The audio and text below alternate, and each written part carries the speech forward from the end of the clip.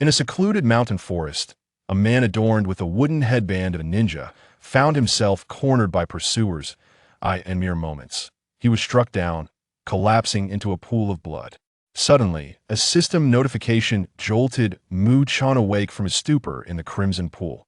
With trembling limbs, he rose from the ground, his wounds mysteriously healed, yet the circumstances left him in a daze. A torrent of memories surged into his mind, revealing the astonishing truth. He had traversed into another realm. Moreover, this realm was none other than the world of Naruto. Congratulations, host! You have received a beginner's gift package. Would you like to use it now? System? Mu-chan scratched his head, bewildered, yet instinctively nodded. Yes, use it. Congratulations, host. You have acquired Mangekyō Sharingan, Byakugan, Sage Mode. What? Stunned by the rewards bestowed upon him, Mu-chan barely had time to examine the specifics of the system panel when a voice echoed from a short distance ahead. Who would have thought there was indeed a fish that slipped through the net? Thankfully, I came back for a glance, or you would have truly deceived us. Mu-chan looked up toward the source of the voice, his body quaking in shock. Before him stood a menacing figure clad in a ninja uniform, his headband marking him as a rogue ninja from the Hidden Mist Village. Recently, there had been reports of rogue ninjas in the vicinity of Kanagakur, and as a mere Chunin, Mu-chan had been dispatched for a suppression mission. Little did he know, the enemy was not a solitary foe, but a formidable team of 5 Chunin-level rogue ninjas that in the end, 2 of his comrades had perished, one of whom was the original Mu-chan. The consciousness of the current Mu-chan had now taken residence in this body. 3 shuriken hurtled toward him, and in a moment of desperation, Mu-chan could think of nothing else as blood streamed from his eyes. Mangekyō Sharingan. Activate.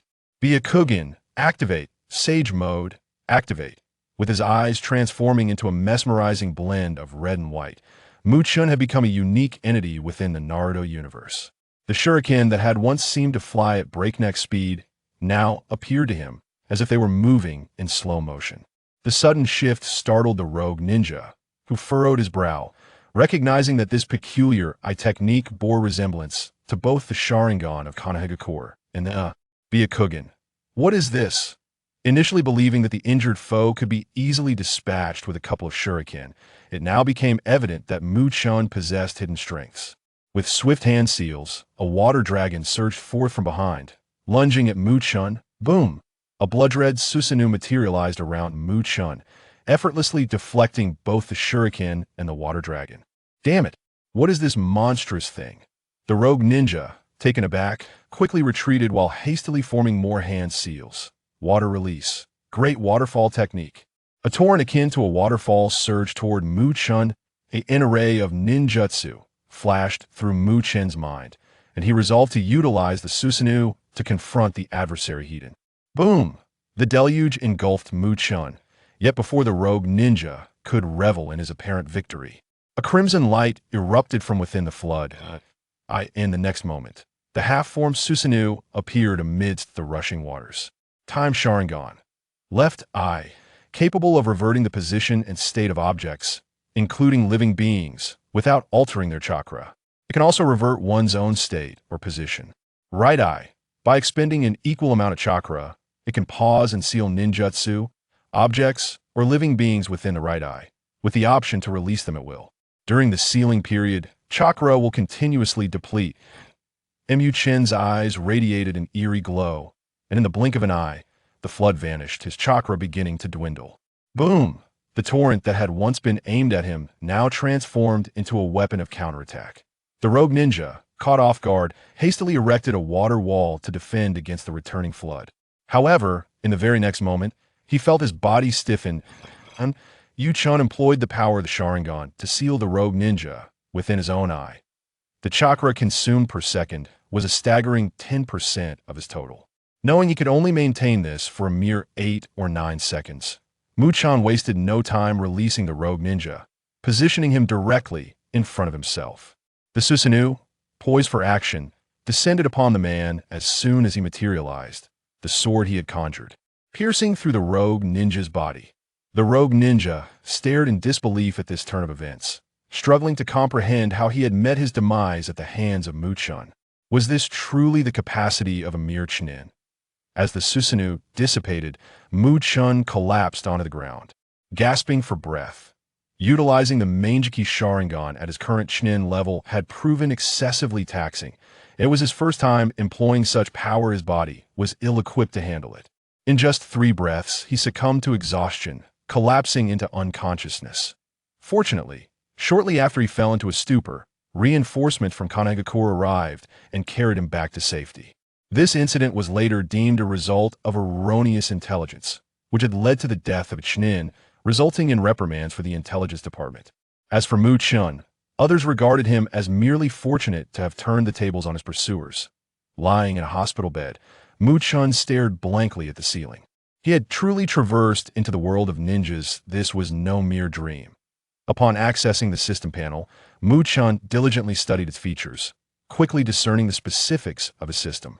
It was a sign-in system, rewarding an increase in chakra capacity for daily sign-ins. 0.1% may seem trivial, but accumulated over time, it could prove formidable.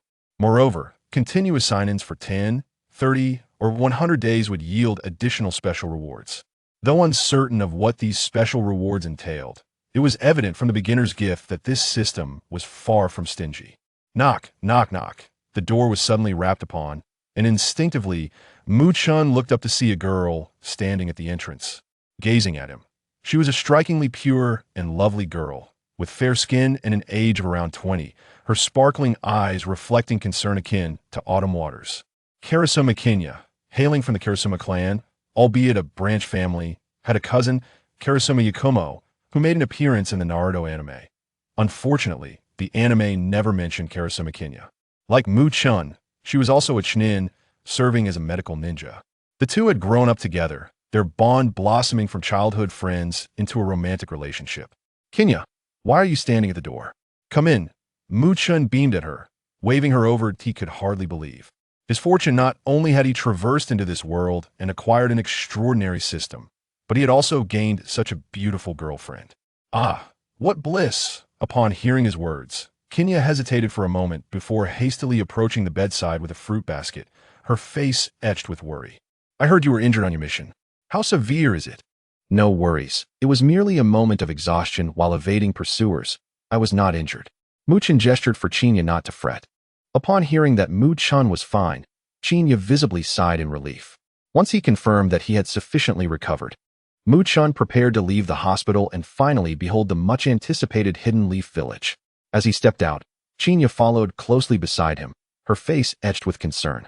From his memories, he discerned that the current Hokage of Konoha was the 3rd Hokage, Sarutobi Hiruzen, affectionately dubbed the Old Monkey. It appeared he had arrived in the early timeline of Naruto. Fortunately, this was an era ripe for development. Had he arrived during the latter stages, he would have been reduced to mere ashes amidst the village's destruction. As he strolled through the streets, Mu-chun began to identify the structures of Konoha from his recollections. Isn't that the child? Indeed, it's him.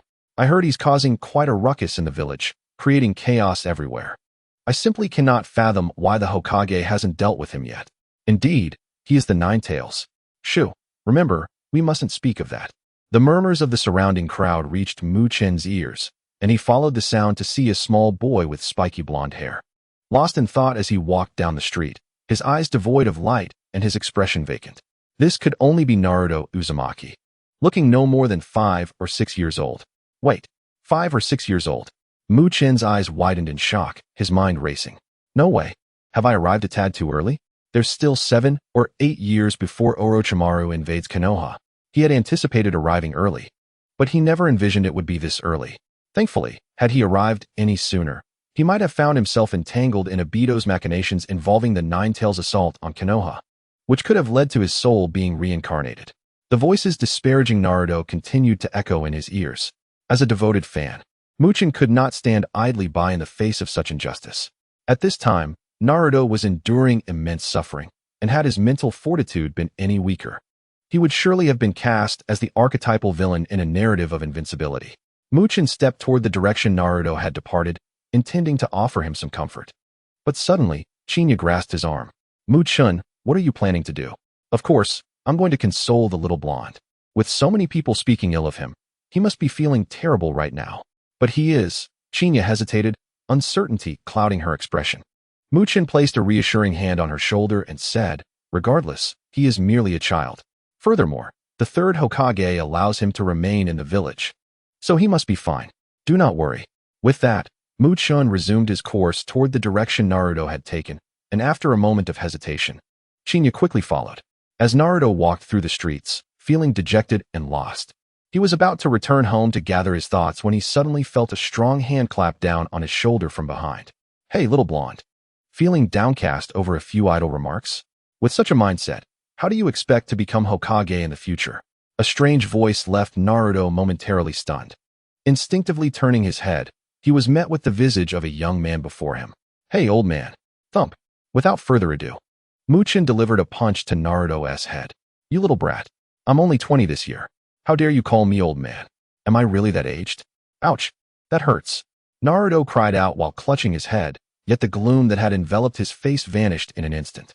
Not far away, Shinya, who had just arrived, couldn't help but laugh upon hearing this exchange, finally grasping the meaning behind Chen's words that he was merely a child. Naruto looked up at this unfamiliar older brother and asked, "How did you know my dream is to become Hokage?" "Ha. What man in Konoha doesn't dream of becoming Hokage? I do too, but I have more faith in you because you possess greater talent than I do." Chen ruffled Naruto's hair, causing Naruto to pause momentarily before breaking into a smile. "Just you wait, old man. I will definitely become Hokage. Call me brother." Chen raised his hand for another punch. It was evident that Naruto's childhood reputation for getting scolded was not without reason. Within the land of soup, a series of murder cases had emerged, and recently 5 Chunin had been slain. It was hoped that Konoha from the Land of Fire would dispatch a team to investigate the perpetrator and deliver justice. The Land of Soup, known as the nation that has forgotten war, is abundant in natural beauty and tourism resources. The destination for Team 9 this time was the hot spring village in the Land of Soup. This village is renowned for its hot springs, attracting visitors primarily for relaxation and tourism, resulting in infrequent conflicts. However, due to the recent spate of attacks, the number of tourists had drastically declined, prompting the hot spring village to urge Konoha's ninjas to arrive swiftly. Chen gazed at the mission assigned to him, recalling any relevant information and narratives regarding the Land of Soup. The storyline surrounding the Land of Soup was sparse, with only one significant plot point, hide hailed from this nation. This mission would be led by a Jonin, accompanied by 2 Chunin, totaling 3 individuals, with Chen being one of them. It remained uncertain who the Jonin in charge would be. Chen opened the system panel. It had been 9 days since he arrived in this world. Tomorrow marked the 10th day, and continuous attendance for 10 days would yield additional rewards. He hoped the system would grant him a practical ninjutsu, as it was precisely what he lacked at the moment. This body possessed chakra of both fire and lightning attributes. Yet the jutsu mastered by the original owner were merely commonplace techniques. There were no bloodline limits or forbidden techniques to speak of. Shinya was a medical ninja who worked at the hospital, occasionally venturing out to tend to the injured. Compared to Chen, who had to engage in missions almost every month, her role was significantly more relaxed and secure. In a house within Konoha, Kakashi stretched as he reviewed the mission information in his hands. This was the first task he had received since leaving the Umbu, and he wondered if anything interesting would occur during its execution. Indeed, the leader of the team this time is none other than Kakashi, who has just applied to transfer from the Umbu. The first thing Chen did upon waking was to check in. "Congratulations, host. Check-in successful. Chakra limit increased by 1. Congratulations, host, for successfully checking in for 10 consecutive days and receiving an additional reward. Congratulations, host, you have obtained the bloodline limit. Would release." Alas, I woke from a dream, only to realize that the vegetative state was indeed my own. After leaving the training ground, Feng Yi went to Ichiraka Ramen to replenish his nutrients, accompanied by Xiang Chuan and Qin Nai. "Feng Yi, you were truly magnificent today." I shall never forget the astonished expression on teacher Shi Feng's face. Qin Nai gazed at Feng Yi with admiration, and Xiang Chuan was equally captivated. Feng Yi's performance had utterly impressed them, and it was clear that from now on, he would be the captain of their trio. "Ha ha ha. What a stroke of luck," Feng Yi said with a chuckle, though inwardly he couldn't help but scoff. "I mustn't reveal my true strength, otherwise I'll attract too much trouble. Just imagine if I unleashed Susanoo." Teacher Shi Feng would be utterly flabbergasted.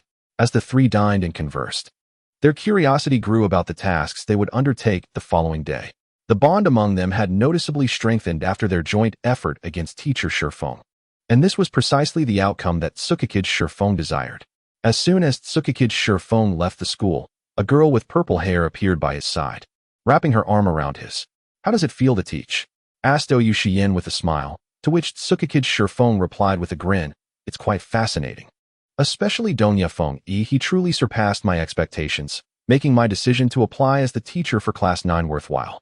Despite Tsukikage Shifeng's physical condition not being ideal for teaching, he had a connection with Donya Feng-e's parents, who were once members of the Umbu, but had tragically perished during a mission. This connection motivated Tsukikage Shifeng to apply for the position, leading to the events of the day. "To receive such praise from you, it seems Feng-e performed remarkably well?" Oyu Shiyin inquired with curiosity. Tsukikage Shifeng shook his head, "Not just well, but exceptionally so. His intellect is sharp, and his application of ninjutsu surpasses that of his peers. The amount of chakra within him is immense. He can use the earth flow wall 3 times without excessive chakra depletion. At times, I even suspect his chakra reserves exceed my own." As he spoke, Tsukikage Shifeng furrowed his brow, feeling an inexplicable intuition that Feng-e was concealing something. Yet, despite his keen observations, he could not uncover any hidden truths. What could a 12-year-old possibly be hiding? Noticing the concerned expression on her beloved's face, Oyu Shiyin quickly asked, "What's wrong?" "Nothing. Tomorrow, I will take the 3 of them out on a mission. You need not worry about me. My condition is not as dire as it may seem." The moonlight and swift winds diverted the conversation, while Yuzuki Yuin refrained from probing further, merely advising Tsukikage Shifeng to exercise caution and not overexert himself. The love between the two, though unspoken, was tinged with a sense of regret. It remained uncertain whether the arrival of Keed would alter or alleviate this sentiment. In the land of Soup, a series of murder cases had emerged, including the recent slaying of 5 Chunin. There was a hope that the Hidden Leaf Village could dispatch a team to investigate the perpetrator and ensure justice was served. The land of Soup, known as the nation that forgot war, was rich in natural beauty and tourist attractions. The 9th Team's destination was the hot spring village within this land, a place famed for its thermal waters, where visitors flocked for relaxation and tourism, resulting in minimal conflict. However, due to the recent spate of murders, tourism had drastically declined, prompting the hot spring village to urgently request the assistance of ninjas from the Leaf Village. After reviewing the mission details, he began recalling the narrative surrounding the land of Soup and stumbled upon a chilling realization. The land of Soup? Deaths? Surely, it wasn't the work of Haydn. Keed, bewildered, clutched his head, and the more he contemplated, the more plausible it seemed, especially since, during this time frame, Haydn had yet to join the Akatsuki. Amidst Keed's mental turmoil, Tsukikage Shifeng suddenly spoke up. "This is your first mission, so do not be afraid. With my protection, everything will be fine." "Yes." Both Shokawa and Katona nodded earnestly. Although Keed outwardly maintained a facade of confidence, inwardly, he was filled with skepticism. If it truly were Haydn, and he did not reveal his true abilities, Shifeng would likely be in grave danger. Once Team 9 was organized, they set off towards the land of Soup. The distance from the Leaf Village was considerable, necessitating a lengthy journey. During this time, Tsukikage Shifeng began to impart knowledge about the geography and history of the ninja world. Keed, already well-versed in this information, paid little attention, as his mind was consumed with one pressing concern: whether the true culprit behind their mission was indeed Haydn. Tsukikage Shifeng noticed Keed's distraction and approached him, inquiring, "What's troubling you?" Keed, unperturbed by Shifeng's presence at his side, replied, feeling the tension of their inaugural mission weighing on him. "It's natural to feel anxious. With more missions and experience, you will become accustomed to it." Shifeng smiled, patting Keed on the shoulder, thinking to himself how he was still just a child.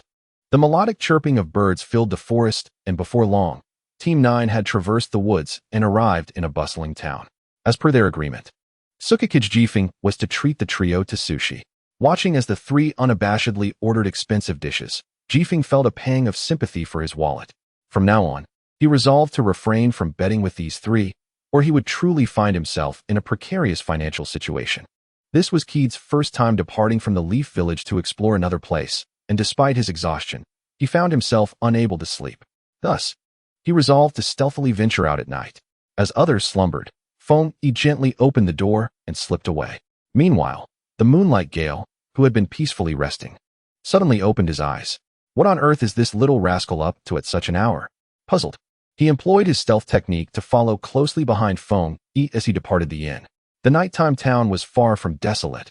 Numerous establishments, such as casinos and bathhouses, glowed with light. As Feng Yi wandered the streets, curious about his surroundings, he prepared to continue his exploration for any late-night food stalls still open. Suddenly, a loud crash emanated from the casino ahead. Bang! The casino's entrance shattered, and two men were ejected, landing right before Feng Yi. You dare to cheat me after winning a dozen games? You scoundrels! Feng Yi's interest was piqued by the commotion at the casino's entrance, and he nonchalantly approached. Just a few steps away, he spotted the two men sprawled on the ground. One clutched his stomach, groaning, while the other struggled to rise, cursing vehemently. How dare you accuse me of cheating? It seems you're tired of living. No sooner had he spoken than a group of 7 or 8 burly men rushed out from the casino, each wielding a club and sporting menacing expressions. They encircled the fallen men, led by a bald giant who spat on the ground, a vicious grin on his face. The only ones tired of living are you. How dare you wreak havoc in my establishment and win what you shouldn't have? As he spoke, the bald man raised his club over his head, ready to bring it crashing down. Passers-by hurriedly scattered, fearing they might be splattered with blood. Yet, just as the club was about to descend, Feng Yi sensed something was amiss. The thugs, including the bald leader, momentarily froze. Their ferocity seemed less an act and more a manifestation of concealed apprehension, preventing them from striking with full force. The bald man's swing clearly lost some of its vigor. Secretly, Moonlight Gale smirked. This troublesome boy, wandering out in the dead of night, was indeed meddling in affairs. He chose not to intervene just yet, curious to see how Feng Yi intended to resolve the situation. Stop! A voice, though quiet, resounded clearly for all to hear. Feng Yi stepped forward, positioning himself protectively in front of the two unfortunate souls, calmly gazing at the thugs. He was not one to meddle without cause. The peculiar reactions of these casino enforcers hinted at deeper issues.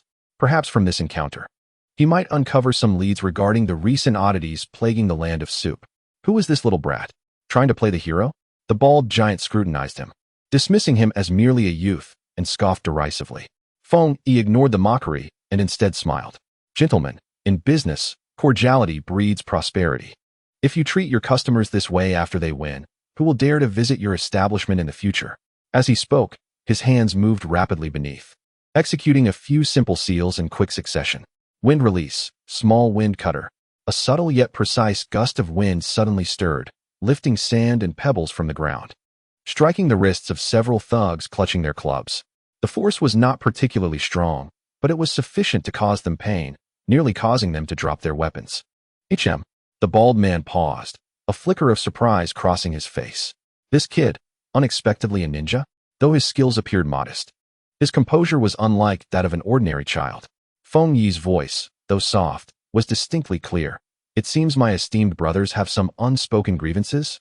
The hot spring village has recently been quite tumultuous. I trust you do not wish to escalate matters further? Perhaps we could each take a step back and let this matter go? Feng Yi's words struck at their vulnerabilities. The bald man's expression shifted, exchanging glances with his companions. Indeed, they harbored fears. Kid, it seems you possess some sense, the bald man scoffed, ultimately lowering his club. For today, I shall grant you this favor. However, I advise you not to pry into matters beyond your understanding. The waters here run deep. With that, he spat at the two groaning figures on the ground and turned back toward the casino. Just before entering, he added ominously, there are some individuals you cannot afford to provoke. The warning was unmistakably clear. Once the thugs had distanced themselves, Feng Yi crouched down to inquire of the two still sprawled on the ground. Are you both all right? One man grimaced, rubbing his chest in disbelief. Thank you, young brother, for rescuing us from those brigands. They were nothing short of thieves. The other, regaining composure, added with lingering trepidation. Indeed, the village has been unsettled of late.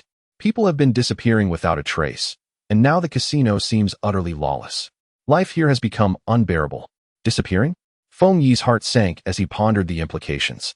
We have no clear understanding. The man shook his head, fear evident on his face. Rumor has it several individuals ventured out at night and were never seen again. The authorities have failed to uncover any leads. It is said that they were taken by some malevolent force. As he spoke, his voice trembled, revealing his profound fear. Feng Yi realized that the murky waters of the hot spring village ran far deeper than the mission scroll had indicated. At that moment, a familiar voice drifted in from behind. "Well done, kid. It seems your nocturnal excursion has yielded some significant insights." Feng Yi turned to find Moonlight Gale standing there, a playful smile gracing his lips. "Master," Feng Yi responded, rising with remarkable composure, devoid of any embarrassment at being caught. Moonlight Gale approached, refraining from reprimanding him for wandering off. Instead, he clapped a hand on his shoulder, complimenting him. "Nicely done. Your observations were quite astute. However, do refrain from wandering alone at such late hours in the future." While he spoke, he contemplated Feng Yi's demeanor this evening, marked by calmness and perceptive remarks, greatly exceeded that of an ordinary genin. This boy harbored numerous secrets. The minor turmoil at the casino merely unveiled a fraction of the enigmatic veil surrounding the hot spring village. The true danger, it seemed, was only just beginning to surface.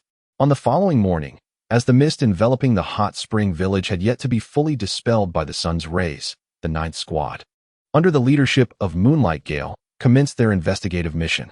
The previous night's casino incident merely skimmed the surface of a murky situation. The real troubles were only just beginning to unfold. "Boss, may I inquire about something?" Feng Yi, wearing an innocuous smile, approached a small shop selling hot spring buns. "Has anything unusual occurred in the village recently? I've heard whispers that have left me feeling uneasy." The elderly vendor momentarily paused in his task of preparing dumplings, glancing at Feng Yi before cautiously surveying the surroundings. Lowering his voice to a near whisper, he replied, "Young man, you seem to be from out of town. Some matters are best left undisturbed. This village has become quite sinister."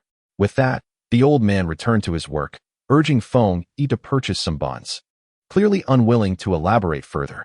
Similarly, Yuzhou Xianchuan and Anma Chenai encountered a similar reaction from the villagers upon learning they were probing into the missing persons case. The villagers recoiled as if confronted by a specter, shaking their heads and falling silent. The facade of tranquility in the hot spring village belied the tumult beneath, a palpable fear weighing heavily on every heart. "Feng Yi, have you uncovered anything?"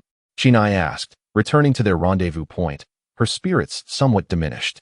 Feng Yi brandished the warm hot spring buns in his hand, offering one to Chenai. "The findings are modest, but it's evident that the disappearances likely occurred at night, with several individuals having connections to the casino. My earlier suspicions have been somewhat validated." "I have something here," Yuzhou Xianchuan interjected, his expression grim. "I instructed my insects to scour the outskirts of the village, and they uncovered strange remnants of chakra in several abandoned houses and secluded corners. There's also an indescribable odor that is quite unsettling." "Chakra remnants? Can you ascertain their nature or any particular characteristics?" Moonlight Gale interjected, intrigued. Xianchuan shook his head. "It's rather mixed and exceedingly faint, as if someone had deliberately cleansed the area. However, my insects are distinctly averse to that smell." Anma Chenai bit her lip, murmuring. "I attempted to employ a subtle illusion on a villager who seemed to possess some knowledge of the situation, hoping to elicit a response. However, his mental state was quite unstable, rendering my illusion ineffective. Yet, I could sense the overwhelming despair and fear simmering beneath the surface." Moonlight Gale pondered for a moment before commanding, "Xianchuan, lead us to the location where you detected the most concentrated chakra remnants." Guided by Xianchuan, the Ninth Squad swiftly arrived at the entrance of an abandoned mine on the outskirts of the village. The cave's mouth was shrouded in darkness, a chilling wind billowing forth, carrying with it the faint, rancid odor Xianchuan had described. "There is something amiss here," Feng Yi observed, his Byakugan having activated unnoticed. The chakra flowed deep within the cave, though weak, emanated an ominous energy. "Exercise caution," Moonlight Gale said, drawing his long sword with a serious expression. Hardly had they ventured into the mine when shadows abruptly lunged from the darkness, barreling toward the Ninth Squad. "They're here," Feng Yi hissed, swiftly forming hand seals. Wind release, great breakthrough. A tempest howled forth, momentarily repelling the shadow's assault. As the faint light seeping through the crevice illuminated the surroundings, the group discerned that they were being ambushed by 3 ragged figures, their eyes glowing a fiery red. Their movements were stiff and unnatural, unlike those of ordinary men. They were not mere mountain bandits. Their attacks were chaotic, driven solely by unbridled madness and ferocity. Shokawa, deploy the insects to disrupt them. Kinai, seize the opportunity to cast an illusion. Keed calmly directed, his hands forming seals as he invoked the earth release technique, raising an earthen wall that withstood the powerful strike of one monstrous assailant. Shokawa's parasitic insects buzzed ominously, swirling into a small black vortex that ensnared the other two beings, attempting to slow their advance. Kinai focused intently, striving to find an opening to unleash her illusions. These foes are remarkably resilient. Keed exclaimed as he unleashed a lightning release technique, striking one of the creature's legs. The crackling energy erupted, yet the creature merely staggered slightly, emitting a beastly roar. Undeterred and relentless in its assault, seemingly impervious to pain. Suddenly, with a swift movement, Jukiyama appeared beside Kinai, his longsword drawn, deftly parrying a claw aimed at her. His blade danced with lethal precision, but these creatures, fearless in their ferocity, merely howled in anguish even when struck. There is something fundamentally wrong with their bodies, Keed noted, furrowing his brow as he unleashed successive wind, lightning, and earth techniques to restrain and attack. Kinai seized a moment when one of the creatures faltered under the swarm's influence, and with a commanding shout, she invoked her illusionary art, illusionary technique, Mist of the Dawn. The creature froze momentarily, a flicker of confusion in its gaze. Now, Keed seized the chance, forming seals with both hands. Lightning release. Lightning sphere. A highly compressed sphere of lightning shot forth, striking the creature squarely in the chest, propelling it violently against the stone wall with a resounding thud, rendering it motionless at last. The remaining two creatures swiftly succumbed to the combined efforts of Jukiyama, Keed, and Shokawa. As the battle concluded, Jukiyama approached the fallen adversaries, his expression increasingly troubled. Teacher, Shokawa remarked, observing the abnormal skin tones and distorted expressions of the creatures. A sense of dread creeping in. Jukiyama discovered an eerie mark carved into the exposed arm of one creature, a bizarre amalgamation of circles and triangles. This is no ordinary incident, he stated gravely. It resembles some form of malevolent ritual. Keed's pupils constricted sharply upon seeing the mark. He recalled glimpsing this symbol in a forgotten corner of the materials on ninjutsu prior to his journey. Coupled with the string of mysterious deaths in the land of hot water and the peculiar characteristics of the victims, as well as the frenzied demeanor of these beings, a name thundered in his mind. Haiden, the cult of the evil god. Keed, you don't seem well, Jukiyama observed, noting the subtle shift in Keed's expression. Have you discerned something? Drawing a deep breath, Keed fought to quell the tumult within, forcing a serious expression. Teacher, these adversaries are exceedingly peculiar. Entirely unlike any ninjas or common brigands I have encountered. Their resilience and that frenzied state suggest that our mission is far more perilous than we initially anticipated. He skillfully redirected the conversation towards the enemy's oddities, avoiding any direct mention of Haiden and the cult of the evil god. Now is not the time. Until we possess absolute certainty, prematurely revealing our knowledge of excessive intelligence will only invite unnecessary trouble and scrutiny.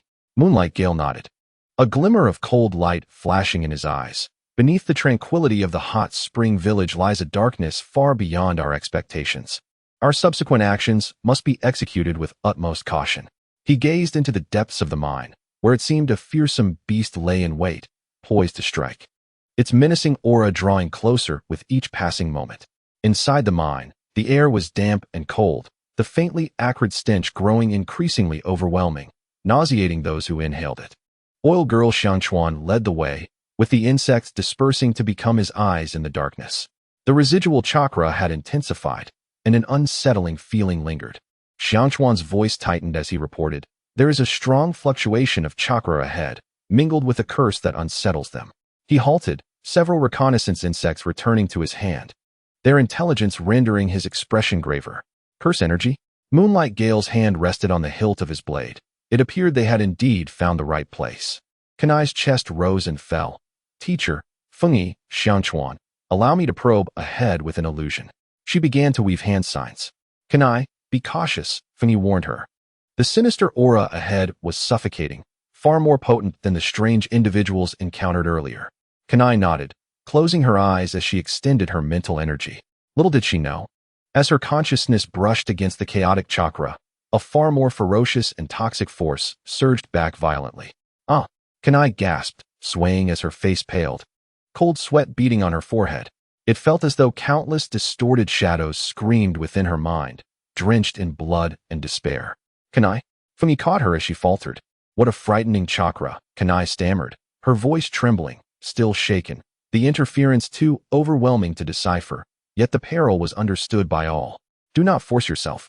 Moonlight Gale spoke, a weight of gravity in his tone, acknowledging that the adversary was more formidable than anticipated. Fungi's brow furrowed in concern. This bizarre entity could not be confronted directly. He scanned their surroundings, calculating swiftly. "Teacher, Xiangchuan, we cannot proceed directly. Xiangchuan, continue using your insects to scout. Ascertain the internal structure and the positions of the enemies. We must first understand their numbers, approximate levels of strength, and, importantly, locate an escape route." Moonlight Gale nodded. "Fungi is correct. Reconnaissance first." Team 9 crept cautiously into the depths of the mine, taking careful, measured steps. Xiangchuan's insects dispersed once more, silently gathering intelligence and relaying it back. Approximately 50 meters ahead, there was a fork in the path. 3 sources of chakra resided in the left passage, while the right was more spacious, yet the chakra fluctuations were stronger, at least 5 or more, and significantly more formidable than those peculiar individuals encountered previously. Xiangchuan whispered, "We shall take the left path and eliminate the isolated ones first," Fungi decided resolutely. The group held their breath, pressing against the wall as they approached the left passage. Just as they turned the corner, they beheld 3 figures cloaked in tattered black robes, facing them, seemingly engaged in some ritual, their voices a strange, guttural murmur. On their necks and wrists, there were insidious patterns composed of circles and triangles, identical to those on the bodies of the peculiar individuals encountered earlier. The cloaked figures appeared deranged and soulless. "Attack!" Moonlight Swiftwind commanded, launching himself forward. The 3 black-robed figures reacted quickly, turning abruptly to see the members of Class 9. And with a howling frenzy, they charged forth. Their speed and strength surpassed that of the bizarre creatures at the cave entrance. "You wretched scoundrels! Dare to trespass upon the domain of the Dark God!" One of the black-robed beings shrieked. In a flash, Moonlight Swiftwind's blade gleamed as he activated the body flicker technique. Appearing beside one of the black-robed figures, clang! His long sword struck against a bony protrusion that emerged from the opponent's arm, sparks flying. These fiends had undergone bodily enhancement. A sense of alarm gripped Moonlight Swiftwind. Maple E swiftly formed hand seals, wind release, vacuum sphere. Several compressed air projectiles shot toward the other 2 black-robed figures. Remarkably, they did not evade. One braced himself, absorbing a vacuum sphere directly with his chest, swaying slightly with a muffled thud, as if struck against leather, yet suffered no ill effects. The other extended both hands, palms splitting open to unleash a dark, viscous substance that thwarted Maple Ye's attack.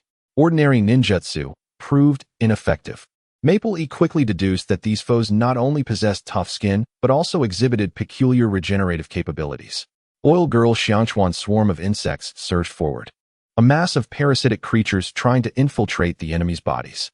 However, the malevolent energy emanating from the black-robed figures repelled the insects. Some withered upon contact with that chakra. Hina, still reeling from the earlier psychic backlash, sought an opportunity to employ Jinjutsu. Yet, the enemy's minds were chaotic and frenzied, rendering her illusions ineffective. The battle reached a stalemate. Moonlight Swiftwind, relying on his swordsmanship and body flicker technique, barely managed to hold one black-robed figure at bay. But the opponent's reckless fighting style and strange physique were proving to be a headache. Feel the agony. Become a sacrifice for the Dark God. One of the black-robed figures cackled, slamming his hands down onto the ground. Immediately, several dark red grotesque patterns emerged from the earth. "Watch your feet," Mapley shouted, sensing the unsettling curse emanating from the patterns. Just then, one of the symbols beneath Kina flared to life. A chilling force crept up her ankle, causing her body to stiffen and her chakra to stagnate. "This is bad," Kina exclaimed, her body betraying her. "Kina." Moonlight Swiftwind attempted to rush to her aid, but was fiercely entangled by the enemy before him. In that critical moment, Maple Ye's chakra erupted explosively. His hands moved with such speed they were nearly imperceptible as he formed seals. The immense chakra allowed him to unleash ninjutsu in an instant. Earth release, Yellow Spring Swamp. Lightning release, Earth Walk. Wind release, Great Breakthrough. The three techniques were executed almost simultaneously. The ground beneath the black-robed figures transformed into a quagmire, rendering them immobile. Following that, ferocious bolts of lightning spread across the sodden terrain, leaving them numb and disoriented. Finally, a violent whirlwind swept through, sending them reeling, thus interrupting their onslaught. Hina also seized the opportunity to catch her breath. "Well done, Maple. The moonlit wind, swift as it is, called out a greeting and seized the opportunity to force back its adversary with a single strike. However, before the ninth squad could catch their breath, a chilling series of applause echoed from the depths of the mine, sending shivers down their spines. Clapping, clap, clap, clap, a figure emerged slowly from the shadows. Towering over the other cloaked figures, his attire bore intricate and terrifying symbols of a malevolent deity, while he wielded a massive scythe that glimmered with an ominous black light. His voice dripped with mockery, raspy as though sandpaper had worn it down. "Remarkable, truly remarkable. The younglings of Konoha have managed to corner my incompetent subordinates to such an extent. But this is where it ends."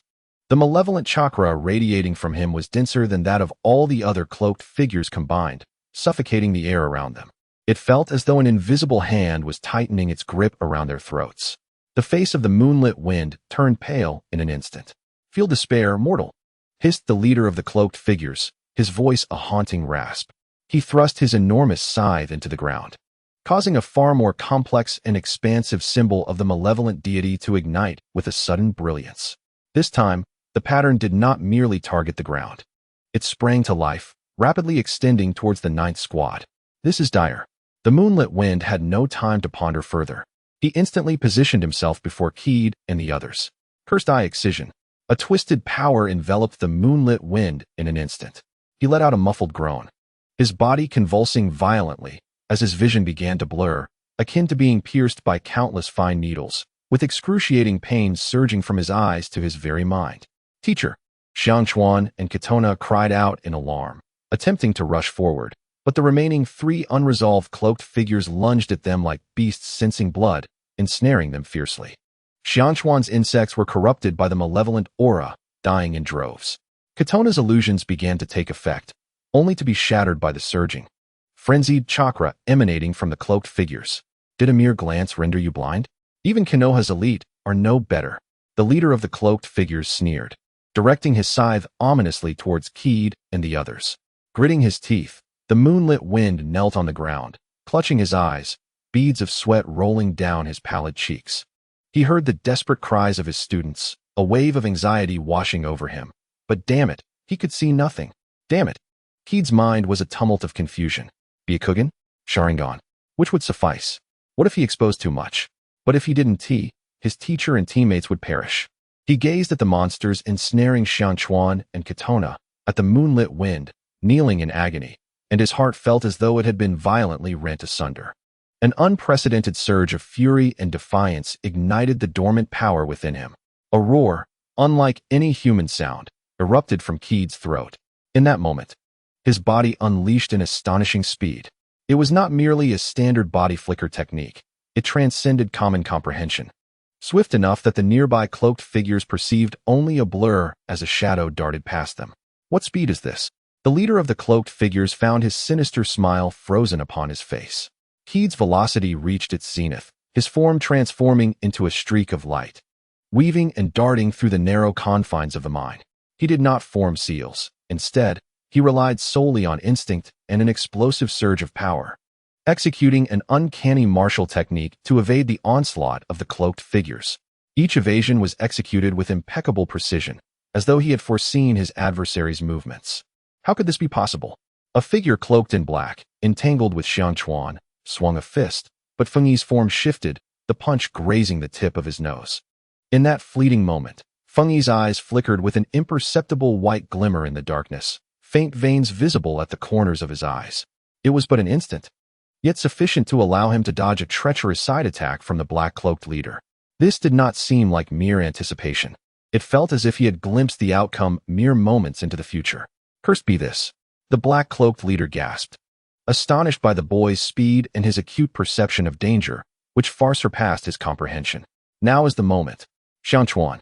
Fengyi's voice suddenly rang out. Taken aback by Fengyi's explosive action, The two black-cloaked assailants surrounding Xiangchuan momentarily faltered.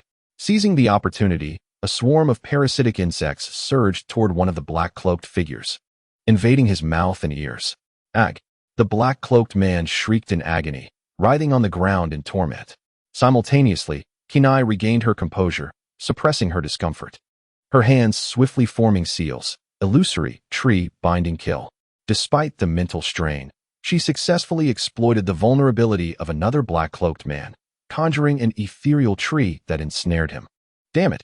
The black-cloaked leader bellowed, a colossal scythe slicing through the air toward Fengyi.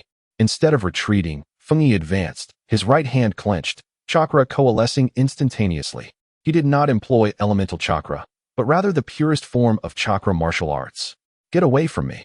A punch landed heavily upon the massive blade of the scythe. The resounding crash echoed throughout the cavern.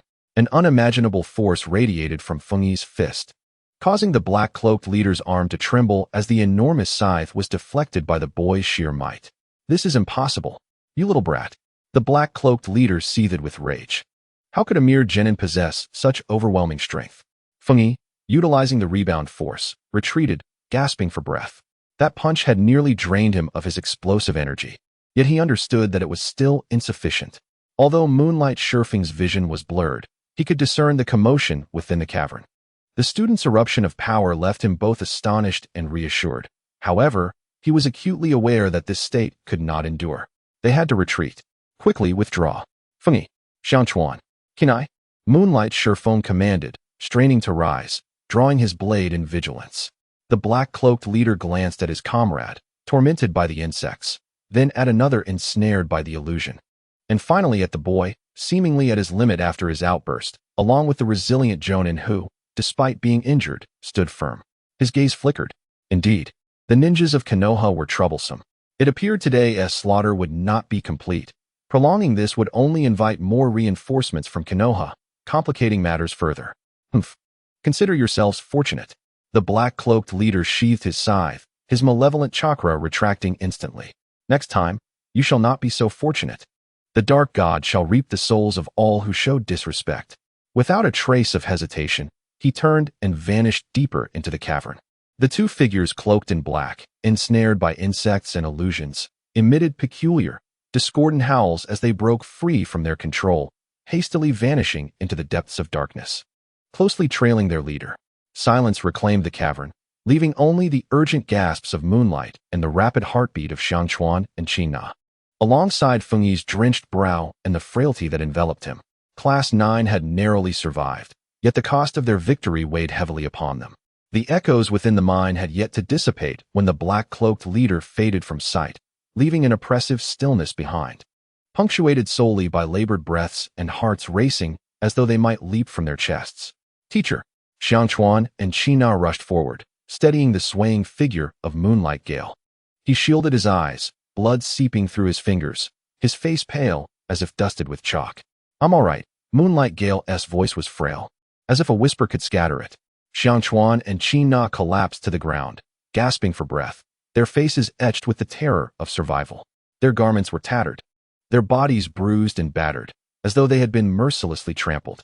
They exchanged glances with Moonlight Gale and then turned to the exhausted Fengyi, who leaned against the wall, soaked in perspiration.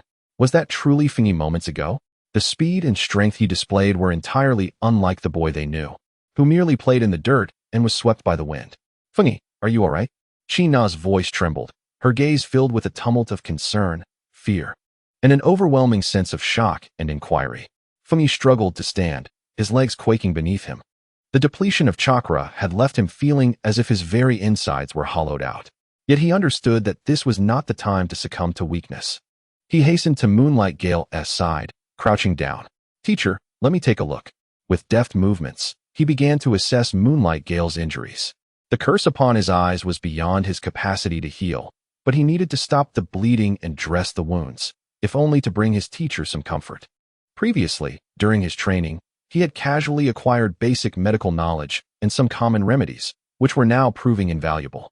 I have some hemostatic medicine and clean bandages, Fengyi declared as he rummaged through his ninja pouch, tending to Moonlight Gale while his mind raced with thoughts on how to explain the recent events. The brief manifestation of the Byakugan? The sudden surge of strength and speed? If he failed to clarify, upon returning to the village, he would undoubtedly be subjected to dissection and study by the third Hokage. What just happened with Fengyi? Xiangquan inquired as he crawled closer, his own losses weighing heavily upon him. Yet it was Fengyi's transformation that astonished him most. He scrutinized Fengyi's eyes, searching for a clue. Fengyi's hands faltered momentarily, his head remaining bowed. He felt the intensity of two piercing gazes upon him. Ah, that was well. I suppose it was a surge of adrenaline, he articulated carefully. You see, when one is faced with extreme peril, unexpected strength can emerge. A bitter smile of a survivor crossed his face. I was just as startled. It felt as though my body was acting independently, running as if propelled by instinct. Perhaps merely a fortunate coincidence, like a blind cat stumbling upon a dead rat. He paused for a moment, then added, as for my eyes, the dust in the mine was quite thick. During the fight earlier, it's possible that the wind blew into my eyes, causing a bit of confusion, and I reflexively squinted. You might have misinterpreted that. Or perhaps it was those sinister individuals. Their chakra is so bizarre that it could have affected your perception. This explanation was utterly absurd. Adrenaline? A blind cat stumbling upon a dead mouse. Wind in the eyes. Xiangquan and Qi Na exchanged glances, their eyes clearly conveying, "Are you kidding me?" The level of dismissal was almost an affront to their intelligence. However, observing Fengyi's equally bewildered expression, coupled with the grim situation at hand, they had no choice but to suppress the overwhelming questions swirling in their minds for the time being. Nevertheless, Fengyi's image in their minds had irrevocably transformed from that of an ordinary classmate to a being shrouded in profound secrets. Although the moonlight and the swift wind obscured his vision, Yueguang Jifeng's ears were sharp. He overheard the conversation between Fengyi and the students, and his heart raced with anxiety. Adrenaline? Potential unleashed? Nonsense. He had witnessed, albeit in a fleeting moment, Fengyi's extraordinary speed and strength. That was undeniably beyond what could be explained by a mere surge of energy, especially the force that had deflected the scythe. He had suspected Fengyi's chakra levels were off during their training session. What was this kid hiding? Did his parents' affiliation with the Umbu have something to do with it? Yet, his primary concern at that moment was returning to the village. The injuries to his eyes were severe, necessitating immediate medical attention back in Konoha. Moreover, these cultists were far too powerful for their modest shinobi team to contend with. This mission had to be aborted. They needed to report back to the village without delay.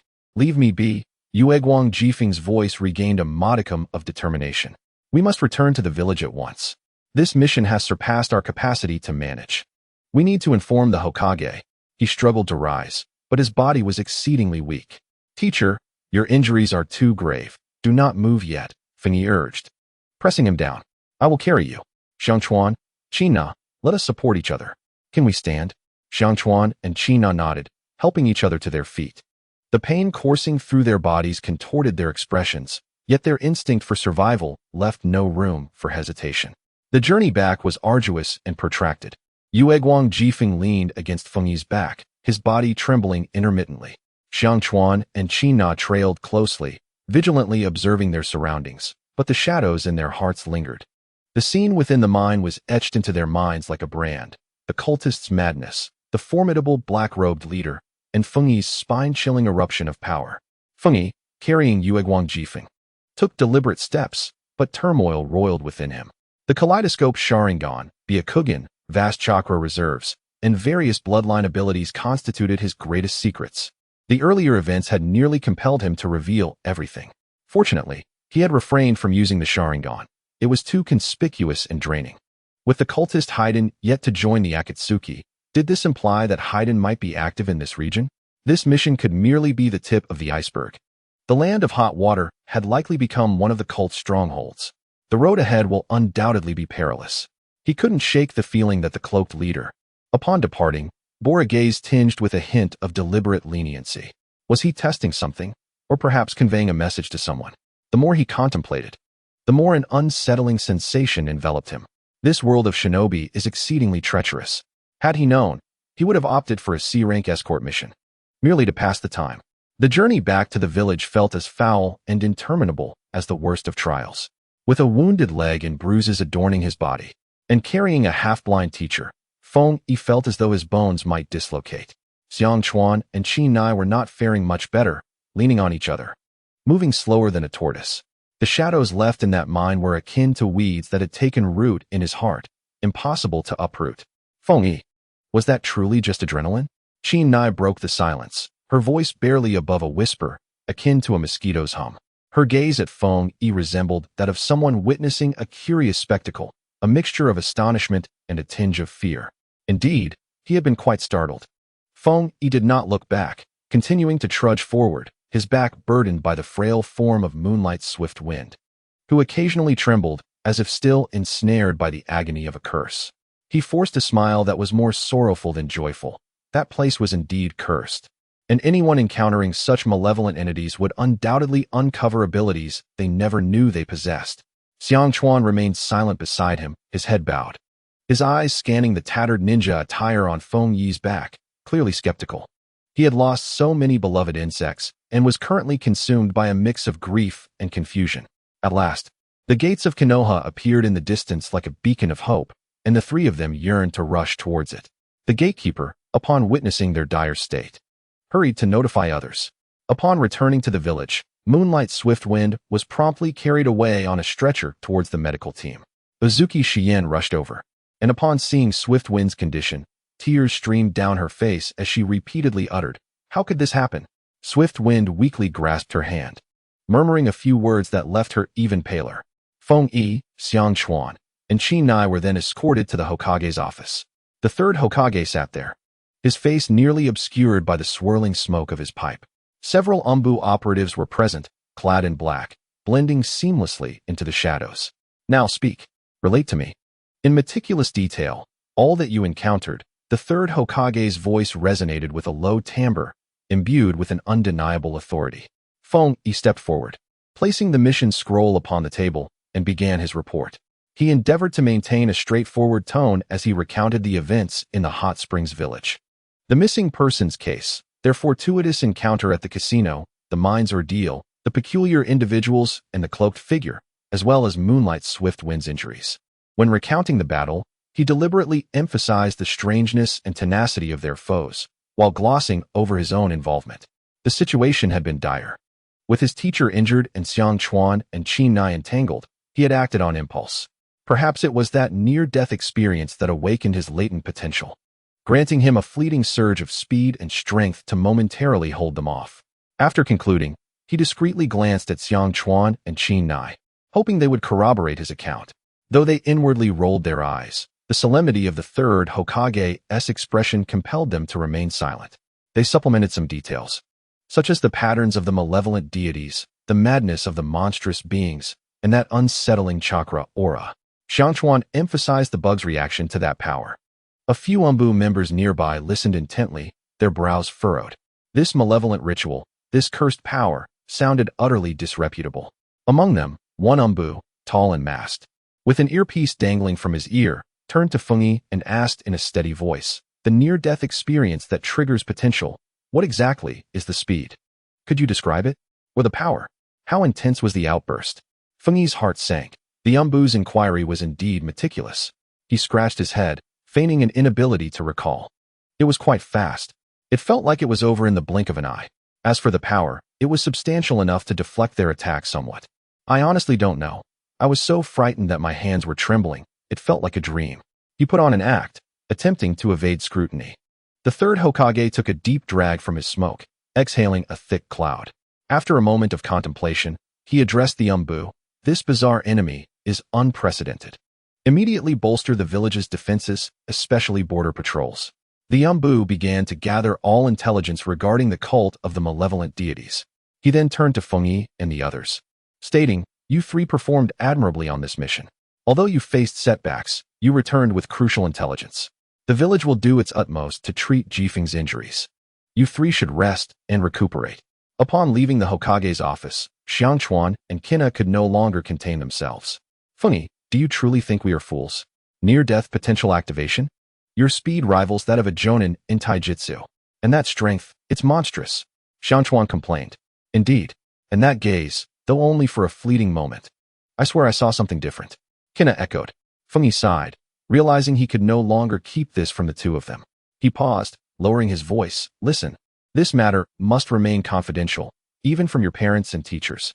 This is my secret, meant to protect you and the village. He glanced distantly, his expression complex. Some knowledge, the more one possesses, becomes increasingly perilous. He refrained from elaborating, instead conveying a heavy warning through his gaze and tone. Returning to his modest apartment, Fengyi collapsed onto his bed, feeling as though his body was no longer his own. At that moment, the system notification chimed. Ding! Host has completed a phase task. First encounter and investigation of the cult of the malevolent deities. Reward, phase sign-in gift package. Would you like to open it immediately? Open. Fengyi thought with elation. This was a lifeline. Congratulations, host has obtained. Chakra Recovery Potion, Extreme, X3. Taijutsu Recovery Potion, Extreme, X3. Basic Medical Scroll, Continued. X1. Fragment of Cult of the Malevolent Deities Intelligence, X1. Extreme Recovery Potions. Fengyi's eyes lit up as he quickly grabbed a potion and downed it. A warm current surged through his body, swiftly dissipating the feeling of exhaustion. And his chakra and stamina rapidly replenished. A fragment of intelligence on the cult of the malevolent deities? He unfurled the scroll, which contained only a few scattered words and images. Immortality, living sacrifice, curse, bloody rituals, outpost in the remote regions of the land of soup. Though the information was scant, it corroborated his suspicions. The cult of the sinister deity is indeed active in the land of soup, and their peculiar physical traits are likely connected to immortality and live sacrifices. Fengyi sat up, rubbing his temples. He understood that this exposure, though forced upon him, had already sown seeds of doubt in the minds of Moonlight Shifeng and his teammates. Particularly Shifeng, he would undoubtedly not relinquish the pursuit of the truth easily. However, amidst the impending dangers, Fengyi contemplated another matter. The Chunin exams were approaching, he murmured to himself. This event, which gathered the finest new generation ninjas of Konohagakure, also marked the beginning of a series of significant incidents. His prowess was sufficient to stand out. Yet the greatest challenge ahead lay in showcasing his strength without revealing his trump cards. Meanwhile, the cult in the land of soup loomed like a ticking time bomb, poised to detonate at any moment. Thanks to the diligent efforts of the medical team in Konoha, Moonlight Shifeng's life was temporarily preserved. However, the curse's damage to his eyes was exceedingly troublesome. Medical ninjas privately shook their heads, suggesting that even Lord Orochimaru himself might struggle to fully restore them, leaving him likely to remain estranged from bright light for the rest of his life. Yuzuki Yuin stood vigil at the bedside, her once bright smile replaced by a cloud of sorrow, casting a heavy gloom over Fengyi and the others. Without their guiding jonin, Team 9's training could not cease. Perhaps the village's higher-ups, considering their recent harrowing escape from that hellish place in the land of soup, recognized the need for both mental and physical recuperation.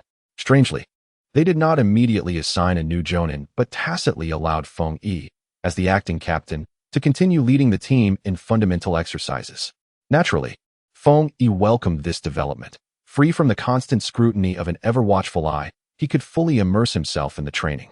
In the third training ground, Fengyi no longer displayed the astonishing speed and power he had shown in the mines. Instead, he diligently directed Xiangchuan and Qina. Xiangchuan, disperse the swarm. Extend the range by 30%. Don't just think about clustering the insects to attack.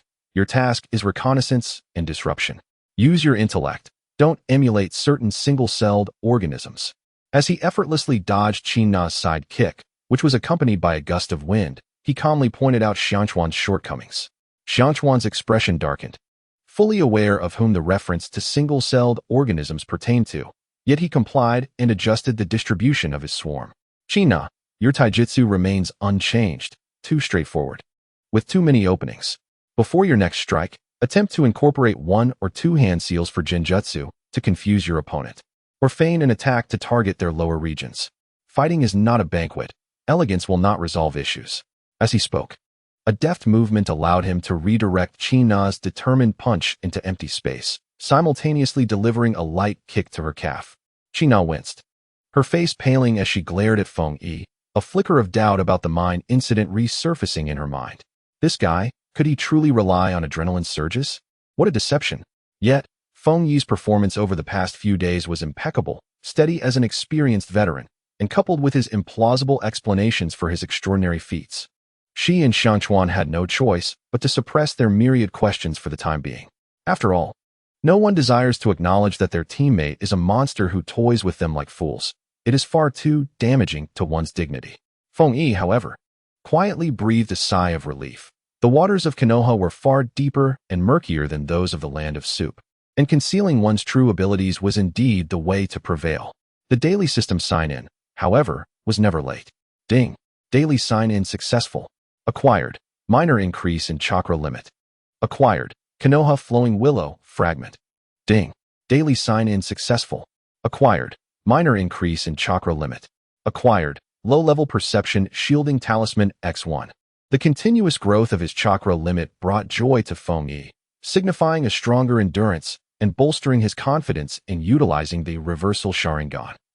Although the Konoha Flowing Willow was merely a fragment, it was an exquisite martial art that emphasized the principle of using softness to overcome hardness, redirecting force rather than meeting it head-on. This complemented his current combat style, which overly relied on strength and speed, making his fighting approach more diverse. As for the perception shielding talisman, although it was of low caliber, it might prove useful in critical moments, such as concealing his chakra levels that far exceeded those of his peers, thereby avoiding the attention of certain cunning individuals. Time, like sand slipping through fingers, flowed silently. An unusual restlessness began to permeate the air of Konoha village. In the streets and alleys, energetic young ninjas gathered in small clusters, their discussions shifting from the scenic beauty of various training grounds to the impending joint selection examination for ninjas. Naturally, Feng Yi was not idle. He did not believe that mere system sign-ins would enable him to sweep all obstacles aside. His theoretical knowledge, accumulated from 2 lifetimes and the foundation laid in ninja school, was more than sufficient for the written examination. Regarding outdoor survival, the basic medical scrolls rewarded by the system contained a wealth of valuable information. And with his prior experience watching various survival shows, he felt adequately prepared. However, what weighed most heavily on his mind was teamwork. Although Team 9 had endured hardships together, they were still far from achieving true synergy. Feng Yi consciously intensified their training in this aspect, designing various small-scale simulated confrontations and task drills, even drawing inspiration from classic tactical collaborations from his past life, planning to surprise certain individuals during the Chunin exam. On this day, as the training for Team 9 came to a close, the 3 of them were sprawled on the ground, panting, when they heard a commotion nearby accompanied by clouds of dust and thunderous shouts. "Damn it! Sasuke, you bastard, stop right there." A figure with dazzling golden hair and a spiky head, none other than Naruto Uzumaki, was bouncing around. Behind him, Sasuke Uchiha, hands tucked in his pockets, wore an expression of disdain, leisurely jogging away. Sakura followed behind, breathless, calling out, "Sasuke-kun, wait for me." Thus continued the daily antics of Team 7. Does that guy Naruto have so much chakra that he doesn't know how to use it? Xiang Chuan wiped the sweat from his forehead, somewhat speechless. The energy of this fellow was almost more exuberant than his bugs. Kanai's gaze inadvertently drifted towards Sasuke, her cheeks subtly tinged with crimson, before she quickly lowered her head as if burned, fidgeting with the hem of her clothing. Feng Yi lingered his gaze on Naruto for a few moments longer. In the future, this savior of the ninja world is merely a noisy underachiever at this moment, yet it is his unwavering tenacity, akin to a bull charging forward without regard for obstacles, that he admires most. The Chunin exam will serve as the remarkable starting point for this fellow. "Let us go. It's time for ramen," Naruto exclaimed, having just completed a training task assigned by Kakashi. His gaze swept across the training ground, and upon spotting Keed and his companions, his eyes lit up. "Hey, Keed, have you finished training too? Perfect timing. Let us go to Ichiraku Ramen. My treat." He said this while instinctively patting the toad wallet at his waist, only to freeze momentarily, an awkward expression crossing his face as he scratched his head. On second thought, let us go Dutch." Clearly, his meager wallet could not withstand the burden of a lavish treat. He chuckled at his antics. "All right, let's go Dutch." Inside the Ichiraku ramen shop, a warm steam enveloped the air. Naruto devoured the noodles with the fervor of a starved soul, mumbling about his grand ambitions. The Chunin exam. I, Naruto Uzumaki, will definitely become a Chunin. I want everyone in the village to acknowledge me. His eyes sparkled with the light of dreams, as if he could already envision himself donning the Chunin forehead protector and basking in the adoration of the entire village. Sitting opposite him, Sasuke let out a disdainful huff. Ignoring his foolish companion, though his grip on the chopsticks tightened, revealing a deep-seated obsession for power burning within. Sakura, meanwhile, transformed into a silent cheerleader, quietly rallying support for Sasuke. Kid, quietly savoring his tonkatsu ramen, listened to Naruto's grand declarations, his heart calm amidst the storm. For Naruto, the Chunin exam represented a golden opportunity, a chance to leap into greatness, but for Kid, it signified a rehearsal and warning for the turbulent future ahead. He needed to protect his small team, secure a passing grade, and ensure that his hidden cards remained concealed from prying eyes, a delicate balance indeed. After finishing their meal and bidding farewell to the boisterous Team 7, Kid took to the path home with Xiangquan and China. Naruto is such a simple-minded fool, Xiangquan remarked, clearly unimpressed by Naruto's exuberant energy. Yet, he is quite infectious, isn't? China gently countered, evidently touched by Naruto's enthusiasm. Kid remained noncommittal, his thoughts lingering on the ominous chakra he had glimpsed flickering within Sasuke moments earlier. The seeds of vengeance had already taken root in his heart, waiting for the right opportunity to burst forth and grow uncontrollably.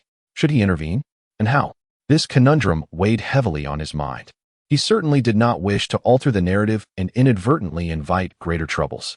A few days later, at the edge of the third training ground, Kid and his companions stumbled upon Team 8 engaged in cooperative training.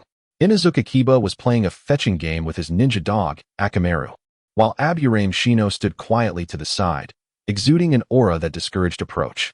Hinata Hyuga, as ever, shyly hid behind her teammates, nervously twisting the hem of her clothing. When Feng Yi's gaze inadvertently met Hinata's, he distinctly sensed the inherent bloodline power of her Byakugan, which resonated with his own. Although her Byakugan appeared to be only partially developed, its subtle radiance was unmistakably pure. Hinata seemed to notice Feng Yi's scrutiny. Her cheeks instantly blossomed with a rosy hue, and she hurriedly lowered her head, nearly burying her face in her chest. She must be the eldest daughter of the Hyuga clan, such a shy and introverted girl, muttered China softly. This stirred something within Feng Yi. The Byakugan of the Hyuga clan possesses unparalleled advantages in reconnaissance and insight, and their gentle fist is an exceptional martial art. If he could find an opportunity to engage Hinata in a deeper conversation about her experiences with the Byakugan, it might elevate his understanding of this ocular technique to new heights. However, given her timid demeanor, initiating a conversation might frighten her into a faint. Perhaps it would be wise to bide his time. The atmosphere in the village grew increasingly vibrant yet oppressive with each passing day. Each ninja clan was making the final preparations for their young members, while the lower-ranked ninjas from various classes were eagerly anticipating their turn. The training grounds were filled with the sight of sweat-drenched figures, and the air seemed to carry a faint hint of gunpowder. Late at night, as tranquility enveloped the world, Feng Yi lay tossing and turning in his modest apartment. He retrieved several scrolls from the system space, the incomplete Konoha Flow Willow, fragments of information regarding the cult of the evil god, and the newly acquired perception-impeding talisman. The techniques of the Konoha Flow Willow replayed in his mind. A skill-oriented martial art that emphasizes counterattacks and leveraging strength against strength. Coupled with his extraordinary chakra control, he might concoct some unexpected combination techniques. The intelligence on the cult of the evil god remained fragmented, but terms like immortal being, living sacrifice, and curse rituals all hinted at the organization's sinister and brutal nature. The plight of the land of water was evidently just the beginning. The Chunin exam was a source of great concern for him. The Sharingan, the true potential of the Byakugan, such abilities must remain concealed. How could he navigate the treacherous waters of this exam with Team 9? It was imperative to achieve a satisfactory result, one that wouldn't draw too much attention, while still being credible to both his teammates and himself. This task was indeed daunting. If he shone too brightly, the third Hokage and the scheming Danzo would surely take notice and summon him for a tea session, potentially dragging him into their experimental endeavors. Conversely, if he performed poorly, he would not only betray his own capabilities but also disappoint the expectations of Tsukiakari and his teammates, Xiangquan and China, with whom he had painstakingly built trust. Thoughts of Orochimaru and the Akatsuki drifted through Feng Yi's mind. The Chunin exam was not merely a stage for the lower-ranked ninjas to shine. It was the prologue for countless formidable entities to emerge. The plans for Konoha's collapse, Gaara's rampage, the sacrifice of the third Hokage, each unfolding narrative weighed heavily on his heart. With his current strength, Encountering a true Kaga-level opponent would likely leave him unable to withstand even a single strike. He must quickly enhance his power and discover a method to perfectly conceal his trump cards. Clenching his fists tightly, Feng Yi resolved to forge ahead. The moonlight outside is chilling, casting its ethereal glow upon the furrowed brows of the youth. The distant chime of the Chunin exam resonates faintly in the air. Ahead lies a shrouded path, where the unknown intertwines with challenges.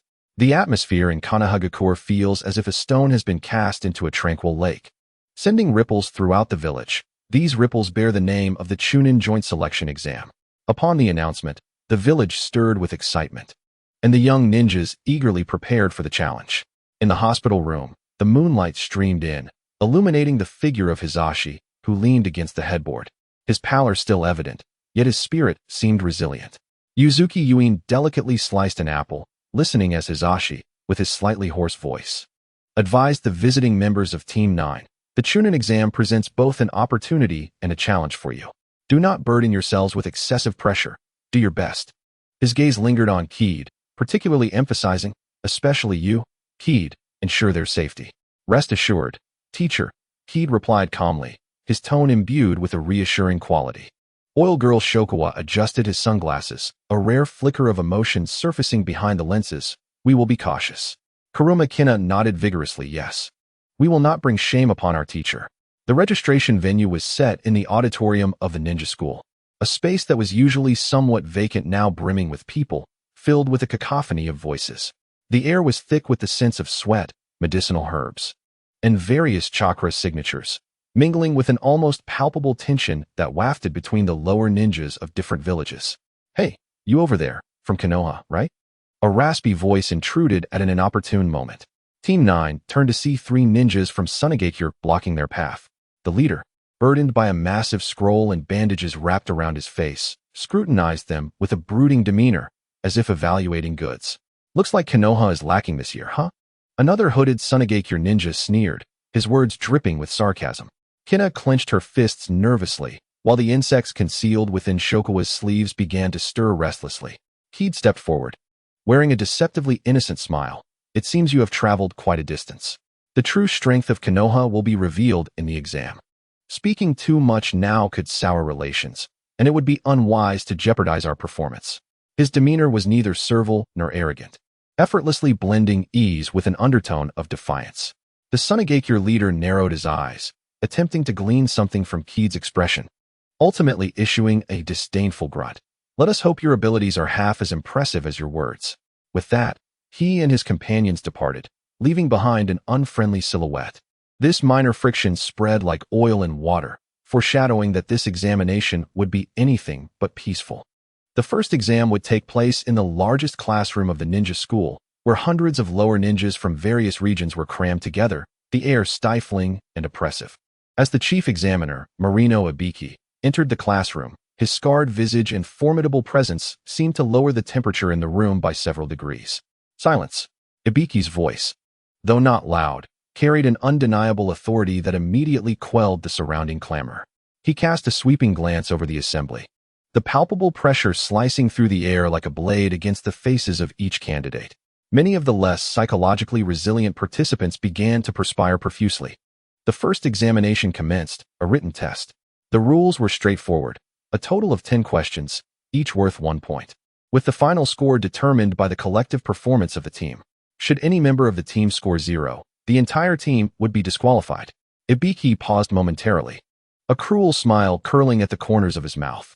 Furthermore, any acts of cheating discovered during the examination would result in immediate disqualification, and the offending candidate's teammates would forever lose the right to partake in the Chunin exams. A murmur of shock erupted among the crowd. This regulation was exceedingly harsh. It offered no avenue for survival. Kaze raised an eyebrow slightly. This classic opening statement had remained unchanged. He quickly glanced at the questions on the paper, confirming his suspicions. They were both tricky and bizarre, far beyond the reach of ordinary genin. This was not merely a test of knowledge. It was an assessment of one's ability to gather intelligence under the duress of strict regulations. He glanced at his companions, Shokawa and Katona. Shokawa maintained his usual stoic expression, yet his fingers tapped rhythmically beneath the table, clearly indicating he was rapidly devising a strategy. Katona's face had turned pale, beads of sweat forming on her forehead. She appeared overwhelmed by the gravity of the situation and the rules, her hand trembling slightly around her pen. Kaze remained composed. He could easily write down the answers. But that was not what Ibiki desired to see. He needed a legitimate method to acquire information while assisting his teammates, all without revealing his own intentions. The bell signaling the start of the examination rang out, enveloping the classroom in an eerie silence, broken only by the soft scratching of pen on paper and the sharp footsteps of the proctors, akin to the talons of a hawk. Naruto was scratching his head, staring at the incomprehensible script on the paper, his anxiety manifesting in a cascade of sweat on the verge of tears. Sasuke furrowed his brow, seemingly deep in thought, searching for a way to break the impasse. Shikamaru had already slumped over his desk, wearing an expression of exasperation, as if to say, "This is such a drag." Yet his seemingly lethargic eyes were discreetly scanning the surroundings, gathering any useful information. Kaze feigned intense concentration on the questions, while, with the aid of his mental acuity, his spiritual energy quietly expanded around him. This was neither the insight of the Byakugan nor a deliberate use of sensory ninjutsu. Rather, it was a subtle capture of chakra flow and minute environmental changes. He noticed a ninja from the rain village diagonally ahead, tapping his fingers on the desk at a specific frequency, as if transmitting a coded message. Meanwhile, a girl from the grass village was using a specialized lens to reflect the answers of a distant companion's paper. Truly, it was a case of various talents on display, each showcasing their unique abilities. Kaze mused.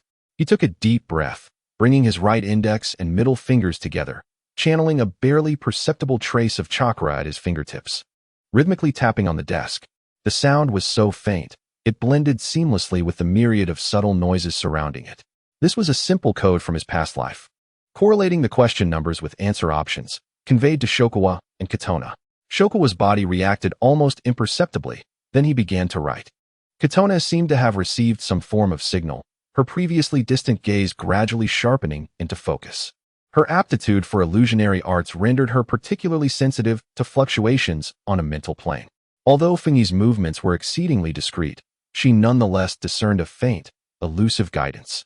As time inexorably ticked away, the atmosphere within the examination hall grew increasingly tense.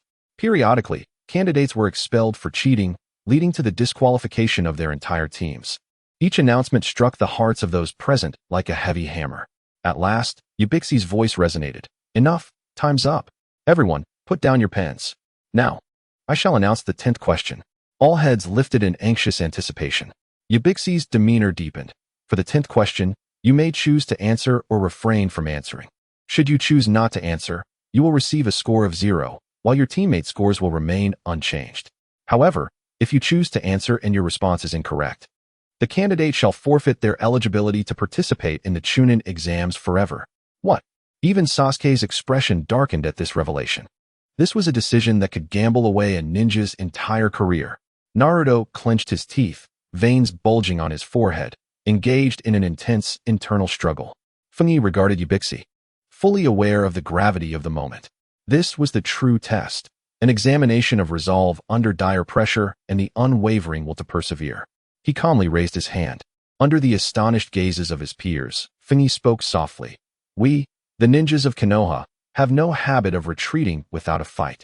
His voice, though not loud, carried a reassuring strength. Naruto, stirred by this declaration, slammed his fist on the table and shouted, "That's right. I, Naruto Uzumaki, will not give up in a place like this. I will become Hokage. Bring on the 10th question." Gradually, more and more candidates chose to remain. Ubixi observed the rekindled determination in the eyes of these lower-ranked ninjas, and a barely perceptible expression of approval emerged on his scarred face. "Very well. Now, all those who have chosen to stay," he paused, as if gathering his thoughts. "Congratulations, you have all passed." The classroom first fell into a profound silence, followed by an eruption of jubilant cheers. Xiangchuan and China turned towards Fungi, their expressions filled with admiration and a hint of curiosity. They had both sensed the subtle hint he provided moments ago. This seemingly ordinary teammate consistently demonstrated remarkable composure and wisdom at critical junctures. Fungi merely smiled faintly, concealing his accomplishments in humble silence. However, The light-hearted atmosphere did not endure for long. Suddenly, the classroom windows shattered as a figure burst in like a whirlwind, accompanied by a boisterous and slightly unhinged laughter. The chief examiner for the second round, Mitarashi Anko, has arrived. Boys, you celebrated too soon. The newcomer sported short purple hair, clad in a mesh bodysuit and a trench coat, with a smirk that was both teasing and perilous. She surveyed the room, her gaze finally settling on Yubixi. Yubixi, you seem to have retained quite a few newcomers this time, 78, to be exact. It appears you have softened a bit. Yubixi grunted in response, remaining silent.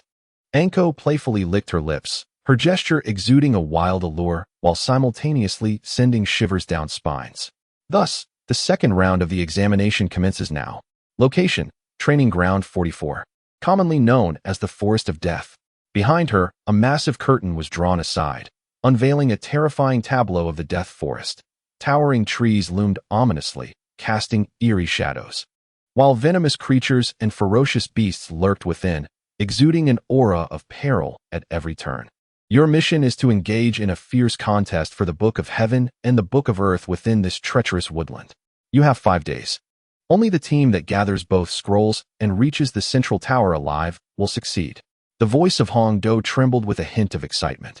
Oh, and I almost forgot to mention, before entering the Death Forest, you must sign a death waiver. After all, there are always a few unfortunate souls each year who never return. Ha ha ha. An icy chill slithered up the spines of each candidate. The colossal iron gates of the forest slowly creaked open before them, resembling the gaping maw of an ancient beast, revealing an abyss of darkness and the unknown. The true test of the Chunin exam was only just commencing. Hold on to the earth scroll, Hong Do instructed, tossing a scroll to Feng Yi, who caught it with steady hands. She lightly tapped her fingers, leaving an intricate seal on each member of Team 9's arms, a precaution against certain powers that should not manifest at this stage. Good luck, little ones. Try not to die too disgracefully. As the seal settled on his skin, Feng Yi felt the flow of chakra in his arms slightly restrained. This seal posed no direct conflict with his rewind Sharingan or the pure insight of his Byakugan. It was likely designed to counter certain formidable summoning beasts or one-time forbidden techniques. A sense of reassurance washed over him. His greatest reliance remained intact. The heavy iron gates clanged shut behind them, the cacophony of the outside world fading into oblivion. Inside the Death Forest, the light was dim. The branches and leaves of the towering trees intertwined, casting distorted shadows. The air was thick with the scent of decaying leaves and the foul odor of unknown beasts. Occasionally, strange calls of birds and roars of beasts pierced the silence, sending shivers down their spines. Don't rush in, Feng Yi cautioned, halting Xiang Chuan and Qin Na. Xiang Chuan was eager to charge ahead, while Qin Na appeared somewhat anxious. Let us find a place to hide and observe our surroundings. Instead of heading directly to the central tower, he opted for a small detour. Eventually, they stopped at the edge of a shallow pit concealed by massive tree roots and dense underbrush. Xiang Chuan, it's your turn, Feng Yi said. Yao Nu Xiang Chuan nodded, his hands moving slightly. A swarm of tiny insects silently spread from his sleeves, merging into the shadows and swiftly vanishing among the surrounding flora. Within a 500-meter radius, there were no other team's chakra signatures detected. The insects returned with news. About 300 meters to the west, several energy fluctuations indicated a large beast's den. To the east, there were signs of traps, clumsily set, suggesting inexperience. Excellent, Feng Yi mused, pinching a bit of the decaying soil. The wind blows from the southeast. We're upwind, making our scent less likely to be detected. Qin Na, in case of an emergency, prioritize using illusions to create chaos and buy us time. Qin Na nodded vigorously. After 2 previous missions, she had come to trust Feng Yi's judgments implicitly. Team 9 navigated cautiously through the forest. Feng Yi led the way, not seeking confrontation but rather embodying the demeanor of a seasoned hunter, analyzing tracks on the ground, the direction of the trees, and even the subtle shifts in the air's scent. They successfully evaded several potential ambush points and circumvented the presence of formidable beasts. After approximately half an hour, Feng Yi raised his hand. At the same moment, Xiang Chuan's insects relayed intelligence. 80 meters ahead, at the 3 o'clock position among the treetops, there were 2 individuals. Their chakra levels were average, and they were well concealed. Additionally, there was a chakra response on the ground at the 9 o'clock direction, presumed to be an accomplice. They intend to catch us off guard. Feng Yi smirked. Arriving before us and utilizing the terrain, quite intriguing indeed. Before he could finish speaking, several shurikens whistled through the air, coming from 3 directions in a formation resembling the character for rice. Earth release, earth flow wall. Feng Yi swiftly struck the ground with one hand, and a sturdy earthen wall rose in response, blocking most of the attacks.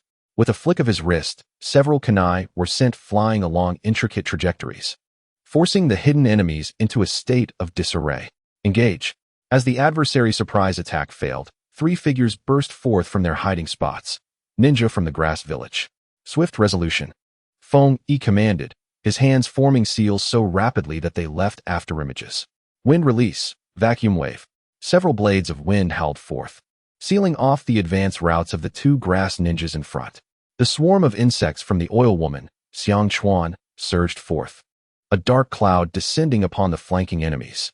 With her hands forming seals, kunai murmured, Jinjutsu, illusion of the mist. A faint pink mist quickly spread through the forest. Although limited in range, it was sufficient to disrupt the enemy's vision and perception. The 3 grass ninjas had not anticipated such a swift response and seamless coordination from the Konoha genin. Their original plan had been to exhaust their opponents with illusion traps, then wait for an opportune moment to strike, but they found themselves at a disadvantage from the outset. Damn it! These Konoha bastards! The leading grass ninja cursed. Forming hand seals. Grass release. Grass clone technique. Several clones woven from grass and vines appeared, attempting to confuse the situation. Trivial tricks, Feng Yi scoffed.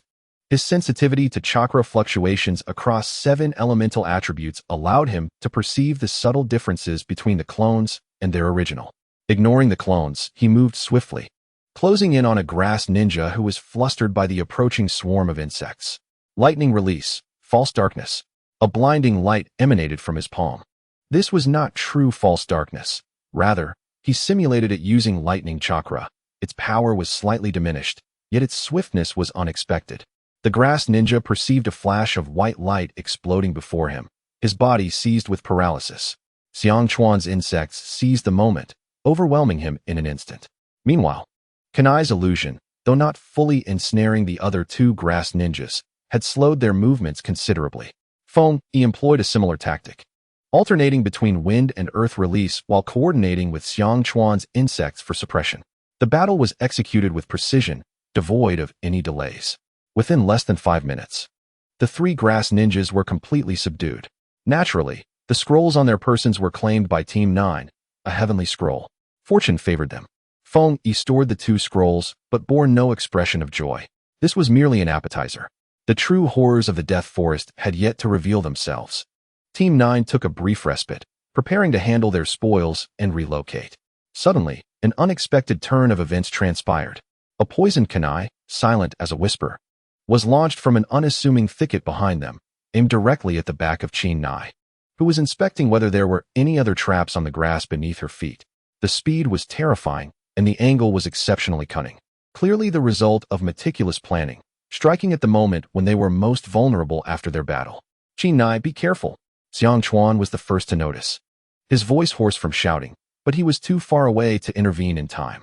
A chill ran down Chen Nai's spine as the sinister wind rushed towards her, draining the color from her face. She attempted to evade, but the exhaustion from the recent skirmish left her body uncooperative, her movements momentarily stiff. Feng Yi's pupils dilated in alarm. At that instant, everything around him seemed to slow down. His mind raced. Should he expose his Byakugan or activate the Sharingan to forcibly alter the trajectory of the kunai? Such actions would undoubtedly invite immense peril. There was no time for hesitation. In a flash, Feng Yi stumbled, as if tripped by something on the ground, his body careening towards the trunk of a nearby tree. At the moment of impact, he discreetly released a nearly imperceptible thread of chakra from his right hand. The thread moved too swiftly for the naked eye to catch, and with an odd angle, it lightly nudged the tail of the lethal kunai. With a soft sound, the kunai grazed Chen Nai's shoulder, severing a few strands of her hair and drawing a bead of blood, before embedding itself firmly into the muddy earth before her. The venom corroded the ground, emitting a faint sizzling sound. All of this transpired in the blink of an eye. To onlookers, it appeared as if Chen Nai had reacted with remarkable speed, executing a near-impossible dodge. As for Feng Yi, He seemed merely a clumsy fool who had stumbled in a moment of panic. Who?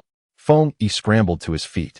His face a mixture of shock and anger, his gaze slicing through the air towards the direction of the kunai's launch. A ninja donned in a mist village mask emerged from the thicket. Upon realizing his ambush had failed, he wasted no time, swiftly retreating into the depths of the forest. Disappearing in the blink of an eye, Chen Nai pressed her bleeding shoulder, her heart racing like a drum. Her pale face turned towards Feng Yi. Feng Yi-kun, I'm fine, but what about you? Feng Yi brushed off the dirt from his clothes, his tone urgent, laced with relief at having escaped harm. Thank goodness you dodged in time. That guy is truly insidious. Xiang Chuan hastened over, his eyes fixed on the kunai still emanating dark fumes, his brow furrowed tightly. It's a mist village assassination technique, laced with potent poison. It seems we have become targets. Chen Nai looked down at the abrasion on her shoulder. Relieved it was merely superficial, yet the sensation of narrowly escaping death left her limbs somewhat weak. She recalled the moment, feeling that Feng Yi's stumble had been too fortuitous. However, the expression of sheer fright on his face quelled her suspicions. Perhaps it was indeed just luck. Yet within Feng Yi's heart, a coldness akin to ice settled. The minute manipulation he had executed had drained a considerable amount of his focus. And even the briefest moment of object trajectory reversal with the Sharingan caused a dull throb at his temple. Fortunately, it was merely a minor manipulation, failing to provoke any significant fluctuations in chakra. This place is not suitable for prolonged stay. Feng Yi's voice grew solemn as he tended to his wounds. We must immediately relocate. In this forest, aside from the candidates, there may be even more perilous hunters lurking. He deliberately emphasized the word hunters, fully aware that Orochimaru's serpent may have already slithered into this woodland. The misty ninja they encountered earlier might have merely been a vanguard, while the true danger lies in the shadows, watching them intently. Caution is imperative. With each step, we must calculate our moves meticulously. Our trump cards must remain concealed, revealed only in dire circumstances. The air in the forest of death grew increasingly thick and oppressive. Sunlight was fragmented by the dense canopy above, casting shifting patterns on the ground that unsettled the spirit. Team 9 trudged forward, each step a struggle, surrounded by an eerie silence, save for their own breaths and the occasional crunch of brittle twigs beneath their feet. This cursed place is truly uncanny. Xiang Chuan wiped the sweat from his brow, lowering his voice. It felt as though they had entered the belly of some colossal beast, suffocating and stifling. Chen Nai's cheeks remained pale. Although her shoulder wound had been treated, any movement caused her brow to furrow in pain. She gripped her kunai tightly, vigilantly scanning the dense foliage around them. Stay alert. I can't shake the feeling that something is watching us from the shadows. Feng Yi, leading the group, possessed a sharper intuition than the others, and he too sensed the faint malevolence permeating the forest. This was not their first encounter with trouble. Earlier, they had crossed paths with two groups of candidates, one from the Sand Village, who, upon assessing the three of them, deemed them formidable and chose to circumvent. The other from the Grass Village, who rashly charged in to seize their scroll, only to be met with Feng Yi's swift and skillful techniques that sent them fleeing in tears. Feng Yi had not exerted himself too harshly and had no desire to pursue. His objective was clear: conserve energy, conceal their possessions, locate the Heaven Scroll, and swiftly exit this treacherous locale. His own scroll was the Earth Scroll. Suddenly, sounds of a struggle reached his ears. Feng Yi halted, straining to listen. The faint clinking of metal and muffled shouts drifted from not too far ahead. Should we investigate? Xiang Chuan suggested, barely able to contain his excitement, hoping for a chance to seize an opportunity. Feng Yi shot him a sidelong glance. Do you think this is a market where one can casually pick up cabbages? The commotion here could only be caused by a formidable team engaged in a fierce confrontation or someone mercilessly beating down a tough opponent. In either scenario, rushing in would be unwise. We should avoid it, Feng Yi decided firmly. If a fight can be avoided, we shall do so. Now is not the time for bravado. Yet, trouble has a peculiar way of seeking you out, especially when you attempt to evade it.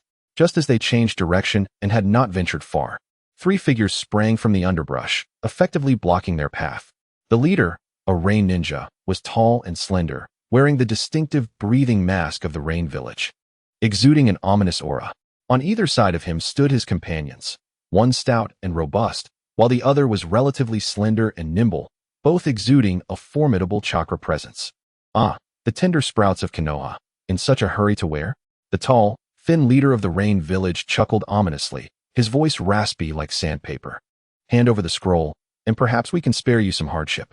Xiang Chuan spat disdainfully. What an audacious tone. Want the scroll? Come and take it if you dare. No sooner had he spoken than his hands were already in motion. There's no point in chit-chat. Let us settle this quickly. The stout Rain ninja, evidently impatient, bellowed as he drew two scythe-like weapons connected by chains from his ninja tool pouch, brandishing them with a whoosh as he charged straight at Xiang Chuan. Meanwhile, the slender Rain ninja vanished silently from sight, evidently planning a surprise attack. Chinai immediately positioned herself against Fengyi, alerting him to the concealed enemy. Fengyi-kun, be careful. Fengyi furrowed his brow. These three Rain ninjas were significantly stronger than the previous group of grass ninjas they had encountered, particularly the leader, whose chakra reserves were quite substantial, suggesting he would be a formidable opponent. His mind raced. Should he confront them head-on? That might reveal secrets he preferred to keep hidden. Yet given their aggressive posture, avoiding conflict seemed implausible. Relying on basic ninjutsu for a swift victory? That appeared unfeasible. The trio coordinated well, especially with one adept at concealment. Relying solely on fundamental techniques would likely expose vulnerabilities, making a quick resolution difficult. He needed to disrupt their formation and identify an opening. Xiang Chuan, take the one on the left. Chinai, stay vigilant. Don't let them approach.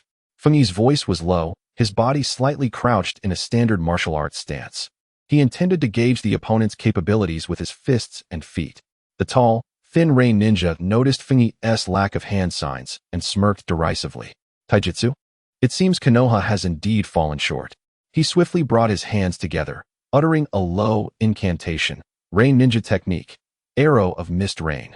The moisture in the surrounding air rapidly coalesced, forming dozens of sharp water arrows before him. With a flick of his hand, the arrows rained down upon Fengyi in an overwhelming barrage. Such flamboyance. Fengyi felt a slight tremor in his chakra beneath his feet. This was not the reckless dash of a body flicker technique, but rather an exceptionally intricate footwork, his body twisting like a willow swaying in the wind, weaving through the dense gaps of the rain arrows with remarkable agility. When avoidance was impossible, he would block with his arms or sidestep with minimal movement. The arrows embedded deep into the tree trunks, producing a hissing sound upon impact. Their penetrating power was formidable. The tall, thin Rain ninja emitted a soft grunt. This technique, typically evaded by mere genin, had been dodged with remarkable finesse. This boy concealed something. Meanwhile, Xiang Chuan had engaged with the stout Rain ninja. Fire release, Phoenix fire technique. Xiang Chuan unleashed a torrent of fireballs, aiming to force back the scythe-wielding brute. The latter, however, let out a sinister laugh, skillfully wielding the chain scythes like a whirlwind, deflecting most of the fireballs with ease. Your flames are lacking. The stout figure of the Rain ninja, with an air of ferocity, unleashed a flurry of attacks, forcing Xiang Chuan into a somewhat precarious position. Meanwhile, Chinai remained utterly focused, attuned to every movement in her vicinity. Suddenly, her expression tightened. Feng Yijun, behind you. A shadow silently emerged behind Feng Yi, brandishing a glinting short blade aimed directly at his vulnerable back. It was that diminutive Rain ninja. How could he have evaded her senses and closed the distance so stealthily? Feng Yi seemed to possess an uncanny sixth sense, as he instinctively dropped low, contorting his body in a remarkably awkward angle, while his right leg lashed out like a steel whip, striking backward with tremendous force. Thud! The slight Rain ninja was unceremoniously struck in the midsection, letting out a muffled grunt as he was sent hurtling backwards, colliding with a sturdy tree before tumbling to the ground. A trickle of blood seeping from the corner of his mouth.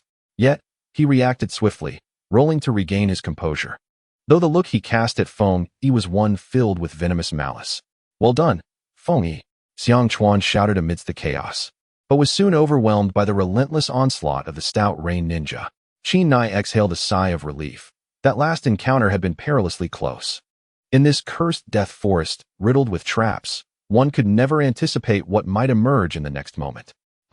That peculiar sensation of chakra earlier. Was she merely overthinking it? Her brow furrowed slightly as she tried to grasp the fleeting strangeness. Perhaps the tension from the skirmish had simply heightened her senses. Moments later, Feng Yi opened his eyes, his body having regained its strength, nearly back to normal. Meanwhile, Xiang Chuan had reached a conclusion, brandishing a scroll marked with the character for heaven. Exclaiming with excitement, Feng Yi, Qin Nai. We've got it. It's the Heaven Scroll. We're all set. Qin Nai smiled, relieved that after the relentless fighting and tension, they could finally relax a bit. Wonderful. Yet, Feng Yi's expression remained solemn. He stood and walked towards the unconscious tall rain ninja, pausing beside the small tree stumps that had been broken in the skirmish. On the muddy ground, amidst the remnants of battle, lay nearly invisible, tiny, scale-like fragments. They were minuscule and thin, reminiscent of something shed from a serpent's skin, possessing a disturbingly dark purple hue. Feng Yi's pupils dilated sharply. He crouched down, picked up a fragment, feeling its icy, slick texture against his fingertips. Then he caught a whiff of a faint, cloyingly sweet, yet rotten odor. This scent, this sensation, something was amiss. Feng Yi murmured to himself, his heartbeat quickening uncontrollably. What's wrong, Feng Yijun? Qin Nai noticed his unusual demeanor and approached him. Feng Yi did not respond immediately. Instead, he closed his eyes, meticulously sensing the residual chakra around them. Most belonged to the Rain Ninja, along with traces from himself, Xiang Chuan, and Qin Nai. However, beyond these, there seemed to linger an exceedingly faint, yet bone-chilling chakra. It was a malevolence that sent shivers down one's spine, akin to the nauseating aura emitted by the failed experiments brought back by the third Hokage last summer from the training grounds west of the village. Orochimaru. Feng Yi barely managed to squeeze those 3 words through gritted teeth. He opened his eyes wide. It couldn't be mistaken. This sensation, this chakra's resonance, unmistakably belongs to Orochimaru. He has ventured into the forest of death.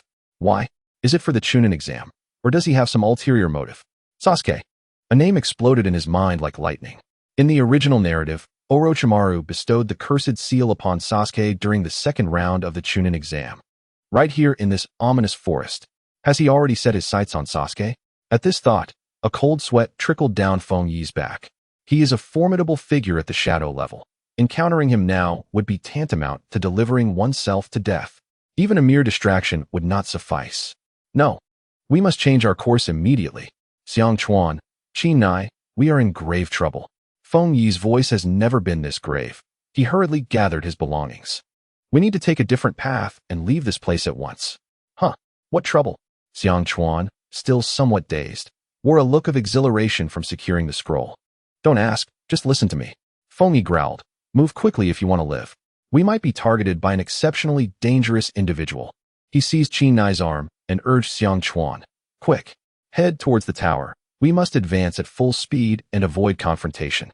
Although they did not comprehend why Feng Yi was suddenly so anxious, his demeanor suggested a serious threat, prompting Xiang Chuan and Qin Nai to act without hesitation. The traces of their prior battle were too evident. This place was no longer safe. The trio swiftly packed their belongings, binding the 2 range shinobi to a tree before plunging deeper into the forest without looking back. As Feng Yi forged ahead, he remained acutely aware of the chakra around him. The presence of Orochimaru's chakra was palpable, sending chills down his spine. We must distance ourselves as quickly as possible. He even contemplated whether Xiang Chuan should release insects for reconnaissance. However, if the insects alerted Orochimaru, would it not reveal their position instead? It was a dilemma. Perhaps the most primal solution was simply to run. The faster, the better. The 3 navigated through the forest, the dry leaves crunching underfoot. The surrounding trees grew ever taller, casting deeper shadows. Occasionally, they encountered signs of battle, scorched trees, broken shuriken, and even congealed blood. The brutality of the forest of death revealed itself in these details. Feng Yi, what exactly are we fleeing from? Qin Nai panted, finally unable to contain her curiosity. Feng Yi did not look back. His voice hushed, a monster we cannot afford to provoke. For now, no talking, focus on the journey. His sense of unease intensified. That feeling of being watched lingered incessantly, akin to walking through a pitch-black night, convinced that a pair of eyes were fixed upon him. Just then, Feng Yi suddenly halted, raising his hand sharply in a gesture of silence. Shoo! Xiang Chuan and Qin Nai instantly held their breath, apprehension gripping their hearts. From the nearby thicket came the faint rustling of movement. Were these other examinees? Or, Feng Yi's heart raced. He cautiously parted the branches before him, straining to see. 3 ninjas from the grass-hidden village stood with their backs turned, surreptitiously inspecting something. Their forehead protectors confirmed that they were candidates participating in the Chunin exams. One of them held a scroll, the Earth Scroll. A flurry of thoughts raced through Feng Yi's mind. Their objective was the Heaven Scroll. If he could wrest the Earth Scroll from these grass-hidden ninjas. No, this was not the moment. The threat posed by Orochimaru loomed ominously close. Any unnecessary complications would only heighten the peril. They needed to reach the tall tower with utmost urgency. Just as he prepared to signal Xianchuan and Qinai to take a detour, his pupils constricted sharply. A peculiar purplish-black mark was vaguely visible on the necks of the three grass-hidden ninjas, a pattern of intertwined tomo. Accursed seal. Servants of Orochimaru. Were they searching for other candidates possessing scrolls, or clearing a path for Orochimaru? A cold sweat instantly drenched Feng Yi. This was no longer merely a matter of evading Orochimaru himself. His minions had already infiltrated the forest. What's wrong? Xianchuan whispered, sensing the shift in atmosphere. Feng Yi slowly shook his head, motioning for them to retreat, silently forming the word, snake. Both Xianchuan and Qinai, astute individuals, immediately grasped Feng Yi's implication, their expressions shifting with understanding. They cautiously began to withdraw, striving to make no sound.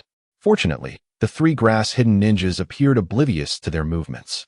Circumventing that area, the trio hastened towards the central tower. Feng Yi's mood grew increasingly heavy. The shadow of Orochimaru loomed over the entire death forest. They were akin to rabbits intruding upon a giant python's den, every step fraught with uncertainty and lethal peril. As they edged closer to the tower, one would expect to feel excitement and relief. Yet, the anxiety in Feng Yi surged like a rising tide. He had an unsettling premonition that something far more dreadful was on the verge of transpiring. The oppressive feeling, akin to a storm brewing, made it nearly impossible for him to breathe. At long last, after traversing a dense thicket of ferns, their line of sight suddenly broadened. A majestic tower loomed at the forest's end. Victory was within reach. Splendid. It's the tower. Xianchuan could no longer contain himself, his long-suppressed emotions erupting in jubilation. Qinai also exhaled in relief, a long-lost smile gracing her face. However, at that very moment, boom! An indescribable wave of terrifying chakra erupted violently from not far behind them. Immediately following was a deafening explosion and agonized screams. The very earth trembled. Feng Yi whipped around, his face ashen. That direction was where they had just come from. It was Orochimaru. He had taken action. Was the pivotal scene that would alter the entire Naruto timeline about to unfold? Team 7's Sasuke. The tower lay before them, victory almost within grasp. Yet, the familiar, nauseating chakra emanating from behind, coupled with the heart-wrenching sounds of battle, gripped Feng Yi's heart like an invisible hand. Should we continue onward to seize the scroll and complete the examination, or retreat and become ensnared in a maelstrom capable of altering everything? In an instant, Feng Yi found himself engulfed in profound turmoil. The Death Forest, a cursed realm, was riddled with pitfalls. Who could predict what might spring forth in the next moment? Was that peculiar chakra sensation merely a figment of his imagination? He furrowed his brow slightly, striving to grasp that fleeting peculiarity. Perhaps it was simply the result of heightened tension following the recent skirmish. Before long, Feng Yi opened his eyes, his body having regained a semblance of vitality. Results had emerged from Xianchuan's side. He held aloft a heavenly scroll, exclaiming with fervor, "Feng Yi, Qinai, we have it. It's the heavenly scroll. We're all set." Qinai smiled as well, the relentless battles and taut nerves finally able to ease. Splendid. Yet, a shadow of unease lingered on Feng Yi's face. He stood, making his way toward the unconscious figure of the tall and slender Yuin. He paused beside the small tree stumps that had been broken during his earlier confrontation with Yuin. Upon the muddy ground, amidst the remnants of battle, lay some nearly imperceptible, minute, scale-like fragments. They were diminutive, thin, reminiscent of some serpent's shed skin. However, their hue was a disconcerting dark purple. Feng Yi's pupils constricted sharply. He crouched down and picked up a shard, noting its chillingly smooth texture beneath his fingertips. Then, he detected a faint, cloyingly sweet, yet slightly putrid odor. This scent, this feeling, was decidedly amiss. "What troubles you, Feng Yi-kun?" Qinai inquired, sensing his unusual demeanor as she approached. Feng Yi remained silent for a moment, closing his eyes to attune himself to the residual chakra lingering in the vicinity. Most of it belonged to Yuin, along with traces from him, Xianchuan, and Qinai. Yet, beyond these, there seemed to float an exceedingly faint but bone-chilling chakra. It radiated an unsettling malevolence that sent shivers down his spine, akin to the repulsive scent emanating from the failed experiment that the third Hokage had brought back last summer from the training grounds west of the village. Orochimaru. Feng-yi nearly spat the name through clenched teeth. His eyes flew open. There was no mistaking it. This sensation, this chakra-s timbre, was undeniably Orochimaru-s. Had he ventured into the Death Forest? For the Chunin exam, or perhaps for some ulterior motive? Sasuke. That name detonated in his mind like a lightning bolt.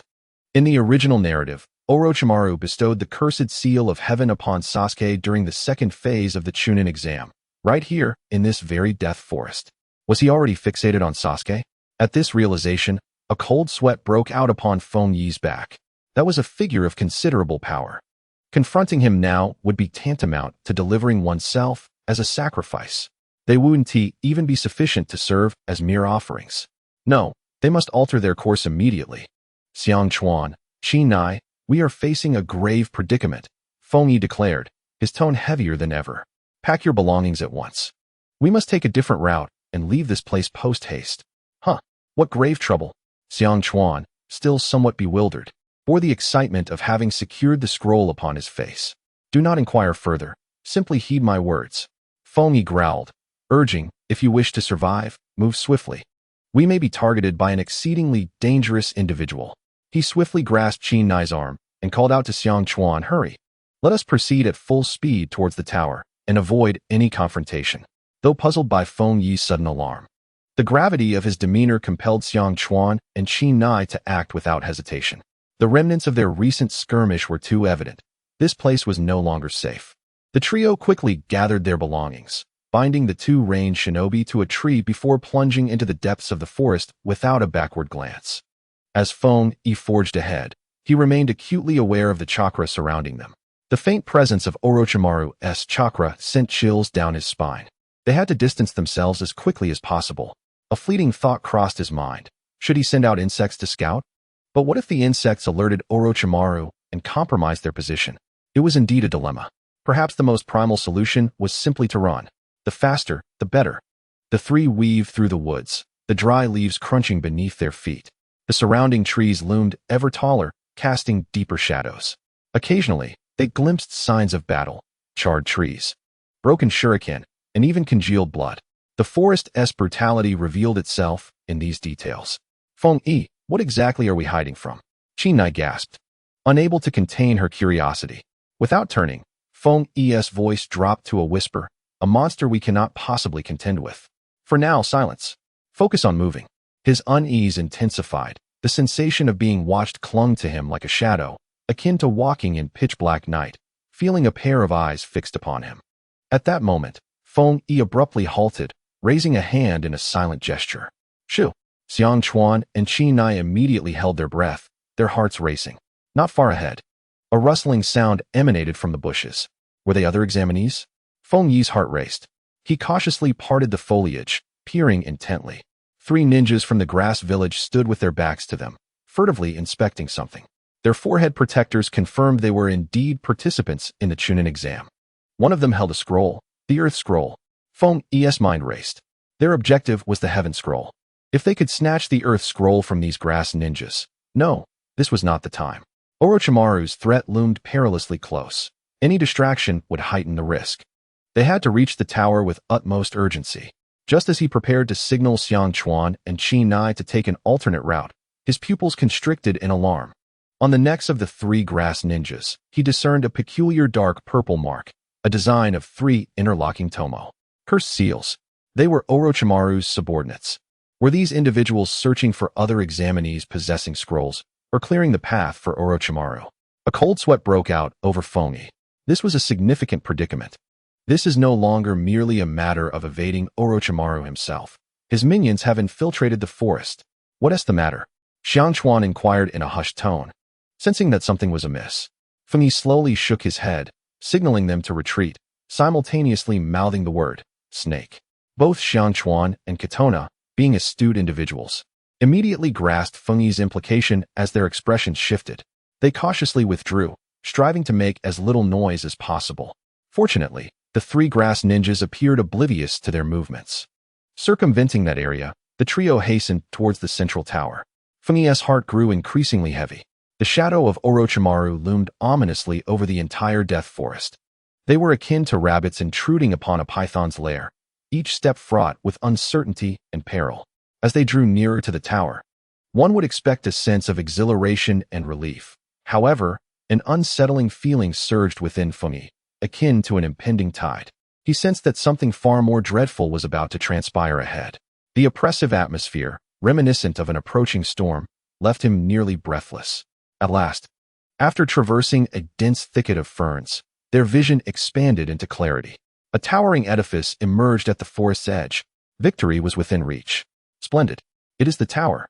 Xiang Chuan could not contain a jubilant cheer, his long-restrained emotions finally liberated. Katona also exhaled a sigh of relief, her face adorned with a rare smile. Yet, at that moment, boom.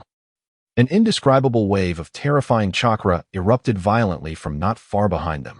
This was soon followed by a deafening explosion and anguished screams. The very earth trembled beneath their feet. Fengyi turned abruptly, his face ashen. That direction was where they had just circumvented. It was Orochimaru. He had made his move. Was the pivotal narrative that could alter the entire trajectory of the shinobi world finally commencing? Team 7's Sasuke, the tower stood right before them, victory tantalizingly close. However, the familiar, nauseating chakra from behind, coupled with the heart-wrenching sounds of battle, gripped Fengyi's heart like an invisible hand. Should he press on to obtain the scroll and complete the exam? Or should he retreat and be ensnared in a vortex capable of altering everything? In an instant, Fengyi found himself engulfed in immense turmoil. The tower was within arm's reach. The cold stone walls seemed to beckon, promising safety. Yet, the malevolent chakra emanating from behind, mingled with the cacophonous explosions and the heart-rending screams that tore through the air, felt like countless invisible needles piercing his chest. To flee or not to flee? Rationality within his mind screamed, "Move swiftly." That is Orochimaru, a shadow-level ninja, an entity you must absolutely not confront at this moment. Completing the exam and ensuring his teammates' safety was the only path to survival. He understood all too well that should he turn back, Team 9 would likely not emerge unscathed. Yet, another voice, emanating from the depths of his soul, intertwined with memories of another world and bonds from this life, roared, "That is Sasuke. That is Naruto. That is Team 7. That was a pivotal moment that could upheave the entirety of the ninja world. If he were to retreat now, would he find himself waking in fright night after night? Would today's cowardice propel certain events into an even more desolate abyss? If he were to let this opportunity slip by, could he truly find peace of mind? Beads of sweat trickled down Fengyi's brow, splattering onto the ground as he clenched his fists tightly, his nails digging painfully into his palms. A tumult of overwhelming emotions surged within him, mingled with a hint of reluctance and an underlying hope that even he had not fully discerned. He was no savior. But to witness tragedy unfold before his eyes and turn away was beyond his capacity. "We're going back." The 3 words emerged from Fengyi's mouth as if forcibly extracted, his voice low yet heavy enough to shake the very ground. What? Xiang Chuan almost believed his ears had betrayed him. His eyes wide in disbelief as he stared at Fengyi's profile, a look of incredulity etched across his face. "Are you out of your mind? The commotion behind us means certain doom." Chi Nai's face turned pale, her lips quivering as she sensed the terrifying aura behind them, a presence far beyond the comprehension of mere genin like themselves. Fengyi slowly turned, his expression grave under the dappled light filtering through the trees. His unprecedented resolve rendered both Xiang Chuan and Chi Nai speechless. "I know it's a life-or-death situation. No, it's likely a matter of certain demise." Fengyi's voice was hoarse yet unwavering. "But some things cannot be evaded. Trust me this once, and I will give it my all." Xiang Chuan opened his mouth, intending to chastise him, but ultimately sighed heavily, adjusting his sunglasses. "I can't believe you. If you've lost your mind, then I might as well accompany you to your doom." Though his words were laden with sarcasm, his hand discreetly reached for his ninja tool pouch, gripping it tightly. Chi Nai took a deep breath, forcing down the fear that threatened to choke her, and nodded resolutely. "Yes, Fengyi-kun, we shall go together." She chose to place her faith in this comrade who had a knack for bringing unexpected twists in dire moments. With no superfluous words exchanged, the trio swiftly altered their course, charging once more into the depths of the darkened, deadly forest from whence the terrifying chakra emanated. This time, Their hearts bore a weight heavier than any previous venture into this sinister domain. The sights along their path were akin to a hellish tableau. The once relatively intact woodland now lay ravaged, as if by some ancient behemoth. Trees as thick as barrels were severed cleanly, their stumps polished to a mirror-like sheen, exuding a strange, charred aroma. The ground was riddled with vast craters and grotesquely twisted fissures, as if it had just endured a horrifying miniature earthquake. Various ninja corpses, adorned in the garb of different villages, lay sprawled in pools of blood, contorted in unimaginable postures. The expressions frozen on their faces in their final moments conveyed an unspeakable terror and agony. Some of the bodies were even covered by a thin, foul-smelling dark purple slime, slowly corroding their flesh. The brutality of the death forest was laid bare in this moment, stripped of all pretense, with no remnants of concealment. The closer they approached, the clearer the ominous chakra fluctuations became, nearly causing their hearts to cease beating. It was a wild, chilling force, brimming with the foreboding essence of destruction and malice. The hiss of snakes pierced the air, sharp and shrill, seemingly capable of penetrating the eardrums and reaching the depths of one's soul, sending shivers down the spine. And then there was Naruto's unique chakra, infused with a hint of untamed spirit and an indomitable will. Though faint, akin to a candle flickering in the wind, it stubbornly persisted, refusing to be extinguished. However, this flicker was soon overshadowed by a far more potent, colder, and malevolent chakra that threatened to consume it entirely. Kaze's heart sank gradually, descending to the depths of despair. They halted behind a dense thicket, cautiously parting the layers of foliage, only to be met with a sight that chilled them to the bone. In the center of a clearing stood Orochimaru, the very architect of their perilous flight. Wearing a cruel, mocking smile, akin to a cat toying with its prey, tormenting the three members of Team 7. His form was elusive, each seemingly casual movement laden with a chilling, lethal threat. Sasuke knelt in agony, a gruesome wound marring his left shoulder to collarbone, blood staining his garments. While beads of sweat rolled down his pallid forehead, his teeth gritted in a manifestation of defiance and unbridled rage. Naruto found himself ensnared by a massive, terrifying purple python, each constriction eliciting a muffled groan of pain. The ferocious chakra of the Nine Tails flickered momentarily, only to be forcefully suppressed by a strange golden glimmer that flashed in Orochimaru's eyes, causing the cursed markings on the serpent to pulsate wildly, enhancing its binding strength. Sakura sat nearby, crumpled and tear-streaked, her face a canvas of despair and sheer terror. She yearned to rush forth and assist, but found herself paralyzed by the suffocating aura radiating from Orochimaru, unable to move even a finger, reduced to helplessly calling out for her comrades. "Ah, such tenacious little imps," Orochimaru chuckled, his voice deep and raspy, his inhuman golden serpent eyes gleaming with interest as they scrutinized Sasuke, who writhed in pain. "Your gaze is quite remarkable, filled with a yearning for power and a deep-seated hatred for someone." He slowly extended his serpent-like tongue, licking his lips, advancing toward Sasuke with a grace that belied the lethal danger it embodied. "Come now, accept my gift. It will bestow upon you the power you so desperately seek, granting you the means for vengeance." His voice dripped with persuasive allure as chakra began to coalesce around his fingers, emanating a foreboding violet-black glow that sent chills through the air. "Never. I refuse to accept anything from a disgusting creature like you." Sasuke barely managed to utter those few words, struggling against an overwhelming force that rendered his body as heavy as lead, refusing to obey his commands. "Ah, let go of Sasuke, you scoundrel."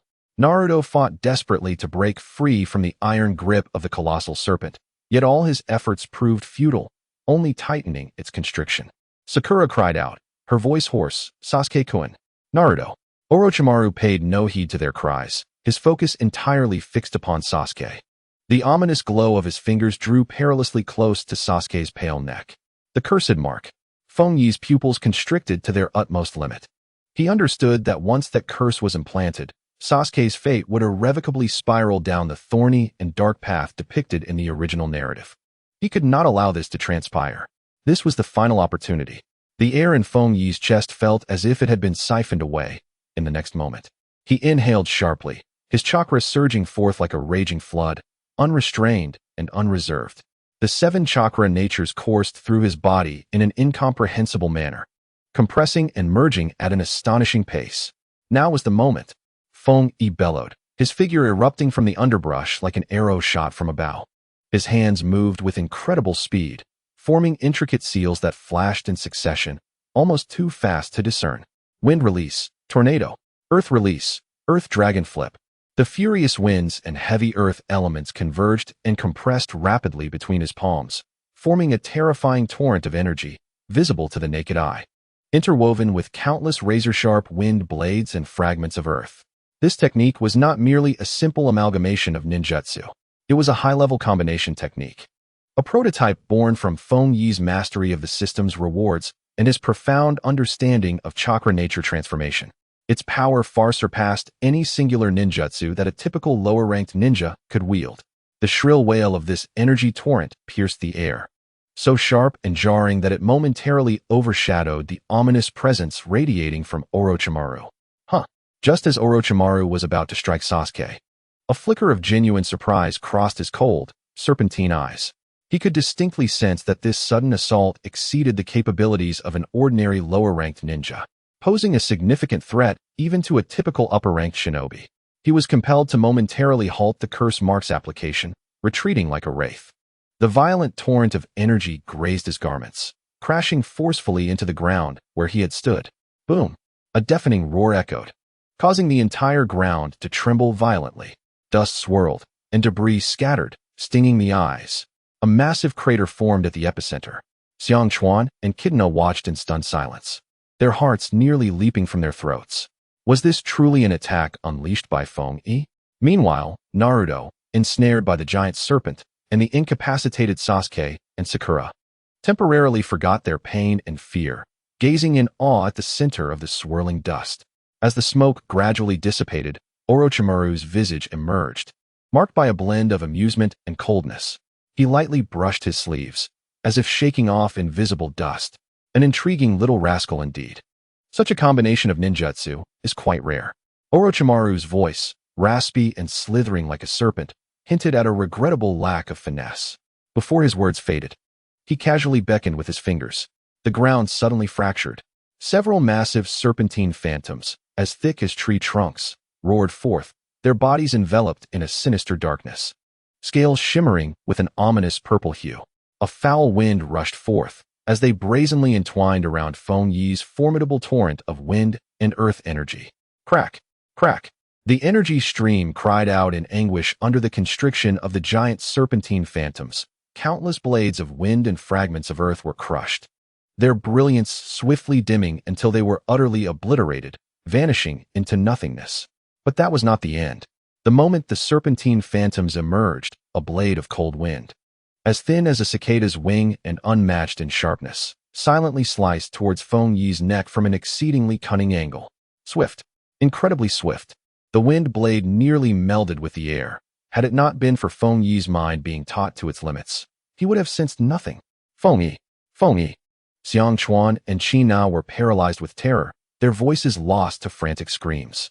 They yearned to rush forward, yet the palpable dread emanating from Orochimaru bore down upon them, rendering their movements sluggish, even breathing a Herculean task.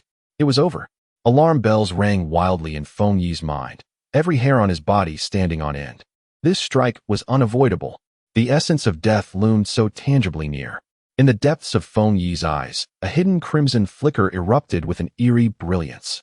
3 jet-black tomos spun rapidly, coalescing into a singular form. Reversal Sharingan. The ultimate life and death crisis forcibly activated his unique kaleidoscope. Time, within Feng Yi's perception, warped for a fleeting moment. The wind blade, capable of severing steel, revealed a momentary, almost imperceptible stagnation and reversal in its trajectory within his vision. A fraction of a second, perhaps even shorter. Yet this inconsequential reversal caused an exceedingly minute deviation in the lethal wind blade's path. Whoosh! The wind blade narrowly grazed Feng Yi's cheek, leaving a gash deep enough to reveal bone on his cheekbone, the searing pain exploding forth. A few strands of hair drifted down gently. To the onlookers, it appeared as if Feng Yi had evaded this lethal strike through primal instinct and extraordinary reflexes. At an astonishing angle, Orochimaru's golden serpentine eyes narrowed slightly, a faint, elusive unease flickering across his countenance. Was that the earlier sensation of spatial distortion? He murmured softly, scrutinizing Feng Yi, seemingly in search of something. Feng Yi gritted his teeth against the needle-like agony piercing his head. Darkness swirled before his eyes, his vision blurring. The intense exertion of reversal Sharingan, even if it only traced back a minuscule portion of the trajectory, drained him beyond endurance. Yet, he dared not pause for an instant. Seizing the moment while Orochimaru's attention was diverted, pondering the earlier anomaly, Feng Yi summoned every ounce of strength to signal a discreet retreat towards Xiang Chuan and Qin Na. Go! Quickly! Xiang Chuan and Qin Na were perplexed by how Feng Yi managed to evade that lethal strike, yet the determination and urgency in his gestures were unmistakable. This could very well be their only and final opportunity. Go! Xiang Chuan growled, no longer hesitating. He unleashed a surge of chakra, swiftly seizing Naruto, who was nearly unconscious from the constricting serpent, while his other hand grasped the trembling Sakura.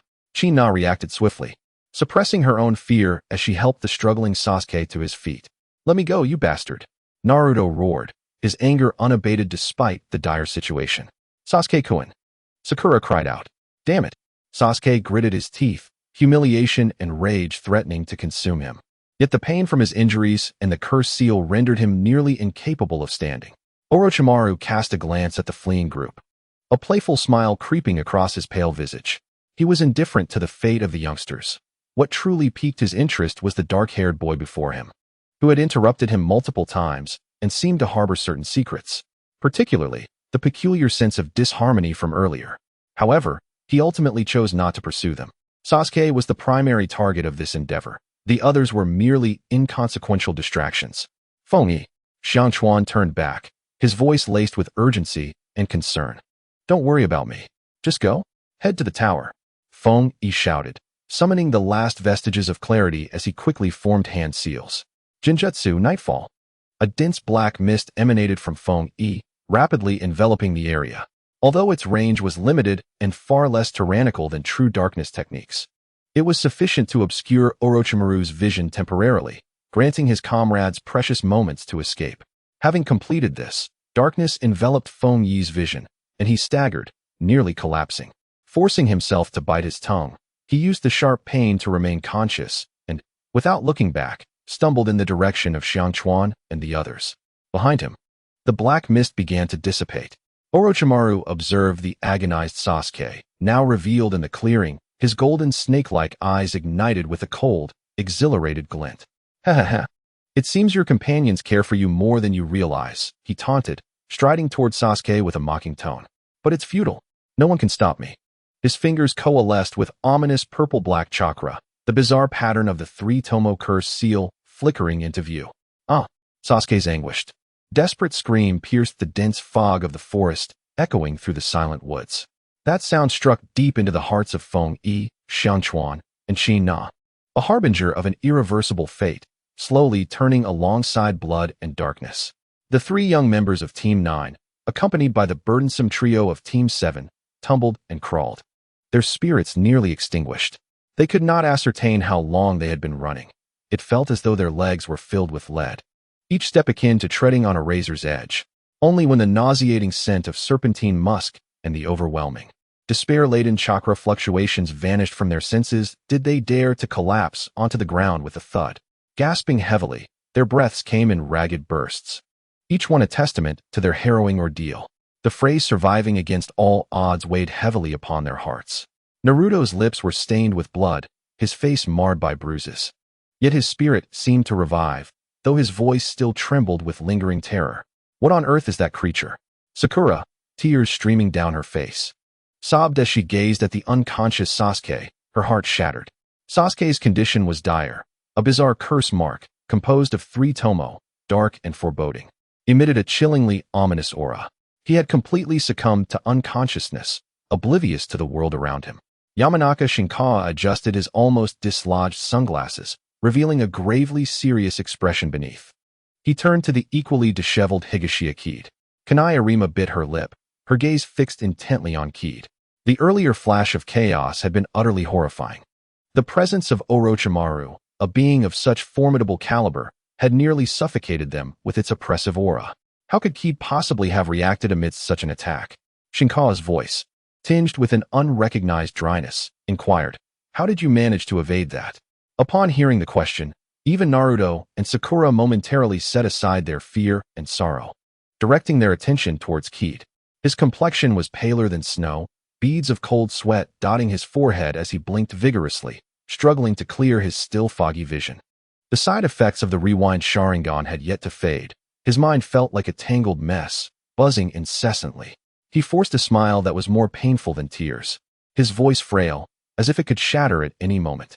"Perhaps luck played a part, and my body reacted instinctively," he mumbled, deliberately downplaying the truth, avoiding any mention of the potential changes in his pupils at that critical moment. In such circumstances, speaking too much could lead to missteps. Saying little was safer, and remaining silent was the wisest choice. Shinkawa furrowed his brow, clearly unconvinced by this explanation, yet given Kid's frail demeanor, he refrained from pressing further. Kanai, meanwhile, bowed her head, lost in thought. She had an inkling that Kid harbored many untold secrets. "Let us not dwell on it for now," Kid said, taking a deep breath to steady himself. "We must get Sasuke to the tower. This place is far from safe." The group dared not linger any longer. Without a word, Shinkawa hoisted the unconscious Sasuke onto his back, while Kid and Kanai supported the disoriented Sakura and Naruto on either side. The group moved forward, each step heavy, as if the ground beneath them could shatter with their weight. At last, just before their strength completely waned, the towering structure, starkly out of place in the death forest, loomed before them. With the submission of the 2 crumpled scrolls and the 9th team, along with the 7th team as mere appendages, they had finally passed the harrowing second stage of the Chunin exam. Inside the tower, numerous squads that had successfully completed the test had already gathered.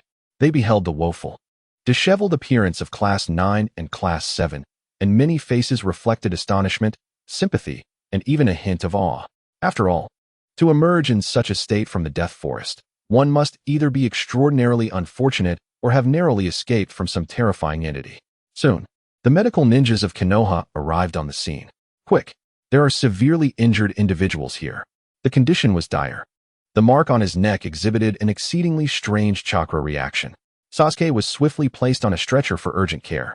Naruto and Sakura also underwent examinations and received basic treatment.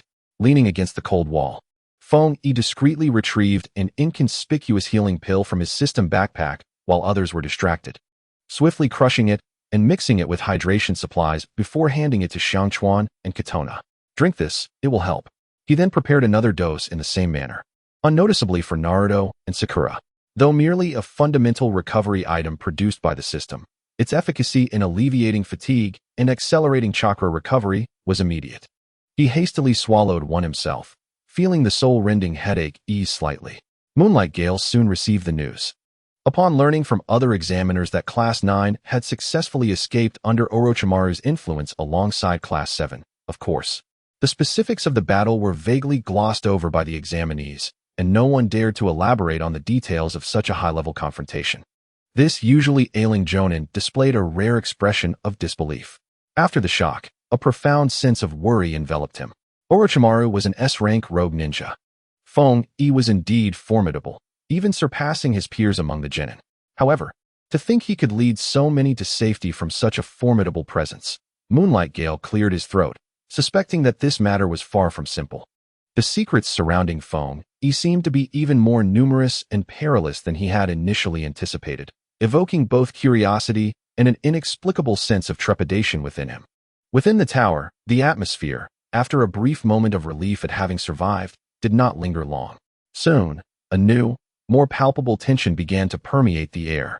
The chief examiner cleared his throat, successfully capturing the attention of all the successful candidates. "Congratulations to all for passing the second stage of the Chunin selection exam. However, do not rejoice too soon. Due to the excessive number of individuals who have passed, we will immediately conduct a preliminary round to determine the final spots in the official competition. The rules of the preliminary round are simple, a one-on-one elimination match. The victor advances, while the defeated are eliminated." The examiner's cold, emotionless voice echoed through the tower hall, causing everyone's nerves to tighten once more. The drawing of lots commenced swiftly. Feng-E sat in the corner, diligently working to restore his depleted chakra and mental energy while his mind raced with thoughts. The preliminary round was both a challenge and an unmissable opportunity. He must demonstrate sufficient strength to ensure his own progression, along with that of his teammates. And at the very least, he cannot afford to be eliminated in the first round, as that would be a disgrace to the army of traversers. Yet, he must also refrain from revealing all of his trump cards. The Sharingan is an absolute taboo. The cost of employing it is far too great, and the time for exposure is not yet ripe. The Byakugan must be used judiciously as well, for excessive use would inevitably raise suspicions. The versatility of ninjutsu can, to some extent, be showcased, allowing others to perceive him as merely an ordinary genius, nothing more. More crucially, the emergence of Orochimaru has sounded the most urgent alarm. The plan to dismantle Konoha hangs like a sword over his head, ready to strike at any moment. He must seize this opportunity presented by the preliminary rounds, a platform that garners the close attention of Konoha's upper echelons, to showcase his worth as much as possible. Perhaps it could capture the attention of certain influential figures, affording him a modicum of initiative in preparation for the looming crisis that threatens to engulf the entire village. Even if it is but a little, it is certainly preferable to remaining passive. He glanced at the draw number he had obtained, then observed the varied expressions of Xiangquan and China nearby, as well as the members of Team 7, who were still engulfed in chaos and sorrow. This path is undeniably arduous. In Konoha, one is not free. The ancients did not deceive me, as he broke free from the shadows of the forest of death and stepped into the high tower. The remaining candidates seemed to be drained of all strength, many collapsing to the ground, gasping for breath. The mingling of relief from surviving and the profound exhaustion intertwined, the air thick with the complex scent of sweat, blood, and earth. After a brief moment of respite, the figure of the third Hokage, Sarutobi Hiruzen, appeared before them, flanked by several elite jonin from Konoha, as well as the proctors for this Chunin exam.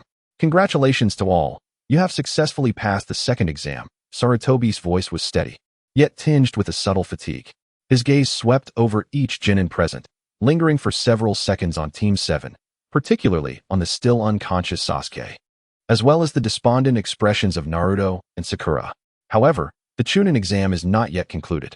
As his words fell, Tsukikage Jifeng stepped forward, covering his mouth as he coughed lightly. Next, we shall proceed to the preliminary rounds of the third exam. Jifeng's complexion remained pale, yet his voice was clear. Due to the excessive number of participants who passed the second exam, we must conduct a series of one-on-one elimination matches to select those who will advance to the final round. At this declaration, the atmosphere, which had just begun to ease, suddenly tensed. One-on-one. This meant no teammates to provide cover, relying solely on individual strength. Jifeng's gaze found Dongye Fengyi within the crowd. A flicker of encouragement and deeper concern shone in his perpetually weary eyes. Having shared camaraderie with Fengyi's parents, he always felt an extra sense of guardianship towards this child of an old comrade. The matchups for the preliminary rounds will be determined by a draw, Jifeng announced. An Umbu ninja stepped forward, holding a lottery jar. The lower-ranked ninjas took turns to draw their numbers. Feng Yi drew number 7, while Yun Xiangquan received number 13. Amachina obtained number 2. Naruto, clutching the paper slip in his hand, appeared eager with anticipation. Shikamaru yawned, seemingly disinterested in everything around him. Sakura, on the other hand, gazed anxiously in Sasuke's direction. Soon, the list of the first match appeared on the large screen. The preliminary matches were set in a spacious training hall within the tall tower, surrounded by tiered seating. A considerable number of ninjas from various villages and high-ranking officials from Konoha had already gathered, drawn by the news. The bell for battle rang, and the first match commenced swiftly. Sak from the Sound Village faced Inuzuka Kiba. The intense clash of physical techniques, the support of the ninja dog Akamaru, and Sak's peculiar air slash created a thrilling atmosphere. Ultimately, Kiba emerged victorious, leveraging his superior explosive power and seamless coordination with Akamaru. The subsequent matches unfolded with back-and-forth exchanges, filled with excitement, yet marked by brutality. Victors cheered while the defeated left in despair, some even carried away by medical ninjas due to severe injuries. This was the stark reality of the ninja world. Next up was number 7, Dongye Fengyi, against number 25, the Hidden Rain Village, Esoboro. At last, it was Fengyi's turn. He walked into the arena with composure. Opposite him stood a moderately built ninja wearing the distinctive breathing mask of the Hidden Rain, exuding confidence, even arrogance.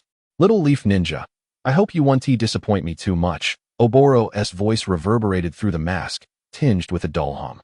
Ignoring the provocation, Funny merely flexed his wrist. The moonlight breeze announced, the match begins. Oboro crossed his hands, unleashing a flurry of shimmering shurikens that rained down upon Funny. Unfazed, Funny moved lightly on his feet, evading most of the shurikens with delicate, butterfly-like movements. Occasionally, he would precisely block the more difficult angles with kunai. Is that all you can do, dodge? Oboro scoffed, forming hand seals. Water release, water chaos wave. A torrent of water surged forth from his mouth, crashing towards Funny. Funny sidestepped the frontal assault of the water, simultaneously flicking his wrist to launch 3 shurikens in a formation toward Oboro's lower half. He did not rush to employ more potent ninjutsu, but instead engaged in a dance of exquisite basic taijutsu and perfectly timed wind-release short blades. Each of his dodges, parries, and counterattacks appeared effortless, devoid of any unnecessary movements, as though meticulously calculated. In the audience, several jonin, including Kakashi and Asuma, observed Funny's performance with keen interest. His calm and seasoned fighting style belied his status as a mere genin. Oboro's attacks became increasingly frantic, yet he could never truly capture Funny. That unflappable demeanor pricked at his heart like a thorn. Damn it! Infuriated by Funny's turtle-like tactics, Oboro resolved to unleash his true power. He abruptly stepped back, rapidly forming hand seals as his chakra surged violently. Hidden rain technique, oil rain. A copious, greasy liquid erupted from his mouth, saturating a significant portion of the arena, while a pungent odor permeated the air. Immediately following this, sparks ignited at his fingertips, and he forcefully hurled them to the ground. Feng Yi's pupils constricted. This was an attempt to utilize fire release to detonate the oil, resulting in a widespread fiery assault. Once engulfed in flames, evasion would become exceedingly difficult. At the very moment the sparks were about to touch the ground, Feng Yi sprang into action. He did not retreat. Instead, he surged toward the direction of Rong. Accelerating fiercely, chakra surged beneath his feet, propelling him forward with greater speed than before. Seeking death, Rong sneered, assuming Feng Yi was acting recklessly. However, Feng Yi's objective was not Rong himself, but rather the fleeting moment of vulnerability after he had just completed a secret technique, yet had not fully calibrated his breath. Lightning release, thunder flash. Feng Yi shaped his right hand into a sword, a dazzling bolt of lightning coalescing at his fingertips, compressed with no extraneous display, yet imbued with unparalleled penetrating power.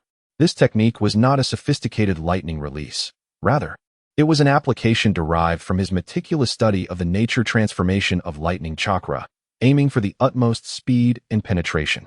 Sizzle! The lightning flashed and vanished. Rong's sinister grin froze, his body jolting as he glanced down, discovering a small hole in his chest garment, wisps of blue smoke emanating from it.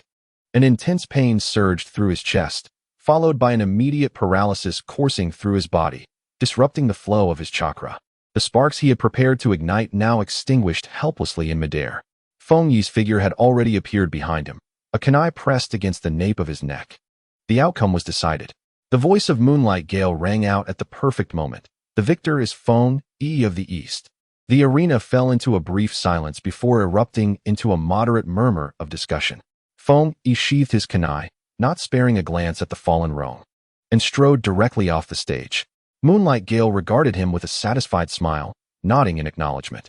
Yet, Feng Yi felt several scrutinizing gazes upon him, some seemingly emanating from higher tiers of the audience, those composed figures of the Konoha elite. He understood. His recent application of lightning release had likely drawn some attention. Upon returning to the resting area of Team 9, Xiang Chuan and China both exhaled in relief. Feng Yi, you were amazing. China's eyes sparkled with admiration. It was all right. That guy was too careless, Feng Yi replied nonchalantly. The subsequent matches remained intense.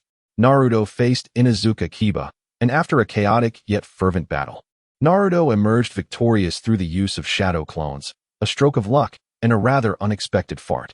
The fight between Rock Lee and Gaara escalated the tension of the preliminaries to new heights.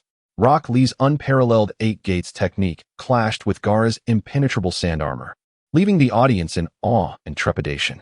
Ultimately, despite showcasing remarkable perseverance, Rock Lee tragically succumbed to Gaara's merciless sandstorm, sustaining severe injuries.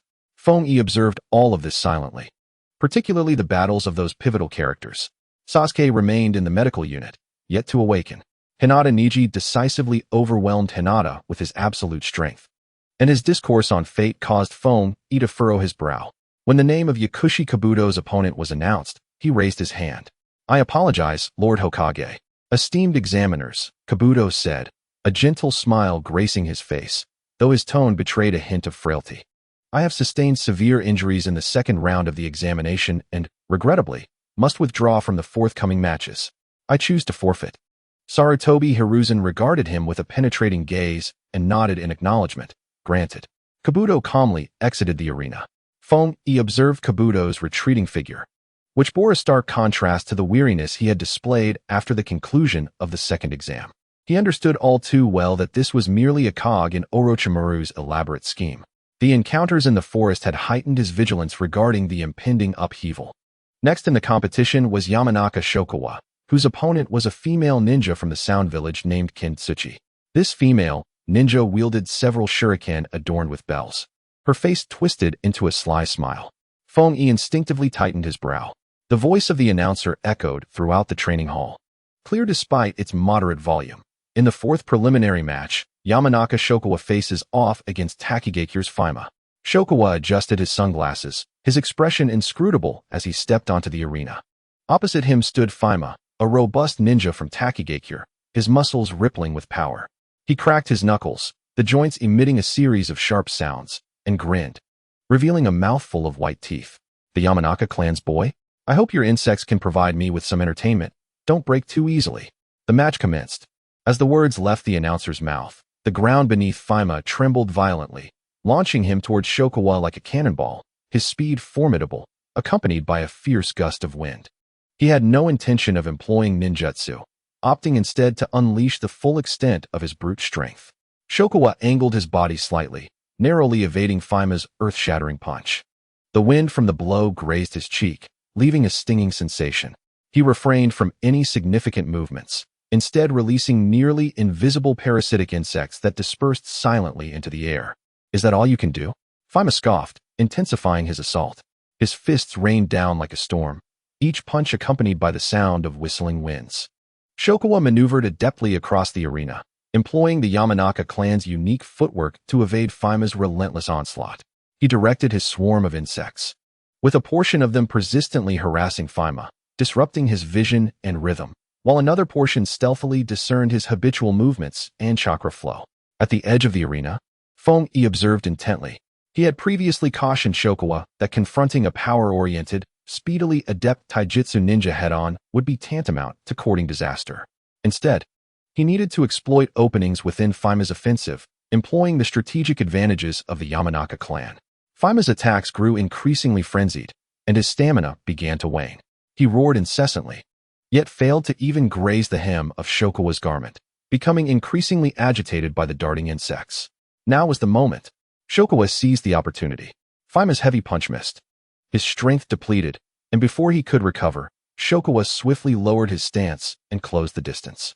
At the same moment, a vast swarm of parasitic insects, hidden in the shadows beneath Faima's feet, surged towards his legs with a dark, ominous presence. What on earth? Faima was taken aback, feeling a sudden numbness in his legs, causing his speed to wane. These insects not only bit him, but also siphoned off his chakra. Seizing this fleeting opportunity, Xianchuan swiftly formed hand seals, secret technique, insect sphere. Countless insects poured forth from his sleeves, enveloping the hindered Faima completely, forming a writhing mass of black insects. Faima's struggles and cries emanated from within the insect sphere, his voice dwindling into silence. After a while, the swarm dispersed. Faima lay on the ground, covered in a myriad of bite marks, his chakra in disarray. Moonlight Gale approached to assess the situation and announced, "The victor is Oil Girl Xianchuan." Feng Yi's lips curled in a slight smile. Xianchuan performed even better than he had anticipated. Chinai also breathed a sigh of relief, pleased for Xianchuan. After a brief respite, the big screen displayed Chinai's name. In the fifth match, Onma Chinai faced off against the Sound Ninja, Xiang Kai. Taking a deep breath, Chinai stepped onto the stage. Her opponent was a lanky Sound Ninja, fingers pinching several oddly shaped metal pieces. Onma clan, I've heard your illusions are quite decent. Xiang Kai's voice was dry, dripping with disdain. As the whistle for the match sounded, Xiang Kai flung the metal pieces into the air. The metal emitted a sharp, piercing screech, creating a bizarre sound wave that shot directly towards Chinai's head. Anticipating the attack, Chinai immediately closed her eyes, relying on the Onma clan's resistance to illusions. However, the opponent's Jinjutsu targeted not only vision. The sound waves pierced her ears like countless tiny needles, leaving her dizzy and disoriented, her surroundings beginning to sway. This is bad. A jolt of fear struck Chinai's heart as she sensed herself falling into the other's illusion. The environment around her became chaotic, the ground soft and unstable, as if it were trying to swallow her whole. Fengyi furrowed his brows from the sidelines. This sound ninja's Jinjutsu, utilizing sound as a medium, was indeed more challenging to defend against. Chinai lacked the finesse in both the manipulation of illusions and practical experience. Observing her, he subtly released a nearly imperceptible chakra wave, gently brushing against the edges of Chinai's consciousness. He wasn't directly assisting her, but rather nudging her to identify the most awkward point within the illusion. Struggling within the illusion, Chinai suddenly sensed a refreshing thought, like a glimmer of light in the darkness. She bit her tongue sharply. The pain jolted her senses awake. Drawing upon the Onma bloodline's instinctive resistance to illusions, coupled with Fengyi's exceedingly subtle hint, she finally discerned the flaw in the Jinjutsu. Jinjutsu Flower Mirror. Chinai formed hand seals, unleashing the Onma clan's illusionary chakra. Just as Xiang Kai reveled in the effectiveness of his Jinjutsu, the scene before him abruptly transformed. With countless beautiful yet perilous flowers blossoming around him, their petal edges were sharp, spinning towards him like blades. What? A counter Jinjutsu? Xiang Kai's countenance darkened as he hastily retreated, attempting to evade the sudden counterattack. Seizing the opportunity, Chinai, taking advantage of the moment when her opponent's illusion was shattered and his mind was unsettled, concentrated her chakra and exclaimed, "Release." She successfully broke free from his sound wave illusion, and simultaneously, her counter-illusion caused Xiang Kai to flounder. Although Chinai's illusion lacked sufficient strength to completely ensnare him, it effectively disrupted his rhythm. That's the spirit, Chinai, Fengyi thought. Chinai pressed her advantage, launching several kunai imbued with a faint hypnotic effect towards Xiang Kai. He clumsily dodged, no longer underestimating the seemingly demure young lady. Ultimately, in a close-quarters encounter, Chinai reacted more swiftly, pressing a kunai against Xiang Kai's neck. "The victor is Kuruma Chinai," announced the Moonlight Gale. Chinai exhaled deeply, her joy nearly overflowing. She glanced at Fengyi, her gratitude unmistakable. Thus, the entire 9th class advanced to the next round of the preliminary tournament. Moonlight Gale approached the trio, a rare smile gracing his features. "Fengyi, Xiang Chuan, Chinai, you performed admirably. However, your upcoming opponents will only grow more formidable.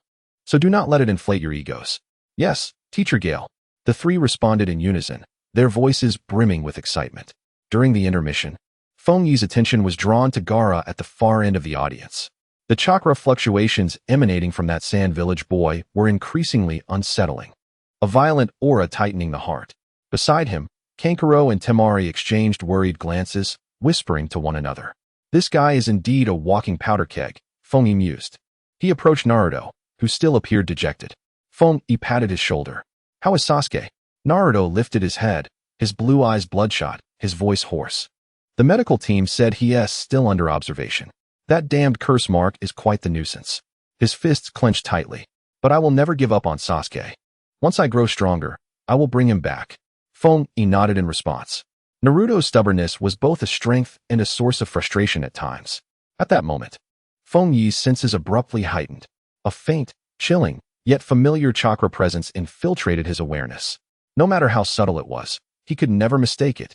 Orochimaru. His chakra still lingered in some hidden corner of the Leaf Village, refusing to vanish after that incident in the Forest of Death. A weight settled in Fengyi's heart. The situation was more complicated and perilous than he had anticipated. He discreetly scanned the inconspicuous corners of the tower, striving to pinpoint the source of that chakra. Suddenly, from the corner of his eye, he caught sight of several sound ninja and high-ranking members of the Sand Village huddled together with a shadowy figure whose face remained obscured, engaged in a furtive conversation. A shiver ran down Fengyi's spine. Byakugan. The delicate veins around his eyes throbbed subtly, and for a fleeting moment, his pupils turned pale, only to revert to their original state in less than the blink of an eye. Those nearby remained oblivious to this brief anomaly. In that fleeting instant, he distinctly perceived the grave expressions on the faces of several high-ranking sand ninja.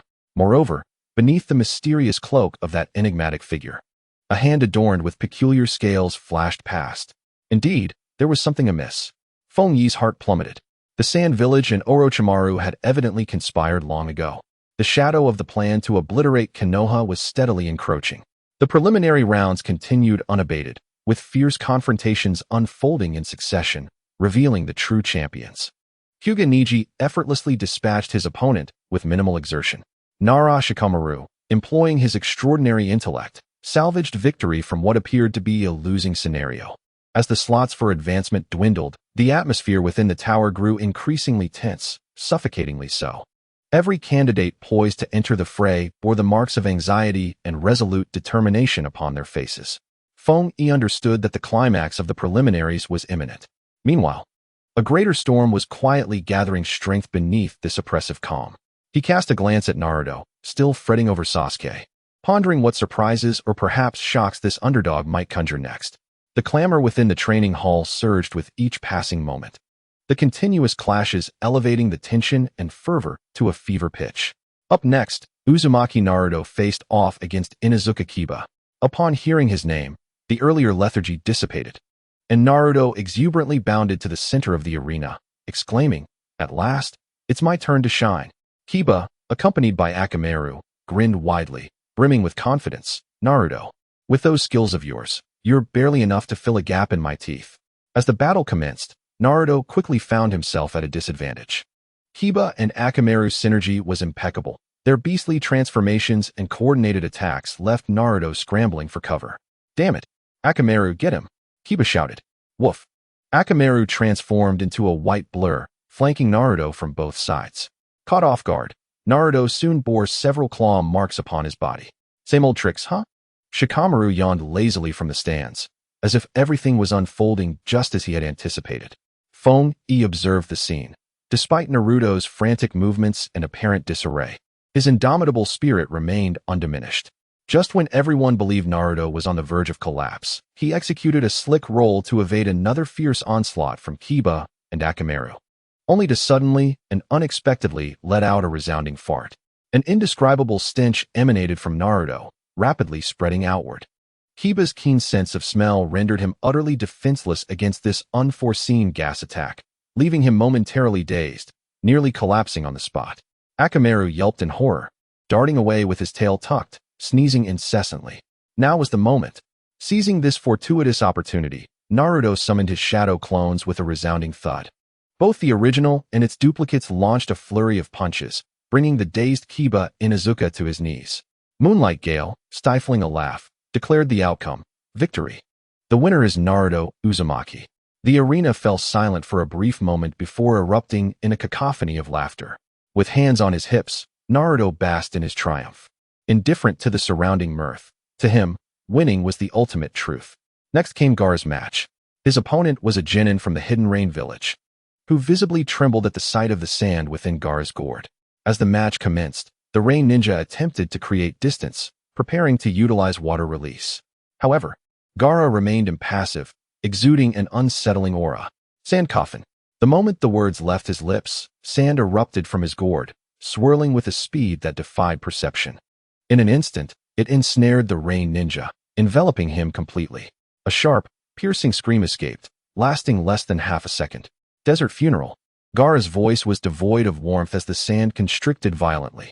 With a sickening squelch, dark red liquid seeped through the grains, a color that sent shivers down the spines of onlookers. The watching ninjas, including several jonin nearby, felt a chill rise from their feet.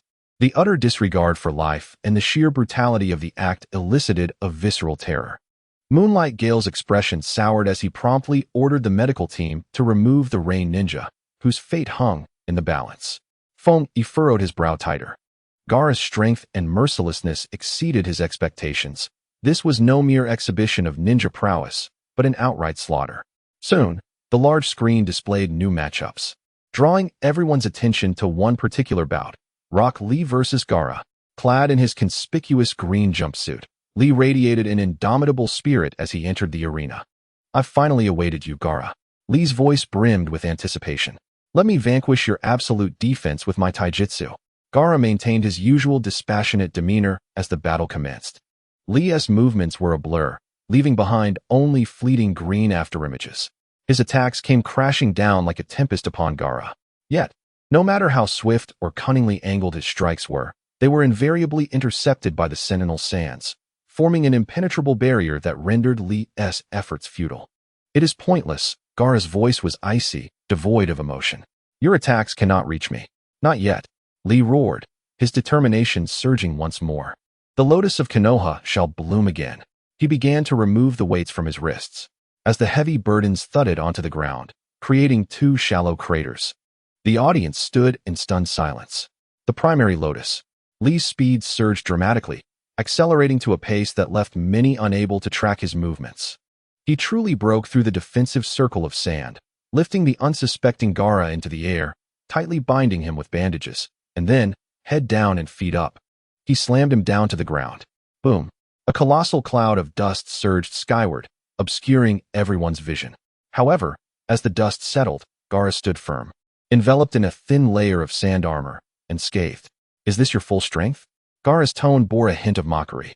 Lee gasped for breath, sweat soaking his tight-fitting attire.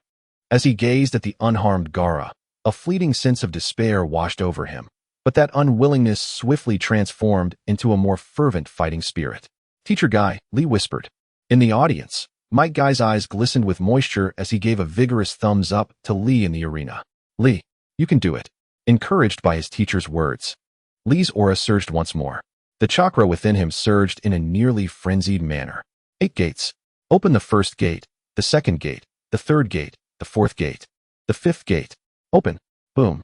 A terrifying wave of energy erupted from Lee, enveloping him in a tangible green chakra steam.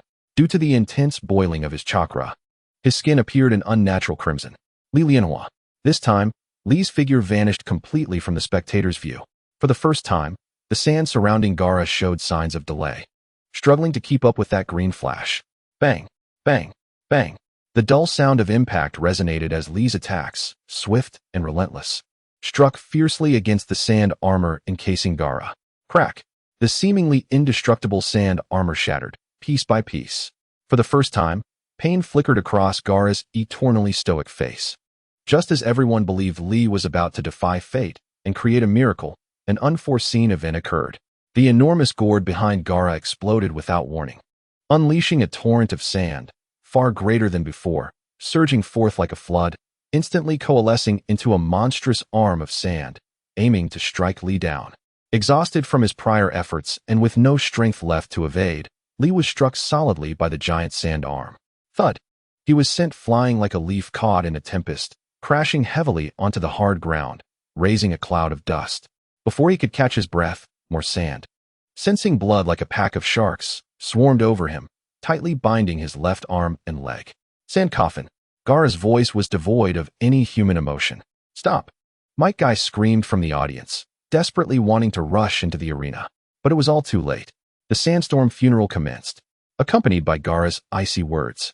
The sand enveloping Lee's limbs suddenly constricted. A heart-wrenching, distorted scream echoed throughout the training hall. Lee's left arm and leg were mercilessly crushed by the frenzied sand. Blinding blood instantly stained the ground beneath him. Mike Guy finally rushed to the side of little Lee, and upon witnessing his disciple's woeful state, even this man, typically resolute, could not restrain his tears of anguish. Feng Yi stood frozen. The events unfolded with such rapidity and brutality. He had observed little Lee's tenacity, that indomitable spirit of perseverance, with keen eyes. Yet, the harshness of reality was undeniably frigid and merciless. A profound yearning for greater strength surged within him. A desperate hope to seize the throat of this cursed fate, churning with an unprecedented intensity in his chest. He must become stronger, strong enough to protect those he cherishes, strong enough to alter the tragedies that ought not to have occurred. The medical ninjas hurriedly lifted little Lee away for urgent treatment. Simultaneously, in a hospital room within the Leaf Village, Sasuke Uchiha slowly opened his eyes. The bizarre curse mark on his neck seared with an insidious heat. and the malevolent chakra it contained caused his body to convulse. "Sasuke, you're awake." Kakashi appeared at his bedside, his expression more serious than ever. The curse of Orochimaru made Sasuke's teeth grind, his resentment and fury nearly erupting from his chest. "I know," Kakashi sighed. "I will find a way to help you suppress it. But you must remember, this curse mark is exceedingly dangerous. Should you attempt to harness its power, it may completely consume you." Previously, when Feng Yi requested Sakura to deliver medicine, he had discreetly instructed the medical ninjas to mix a superior restorative pill into Sasuke's regular medications. This contributed to Sasuke's swift recovery and relative clarity of mind. The preliminary rounds continued under an oppressive atmosphere. As the final match concluded, Moonlight Gale cleared his throat, which felt slightly scratchy, and stepped forward to announce the names of those who successfully advanced to the finals. Feng Yi, Yamanaka Shokawa, Kurama Kanai, Uzumaki Naruto, Gaara, Kankuro, Temari, Nara Shikamaru, Hyuganiji, and Sakan of the Sound Village. The finals would be held in a month, providing time for rest and final enhancements. The third Hokage, Sarutobi Hiruzen, also made a timely appearance, offering words of encouragement to the qualifiers and briefly explaining the rules of the finals and their significance to the village. The spectators gradually dispersed, each processing the shock of the day as events. Feng Yi sought out Moonlight Gale. "Teacher," he began softly, regarding Orochimaru, as well as the connections between the Sound and Sand villages. His voice was low and his words veiled. "I distinctly sensed Orochimaru's chakra within the Forest of Death. Moreover, I have an unsettling feeling about the abnormal ties between the Sound and Sand ninjas." Moonlight Gale's expression sharpened, and he instinctively coughed discreetly into his hand. "I understand, Feng Yi. I will keep an eye on this matter. You must also exercise caution." Feng Yi nodded gently, recognizing that, given his current status and the extent of his abilities, this was all he could do for now. Upon returning to the temporary lounge allocated to Class 9, Feng Yi's expression was unusually grave. "This month, we must exhaust every means to enhance ourselves. The village of Konoha, I fear, will not remain tranquil." He addressed Xiang Chuan and Qin Nai. Xiang Chuan adjusted his sunglasses, inquiring, "Orochimaru, is it? That fellow indeed poses a significant nuisance." Qin Nai vigorously nodded, her petite face etched with concern. "Feng Yi-kun, we will strive with all our might." Feng Yi began meticulously assessing the ninjutsu he had mastered, along with the special tools he had accumulated in his system backpack, which he had hesitated to utilize until now. He aimed to prepare thoroughly for the finals a month hence, and for the impending collapse of Konoha that was nearly foreseen. He required more trump cards, more formidable strength. The night was as deep as ink. Konoha village lay enveloped in a profound silence, interrupted only by the occasional patrol of ninjas traversing the streets. Feng Yi sat cross-legged on the floor of his room, elevating his sensory perception to its utmost limit. Soon, a powerful yet subtle surge of sealing chakra emanated from a certain direction within the village. Within that surge were the muffled groans of Sasuke, laced with anguish, alongside the distinctive chakra presence of Kakashi. Is it Kakashi-sensei's sealing technique? Feng Yi mused to himself. However, even under the oppressive force of that powerful seal, the sinister will of Orochimaru embedded within the cursed mark seemed not to have been entirely eradicated. Instead, it lurked deeper, akin to a malignant tumor buried within flesh, biding its time for an opportune moment to erupt once more in madness. Feng Yi slowly opened his eyes, a palpable gravity etched upon his brow. Sasuke's cursed mark remained a colossal ticking time bomb. Meanwhile, Orochimaru, that serpent lurking in the shadows of Konoha, would undoubtedly not retreat so easily. A month's time, for a ninja, is neither excessively long nor excessively brief. It passes almost in the blink of an eye. The date of the Chunin selection exam finals arrived as scheduled. The venue in Konoha was now a sea of people. Nobles, wealthy merchants, and ninja representatives from the land of fire and beyond, along with common folk, gathered to witness the pinnacle clash for honor among young ninjas. The sun shone brightly, colorful flags fluttering around the venue, and the atmosphere buzzed with a fervor that seemed poised to ignite the very sky above Konoha. Yet, standing at the entrance of the participants' passage, Dongye Feng Yi keenly sensed that beneath this celebratory grandeur and the deafening cheers, a nauseating aura of conspiracy permeated the very corners of the venue like an invisible undertow. A true storm was on the horizon. The finals venue in Konoha was teeming with spectators, the roar of the crowd nearly bursting the heavens. In the elevated stands, lords, noble merchants, and representatives from various ninja villages had taken their seats.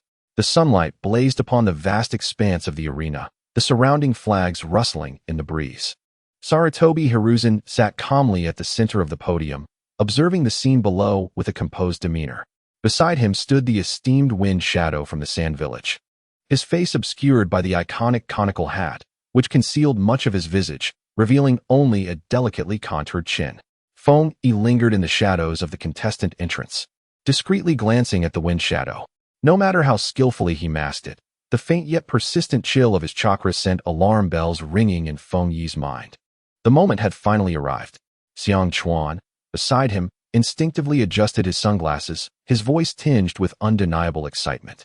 Qi Nai appeared somewhat uneasy, her small hands tightly clutching the hem of her garment. Esteemed guests, fellow ninjas. The chief examiner's voice resonated clearly throughout the venue via amplification ninjutsu. The final round of the Chunin selection exam is now commencing. As his words echoed, the audience erupted into a cacophony of cheers and applause. The first match, Uzumaki Naruto versus Hyuga Neji. With the announcement, Naruto, sporting his vibrant yellow hair and clad in an orange training outfit, energetically leaped into the arena. His face adorned with an unwavering smile. Here I come. This time, I will definitely win, I assure you. On the opposing side, Hyuga Neji, dressed in white, entered with an air of aloofness, his calm demeanor contrasting sharply with Naruto's exuberance. His pristine Byakugan gazed steadily at Naruto, his voice laced with an innate superiority. Fate has been predetermined from the very beginning. No matter how hard you struggle, the outcome of your failure remains unchanged. Fate. I refuse to believe in such nonsense. Naruto clenched his fists defiantly, proclaiming, I will shatter your twisted logic in my own way. The match commenced. Neji swiftly assumed the stance of the gentle fist, veins pulsing around his Byakugan. Byakugan. He darted toward Naruto. Gentle fist. 8 trigrams, 64 palms. 2 palms. 4 palms. 8 palms. Neji's strikes were a blur, precisely targeting Naruto and sealing his chakra points. Naruto felt intense pain coursing through his body as his chakra flow became obstructed, causing him to stagger backward, utterly unable to retaliate. 16 palms. 32 palms. In the audience, Sakura and Hinata stood anxiously, with Hinata clasping her hands together, her face a portrait of concern. Give it up. Neji's voice remained frosty. Your chakra has been sealed beyond recovery. You have lost. Naruto lay sprawled on the ground, blood seeping from the corner of his mouth, his body bruised and battered. He struggled to rise, but found himself collapsing again. Damn it! Naruto pounded the ground in frustration. Just when everyone believed the outcome was decided, a faint yet ferocious red chakra began to surge quietly from Naruto. I will not concede here. Naruto roared, his eyes reflecting the abnormal crimson hue of the chakra's awakening. He leapt up from the ground, swiftly forming hand seals. Shadow Clone Jutsu. Boom, boom, boom. Dozens of Narutos instantly filled the arena. Neji frowned slightly. The same technique? It won't work against me. He spun, expanding the defensive range of his gentle fist, dispersing the approaching shadow clones one by one. However, just as Neji was entirely focused on confronting the shadow clones before him, a Naruto emerged silently from the earth beneath his feet, delivering a fierce punch to his chin. What? Neji was taken aback, his body uncontrollably leaning backwards. But that was not the end. The real Naruto seized the opportunity, summoning the last remnants of chakra within him, blending it with the newfound strength, and conjured several more shadow clones that surged towards the off-balance Neji from all directions. After a flurry of punches and kicks, Neji fell heavily to the ground, unable to rise again. The victor, Uzumaki Naruto. The proctor announced loudly. A moment of silence enveloped the arena, quickly followed by even more fervent cheers than before. Amazing. Naruto. Sakura exclaimed, leaping in excitement. Hinata covered her mouth, tears of joy streaming down her cheeks. Lying on the ground, Neji gazed up at the azure sky. Naruto's words, I will shatter your twisted logic in my own way, echoed in his ears. The fate he had always believed in seemed to waver at that moment. In the contestant area, he'd watched the ecstatic Naruto, a subtle smile gracing his lips. His attention shifted once more to the Kazekage on the podium. At the moment of Naruto's victory, he distinctly sensed a slight, imperceptible disturbance in the malevolent chakra emanating from the Kazekage, as if it had been stirred. Alarm bells rang in Kiida's mind. Not far away, hidden in the shadows, Tsukikage coughed lightly, his gaze fixated on the Kazekage as well, his eyes, usually marked by illness, now filled with gravity and suspicion. It seemed he too sensed something amiss. What an exhilarating showdown. The proctor's voice resounded again, and now, the second match will commence. Kid Fuyuki against Sakuto of the Sound Village. Hearing his name, Kid took a deep breath and calmly stepped forward. Opposite him, the sound ninja Sakuto stood in the arena, hands shoved in his pockets, his face radiating unabashed arrogance and disdain as he cast a scornful glance at Kid. Hope you can last longer than that last loser, or you'll bore me to death. Kid paid no heed to the provocation, silently flexing his wrist. He understood that this might be the final moment of tranquility before the storm. On the podium, a faint, enigmatic smile curled at the corners of the Kazekage's mouth beneath his hat. The voice of Tsukikage broke the brief silence in the arena. Begin the match. Sakuto let out a cruel laugh, abruptly withdrawing his hands from his pockets, palms directed at Kid as the air compressed sharply. Let us see how you handle this.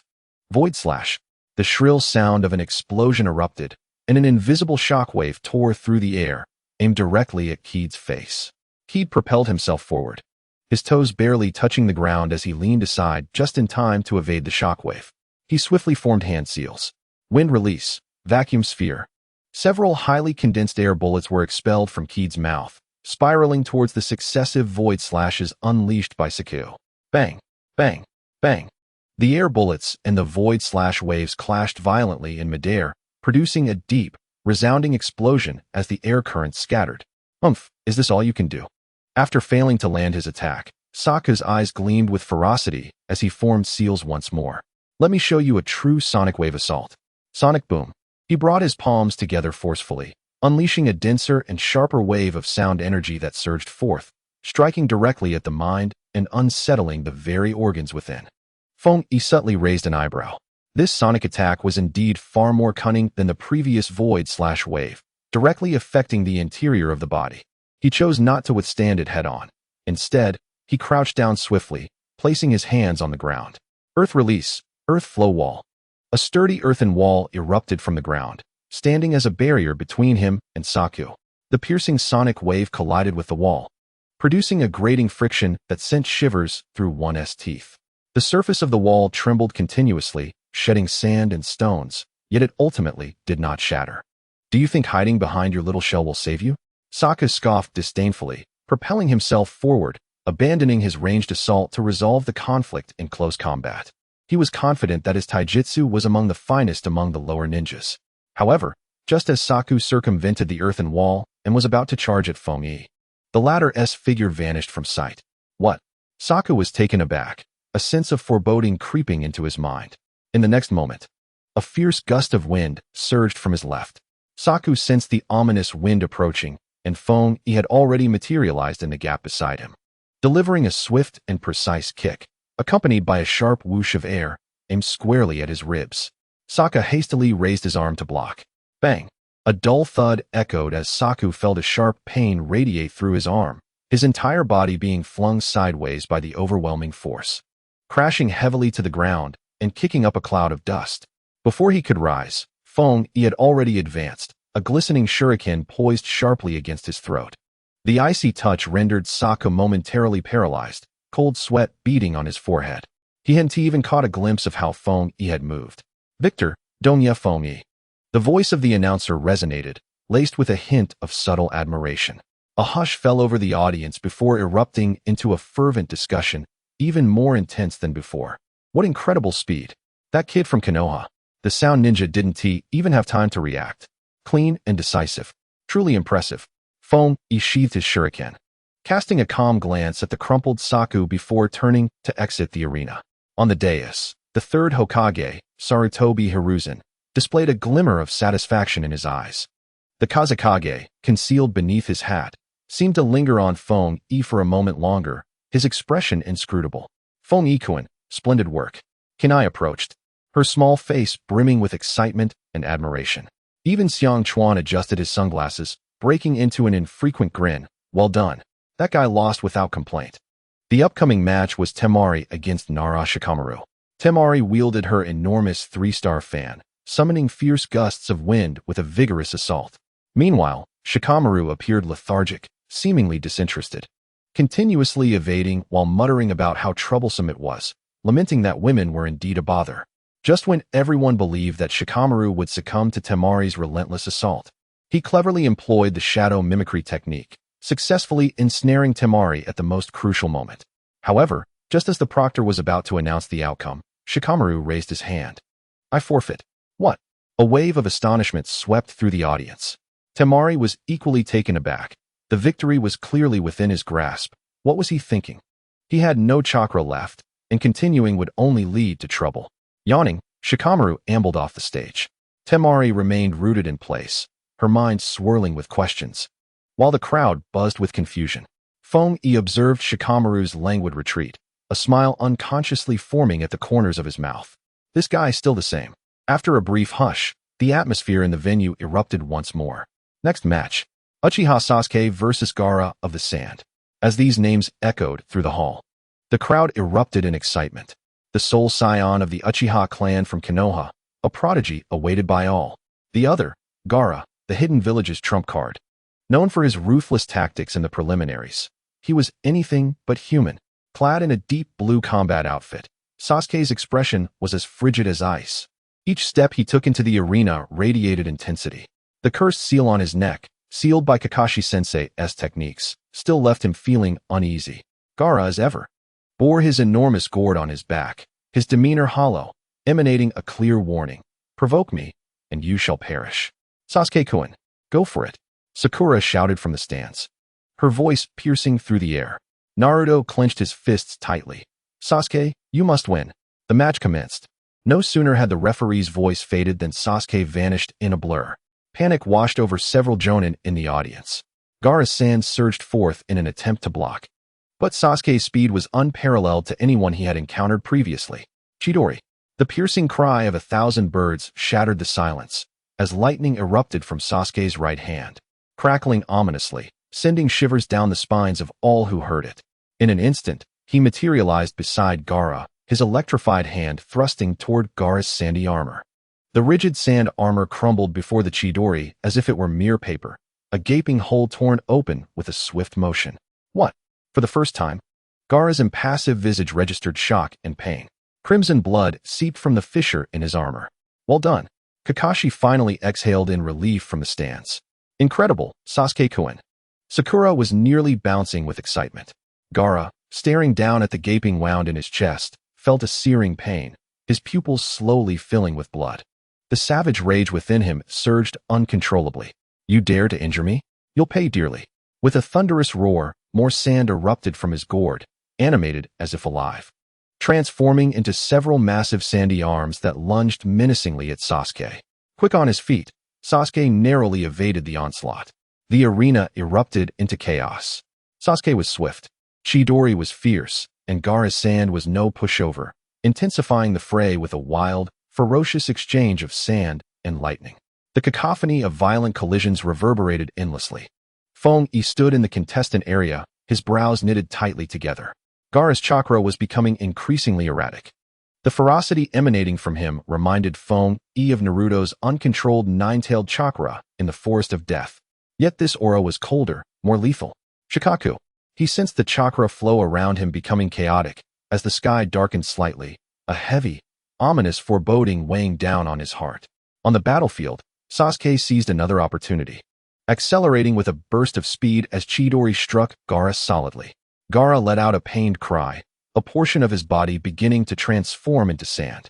A massive, grotesque hand, adorned with sinister symbols, abruptly extended from his back, aiming to strike Sasuke. Sasuke's pupils constricted sharply. He attempted to evade, but it was too late. Suddenly, without warning, a flurry of white feathers descended from the heavens. Almost everyone instinctively looked up. The feathers floated gracefully, appearing quite lovely. However, they exuded an unsettling, hypnotic aura. A warning bell rang frantically in Feng-yi's mind, a profound sense of dread surging through him. Almost immediately, individuals in the audience began to collapse one after another, as if their souls had been siphoned away, falling into a deep slumber. Even the dignitaries on the podium were not spared. Illusionary technique. The third Hokage, Sarutobi Hiruzen, paled, rising abruptly with a shout. Beside him, the wind shadow slowly raised his head, a sinister and triumphant smile spreading beneath his straw hat. His eyes glinted coldly, resembling golden snake pupils. Ah, Hiruzen-sensei. How delightful to see you again. The raspy, familiar voice sent a shiver down Sarutobi's spine. Orochimaru. The plan to obliterate Konoha was officially set in motion. The feathers continued to drift down softly, enveloped in an eerie tranquility. What is this? Some in the audience reached out in confusion to catch them. Feng Yi's foreboding escalated to a crescendo, and he shouted urgently, "Hold your breath. Do not look at those feathers. It's an illusion." Before his words could fully resonate, Xiang Chuan and Kodo Na instinctively held their breaths and quickly closed their eyes.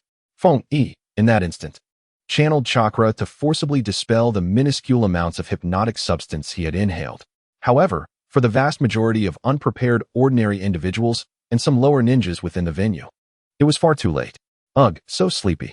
Shadows of people collapsed like cut wheat, languidly succumbing to the ground, their faces etched with confusion as they fell into a deep slumber. The once boisterous venue plunged into a profound silence in mere seconds, leaving only a handful of resilient ninjas and quick-reacting individuals still conscious. On the podium, Sarutobi Hiruzen's face turned ashen, chakra surging within him as he dispelled the invasive illusion. Who is it? The wind shadow beside him slowly lifted his head, the shadows beneath his hat dissipating to reveal a pale, yet handsome face, adorned with those chilling golden slit pupils. Ah, Hiruzen-sensei, it's been quite a while. You seem as spirited as ever.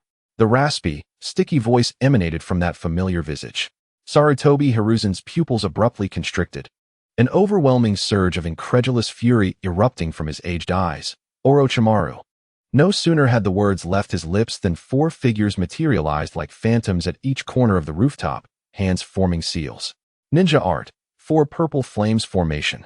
A wall of violet chakra soared into the heavens, creating an enormous square barrier that ensnared both Sarutobi Hiruzen and Orochimaru atop the roof. Attack. Orochimaru's lips curled into a cruel grin. Boom, boom, boom.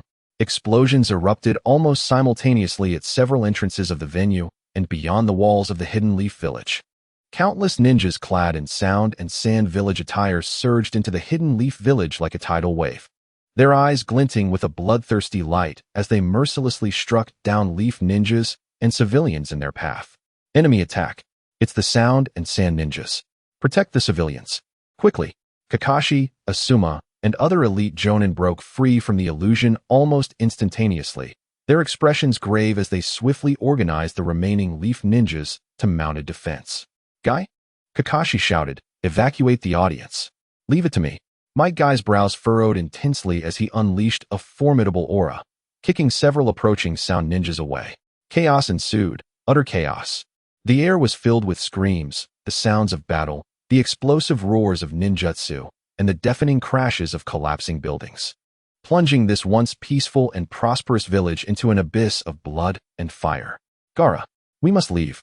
On the stands, Kankuro and Temari's faces turned pale as they hastily pulled Gaara, who had been wounded by Sasuke's Chidori and was clutching his chest, his gaze spiraling into madness. That bastard. I will kill him, Gaara growled, his sand swirling uncontrollably. Now is not the time.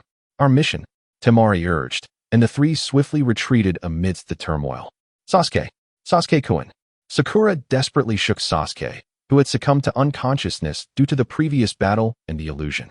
Naruto, breaking free from the illusion, beheld the hellish scene and Gaara being taken away, his fury igniting.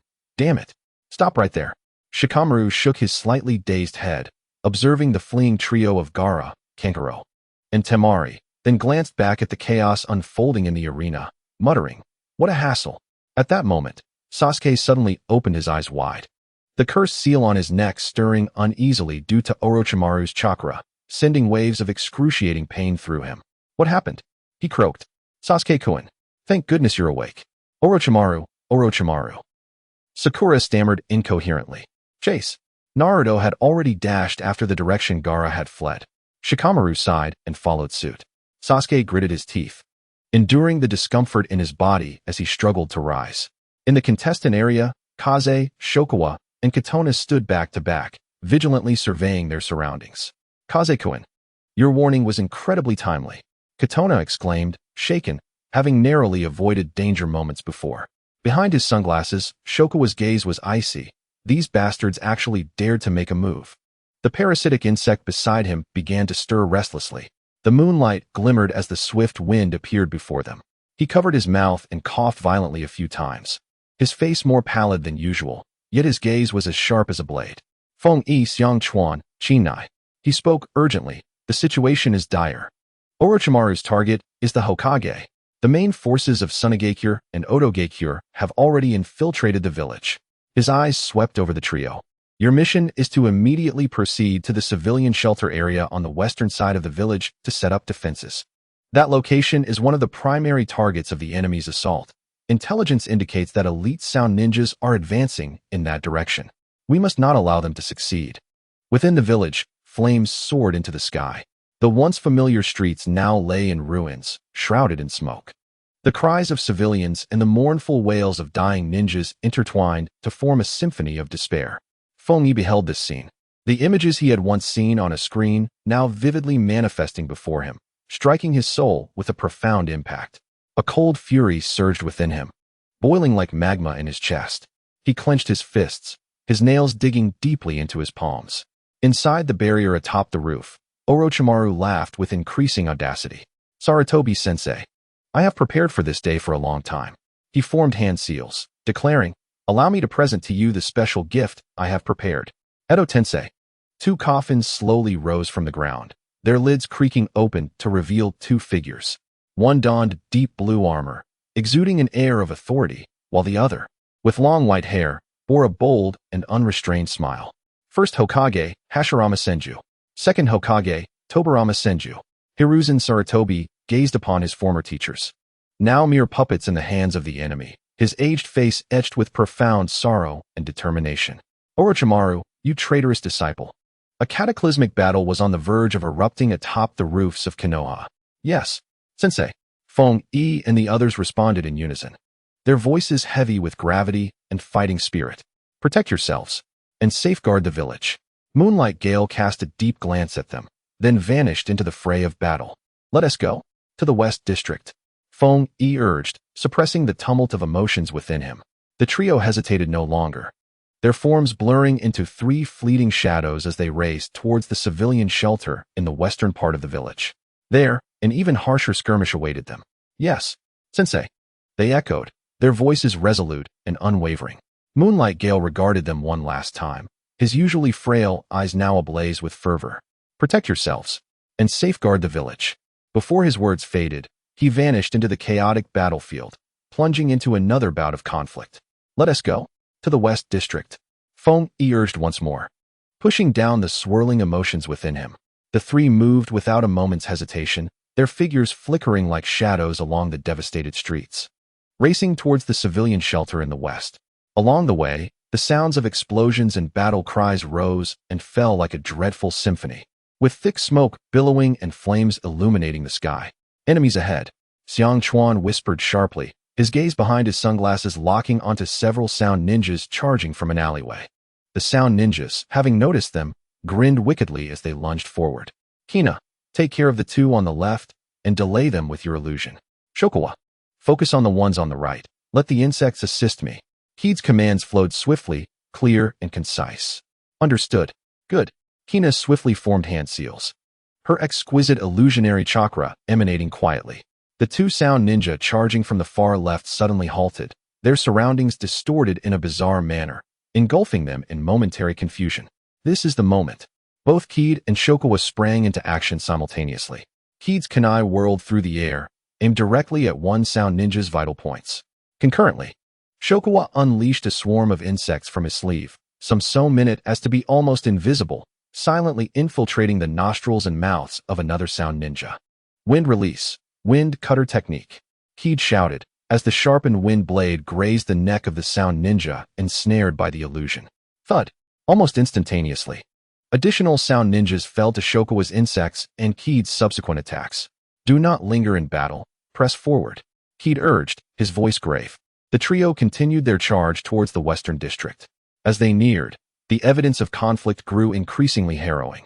Finally, they reached the outskirts of the civilian shelter, and their hearts sank at the sight before them. What was once an open plaza now lay in ruins. Walls crumbled and scattered. The Leaf Ninja squad tasked with guarding this area lay battered in pools of blood. The few remaining were grievously wounded, barely holding their ground, their defenses on the verge of collapse. At the entrance to the shelter, civilians huddled together, their faces etched with terror and despair. Children cried, women sobbed, tightening their hearts. Before them, a dozen elite sound ninjas, led by a towering and menacing sound ninja Jonin, relentlessly attacked the crumbling defense line. The Jonin wielded a uniquely shaped broad-bladed sword, each swing conjuring fierce winds that tore through the Leaf Ninja's defenses. Ha! Leaf scum, prepare to meet your demise. Capture these civilians and make even more noise. The Jonin cackled, his assault intensifying. Infuriating. A surviving Leaf Chunin roared, only to be kicked away, crashing heavily against a shattered wall, blood spilling from his mouth. They must not pass. He'd commanded decisively, Shokawa, Kina now. Form a triangular formation and hold this position. Good. Shokawa adjusted his sunglasses, his gaze icy behind the lenses. Yes. Kina gripped her kunai tightly, her small face resolute. Without hesitation, the three plunged into the battlefield. Swarm of insects, disperse. Scout and disrupt them. Shokawa waved his hands. Countless tiny insects pouring forth, some burrowed into the ground, while others soared into the air, swiftly enveloping the battlefield. Those sound ninjas attempting to advance immediately felt a prickling sensation, the shadows of insects dancing before them, their movements slowed. Kina, meanwhile, formed hand seals, recalling Keed's guidance on her illusions after the preliminaries. Instead of employing a broad, overpowering illusion, she concentrated her chakra and released a targeted attack. Illusionary sound of confusion. The foremost sound ninjas suddenly heard indistinct, eerie sounds, some sharp and piercing, others deep and terrifying, unsettling their minds and severely impairing their judgment. One sound ninja even misinterpreted a command, striking at his own comrade. Well done, Kina. Feng Yi praised, as he confronted the sound ninja elite. Wind release, vacuum wave. He unleashed several sharp wind blades from his mouth, sealing the attack route of the sound ninja. Humph, little brat, you possess some skill, sneered the sound ninja, wielding a broad-bladed sword with such finesse that it deflected the wind blades effortlessly. Not enough to impress. With a sudden stomp, he propelled himself towards Feng Yi like a cannonball, his sword descending with immense force. Earth release, hardening technique. Feng Yi roared. His arms, instantly encased in a shell as hard as rock, crossed defensively before him. The clang of metal striking stone resounded, ringing painfully in his ears. A tremendous force crashed against his arms, and Feng Yi let out a muffled groan, feeling as though his bones were lamenting. He was unable to prevent himself from sliding backwards several steps, carving deep trenches into the ground beneath his feet. This sound ninja possessed formidable strength. His battle experience was astute, more challenging than any he had encountered before. Engaging head-on was not an option. Feng Yi channeled chakra beneath his feet and shouted, lightning release, body flicker. Crackling sounds erupted as countless fine blue electric serpents exploded beneath him, skimming across the ground and racing towards the sound ninja's feet with astonishing speed. Yet, the sound ninja had already sensed the danger. He stomped his foot forcefully. Huh! A surge of even more potent chakra erupted from beneath him, shaking the ground. And the advancing electric serpents were violently dispersed, vanishing into thin air. Little brat, your tricks are useless against me. The sound ninja bellowed, springing forward once more, his broad-bladed sword glinting ominously. Feng Yi remained resolute, advancing rather than retreating. The sharp cutting of wind release, the solid defense of earth release, and the swift assault of lightning release flowed seamlessly in his hands, his ninjutsu interwoven fluidly. In that moment, the clash of blades and the brilliance of various ninjutsu intertwined, creating a fierce and balanced confrontation. Each collision, each narrow escape, deepened Feng Yi's understanding of chakra control and the rhythm of battle. This elite ninja was indeed a fine sharpening stone. On the other side of the battlefield, Team 9 exhibited flawless cooperation. Xiang Chuan's swarm of insects filled the air, burrowing through the earth and climbing walls, infiltrating every corner, much to the annoyance of the sound ninjas, who found themselves ensnared, scratching incessantly. or suffering as insects invaded their ears and nostrils. While Chen Nai's illusions lacked the power for widespread destruction, she consistently managed to precisely disrupt one or two enemies' judgments at critical moments, causing their movements to falter or their attacks to miss, thus creating exceptional opportunities for Feng, Yi, and Xiang Chuan. The trio steadfastly withstood the relentless assaults of the Sound Ninja elite squad. Suddenly, a cunning Sound Ninja spotted an opening, enduring the bites of several insects as he bypassed Xiang Chuan's insect blockade. A sinister grin spread across his face, and the kunai in his hand glinted menacingly, aimed directly at a young mother trembling in fear as she held her child. The child in her arms was too frightened to cry, his little face pale. "Be careful." Chen Nai, positioned closest, instinctively let out a scream, her petite figure darting forward as she spread her arms to shield the mother and child. In a flash, the kunai of the Sound Ninja glimmered ominously, poised to plunge into Chen Nai's frail shoulder. Desperation. Meanwhile, Feng Yi, engaged in a fierce battle with the Sound Ninja Jonin, caught this perilous scene from the corner of his eye, and his heart seized with dread. Without a moment's thought, he clenched his jaw with determination. Thud! He forcefully absorbed the powerful strike of the Sound Ninja Jonin with his left shoulder. Pain surged through him, yet he channeled the force of the blow to twist his body in midair, executing a maneuver beyond the capabilities of an ordinary person. With a flick of his right hand, a kunai shot forth with a piercing whistle, darting like lightning. Whoosh! The kunai left only an afterimage, accurately piercing the throat of the attacking Sound Ninja from behind. The assailant froze in disbelief, clutching his neck as blood gushed through his fingers, collapsing lifelessly to the ground. Meanwhile, Feng Yi's left shoulder bore a ghastly wound, deep enough to expose bone, blood gushing forth and rapidly staining a significant portion of his attire. Feng Yi! Chen Nai gasped, her spirit nearly shattered, rushing to support the staggering Feng Yi, her voice tinged with tears. "I'm fine," Feng Yi grunted, his complexion paling from blood loss and excruciating pain, a thin sheen of cold sweat forming on his forehead. "I can still fight. Keep going. We must not let them break through." His left arm could no longer rise, yet he persevered through the agonizing ache, swiftly forming hand seals with his right hand, conjuring several wind blades aimed at the advancing foes.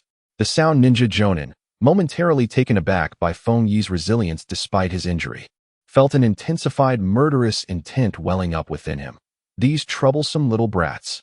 However, he believed it would soon come to an end.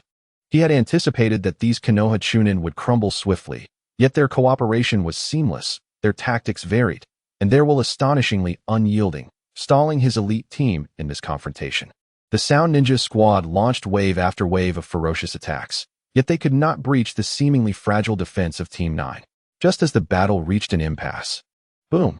From afar, in the direction of the village center, a thunderous roar erupted, shaking the very ground. Following that, a terrifying, inhuman howl, filled with boundless brutality and a desire for destruction, faintly echoed across the battlefield. The roar pierced through the tumult of combat, sending shivers down the spine of every listener. Feng Yi's heart skipped a beat. That noise was from Gaara. Had Shikaku completely lost control? The Sound Ninja Jonin, recognizing the familiar roar, initially paused before a maniacal fervor erupted across his face. "Ha ha ha. It's a success. It is the power of Lord Gaara. The plan has finally reached this stage." His expression morphed into a more grotesque and frenzied visage as he turned to face Feng Yi and his companions. "Since Lord Gaara has intervened, there is no longer any need for you troublesome Konoha brats to live. You shall all perish." The Sound Ninja Jonin no longer held back, his chakra surging dramatically, with ominous veins surfacing along his skin. Secret technique, sonic boom. He transformed into a blurred shadow, his speed and strength inexplicably surging to unprecedented heights. Propelled by a frenzied determination to succeed or perish in the attempt, charging directly at Team 9. The few Sound Ninjas by his side seemed to be invigorated, their eyes glowing crimson as they howled, recklessly disregarding their own lives, launching themselves into a suicidal charge. Madness. These Sound Ninjas had completely lost their minds. The pressure on Team 9 escalated instantaneously. Feng Yi felt as if his gums were bleeding, the wound on his left shoulder burning with searing pain. Each movement of his right arm pulling at the injury, threatening to send him into unconsciousness. Yet he could not retreat. Not a single step. Behind him were the terrified and helpless civilians. The swarm of insects led by Xiang Chuan bravely met the frenzied sound ninjas. But they were decimated in waves under the relentless onslaught, suffering catastrophic losses. Qin Nai's illusions became increasingly ineffective. Her chakra was being depleted to critical levels. Her face pale without a hint of color, her body swaying precariously. The defense was on the brink of collapse, just as Team 9 was about to be overwhelmed in this dire moment. From the direction of the village center, a surge of brutal chakra reached a terrifying apex that sent shivers through the very soul. An indescribable aura of dread spread rapidly, enveloping the entirety of Konoha. The sky seemed to darken. Then, amidst a colossal sandstorm that obscured the sun, a monstrous and despair-inducing figure gradually emerged from the heart of the village. It was a gigantic beast formed entirely of yellow sand, its immense size capable of trampling half of Konoha beneath its feet. Its body was inscribed with eerie violet runes, and a massive single eye glimmered with the promise of annihilation, letting out a thunderous roar. One-tailed beast, fully manifested. Konoha was doomed. The sound ninja Jonin, upon hearing that familiar roar, froze in place. Then, a twisted, feverish ecstasy washed over his face. Ha! It's a success. It is the power of my Lord Gaara. The plan has finally reached this stage. He turned, his gaze fixated on Feng Yi and his companions. His expression more grotesque than a demoness. Since my Lord Gaara has made his move, you insignificant Konoha brats have no reason to live. All of you shall perish. The sound ninja Jonin unleashed his full potential, his chakra erupting violently, the veins on his skin bulging ominously, radiating a sense of foreboding. Secret technique, sonic boom. He morphed into a shadowy blur, his speed and strength skyrocketing, driven by a reckless determination for mutual destruction, charging straight at Team 9. The sound ninjas around him were similarly enraptured, their eyes aflame, screeching as they disregarded their own lives, launching themselves in a desperate charge. Madness. These sound ninjas had completely lost their sanity. The pressure on Team 9 reached a staggering peak. Feng Yi felt his gums oozing blood, the wound on his left shoulder searing with agony, every movement of his right arm eliciting a tearing pain, dimming his vision. Yet he could not retreat. Not a single step. Behind him stood those trembling, terrified, and helpless civilians. The swarm of insects from Xiangchuan bravely charged towards the frenzied sound ninjas, only to be mercilessly slaughtered by their reckless attacks, their bodies falling like rain, suffering catastrophic losses. His complexion grew increasingly pale. Qin Nai's illusion techniques were losing their potency. Her chakra was severely depleted, her small face devoid of color, her body swaying precariously as she clung desperately to her indomitable will. The defensive line was on the verge of being utterly torn apart, just as the three members of Team 9 were about to be overwhelmed by the mad sound ninjas. A violent surge of chakra emanated from the center of the village, suddenly reaching a soul-shaking apex. An indescribable aura of terror spread instantaneously, heavy upon the hearts of everyone. Enveloping the entirety of Konohagakure, the sky darkened abruptly. Then, amidst a colossal sandstorm that obscured the sun, a monstrous figure of despair slowly emerged from the village's core. It was a gigantic beast entirely composed of yellow sand, so immense that it seemed capable of crushing half of Konoha beneath its feet. Its body was adorned with bizarre violet inscriptions, and a colossal single eye glimmered with a destructive ferocity, letting out a deafening roar. Roar! Shikaku, the one-tail. The complete form. What manner of monster is this?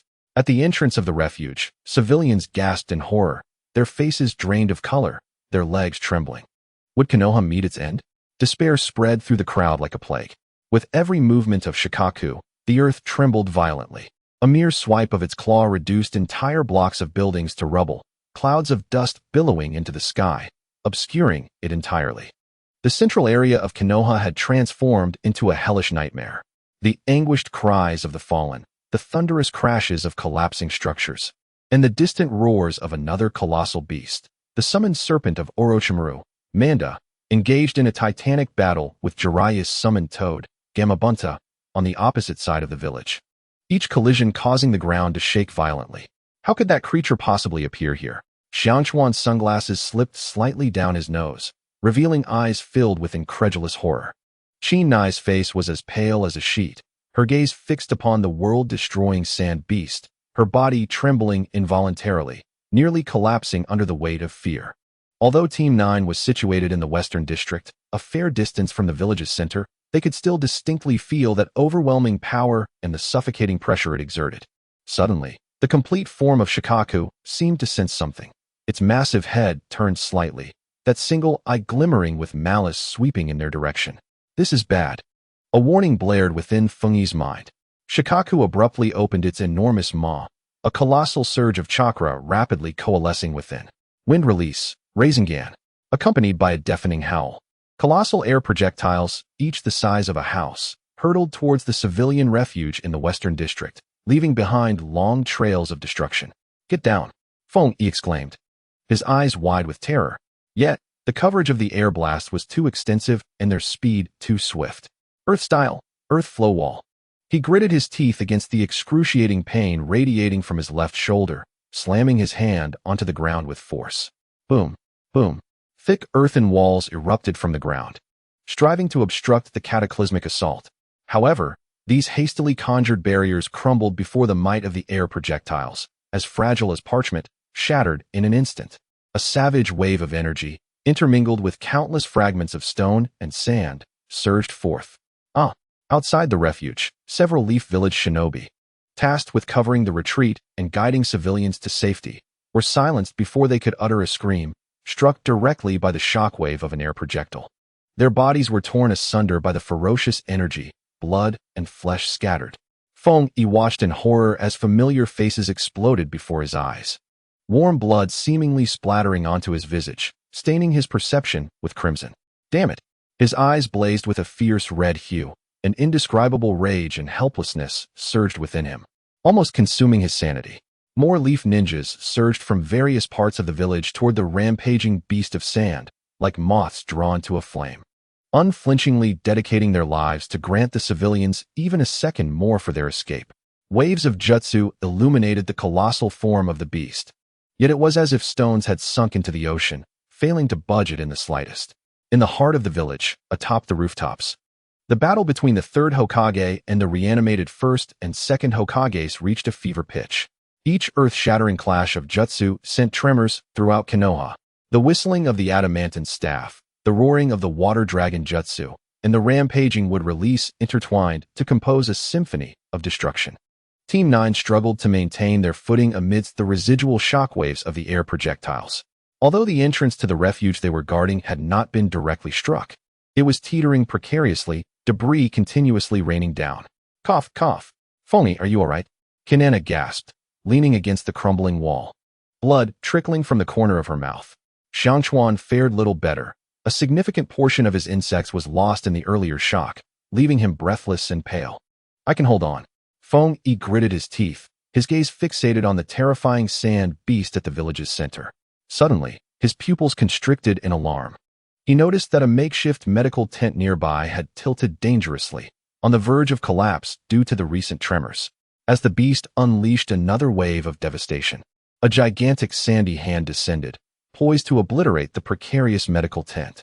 Inside, a few panicked medical ninjas and an immobile injured person lay on a makeshift bed could be faintly discerned. Feng Yi recognized one of the medical ninjas, a kind woman who had previously assisted Xiao Li after the Chunin preliminaries. No. In Feng Yi's heart, a desperate roar erupted. It was over. Xiangchuan gazed at the slowly descending giant hand, his voice dry and hoarse, imbued with a profound sense of helplessness. The distance between them was insurmountable, and with their current strength, it was utterly impossible to thwart the calamity that loomed like a natural disaster. Qin Nai, consumed by despair, closed her eyes, unable to bear witness to the impending tragedy, tears silently cascading down her cheeks. In Feng Yi's mind, the tragic scenes from the Naruto anime of his past life intertwined frantically with the impending devastation before him. His ties to this world, the familiar faces, the laughter and efforts of yore, transformed into sharp ice shards that mercilessly pierced his heart, rendering him breathless. He could not bear to watch it all unfold. He could not. That destructive sandy palm, carrying an oppressive force that threatened to suffocate, drew ever closer. The hand, relentless in its intent to obliterate all, bore down upon the precariously swaying medical tent. Feng Yi's teeth ground together, blood trickling through the cracks of his tightly clenched fists. No, they must not perish. Oh. Feng Yi unleashed a silent roar within his heart, a newfound resolve exploding in his chest. Just as the sandy palm was about to make contact with the tent's peak, three pitch-black Tomo whirled violently in his bloodshot eyes. The speed intensified, so rapid that the contours of the Tomo became indistinct, ultimately merging and reconstituting into a bizarre and intricate new pattern. Kaleidoscope Sharingan activate. The deafening explosions surrounding him, the billowing smoke, and the swirling sand stirred up by Shikaku's massive form provided the perfect cover for his transformation. Gather all the chakra from the systems, sign in. Feng Yi roared inwardly. The vast chakra he had amassed, far surpassing that of his peers, surged forth like a raging torrent toward his transformed eyes. He fixed his gaze upon the area destined for destruction, the peculiar kaleidoscopic pattern in his eyes seemingly igniting. Rewind. An indescribable and extraordinary power silently emanated from Feng Yi's eyes, accurately enveloping the region of the medical tent. A miracle unfolded upon the battlefield of despair. The tent's frame, which had been tilting toward collapse, bizarrely righted itself. The shattered stones that had scattered due to the tremors, as if commanded by an unseen force, retraced their paths, re-embedding themselves into the walls.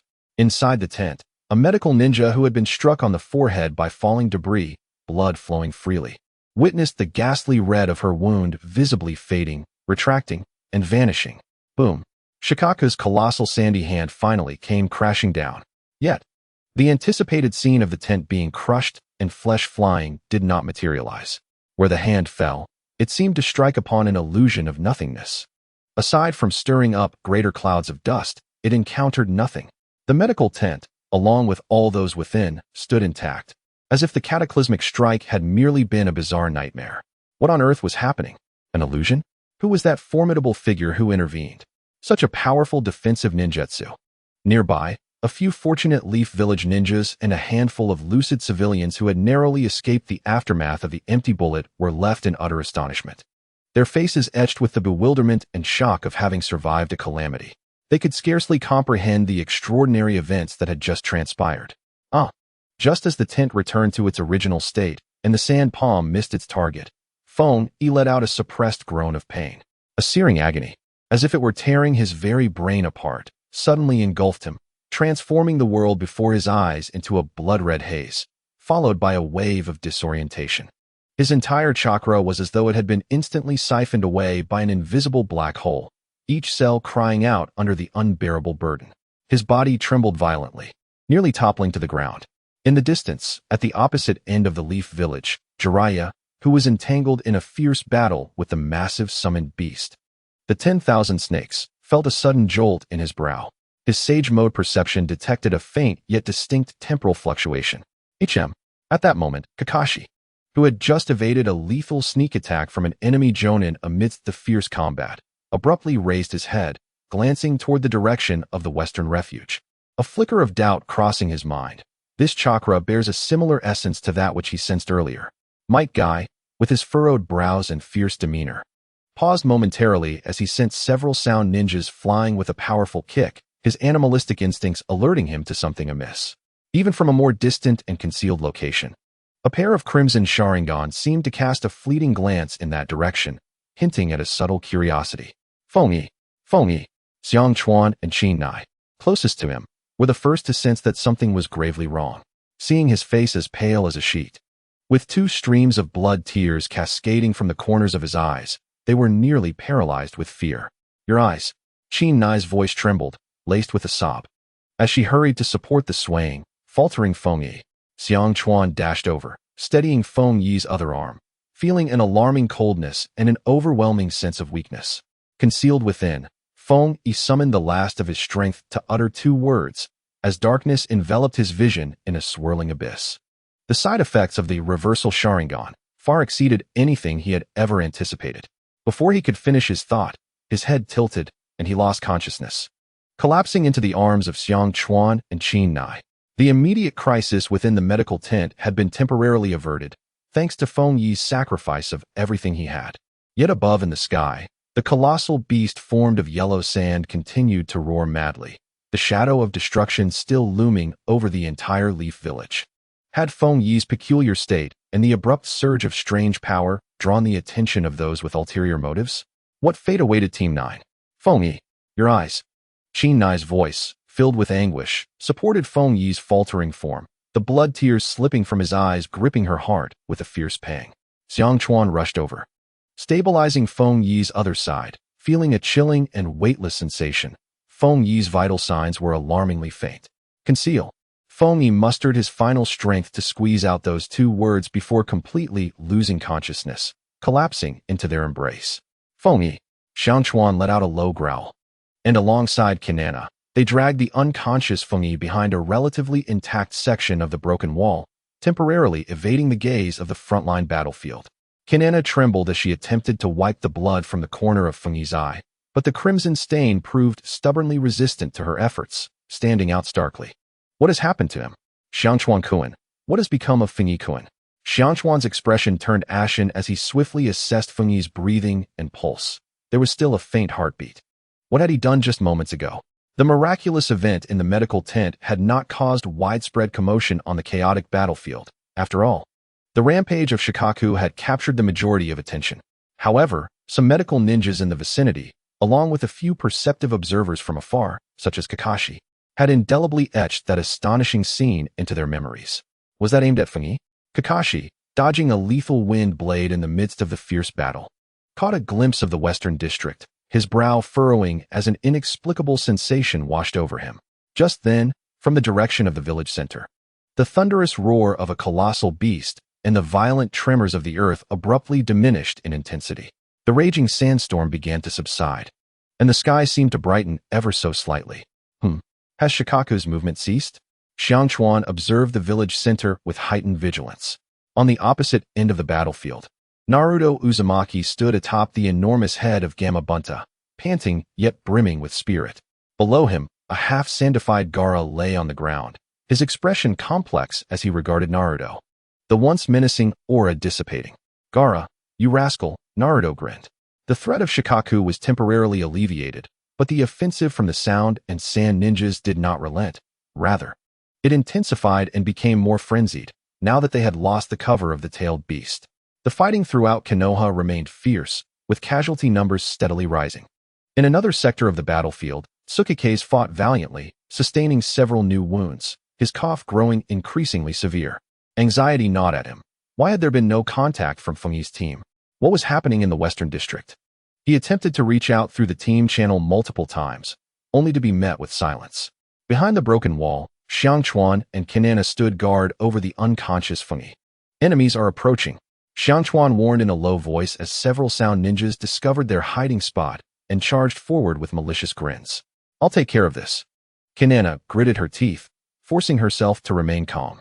With Feng Yi in such a state, both she and Xiangchuan had to hold their ground. She formed hand seals. Despite her chakra being nearly depleted, it coalesced with remarkable intensity. Jinjutsu, Mirage of the Haze.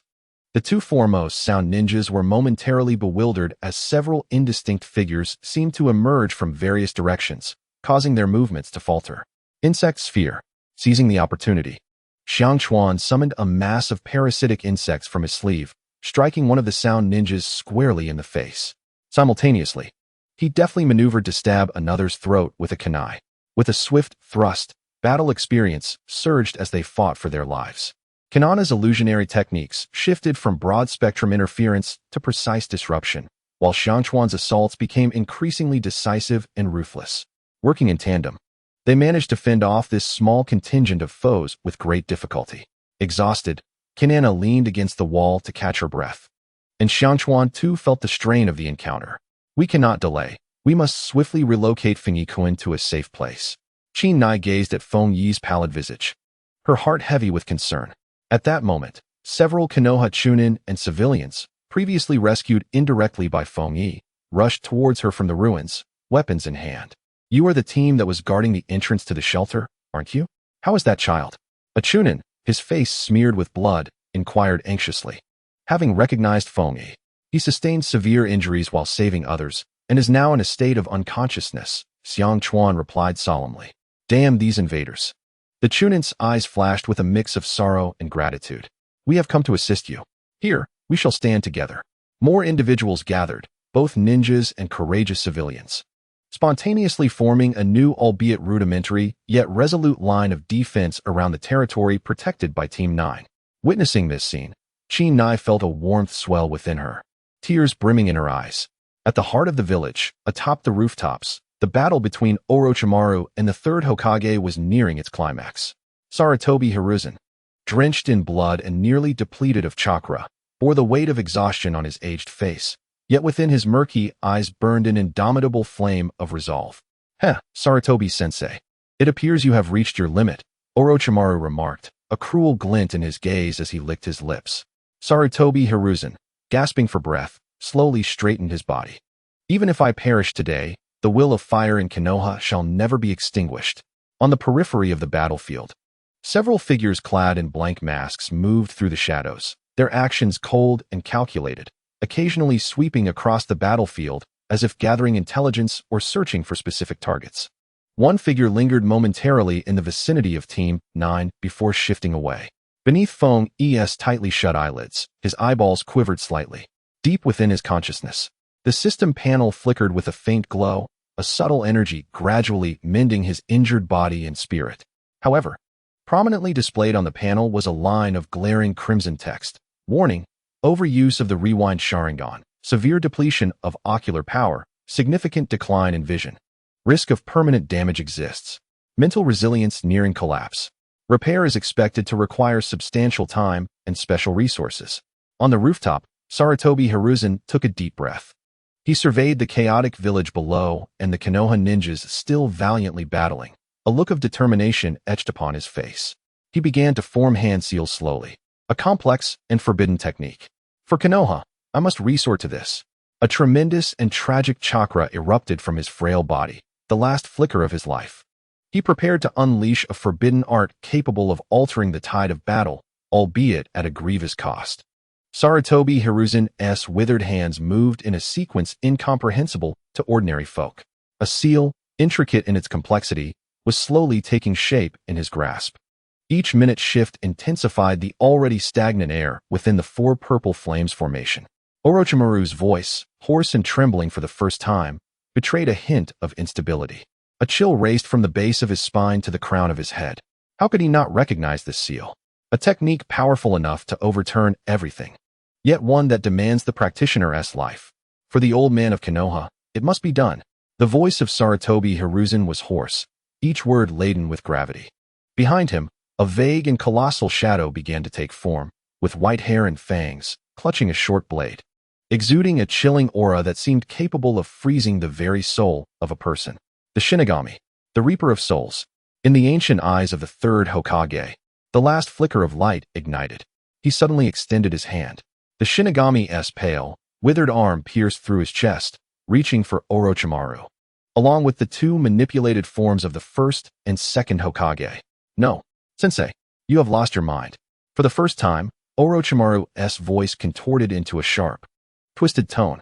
He attempted to retreat, but found himself anchored to the spot by invisible nails. In the hollow pupils of Senju Hashirama and Senju Tobirama, something flickered. Their souls were ensnared by the Shinigami's enormous hand, transformed into specks of light, gradually extracted from their reanimated bodies, ultimately merging into the Shinigami's belly. The two lifeless forms crumbled, turning to ash, scattered by the wind. My teacher, how could you? Orochimaru gazed at this scene, an indescribable turmoil churning within him, yet overshadowed by a profound fear of death and an explosive rage at his plans being disrupted. Next, it is your turn, Orochimaru. The life force of Sarutobi Hiruzen was rapidly waning, yet the light in his eyes shone with terrifying brilliance. The Shinigami's arm, imbued with irresistible force, reached for Orochimaru's soul. You shall not succeed. Orochimaru unleashed a piercing scream, his chakra surging madly in a desperate struggle. However, against the inexorable laws of death, his power appeared laughably feeble. Orochimaru emitted a sound that was hardly human. He vividly felt his soul being gradually pulled away. At the final moment, he summoned an unexpected strength, managing to narrowly escape complete extraction of his essence. The cost, however, was catastrophic. The short blade in the Shinigami's hand struck down with ferocity. Thud, thud. Orochimaru's arms were severed at the shoulders. Blood sprayed in all directions. Those two arms, which had once mastered countless forbidden techniques, now hung limply, shrouded in a layer of ashen cursed seals, emanating an ominous aura. My hands. My hands. Orochimaru stared at his motionless, numb hands, an abyss of anguish, fury, and malice threatening to consume him. Without hands, how could he form seals?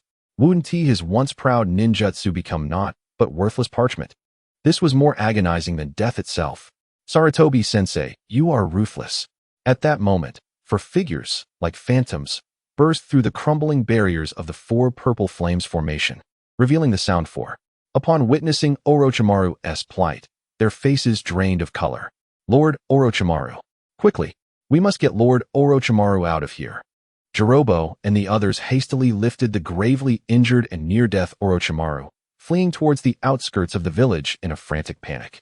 As Sarutobi Hiruzen gazed at Orochimaru's retreating figure, a flicker of regret crossed his face, though it was overshadowed by a profound sense of relief. He had exerted every effort. The vitality of life swiftly ebbed from him. He gradually succumbed, casting his gaze towards the village, towards the towering Hokage rock, where his likeness, illuminated by the waning rays of the sunset, had lost its former luster. The future of Konoha is entrusted to you all, he murmured. This guardian of the village for decades, now departed from this realm. With Orochimaru's hasty retreat, the disappearance of the Kazekage, and the resolution of the reanimation of the Hokage, the command structure of Mangekyō descended into utter chaos. The Kazekage is missing. Orochimaru has also withdrawn. What shall we do? The Sand Shinobi, devoid of leadership, found themselves in disarray, many turning to flee towards the village's outskirts. To avenge the Hokage, the ninjas of Konoha, witnessing the sacrifice of their third Hokage, transformed their grief into boundless strength. They roared, the flames of vengeance igniting fiercely within their hearts. Together with the timely arrival of Jiraiya and other elite forces, they launched a comprehensive counteroffensive against the remnants of the Sound Ninja and the stubbornly resisting Sand Shinobi. Jiraiya, mounted upon the toad Gamabunta, single-handedly blocked a substantial number of foes. With techniques such as the Great Fireball and the Lion's Mane, he wreaked havoc upon the invaders, leaving them wailing in despair. You scoundrels of Konoha, get away from me. One Sound Ninja, a Jonin, attempted to engage in a desperate struggle, but was met with a devastating kick from Might Guy that shattered his bones, sending him hurtling away like a cannonball. The scales of battle had irrevocably tipped in favor of Konoha. One by one, the Sound Ninja and the remaining resisting Sand Shinobi were vanquished and eliminated. The plan to obliterate Konoha had utterly failed. The final rays of the setting sun painted the western sky crimson, reflecting the devastation wrought upon Konoha. The battle had finally come to an end. Once bustling streets now lay in ruins, remnants of destruction scattered amidst lingering smoke. The air was thick with the acrid scent of blood and gunpowder. Sorrow and silence enveloped the entire village. Exhausted, the ninjas began the grim task of searching for survivors, clearing the battlefield, and retrieving the bodies of their fallen comrades. Cries of anguish and calls for the lost echoed through the debris. Heat, Hikawa, Katona, Tsukiakari Shippu, bloodied and weary, leaned on his sword, unsteadily searching for the whereabouts of Team 9 near the Western District's refuge. Upon spotting the unconscious Keed, guarded by Hikawa and Katona behind a broken wall, he froze in shock. Keed lay still, eyes closed, with two trails of blood tears staining her cheeks. Her breath was so faint it was nearly imperceptible. What has happened? Tsukiakari's voice was hoarse, filled with an irrepressible astonishment.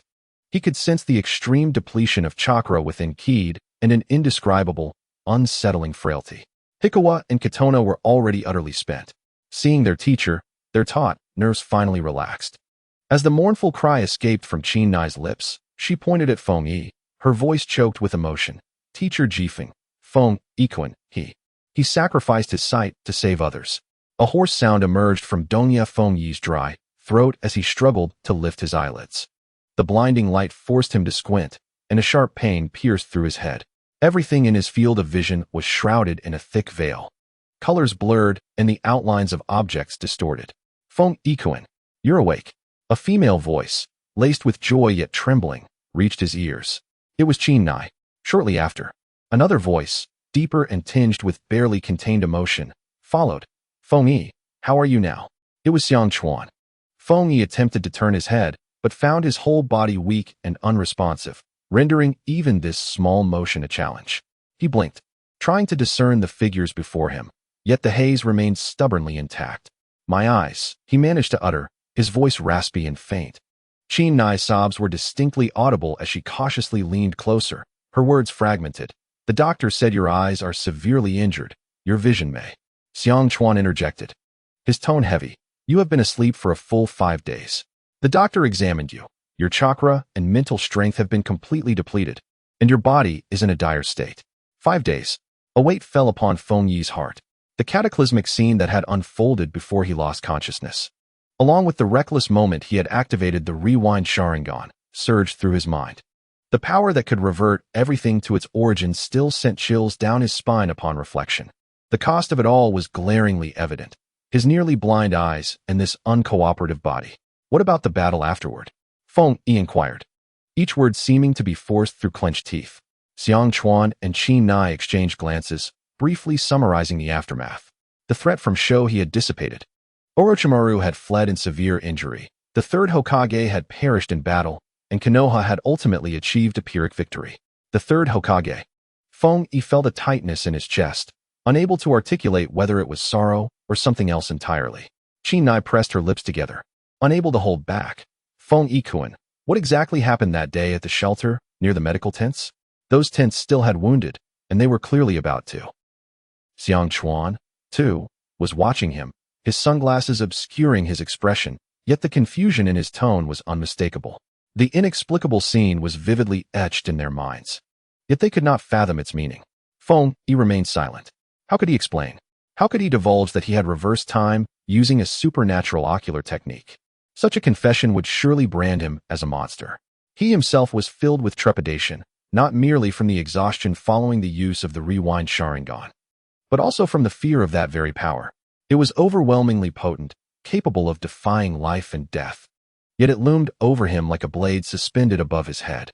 Each usage might cost him dearly. Nonetheless, he could not help but ponder that in desperate circumstances, it was perhaps his sole glimmer of hope. I'm not entirely sure," Feng Yi replied vaguely. "It was too chaotic. I only remember feeling desperate, as if something within me had exploded, and afterward, I can't recall anything." This explanation, evidently, did not fully convince Xiang Chuan and Chen Nai. However, upon gazing at Feng Yi's pallid countenance and the lackluster gleam in his eyes, they hesitated to press further. The door to the ward creaked open. Moonlight Gale entered. His wounds still not fully healed, yet his aura exuded a more refined intensity than ever before. Noticing Feng Yi's eyes flutter open, the tension in his demeanor visibly eased. "Feng Yi, you have finally awakened." He approached the bedside, scrutinizing Feng Yi's appearance, his brow furrowing with concern. "How is your body?" "Teacher Gale." Feng Yi struggled to sit up. "Remain lying down, do not move." Moonlight Gale placed a hand upon him. "I have heard about your condition. It is quite dire." He paused, his gaze settling on Feng Yi's unfocused pupils, lowering his voice. "That day in the Western District, the matter regarding the medical tents was reported, though it sounded rather far-fetched. Do you have any leads?" Feng Yi's heart raced, yet he resorted to his previous evasive remarks. Moonlight Gale scrutinized him for a considerable time, but chose not to pursue the topic further, advising him instead to rest well before departing. Feng Yi was concealing something. He could sense it, but clearly, this was not the moment for probing. The reconstruction of Konoha village was being spearheaded by the advisors Mito Menka and Tsukikage Kasuka, progressing with great difficulty. The departure of the third Hokage had left the position vacant, and the matter of electing a new Hokage soon took center stage. Behind the scenes, the leader of the route, Shimura Danzo, began to take frequent actions, eager to seize more power during this transitional period. The atmosphere among the village's higher echelons became tumultuous. Feng Yi lay in the hospital bed for several more days before the overwhelming fatigue began to wane. He diligently signed in each day, and the rewards from the system gradually leaned towards restoration and recuperation. Ding. Sign-in successful. Received 1 bottle of spirit-brightening elixir. Weak effect. Ding. Sign-in successful. Received 1 basic vitality pill. Ding. Sign-in successful. Received a fragment of the mental guidance technique. These items were not immediately effective, yet their presence was far better than none at all. Relying on these along with the treatment from the medical team, Feng Yi's health slowly began to improve. He attempted to channel chakra. The meridians were unobstructed, yet the chakra was pitifully scant, and his mental fortitude was severely weakened. The slightest concentration induced a throbbing pain in his head. He closed his eyes, endeavoring to sense his kaleidoscopic Sharingan. It felt as though they had succumbed to a deep slumber, with only a faint connection remaining. He understood that this time, he had misstepped, and recovery would not be an easy feat. He began to ponder the medical knowledge from the system's rewards, along with the fragment of the mental guidance technique. Gradually working to mend his body and spirit, he needed to recover swiftly. The sensation of being utterly drained and blind upon opening his eyes was exceedingly stifling. Outside the ward, the occasional voices of other ninjas could be heard. That rascal Sasuke had experienced disturbances from the curse mark on his neck multiple times during the recent battle, though it had been suppressed. The malevolent power and the thrill of combat intensified his yearning for strength. As time passes, the atmosphere grows heavier, and the training becomes relentless.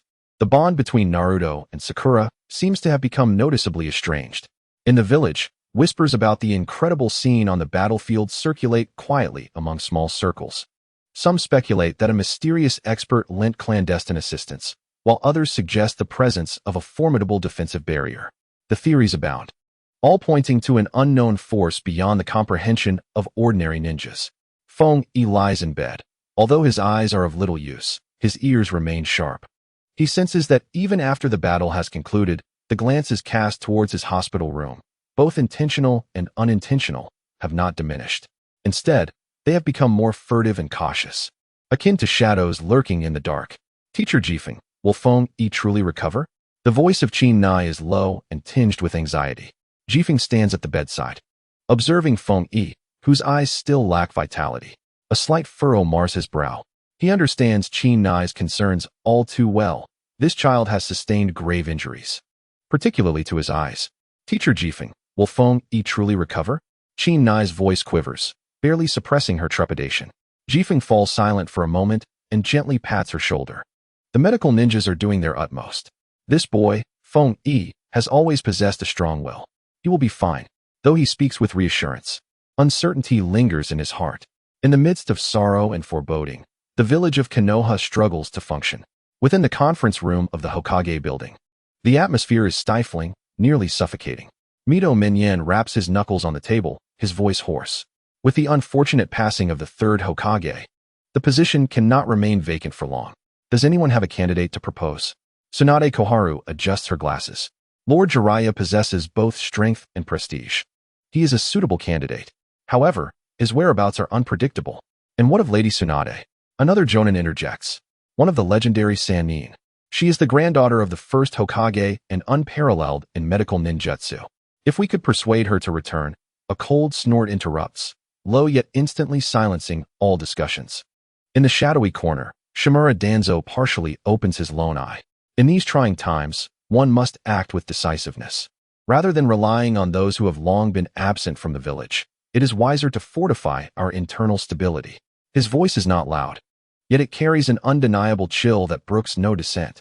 The recent collapse of Konoha has revealed too many underlying issues. Surveillance within the village must be strengthened, and those latent instabilities must be eradicated.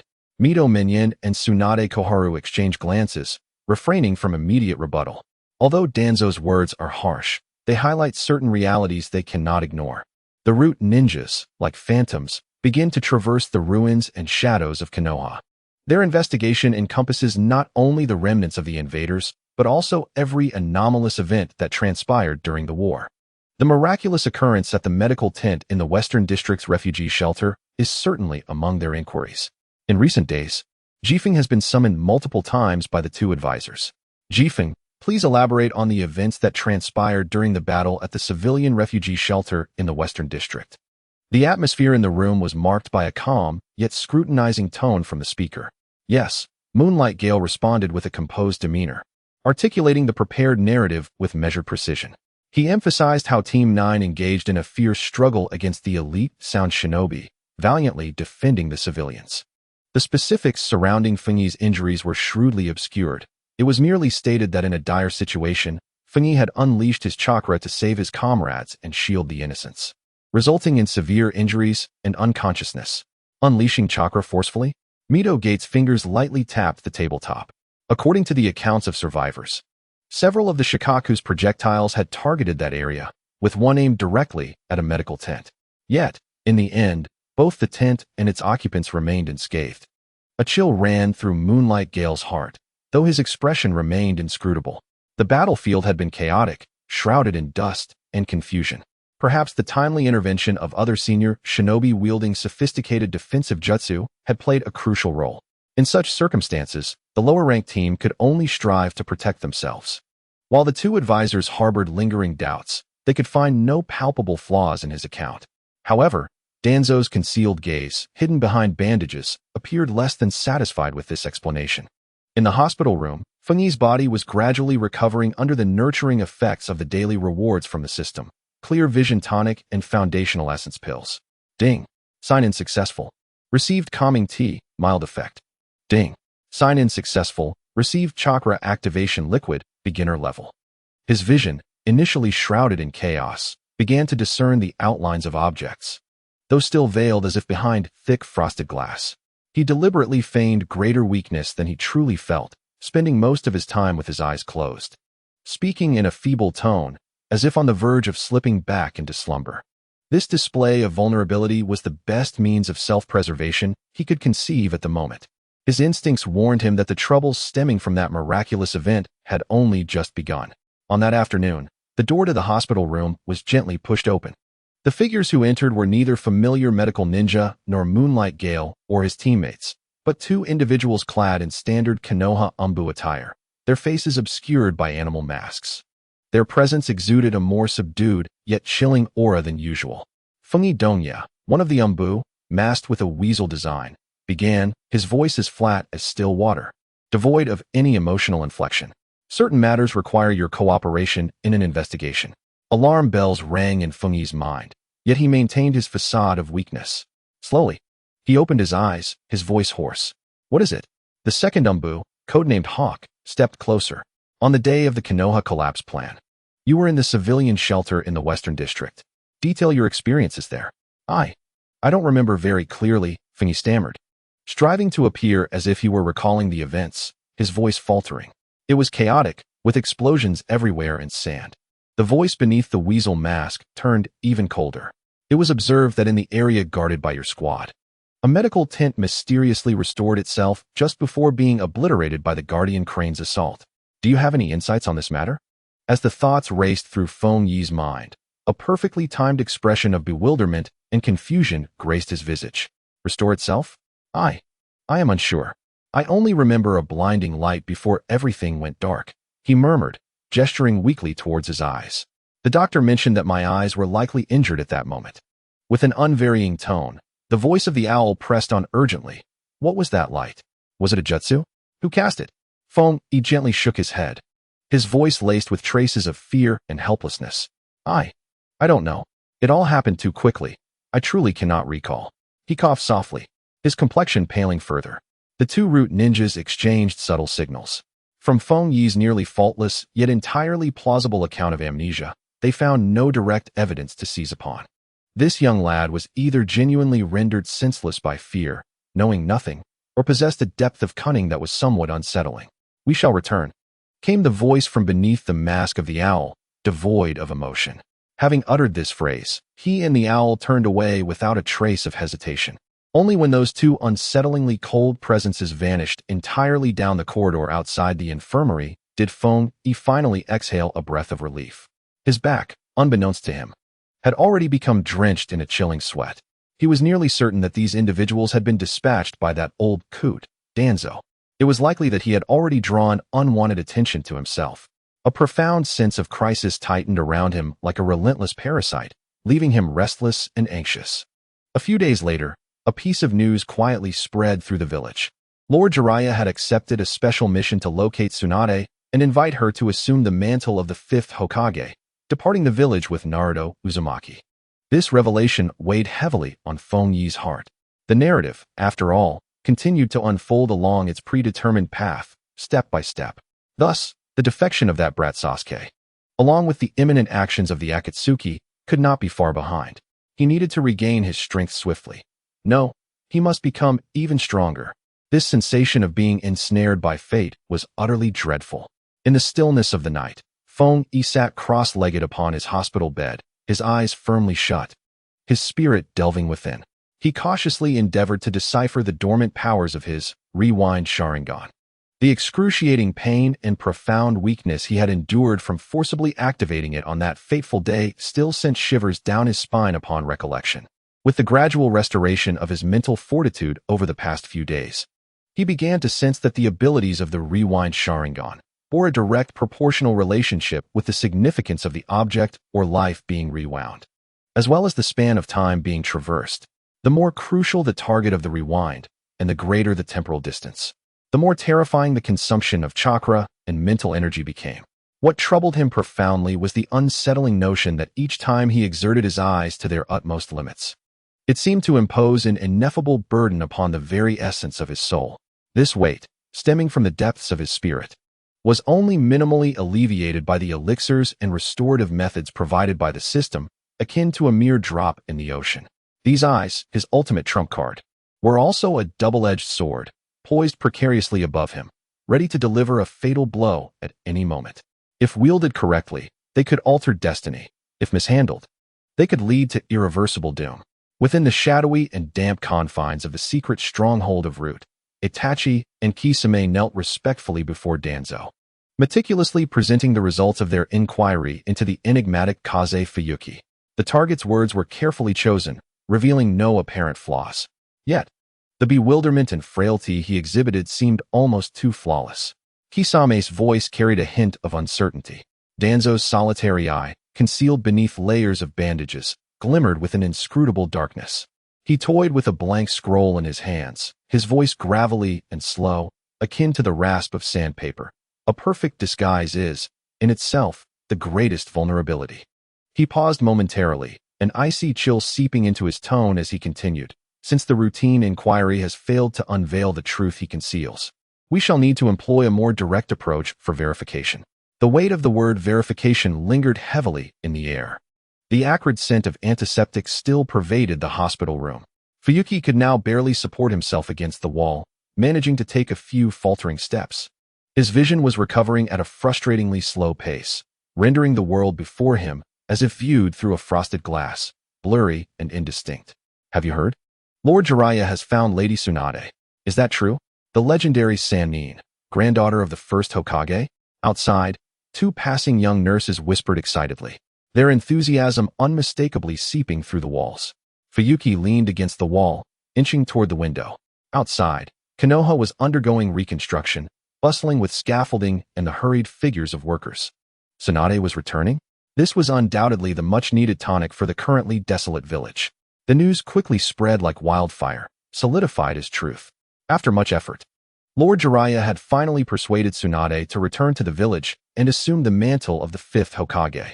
In an instant, Konoha seemed to awaken from its slumber. Villagers rushed to share the news, their faces adorned with smiles that had long been absent. The cloud of sorrow cast by the third Hokage's sacrifice appeared to dissipate significantly in the wake of this unexpected joy. Within the Hokage building, advisors Mito and Konohamaru publicly welcomed Tsunade's return, pledging their unwavering support. Yet, beneath this facade of prosperity, darker currents surged more fiercely than ever. The operatives of Root, rather than easing their activities with the imminent ascension of a new Hokage, became increasingly furtive and active. Fuyuki could acutely sense the heightened scrutiny directed toward his small, dilapidated hospital room, the gazes more frequent and cautious than before. The gazes were frigid, devoid of any warmth, akin to those of a venomous serpent, lurking in every inconspicuous corner. It appeared that Danzo, that old wretch, had designated me as a primary target of his attention. Feng couldn't help but scoff inwardly. He maintained an impassive demeanor, diligently signing in every day without fail. Ding. Sign-in successful. Received 3 one-time micro counter-surveillance talismans. Ding.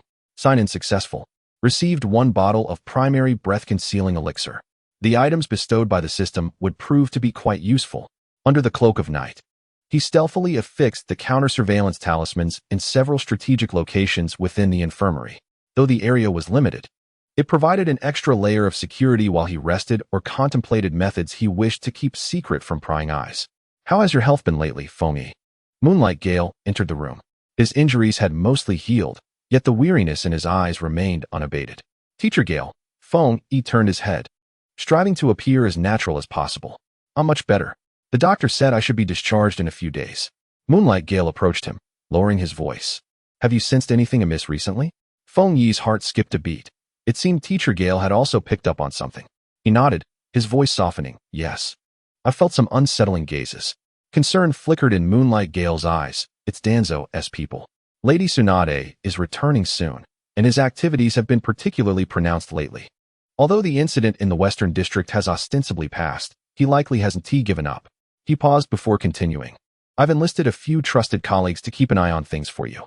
But you must exercise utmost caution and avoid revealing any signs. I understand. Thank you. Teacher Gale. A warm wave washed over Feng. In these perilous times, Teacher Gale's concern felt especially invaluable. A few days later, Feng was permitted to leave the hospital and temporarily resided in a makeshift shelter designated for the disaster-stricken ninjas of the village. That evening, adhering to the doctor's advice, he strolled through a relatively quiet grove nearby to engage in restorative exercises. Suddenly, a faint sound of air slicing through reached his ears from behind. Feng instinctively pivoted sharply. Whoosh, whoosh, whoosh. 3 shurikens, glimmering with a ghostly blue toxin, whizzed past, embedding themselves deep into a nearby tree trunk, emitting a hissing sound of corrosion. Who? Feng feigned surprise, cautiously glancing towards the direction of the incoming shurikens. The shadows of the trees shifted, and 2 figures emerged like phantoms, their speed alarming and their coordination impeccable. One attacked him from above, while the other swept low, their short blades glistening with lethal coldness. It was an elite from the root. Their prowess was formidable, at least among the mid-level ninjas, possibly even a special jonin. Feng Yi's gaze sharpened. As he retreated in a fluster, each step was calculated to land on the most delicate points. His current physical condition was far from peak, and his chakra was alarmingly low. A direct confrontation was out of the question. He adeptly navigated the chaotic terrain of the small grove, evading attacks with a sense of desperate urgency, nearly escaping his assailants on several occasions. This rascal possesses impressive reflexes. One of the shadows hissed a command, intensifying their assault. With a startled exclamation, Feng stumbled as a protruding tree root tripped him, his body faltering as he felt the sharp edge of a dagger threatening his throat.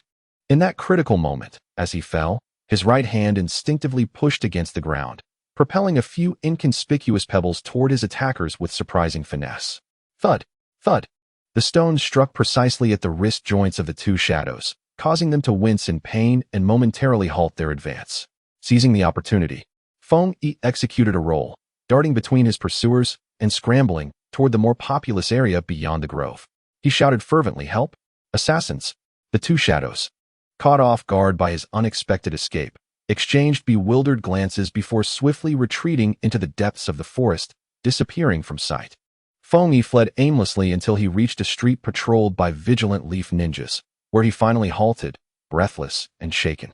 The patrolling ninjas, noticing his distress, rushed to inquire about the situation. Feng embellished his tale of the attack, emphasizing the formidable strength of his assailants and his sheer luck in evading them. This incident did not stir much commotion within the village, as such disturbances from reckless individuals were not uncommon in these tumultuous times. Yet, Feng Yi's mind was as clear as day. This was undoubtedly yet another test orchestrated by Danzo, more insidious than the previous interrogation in the infirmary, and far more perilous. Had it not been for his extensive combat experience and the slight enhancement in physical control granted by the activation of his rewind Sharingan, he might have truly met his end. It was imperative that he strengthened himself swiftly while also securing a formidable ally. Upon returning to his temporary residence, his gaze turned resolute. That old dog Danzo would not easily let him off the hook.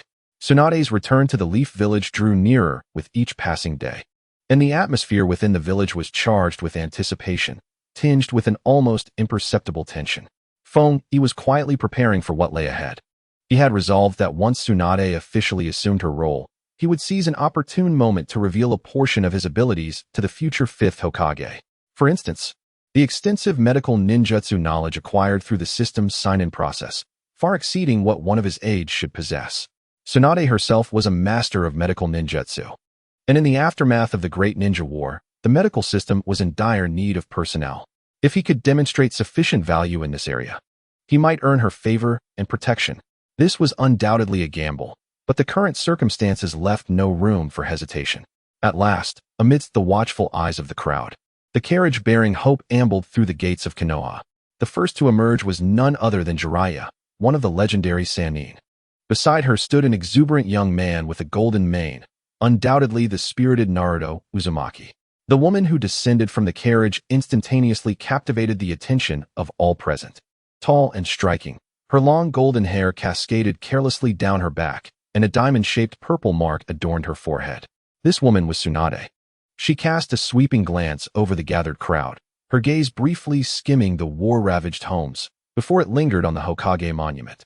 Resting on the familiar visage of Hiruzen Sarutobi, her expression was inscrutable, perhaps tinged with sorrow or nostalgia, but more so, it bore the weight of an overwhelming gravity.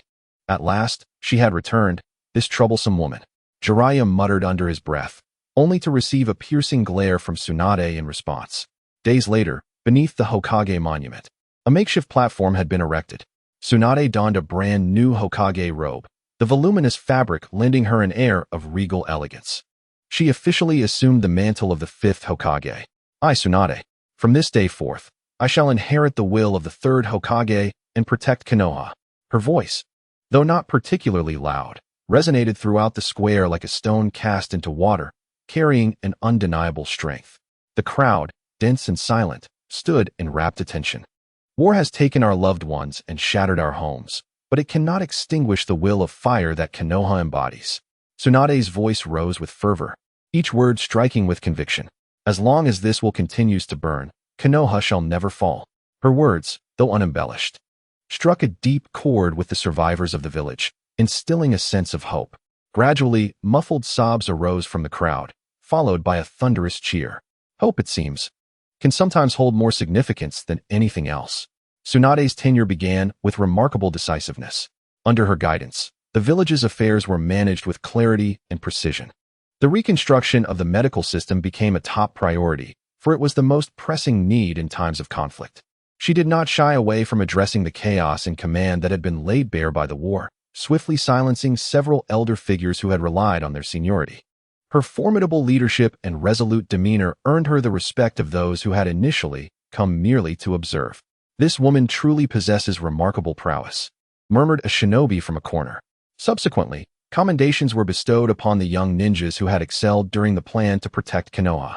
The Ninth Squad, one of the last to stand firm at the Western District's shelter, was prominently recognized. The Ninth Squad, led by Jonin Kakashi Hatake, consisting of Danya Kid, Aburame Shokawa, and Kuruma Katona, demonstrated valor in battle, effectively delaying the enemy and safeguarding numerous civilians. Tsunade's voice echoed through the venue, imbued with a unique authority. Shokawa and Katona stood proudly among their comrades, their faces betraying a mixture of excitement and pride. Katona's cheeks flushed as she surreptitiously glanced at Kid beside her. Feng Yi stood between the two, his complexion still somewhat pallid, and his spirit evidently lacking vigor. He squinted in an effort to discern the appearance of the new Hokage on the high platform, yet all that met his gaze was an infuriating haze, allowing him only to vaguely identify a dazzling figure with golden hair. Damn these wretched eyes. When will they be well again? Dongye Feng Yi, exhausted and gravely injured in battle, is currently in a recovery phase. Thus, he is commended and permitted to rest at ease. Tsunade's voice momentarily paused, deliberately mentioning his name. Her gaze lingering on him for a brief moment, the scrutiny deeply concealed and utterly inscrutable. Feng Yi slightly bowed, yet a sense of discomfort brewed within him. Being treated as a priority patient in need of care felt utterly stifling. I am not here to serve as a mere mascot. He could even sense the malevolent stares from certain corners of the audience, akin to flies drawn to blood, settling upon him. That old coot Danzo surely harbored ill intentions. Once the ceremony concluded, life seemed to revert to its so-called normalcy. However, for some, this tranquility was merely a facade preceding the storm. At the training ground of Team 7, Sasuke gasped for breath, his clothes nearly wringing out water. The unfortunate tree before him bore the marks of countless shuriken and kunai, some cuts deep enough to expose bone. Naruto's foolishly cheerful visage, along with the astonishing power that erupted from him during battle, lingered in Sasuke's mind like an unshakable curse. Damn it all. Why? Why am I still so weak? He slammed his fist against the rough bark of the tree, blood instantly seeping from his knuckles. Yet he felt no pain. Itachi's cold, merciless Sharingan, the weighty words "my foolish little brother," and the searing sensation of the cursed seal on his neck incessantly gnawed at his nerves. He yearned for power, a hunger unprecedented, a desire potent enough to crush all, sufficient to exact vengeance upon that man. This restlessness grew daily, casting a shadow over his spirit, while the camaraderie with Naruto and Sakura seemed to freeze, growing ever more distant. The night was as dark as ink, with visibility reduced to nothing, for enigmatic figures, like shadows melded with the darkness, silently infiltrated the Hidden Leaf Village. They were none other than the elite subordinates of Orochimaru, the Sound Four, the corpulent Jirobo, the six-eyed Kitamura, the flutist Taiya, and the twin souls Sakan and Yukon, sharing a single body. Their objective was singular: Uchiha Sasuke. Uchiha Sasuke, Lord Orochimaru invites you to acquire true power. In the moonlight, Kidamaru's 6 eyes shimmered with an alluring, otherworldly glow, his voice imbued with an irresistible temptation. Sasuke, cloaked in shadow, regarded these unwelcome guests, his gaze shifting with uncertainty. Struggle, desire, and ultimately, all those complex emotions coalesced into a chilling resolve. Power, he murmured, his voice hoarse. Indeed, power sufficient to enable you to avenge Uchiha Itachi. As the eerie melody from the flute ceased, its haunting echoes lingered in the air, stirring the deepest desires within one's soul. Come with us. A place like Konoha will only stifle your talents, spoke Zoku, revealing a cruel smile. In that moment, Sasuke's heart irrevocably leaned towards the alluring darkness. This village could not provide him with what he truly sought. Sasuke-kun. A voice, tinged with tears, suddenly pierced the air from nearby. Sakura had appeared, her face etched with anxiety and distress, her eyes glistening with unshed tears. Where are you going? Please, don't leave us. I beg you. She rushed forward, attempting to grasp Sasuke's arm. Sasuke turned to face Sakura, her tear-streaked visage evoking a tumultuous complexity within him that he could not articulate. He believed he had severed these trivial ties long ago, yet at this moment, his heart felt as though it had been gently pricked, stirring a subtle ripple of emotion he was unwilling to acknowledge. However, this fleeting sentiment was swiftly submerged beneath an overwhelming thirst for power. Sakura. He spoke in a voice chillingly calm. Thank you.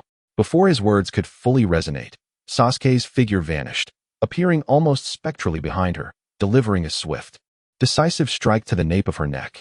Sakura barely had time to gasp before she crumpled to the ground, her tears still fresh upon her cheeks.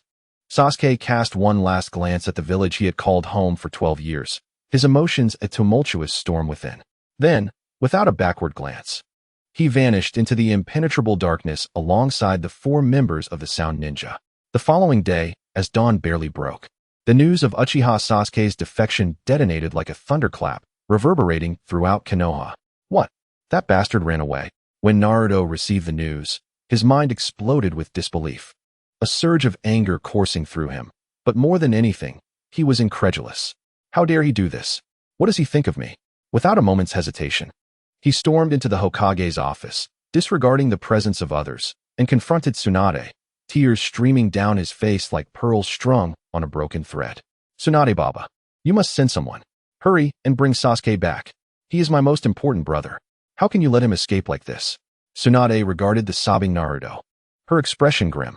She was acutely aware of Sasuke's significance to both the village and this foolish boy. The timing of such a betrayal was nothing short of catastrophic. Nara Shikamaru. Tsunade called out sharply. Here. Shikamaru emerged from the crowd, still appearing drowsy, mumbling about the inconvenience of it all, yet standing surprisingly upright. As the team leader, I need you to assemble a squad immediately to retrieve Uchiha Sasuke. Tsunade slammed her hand on the table. If he dares disobey, no matter the means, do whatever it takes. Understood? Understood. Shikamaru yawned, lazily acknowledging her command, yet his mind raced with calculations. He promptly named Naruto, the foremost troublemaker, and also included Neji Hyuga, Choji Akimichi, Kiba Inuzuka, along with his ninja dog Akamaru. This motley crew of genin, seemingly unreliable at first glance, set forth with the weight of the entire village's hopes upon their shoulders. Within the confines of his makeshift shelter, Fengyi sat cross-legged on a hard cot, his expression grave enough to evoke a sense of foreboding. The insects of Xianchuan had already relayed the entirety of Sasuke's flight, detailing the appearances and approximate strengths of the four-sound ninja. Damn, it seems there's no escaping this. Fengyi cursed inwardly, feeling a profound sense of discomfort. The plot was an intricate web, inescapably entwined, akin to a death warrant. With Sasuke's departure, the ensuing troubles would undoubtedly be advanced by at least a year and a half. He had contemplated whether to intervene, yet as he flexed his somewhat weakened wrist and felt the meager chakra within him, akin to squeezing toothpaste, he recalled his still cloudy vision, which only exacerbated his agitation. The most infuriating aspect was that Danzo, that old schemer, was like a fly in a latrine, fixated on him. Any sign of movement from Fengyi could very well spell disaster for his life. To rush out now? That was absurd. The risks were exorbitant, given his current physical condition. Let alone confronting the four formidable sound ninja, returning unscathed was a monumental question mark. He could easily end up sacrificing himself without achieving any heroic deeds. Knock, knock, knock. A sound echoed from outside the door. Come in. Yueguang Jifeng entered, his countenance equally grim, and cut straight to the chase. Fengyi, Sasuke has fled. You must have heard. Fengyi nodded, unsurprised. Lady Tsunade had already dispatched a pursuit team, with Naruto and his companions just having left the village. Jifeng hesitated for a moment, his gaze resting on Fengyi, imbued with a hint of probing and barely concealed hope. I know your physical condition is not ideal. He lowered his voice slightly. But, in the event, hypothetically speaking, that Naruto and the others cannot hold their ground, I hope you can act as a backup force and lend a hand at a critical moment. Fengyi remained silent. He was acutely aware of what weighed on Jifeng's mind. The journey Naruto and the others were embarking upon was nothing short of perilous. The four-sound ninja, and in the original narrative, an even more formidable character, Kimimaro, would emerge. None of them were to be trifled with. Frankly speaking, given Naruto and the others' current capabilities, the odds were slim. But his own situation, Jifeng-sensei, Fengyi's voice was somewhat hoarse, and he forced a bitter smile. You've seen my condition. It truly is a case of the spirit being willing but the flesh being weak. Moreover, that old coot Danzo has been particularly vigilant over me lately. His implication was clear. Should he leave the village recklessly now, the unspoken threats loomed large. Yueguang Jifeng let out a heavy sigh, the flicker of hope in his eyes dimming. He did not press further, but instead placed a hand on Fengyi's shoulder, the weight of his grip palpable. Understood. Take care of yourself. As Jifeng closed the door behind him, the atmosphere in the room grew dense with unspoken tension. Maple understood that Teacher Gale's concerns were not to be taken lightly. The troubles that followed Sasuke's departure were merely beginning to unfold. Indeed, once Tsunade assumed the position of Hokage, the entire village of Konoha underwent a transformation. Within the Hokage building, her voice resonated daily with an undeniable authority. The medical team is understaffed. Immediately reassign personnel from all quarters. Gather those with talent for my training. The medical supplies in the village must be meticulously counted. Anyone who dares to reach for more should not expect leniency. Intelligence Division. In 3 days, identify every suspicious individual in the village. Leave no one behind who exhibited peculiar behavior during the conflict. Each command was delivered with precision, aimed directly at the long-standing issues plaguing Konoha. This fierce determination brought a sense of satisfaction to many, yet it disrupted the plans of certain individuals. In the ominous lair of the root, Shimura Danzo listened to the reports of his subordinates, his expression impassive, yet a chilling intensity flickered in his solitary eye. Tsunade was indeed swift. Did she dare extend her influence into my territory? She is not worthy. His voice, hoarse and grating, concealed a simmering anger. My lord, the root ninja, Fengyi Dongya, has approached, one whispered cautiously. Danzo grunted in response, his tone frigid. With Uchiha's boy on the run, and Jiraiya alongside that blonde girl having left the village, Tsunade is currently overwhelmed. Now is the perfect opportunity to deal with that brat. His penetrating gaze fixed on the ninja. Do not create further complications for me. Keep your actions clean, and leave no traces. Understood? Within days, Team 9 received a new assignment, a routine patrol of the No. 3 forest area in the west of the village. They were to investigate any suspicious individuals as well as any remnants of dangerous artifacts left from the battle. The commanding Jonin's demeanor was stern, devoid of any distinguishing tone. Holding the mission scroll, Maple felt an inexplicable sense of unease. This task seemed too ordinary, almost suspiciously so. Understood, Moonlight Gale replied. With Tsunade reorganizing the village, he also bore a considerable burden and had been exceedingly busy. Team 9 set out towards the designated forest area. The early autumn sun filtered through the leaves, casting dancing shadows upon the ground. Maple, how's your vision? Kanana inquired softly, concern lacing her words as she walked beside him. Maple managed a slight smile. I can see, albeit a bit blurry, he replied, withholding the truth about the persistent, hazy veil before his eyes. Xiangchuan remained silent, sending out insects to scout the surroundings. Everything appeared quite tranquil. However, shortly after entering the forest, merely 15 minutes had passed when a shadowy figure from the Umbu materialized before Moonlight Gale. Jonin Gale, the Hokage summons you urgently. There is a pressing matter that requires your immediate return. The Umbu spoke rapidly, urgency evident in his voice. Moonlight Gale furrowed his brow. What is the nature of this emergency? The specifics are unclear, but you must hurry. The Moonlight glanced at the trio of Feng Yi, still feeling uneasy, and cautioned. Stay alert, do not venture too deep. Complete your patrol and return swiftly. Understood, Teacher Jifeng. The three replied in unison. With a nod, Jifeng's figure swayed and vanished alongside the shadowy figure of the Dark Division. Once Jifeng departed, Feng Yi's sense of unease intensified. Xiangchuan, have you noticed any disturbances in the surroundings?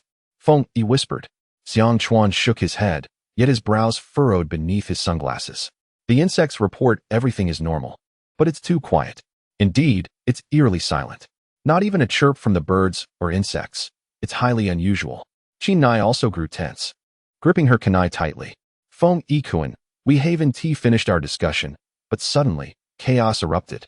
Whoosh, whoosh, whoosh. Dozens of dark figures surged forth as if emerging from the earth, leaping from the trees and the underbrush, armed with glinting weapons. They charged at the trio from Team 9, each donning a white mask, exuding an aura of death that was chilling to the bone. Enemies. Feng Yi's pupils constricted sharply as he shouted, scatter.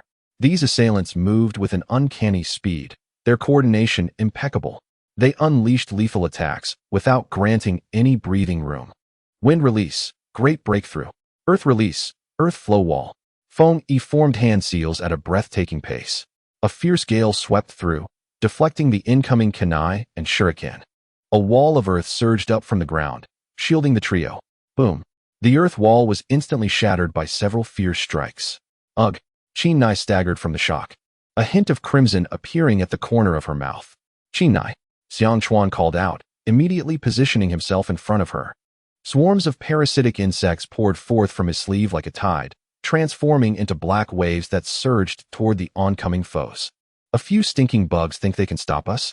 One root ninja sneered, swiftly slicing through the swarm with his short blade, aiming directly for Xiangchuan's forehead. Feng Yi's fury ignited.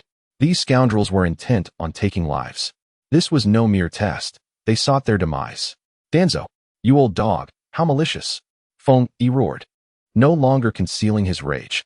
The chakra within him surged with unprecedented speed.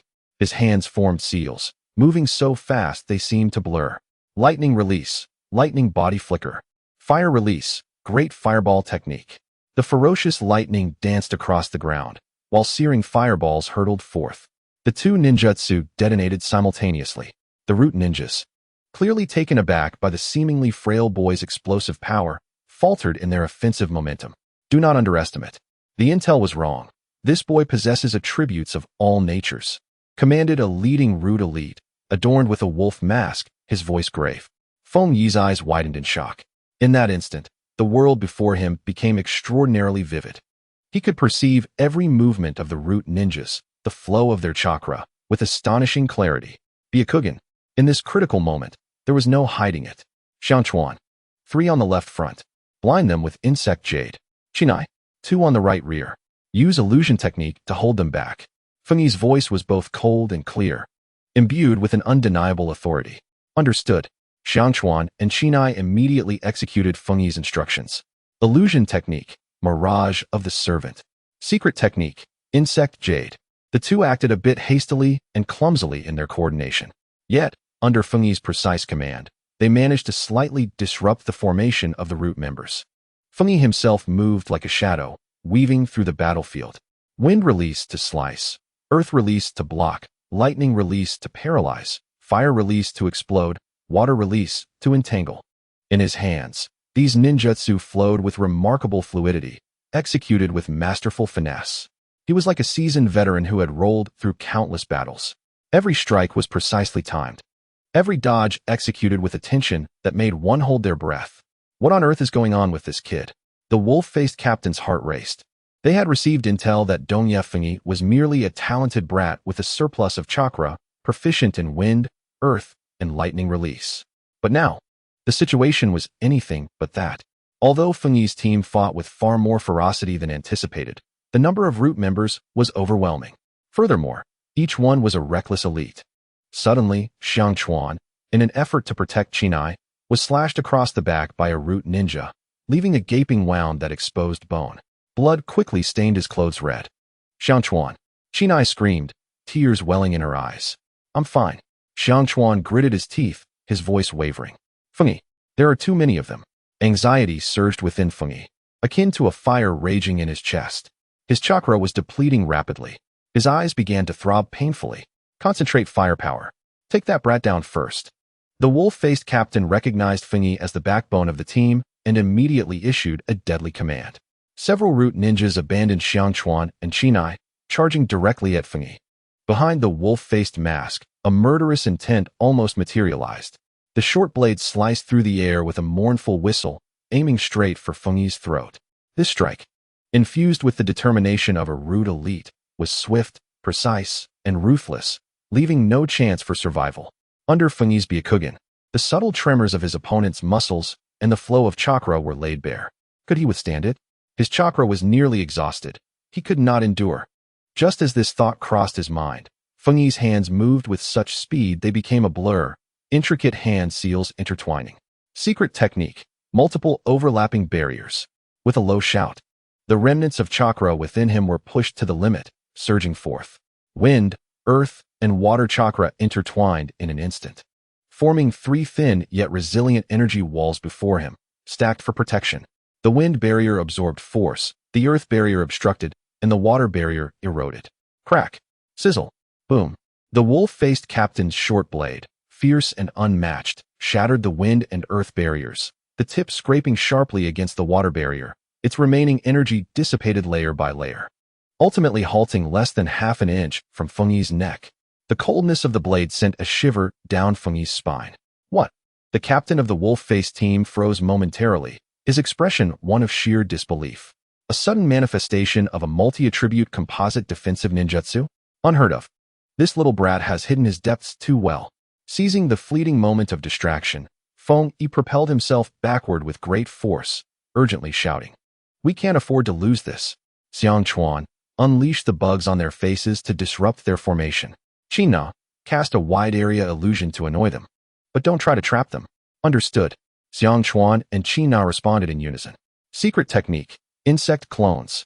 With a clap of his hands, Xiang Chuan unleashed a swarm of parasitic bugs from his sleeves, rapidly forming several clones that mirrored his appearance, roaring as they charged in different directions. Illusionary flower tree realm. Chinai formed hand seals, and an invisible wave radiated outward from her center. The pursuing root ninjas found the scenery before them suddenly distorted, an eerie sea of flowers blooming and fading chaotically. Although they recognized it as an illusion, the disarray in their visual and sensory perceptions momentarily slowed their offensive. Don't be deceived by these tricks. Focus, and take down Dongye Fengyi first. The wolf-faced captain bellowed in fury, having discerned that this seemingly weakest little brat was the true commander. Fengyi took a deep breath, his white eyes bulging as he vividly mapped the complex terrain of the surrounding forest in his mind. With agile movements, he darted through the woods, skillfully utilizing the cover provided by trees and rocks. Occasionally, he would seize the moment when a root ninja strayed alone or made a critical mistake, launching a sudden attack. Wind release, vacuum sphere. A highly compressed air bullet shot forth silently, striking a root ninja squarely in the back. The ninja let out a piercing scream, blood gushing forth as he collapsed lifelessly. Earth release, earth spear. The ground beneath another root ninja erupted unexpectedly, sharp earthen spikes piercing upwards. Though he narrowly avoided a fatal blow, he was left disheveled and exposed. Feng Yi transformed into the reaper of the battlefield, each strike precise and ruthless, continuously diminishing the ranks of the root ninjas. The wolf-faced captain howled in rage, yet found himself helpless against Feng Yi's elusive movements, as numerous attempts to encircle him were thwarted by his clever use of small ninjutsu. "Captain, this little brat is too cunning," one of the root ninjas could not help but exclaim. Feng Yi glanced over at Xiang Chuan and Qi Na, who were grappling with two root ninjas nearby. They were beginning to show signs of fatigue, and Qi Na's illusionary range was steadily shrinking. "We can't delay any longer." With a resolute heart, he deliberately exposed a minuscule flaw in a moment of turning, his movements seemingly slowed by a lack of chakra. A perfect opportunity. The seasoned wolf-faced captain immediately seized the moment, lunging like a ravenous wolf, his short knife gleaming like a shard of ice, aimed directly at Feng Yi's back. "Feng Yi, watch out!" Qi Na cried out in alarm. Yet, a barely perceptible smirk played at the corners of Feng Yi's mouth. Just as the blade of the wolf-faced captain was about to make contact with Feng Yi's body, he suddenly halted. Boom! The ground beneath the wolf-faced captain collapsed abruptly, and several well-placed explosive tags detonated simultaneously. The deafening roar of the explosion rattled eardrums, flames soaring high into the sky, while debris of earth and stone flew in all directions. Captain Wolfface was utterly unprepared for this turn of events. Although he narrowly evaded the epicenter of the explosion, using his body flicker technique at the last moment, he was still violently propelled by the shockwave, crashing hard against a massive tree, resulting in a muffled groan and a trickle of blood from the corner of his mouth. His black battle attire lay in tatters, clearly indicating that he had sustained serious injuries. "Damn it, you deceived me," he rasped, clutching his chest. "Likewise," Feng Yi retorted with a cold snort, seizing the opportunity to swiftly return to Xiangchuan and Katona's side. "Now's our chance. Xiangchuan, cover us with the swarm. Katona, assist me in controlling the chakra." Feng Yi spoke with rapid urgency. Wind release, beast wave palm. Secret technique, insect tornado. Earth release, earth shatter. The trio unleashed their powers simultaneously.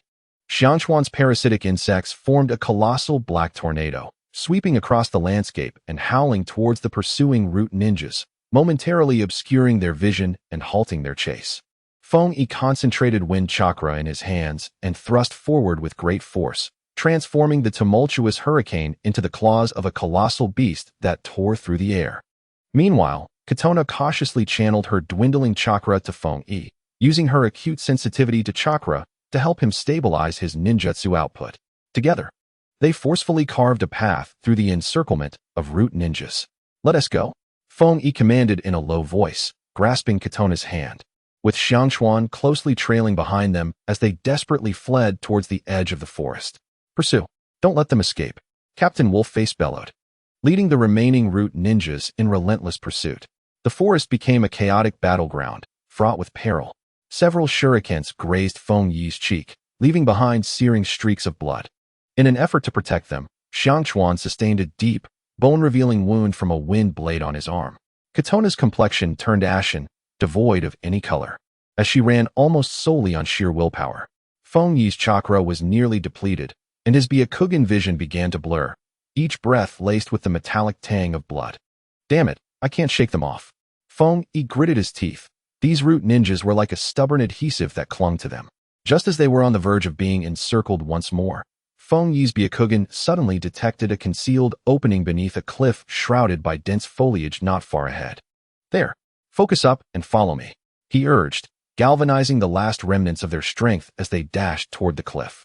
Feng Yi kicked aside the vines obstructing the entrance, and a wave of cold, damp air rushed to meet them.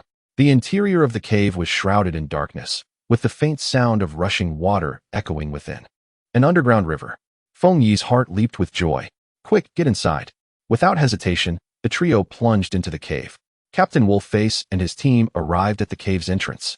Staring into the impenetrable darkness and hearing the tumultuous sound of water within, his expression dark enough to squeeze water from. "Captain, should we pursue?" one of his subordinates inquired. "This underground river is intricate and perilous. What if we go in?" After a moment of hesitation, Captain Wolfface slammed his fist against a nearby rock in frustration. First, we must report back to Danzo-sama. Deep within the cave, Feng Yi and his companions floated along the icy river for an unknown distance before finally climbing ashore at a section where the current was relatively gentle. The three collapsed onto the ground, gasping for breath, utterly drenched. The cave was cold and damp, the incessant sound of rushing water barely masking the heavy breaths of the three individuals. Coughing violently, Chen Nai sputtered water, her face pale and her lips tinged with an alarming shade of purple. Xiang Chuan was no better. The cold river water seeped into the wound on his back, causing him to gasp in pain. Despite this, he persevered, keenly surveying their surroundings.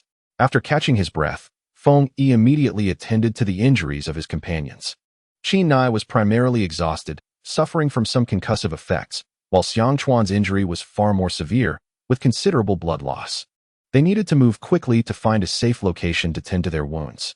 Feng Yi's voice was hoarse, and although his vision had improved somewhat, the aching discomfort from overexertion gnawed at him. He rummaged through his supply pouch, retrieving the last roll of bandages and some essential medicinal powder, deftly applying pressure and wrapping Xiang Chuan's wound. Feng Yi, have we escaped? Chen Nai's voice trembled, tinged with the relief of having narrowly evaded death. Feng Yi nodded, but his brow furrowed deeper. For the moment, they were safe, yet he knew that Danzo, that old dog, would not let this matter rest. He steadied himself against the slick rock wall, reopening his eyes to scrutinize the direction of the underground river. This river likely leads outside of the village. We should follow the current to distance ourselves from that place. The trio supported one another, cautiously navigating the dark riverbed. Time seemed to stretch endlessly until a faint light appeared ahead. An exit. Feng Yi felt a surge of hope. They moved stealthily towards the source, discovering an opening partially obscured by vines and debris.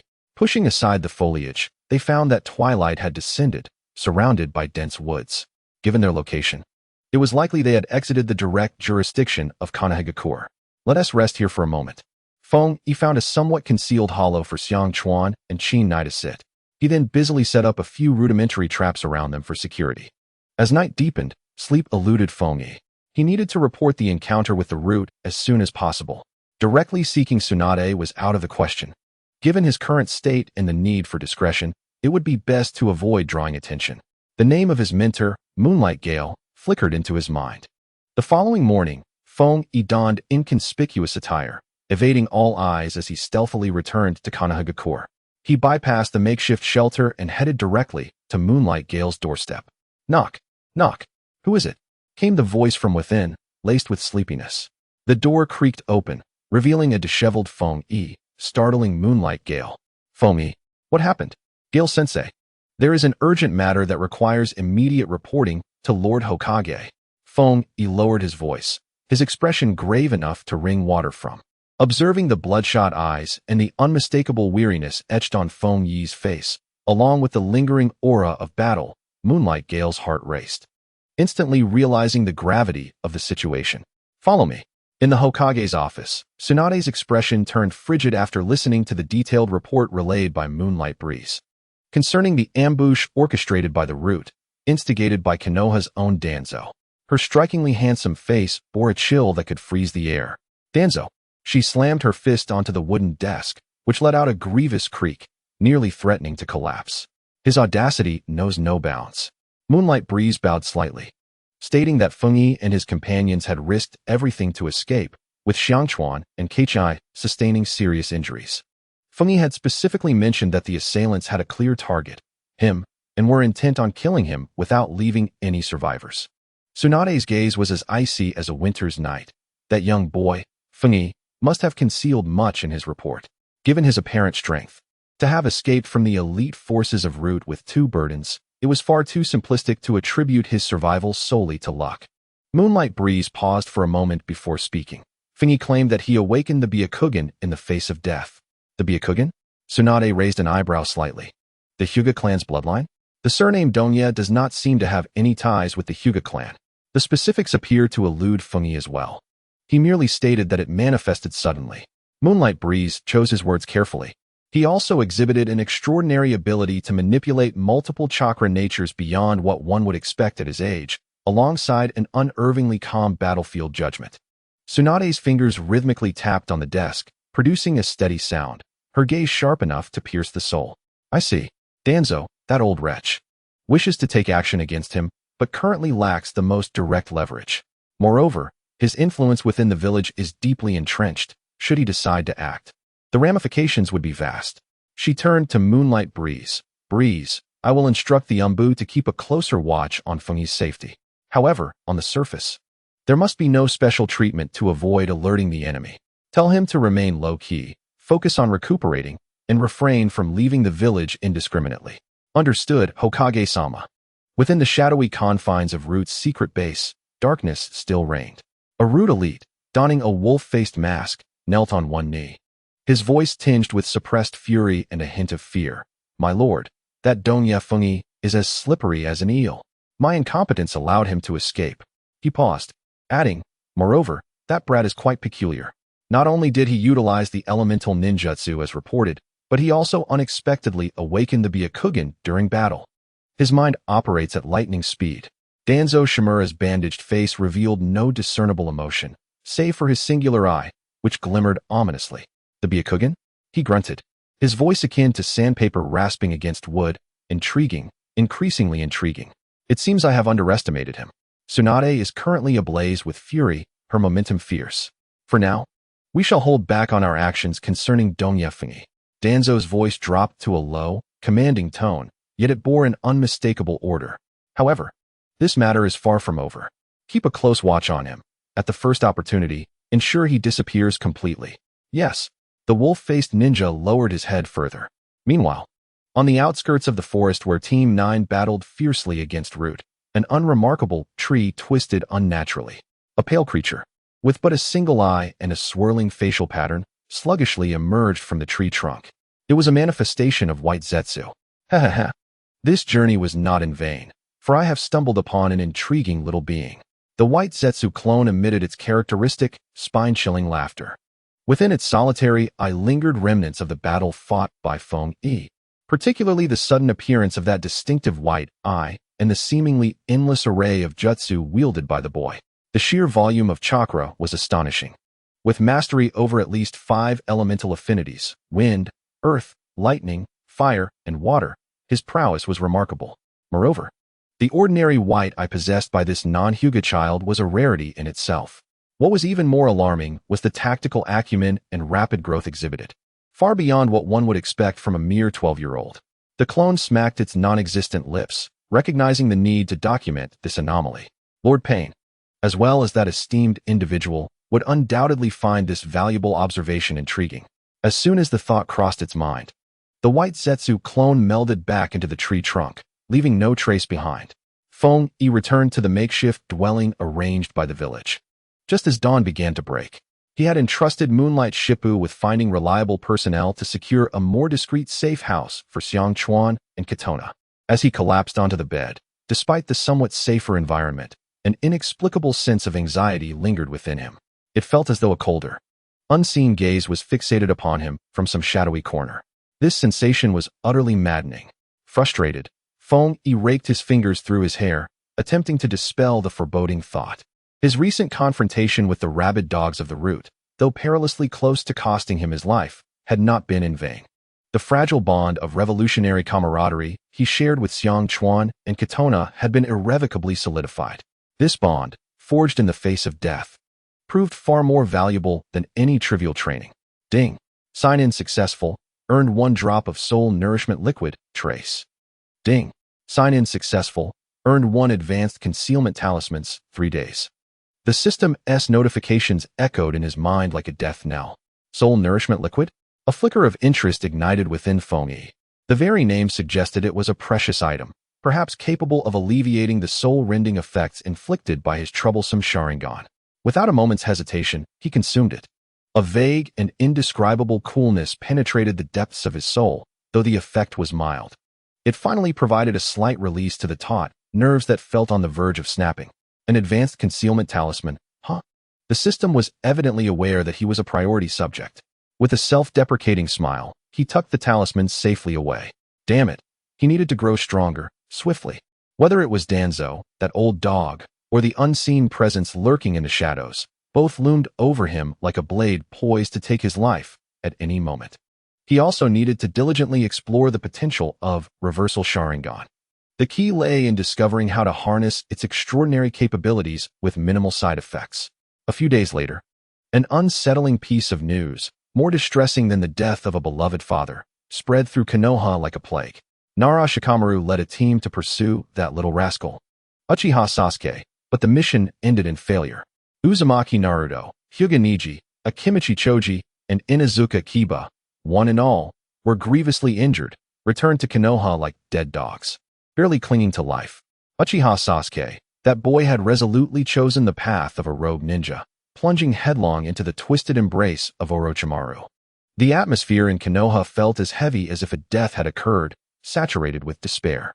It was said that upon hearing this news, Tsunade's face darkened to the color of a charred pot, leaving her silent for an extended period. Standing by the window, Fong-e gazed at the familiar faces carved into Hokage rock in the distance. A feeling more nauseating than swallowing a fly stirred within him. The wheels of this wretched plot continued to grind forward, unyielding to change, no matter how fervently he flapped his little butterfly wings. It seemed that he could only stir up a bit of dust, far from altering the course of the storm. The Akatsuki organization, those perverse individuals, probably had begun to notice him. Fong-e muttered softly to himself, his foreboding sense growing stronger. A new storm was likely already on the horizon. In the Hokage building's conference room, the air was heavier than usual. Tsunade sat at the head of the table, her fingers absent-mindedly tapping on the surface. She surveyed the gathered advisors and department heads, her sharp gaze discreetly lingering on Danzo's aged visage. Konoha had certainly been lively of late. Tsunade spoke, her voice flat yet suffocating. The troubles outside had yet to be resolved, and if any internal strife were to erupt, with comrades betraying one another, the good days of Konoha would be at an end. She lifted her teacup, gently blowing away the steam, yet the chill in her words remained undiminished. How things used to be was of no concern to her.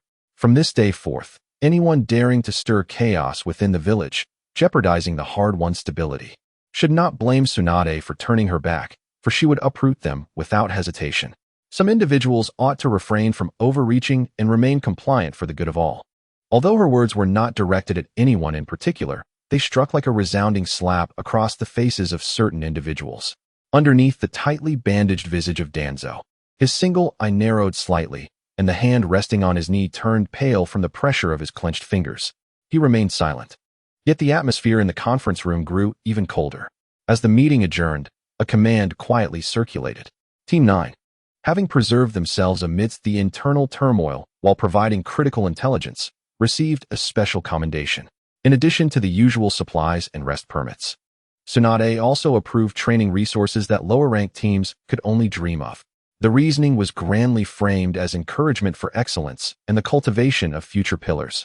More notably for Fong-e, the probing gazes that had previously pierced his back had suddenly diminished by more than half.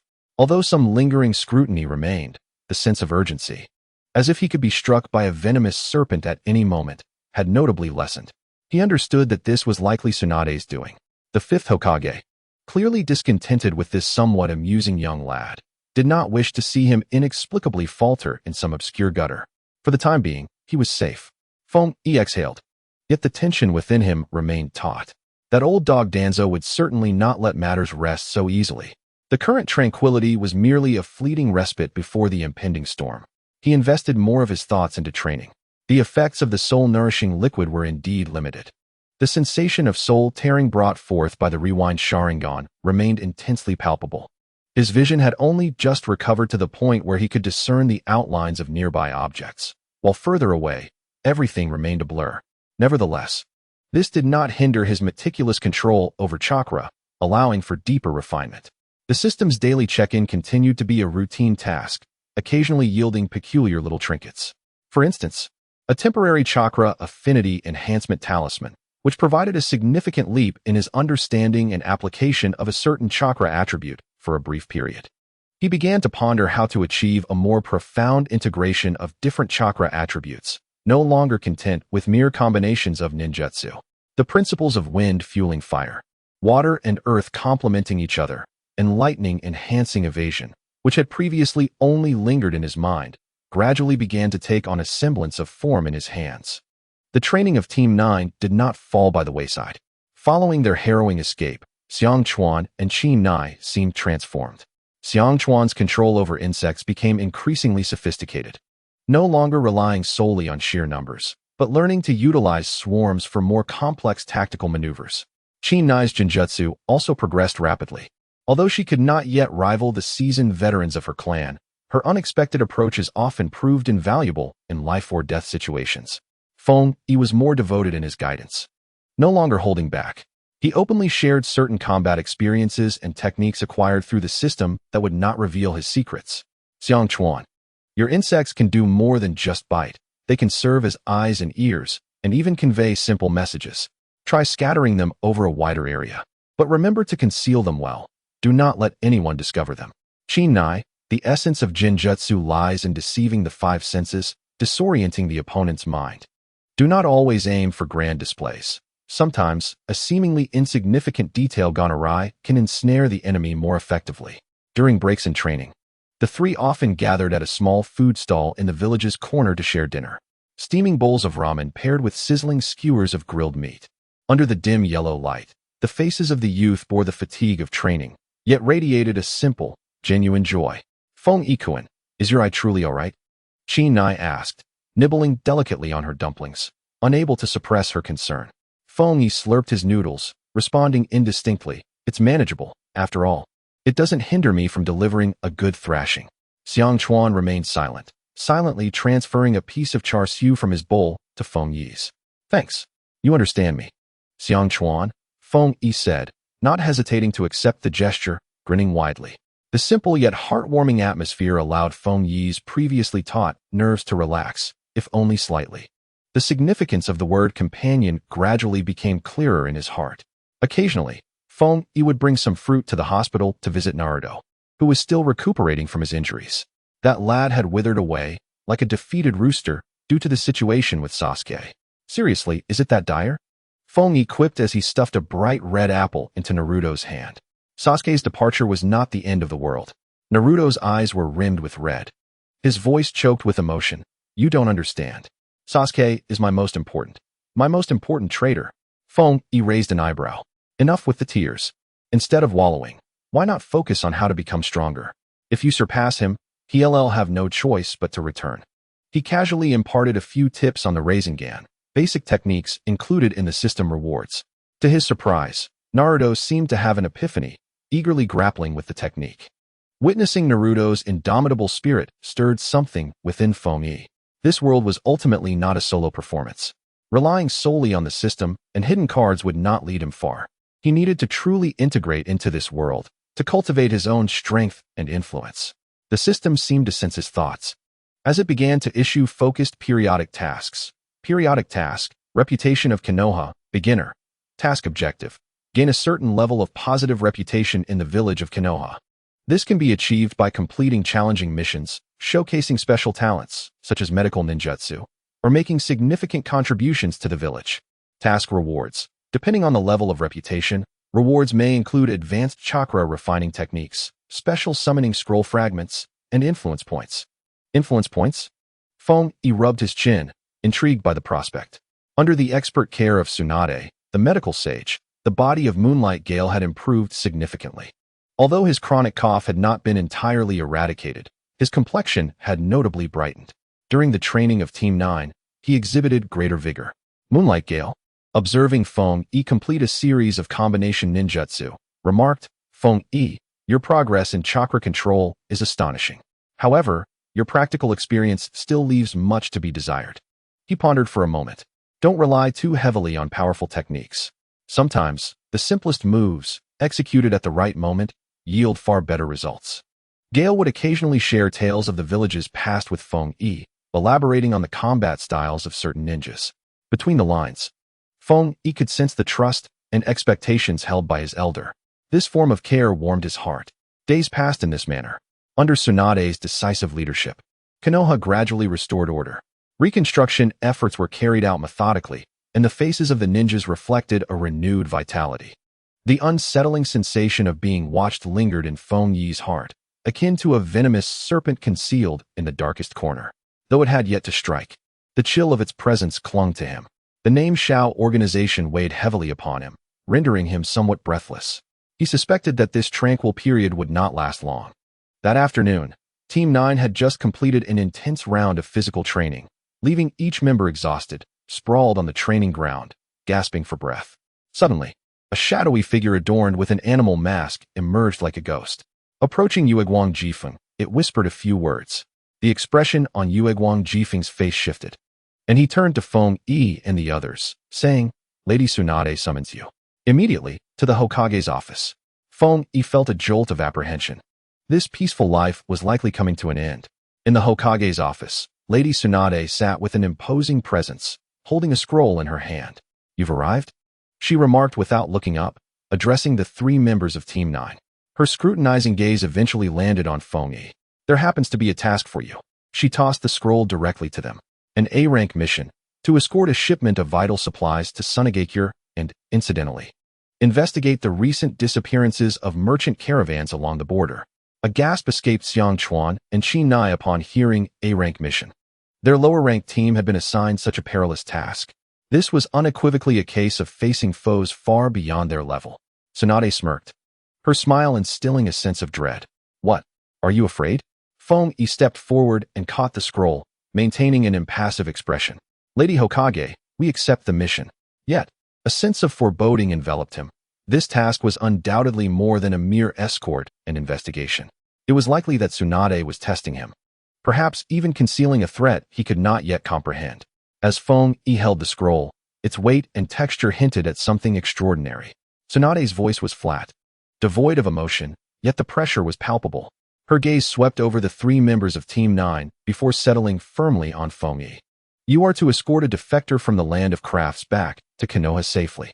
The mention of the Land of Crafts made Xiang Chuan draw a sharp breath. Exchanging a look with Qi Nai, both reading shock from each other's expressions. An A-rank mission. For them, fresh from the brink of death, this was a monumental task. A daunting mountain they could scarcely fathom. Qi Nai's face turned pale, her palms slick with sweat. "This craftsman possesses a crucial medical technique," Tsunade stated, tapping her fingers upon the table, each knock resonating with weight. "This technology holds immense strategic significance for the future of Konoha's medical system and the entire village." She paused momentarily, her tone suddenly turning icy. "Therefore, the confidentiality level of this mission is exceedingly high. Along the way, you are likely to encounter pursuers from the Land of the Craftsmen or other forces coveting this technology. It is imperative to ensure the target's safety at all costs." Feng Yi swiftly unfurled the scroll, the information racing through his mind. Mission objective: a defector craftsman from the Land of the Craftsmen, codename Kite. Meeting point: a desolate post station on the border of the Land of the Craftsmen. Escort route: predetermined, but adjustments may be made based on the actual situation. "That rascal Jifeng has yet to fully recover, so he won't accompany you this time," Tsunade added. "I have appointed a special jonin, Yamashiro Kaze, the cousin of Yamashiro II, to act as the temporary leader for this mission. He is experienced and relatively composed." Yamashiro Kaze? Feng Yi quickly searched his mind, but found no record of this individual. It seems he is not a renowned powerhouse. However, having someone is better than having no one at all. "Lord Hokage." Feng Yi closed the scroll and raised his head. "The medical techniques possessed by this craftsman are likely far more complex than mere healing, aren't they?" Tsunade's lips curled into a slight smile, concealing something profound within that arc. "You sharp-nosed lad. There are certain matters that cannot be detailed too explicitly on the scroll. In any case, bringing the person back safely will earn you your due credit. There is an underlying message here," Feng Yi discerned clearly. "This so-called medical technology is most likely intertwined with some obscure and taboo research. It might even touch upon deeper secrets. Otherwise, Tsunade would not treat this so gravely, nor would she specifically dispatch their team, just back from a bloody battle. For this task, Xiangchuan, Qinai." Feng Yi turned to the 2 companions who still appeared dazed from the shock. "Steady yourselves. An A-rank mission also serves as a test for us." "Yes."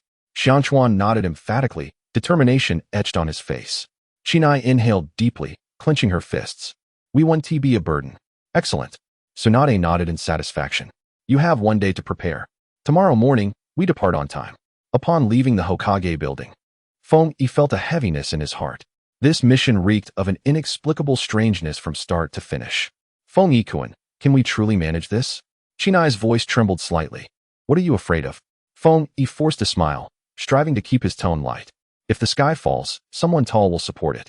Our temporary leader from the Yamashiro clan must possess good perception abilities. He will sound the alarm if necessary. Though he spoke thus, his heart was crystal clear. When it comes to the real hard battles, they would have to rely on themselves. Returning to their dilapidated shelter, Feng Yi immediately communicated with the system. System store refresh, advanced reconnaissance insect eggs, pack of 3, priced at 500 check-in points. Substitution scarecrow, fine, priced at 800 check-in points. Chakra concealment cloak, single use, priced at 300 check-in points. Reconnaissance insect eggs? This item is quite remarkable, far superior in stealth compared to Xianchuan's insects. Feng Yi's eyes brightened, and without hesitation, he exchanged for them. The substitution scarecrow is also an invaluable asset for survival. It can substitute for a fatal blow at a critical moment, making it a necessity. As for the concealment cloak, it is of little value, but it might prove useful in a crucial situation. Having spent a significant portion of his hard-earned check-in points, the weight on Feng Yi's heart finally eased a little. The following morning, the 3 members of Team 9 met with a special jonin named Yamashiro Kaze at the village entrance. Yamashiro Kaze appeared to be in his early 30s, possessing an ordinary appearance with no distinct features, yet his demeanor was notably calm. With a tidy short haircut, he donned the standard jonin vest of Konoha. He spoke little, merely outlining the tasks disciplined before leading the trio of Team 9 on their journey towards the border of the land of crafts. As they progressed, the atmosphere grew increasingly tense, palpable in the air as they approached the border. The villages and towns along the route were eerily quiet, with few passers-by. Occasionally, hurried merchant caravans could be seen, each on high alert, their demeanor suggesting a readiness for any potential threat. Feng Yi maintained the Byakugan at its minimal activation, ever vigilant of his surroundings. Xianchuan's insects silently dispersed nearby, acting as mobile sentinels. Meanwhile, Chen now appeared somewhat troubled, casting furtive glances at both Feng Yi and Yamashiro Kaze. That evening, the group arrived at a moderately sized town, intending to rest for the night. Stay alert. This place is rife with danger. Do not provoke any trouble. Yamashiro Kaze cautioned in a low voice. They found a nondescript inn to lodge in. Feng Yi lay on the hard bed, tossing and turning, unable to find sleep.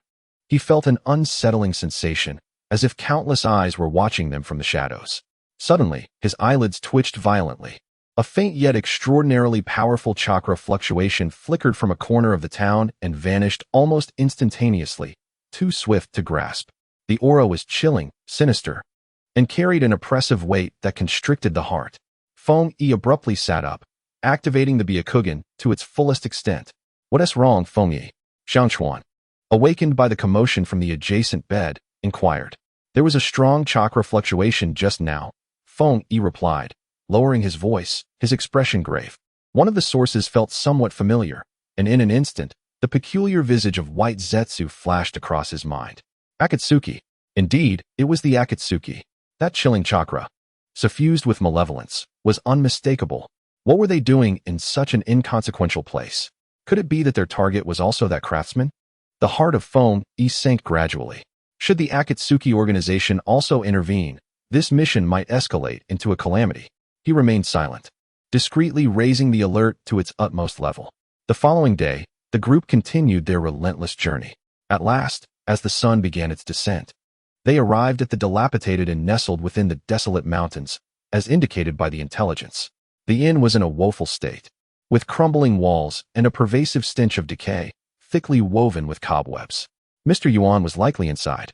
Mountain Wind gestured for everyone to remain vigilant. He took the lead, cautiously pushing open the rickety wooden door that seemed on the verge of collapse.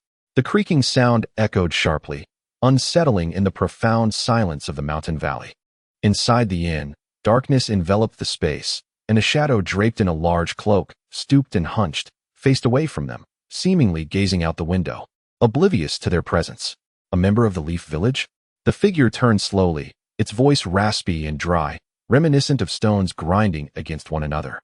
The cloak obscured much of its face, revealing only a sharp chin and tightly pressed thin lips. An unmistakable aura of danger surrounded the figure, palpable even from a distance. We are here to escort you, Mr. Yuan. Mountain Wind's voice was steady. Please accompany us. The craftsman, named Yuan, scrutinized the three members of Team 9. His gaze laden with skepticism and distrust, entirely unmasked. You few youngsters, along with a seemingly ineffectual Jonin, think you can protect me and return me to the leaf? Yuan scoffed, his words laced with sharpness. Are you intending to use me as bait for those pursuing? Upon hearing this, the expressions of Xiang Chuan and Qin Nai shifted dramatically, while Feng Yi furrowed his brow. This craftsman proved to be more troublesome than he had anticipated. Mr. Yuan, we come under the orders of the 5th Hokage. Feng Yi stepped forward, his tone neither submissive nor arrogant. You should understand the sincerity of the leaf. As for our capabilities, you shall witness them on the way. Yuan fixed his gaze on Feng Yi, his eyes, shadowed beneath the cloak, glimmered with an ambiguous intensity. Humph, don't let me down. With apparent reluctance, he let out a soft grunt, tacitly conceding. Just at that moment, Feng Yi's eye twitched sharply. Be careful, he shouted, abruptly leaping backward. Whoosh, whoosh, whoosh. Almost simultaneously, dozens of glimmering shuriken and kunai shot forth like hail from the shadows surrounding the inn, targeting everyone inside, particularly the craftsman Yuan. Immediately following, a dozen mysterious ninjas clad in uniform black tight-fitting attire, their faces concealed behind menacing masks, descended like phantoms, surrounding the decrepit inn with no escape. The attire of these ninjas, along with the potent chakra emanating from them, left Feng Yi perplexed. He could not identify their affiliation. A leading ninja, the largest among them, bore eyes glinting with a predatory gleam beneath his mask. The katana in his hand pointed menacingly at the craftsman Yuan, his voice chilling enough to freeze the air. Yuan, come with us, or perish here. In an instant, chaos erupted, seeking death. With a furious roar, Shan Chongfeng swiftly formed hand seals before his chest. Body transfer technique. Prepare. He shifted, positioning himself protectively in front of craftsman Yuan. Feng Yi, safeguard the target. Xiang Chuan, assess the enemy. Determine their numbers and positions. Qinai, illusion. Disrupt them and buy us time. Shan Chongfeng commanded with rapid precision. Understood. The three members of Team 9 responded almost in unison, their bodies moving instinctively into combat stances. Secret technique. Insect ball. Xiang Chuan bellowed. From his sleeve, the cursed insects surged forth like soldiers obeying a command. A dark tide spilling out. Part of them silently dispersed, merging into the surrounding shadows to scout the enemy, while the remainder quickly coalesced into several solid black insect spheres, charging directly towards the incoming shuriken. Clang. A cacophony of metallic clashes erupted as the insect spheres barely managed to intercept most of the projectiles. Illusion, mist of the shadow. Qinai's hands flew through seals with equal swiftness. Invisible waves of illusion rippled outward like water, attempting to confuse the attacker's perceptions. However, the ninjas adorned with ghastly masks seemed well prepared for such illusions, their advance momentarily stalling but not halting. At that moment, Feng Yi's pupils sharpened dramatically, his Byakugan flickering almost imperceptibly. His vision shifted instantaneously, locking onto the most formidable chakra signature among the enemies, the lead demon-masked ninja. At least 15. Their chakra is remarkably diverse, unlike any techniques from the 5 great nations. Feng Yi exclaimed rapidly, relaying his observations to Shan Chongfeng. Wind release, great breakthrough. He clapped his hands together forcefully. A furious gale erupted from his mouth, skewing several incoming shuriken and granting Shan Chongfeng a brief moment to react. Not bad reflexes. The lead demon-masked ninja chuckled coldly, his katana slicing through the air as he unleashed a razor-sharp wind aimed at Shan Chongfeng's face.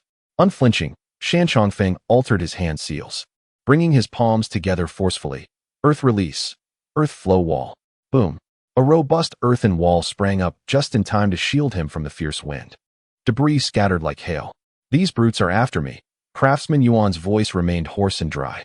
Yet, Feng Yi keenly detected an unusual calmness in his tone, even a barely perceptible hint of derision.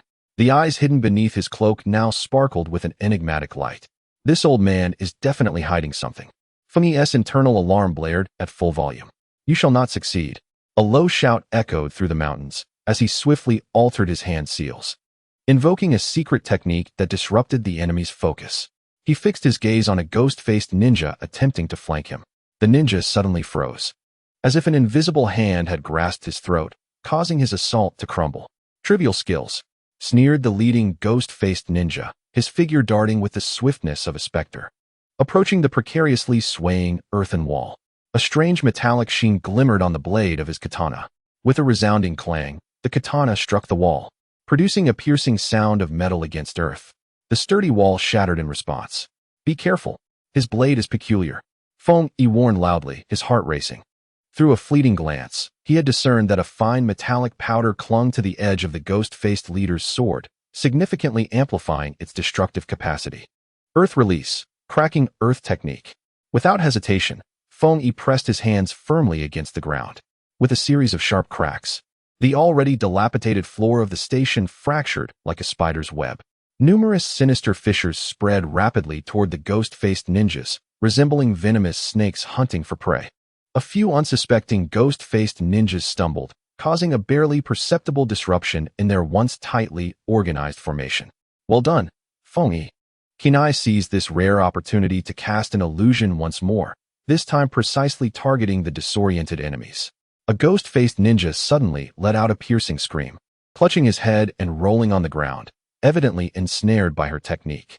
At that moment, Xiangchuan's parasitic insects played a crucial role, silently attaching themselves to the clothing of several adversaries, continuously relaying their movements and potential attack angles back to every member of Team 9.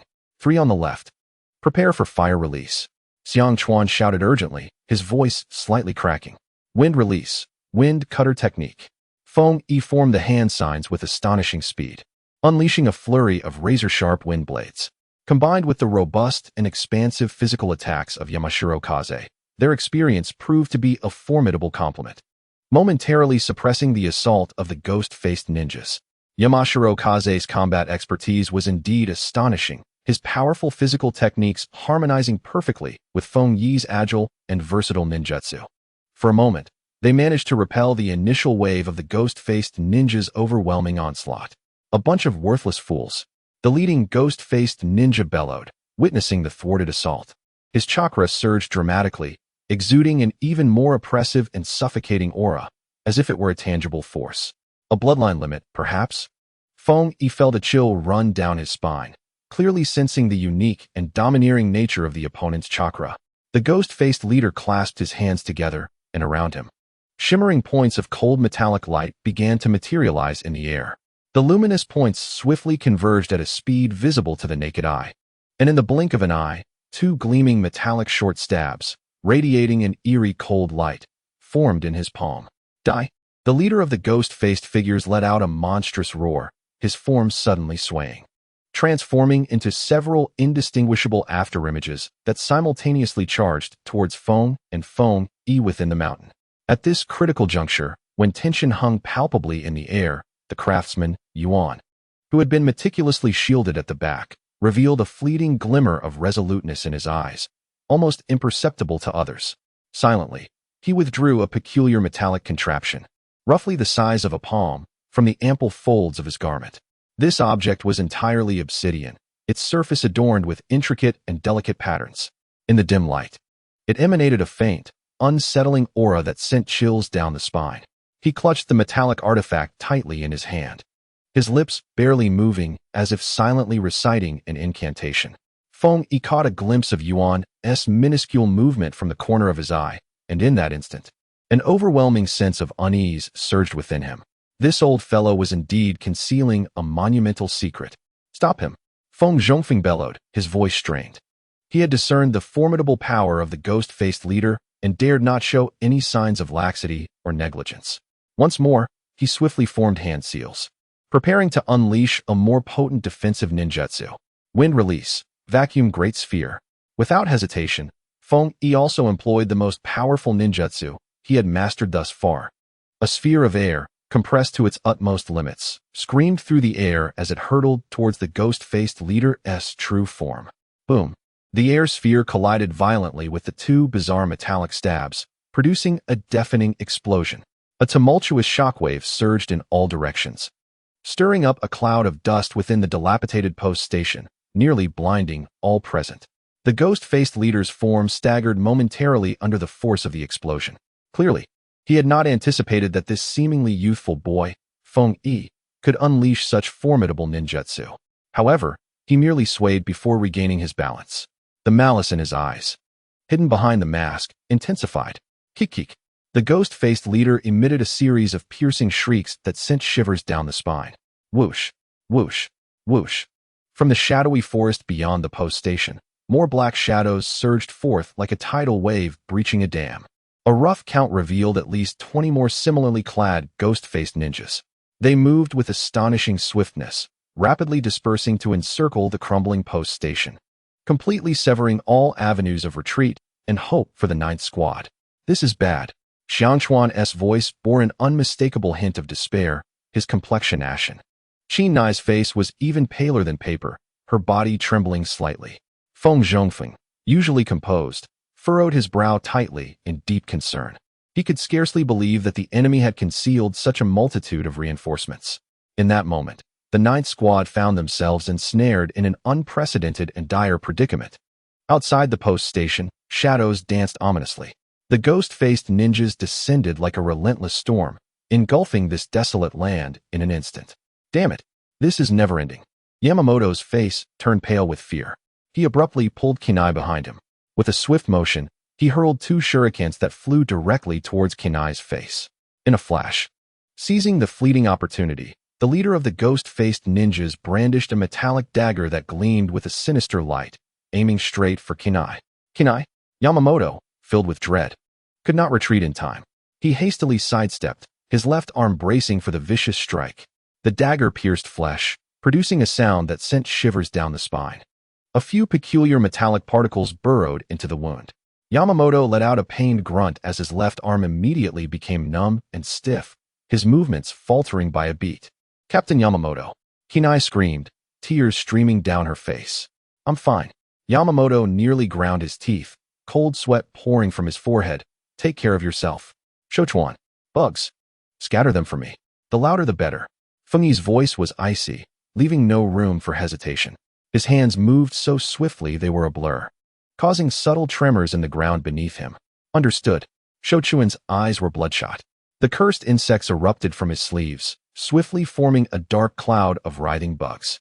This swarm, heedless of all, collided with the newly arrived ghost-faced ninjas, momentarily obscuring their vision and halting their advance.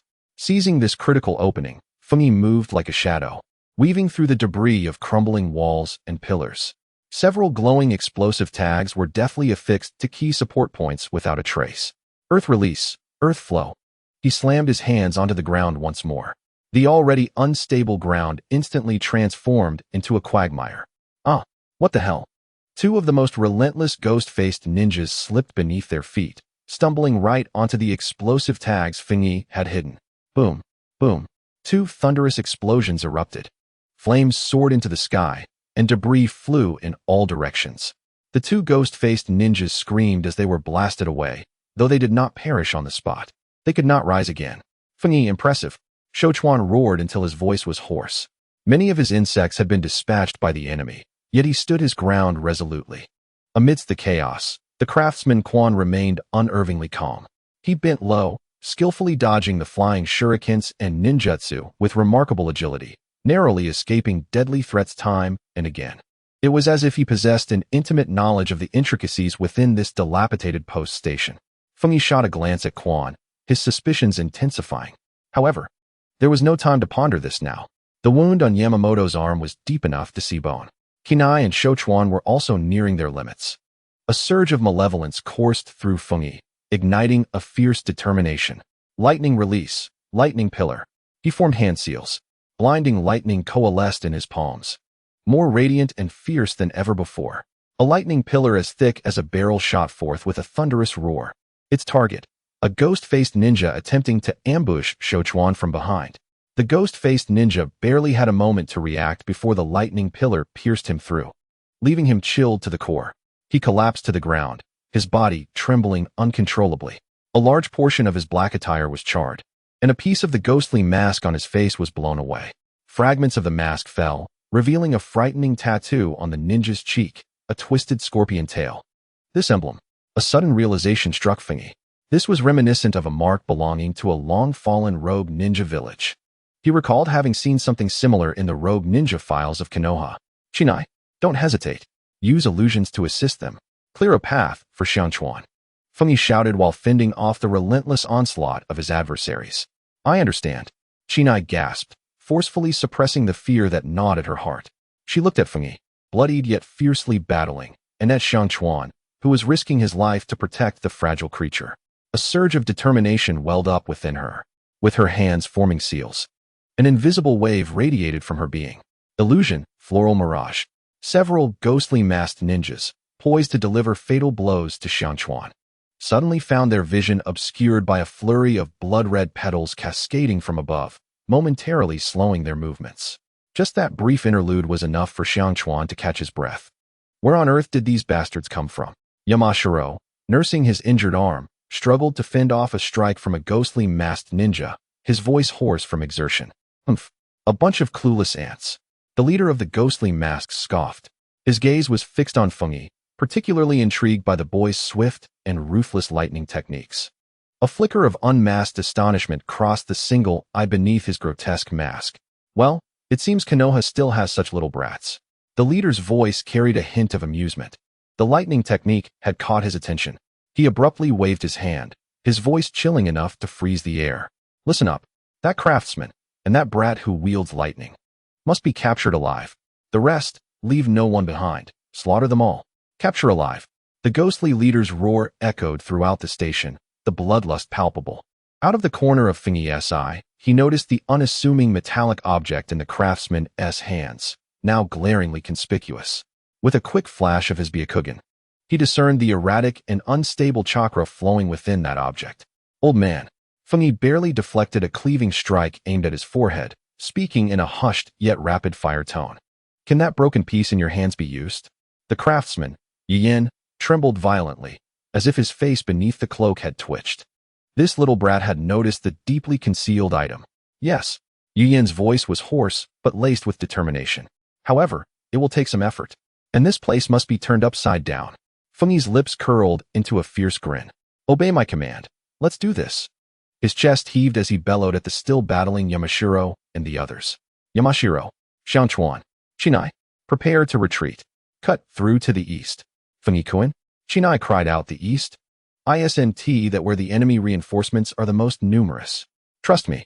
Feng Yi's voice resonated with undeniable authority. The leader of the masked demons, observing their stance, presumed they were cornered and displayed a sinister grin. Attempt to flee? Not a chance. He transformed into a shadowy figure, directing his metallic dagger straight at Feng Yi. Strike now. Feng Yi bellowed. Craftsman Yuan abruptly raised the pitch-black metallic object above his head, muttering fervently, his parched lips moving rapidly. A peculiar wave of energy erupted from the metallic device, instantly engulfing the entire post station. Everyone present felt their hearts constrict violently. Ugh, my head. The foremost masked ninjas staggered as if struck by an invisible hammer, their movements frozen. Perceptions became chaotic. Even the ninjutsu they had just prepared began to falter, teetering on the brink of collapse. What on earth is this? The masked leader was also caught off guard. His assault on Feng Yi abruptly halted, his expression beneath the mask likely reflecting his dismay. This contraption can directly disrupt the stability of chakra. Now is the moment. Seizing the fleeting opportunity, Feng Yi swiftly formed hand seals.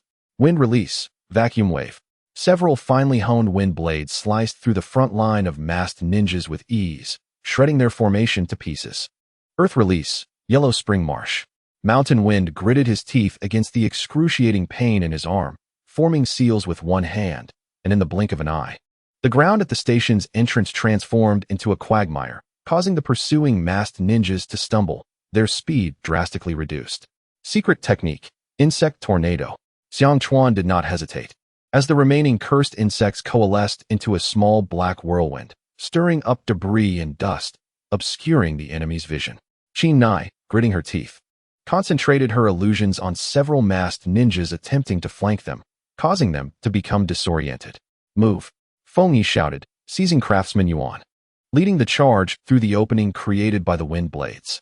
After the mountain wind's disruption, the trio of the 9th Squad executed their maneuvers flawlessly, carving out a bloody path through the ironclad encirclement of the masked ninjas. You wretched fools. Don't let a single one escape. The masked leader, regaining his composure, roared in fury.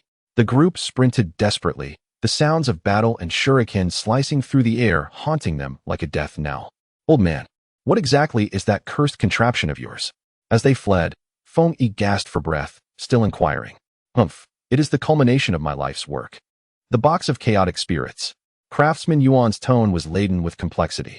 It can disrupt the flow of chakra in a designated area, rendering ninjutsu unusable. He paused to catch his breath, then continued. The pursuers are rebels from the Iron Country, known as the Black Scorpion Brigade. They covet a certain enchanted ability of mine, capable of significantly enhancing ordinary iron weaponry and imbuing them with peculiar attributes. Rebels from the Iron Country? Enchantment techniques? Feng-Yi pondered thoughtfully, realizing why the sinister weapons wielded by the masked ninjas exuded an aura of malevolence. Xiang Chuan, are your bugs all right? Feng-Yi observed a peculiar expression on Xiang Chuan's face. Cautiously, Xiang Chuan produced a trembling parasitic bug from his pocket, speaking in a hushed tone. Feng-Yi, look. This bug had previously come into contact with that metallic powder, and it now seems to have developed a degree of resistance to its corrosive effects. A surge of excitement coursed through Feng-Yi. This was indeed an unexpected boon. After the brutal battle, Qin Nai's demeanor had transformed, exuding a newfound steadiness. Her timing and precision with illusions had markedly improved compared to before. They are closing in. A voice boomed as the mountain wind howled. The leader of the masked ninjas, along with the remaining henchmen, clung to their trail like stubborn burrs, their speed unervingly swift. At the moment of their escape, Feng-Yi had surreptitiously released a high-grade reconnaissance bug egg from the system. This minuscule egg, invisible to the naked eye, trailed the pursuers from a distance, providing a clear view of their movements. We can't shake them off. These bastards know this forest too well, Feng-Yi remarked, his tone growing grave. Without a strategy to hinder their pursuers, it was only a matter of time before they were caught. The group, fraught with urgency, racked their brains for an escape. Suddenly, from the dense, dark woods ahead, two terrifying waves of chakra erupted, sending chills down their spines. The chakra was both frigid and potent, imbued with an indescribable malevolence that made the hairs on the back of their necks stand on end. Feng-Yi's pupils constricted sharply, his feet seemingly nailed to the ground as he abruptly halted. Two figures emerged leisurely from the shadows of the forest, clad in black cloaks embroidered with ominous crimson clouds. Their appearance was strikingly conspicuous. Feng-Yi's heart plummeted into the depths of despair. Akatsuki. The two figures stood silently in the shadows, one tall and the other short, their black cloaks stained with what appeared to be congealed blood under the dim light. The atmosphere grew palpably tense, as if the air had been siphoned away. Both the fleeing group and the relentless Black Scorpion Brigade froze in their tracks, ensnared by an invisible hand that gripped their throats. It was a primal fear, rooted in the instinct for survival. The mountain wind turned pale, lips quivering, as every word escaped through clenched teeth. Akatsuki. Oh, we have an acquaintance among you, remarked the slightly shorter figure, adorned with a peculiar forehead protector and necklace, casually shouldering a massive three-bladed scythe. With a sweeping gaze across the scene, his crimson eyes sparkled with unmasked madness and delight. Excellent, so many lively offerings. The Lord of Evil will surely be pleased today. This individual was Haydn. Humph. A bunch of ignorant fools daring to block our path. The leader of the Black Scorpion Brigade, momentarily stunned, was soon consumed by a tidal wave of fury. Perhaps he mistook these two for mere bounty hunters passing by. Kill them, he bellowed in a fit of rage. The remaining ghost-faced ninjas received their orders and, without hesitation, unleashed an onslaught of hidden weapons and ninjutsu upon the two unwelcome guests. Such bothersome flies. Another tall figure, clad in a headscarf that revealed only a pair of glistening green eyes, spoke coldly, showing no interest in forming hand seals. With a swift motion, his coat billowed outward, unleashing countless black tendrils that shot forth with such speed that the eye could scarcely follow. The scene was one of slaughter, far from a battle.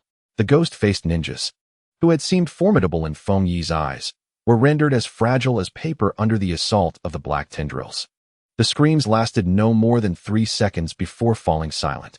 Blood and flesh stained the forest floor crimson. The once arrogant leader of the ghost-faced ninjas, his face frozen in disbelief and terror, was suspended in the air, pierced by several black tendrils, utterly silenced. In the span of a single breath, The Black Scorpion Brigade was annihilated. Kakuzu, you acted too swiftly. I barely had time to let them feel pain and pray to the Dark God. Haiden protested loudly. Silence. Haiden, Kakuzu's voice was as cold as ice. We must attend to business.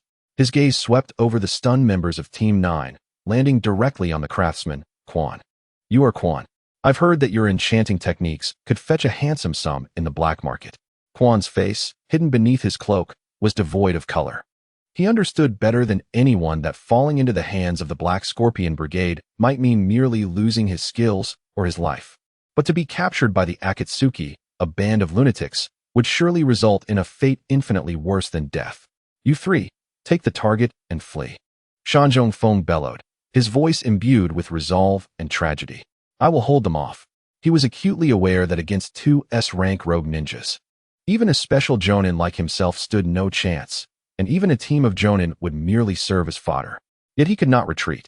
He was the leader of this mission, the protector of these young souls. Flee. Where to? Feng, he felt his blood run cold.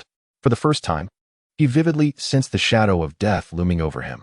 The mere presence of the two men, radiating an aura of terror, rendered him nearly breathless. His once proud composure had evaporated, leaving his mind blank. The chakra within him felt frozen, its flow becoming excruciatingly arduous. Warning. A lethal threat has been detected. Warning. The target's power far exceeds the host's current level. Resistance is futile. System recommendation. Immediately abandon all and flee with utmost urgency. The alerts in his mind transformed into a piercing alarm, bombarding his last vestiges of rationality. Xianchuan and Qina could scarcely keep their footing. Xianchuan's arms trembled violently. The fearless parasites he had summoned now huddled quietly within his sleeves, afraid to stir. Tears streamed down Qina's cheeks, her eyes, adept at conjuring illusions, now filled with nothing but pure fear and despair. In the face of an insurmountable chasm of power, all schemes and courage appear utterly ludicrous and impotent. Oh! Feiduan's gaze shifted from the resolute expression of Shanzhongfeng to Fengyi. He noticed that although this young boy trembled and his complexion was ashen, there lay a glimmer of fierce defiance and tenacity in the depths of his eyes, akin to a wolf cub. He, Kakuzu, observed the intriguing glint in this boy's gaze. Feiduan extended his tongue to moisten his cracked lips, revealing a bloodthirsty grin. Offering him as a sacrifice to the Lord of Evil would surely delight the dark deity. Kakuzu paid no heed to Feiduan's mad ramblings. It seemed he had lost all patience. There was no time for idle chatter.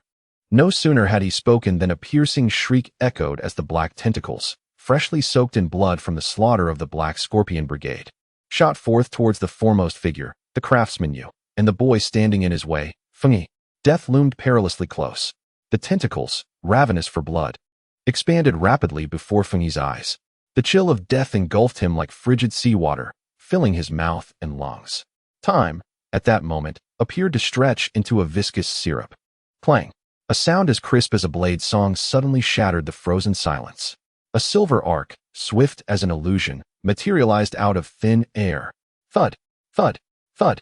The seemingly unstoppable black tentacles, poised to pierce Fengyi's body, were abruptly severed by this silvery arc. The severed tentacles writhed and twisted on the ground, akin to dying black serpents. A slender yet upright figure, spectre-like, stood before all members of Team 9, clad in a familiar jonin vest. Bearing the familiar pallid complexion and that signature short purple hair, he held a blade in one hand, its tip angled downward. A drop of foreign black blood sliding down the sharp edge. Cough, cough. A fit of violent coughing disrupted the formidable impression he made upon his entrance. Moonlight Gale. Sensei Kazakage. Kinai's voice trembled, tinged with a sob, disbelief palpable in her tone at this unexpected reprieve. Oh, another fool unafraid of death. Kakuzu's greenish eyes flashed with irritation. Meanwhile, Feiduan, exhilarated, brandished his blood sickle, erupting in maniacal laughter. Splendid. Another offering. The Lord of Evil shall be most pleased today. Fengyi. Moonlight Gale did not turn around. Yet his voice carried an unprecedented severity and determination. Take them and run. That is the captain's command. Fengyi's mind buzzed, rendered blank. Run?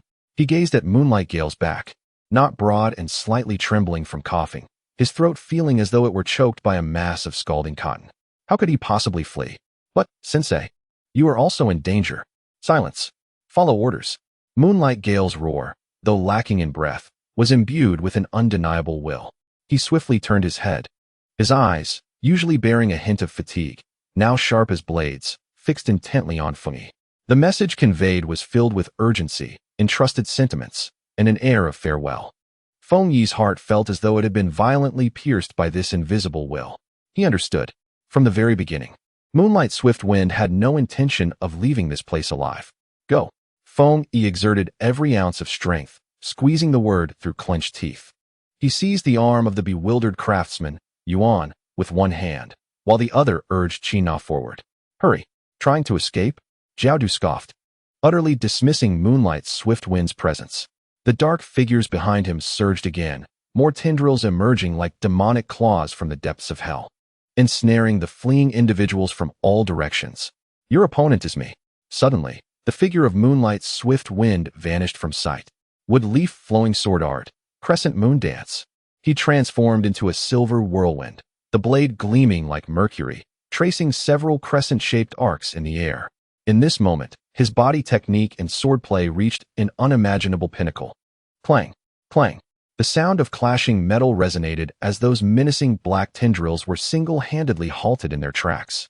Haydn let out a shrill cry, charging from the side with his massive, three-bladed blood scythe. The crimson blade, shrieking as it tore through the air, aimed directly for Moonlight Swift Wind's neck.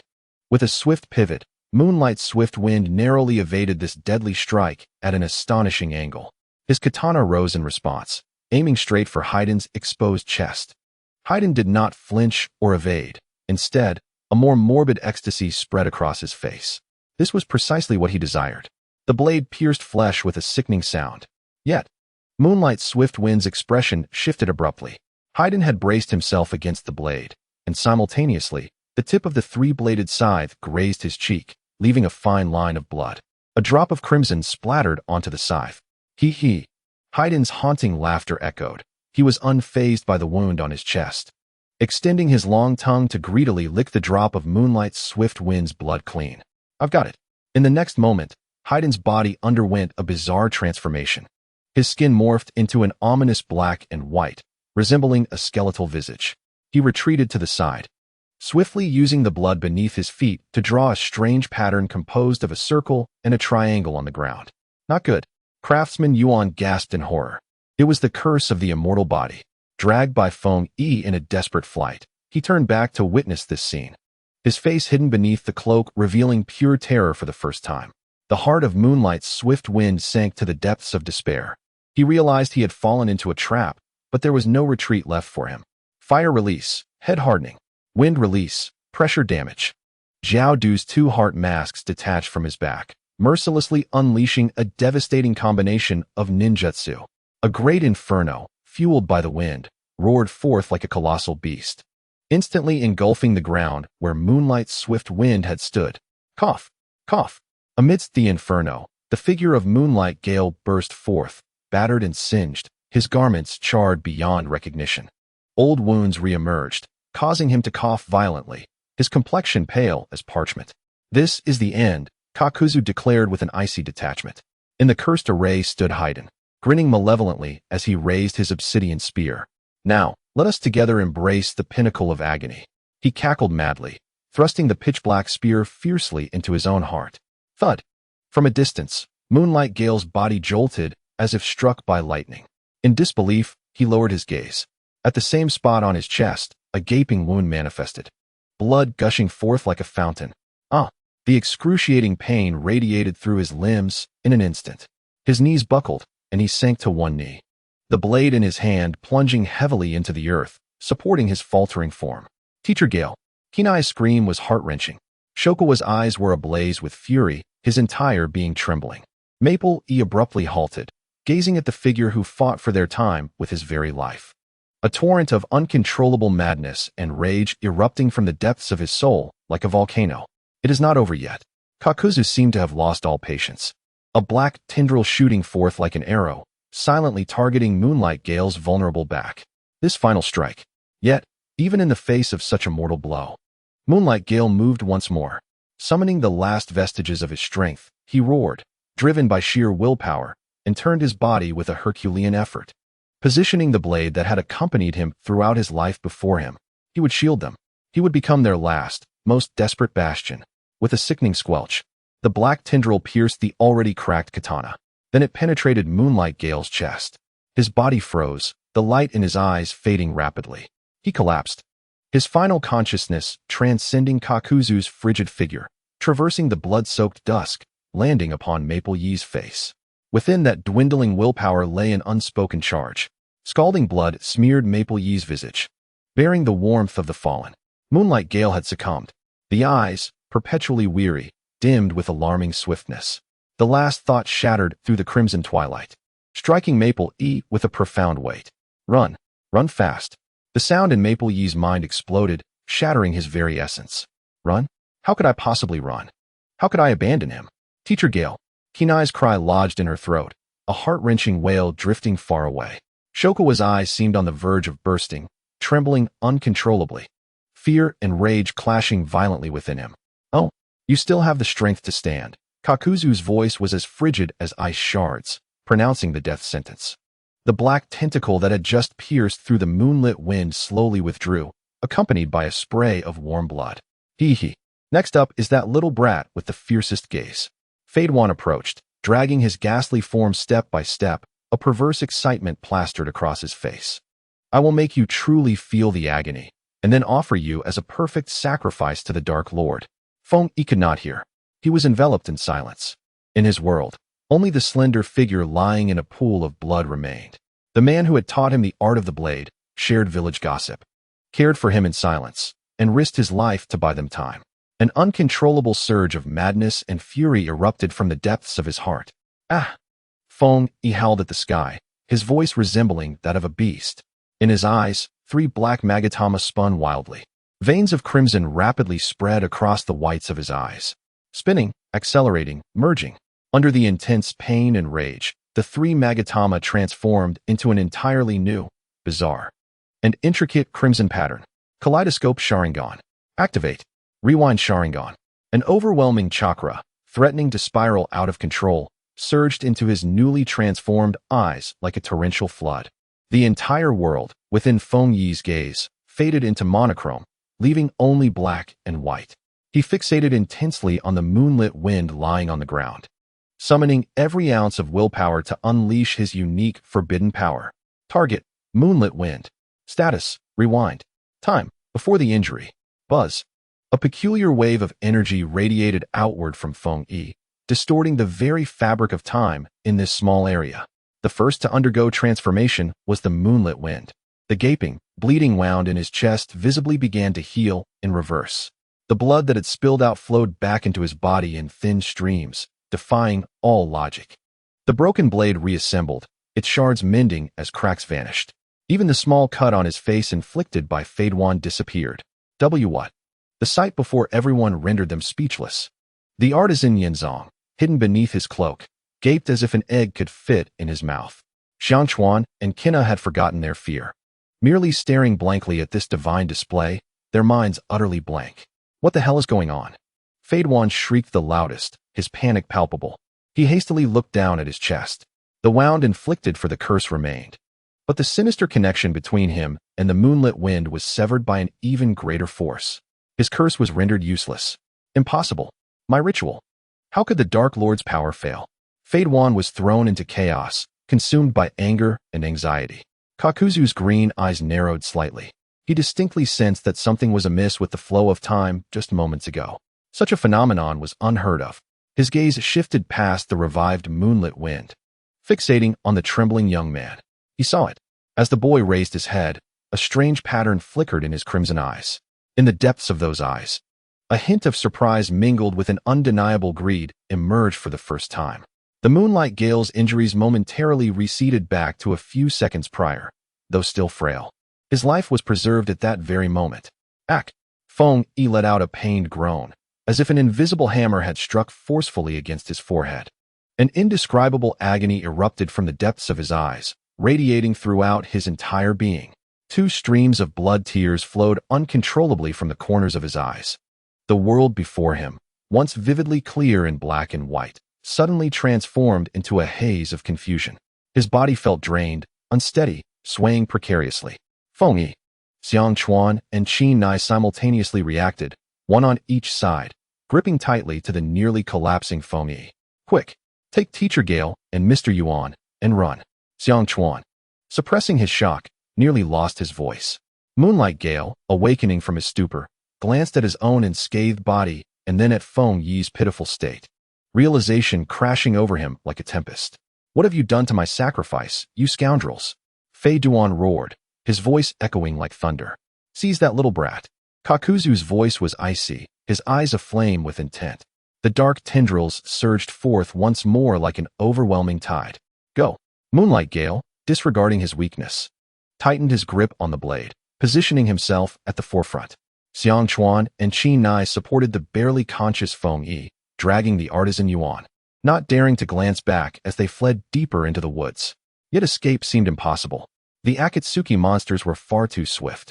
The specter of death loomed once again, just as those terrifying black tendrils were about to ensnare them once more. Boom, boom, boom. Several massive shadows plummeted from the heavens, crashing heavily to the ground, sending plumes of dust skyward. It was, astonishingly, 3 gigantic toads. Each colossal and uniquely shaped, they perfectly obstructed the path between Team 9 and the Akatsuki, sealing their route. A bold and confident voice resounded from atop the largest toad, echoing throughout the blood-red twilight. Hey, you little brats, are you all right? The toad sage, Lord Jiraiya, has arrived. A toad? What an enormous toad. Someone was perched atop the toad's head. White-haired, exuberant, one of the legendary 3 ninjas, Jiraiya. The mountain wind, clutching his arm, blood seeping through, could hardly believe his eyes. Lord Jiraiya? How could this esteemed figure possibly venture into such a desolate place? Well, if it isn't the temporary leader sent by that Tsunade woman? Jiraiya grinned broadly, surveying the ground littered with severed limbs. Then casting a glance at the 2 black-robed figures opposite him, his jovial demeanor sobering instantly. In such a dire state? The Akatsuki scum. Truly unfortunate. I seem to encounter your wretched lot wherever I go. Hee hee. Another brave fool has arrived. Fei Duan's grotesquely painted face twisted in excitement, his 3-bladed blood scythe slicing through the air with a menacing whistle. Excellent. The Lord of the Evil Gods delights in challenging tough opponents. Old man, state your name. When I offer you as a sacrifice, I shall make sure to mention you to the evil god. Kakuzu's gaze was fixated on the toad beneath Jiraiya's feet, his voice dropping an octave. The legendary Sennin, the toad sage Jiraiya, found himself amidst treacherous waters. Acknowledging the impending trouble, he bellowed like thunder, his hands moving with such swiftness that they became a blur. What nonsense is this, Jiraiya? Do not dally with these miscreants, croaked Fukasaku, his voice deep and resonant. The peculiar scent emanating from his 2 adversaries was distinctly unsettling. Fire release, toad oil flame bullet. Jiraiya unleashed a viscous stream of toad oil, which Fukasaku followed with a burst of searing flames. The oil ignited, creating a conflagration that surged forward, engulfing Kakuzu and Haiden in a fiery tempest. The heat was so intense it felt as though even stones would melt away. Humph, mere tricks. Kakuzu dismissed the threat with nonchalance. Wind release, pressure damage. Water release, water barrier. Simultaneously, the 2 masked figures behind him struck, unleashing a tempest and a tidal wave that tore a gaping hole through the wall of flames. In that fleeting moment, Jiraiya was upon Kakuzu, moving with the swiftness of a specter. Sage art, hair needle 1,000 needles. His white hair elongated and hardened, shooting forth like a torrential downpour toward Kakuzu and Haiden. Each strand whistled and clinked as they struck. Kakuzu's body, as tough as stone, absorbed much of the assault but was still forced to retreat several paces. Haiden, wielding his scythe, deflected the incoming needles, cursing profusely. Meanwhile, the 2 great toads, Fukasaku and Shima, had effectively shielded their allies, the members of Team 9 and the artisan, Kurenai. One brandished a shield, while the other held a fork, both on high alert. Hang in there, Fuyuki, Jiraiya called out, and at his arrival, the taut string of tension snapped. Fuyuki's vision darkened, the world spinning around him. The blood-red void of his newly opened eyes seemed to threaten to consume him whole. Pain. Agonizing, piercing pain.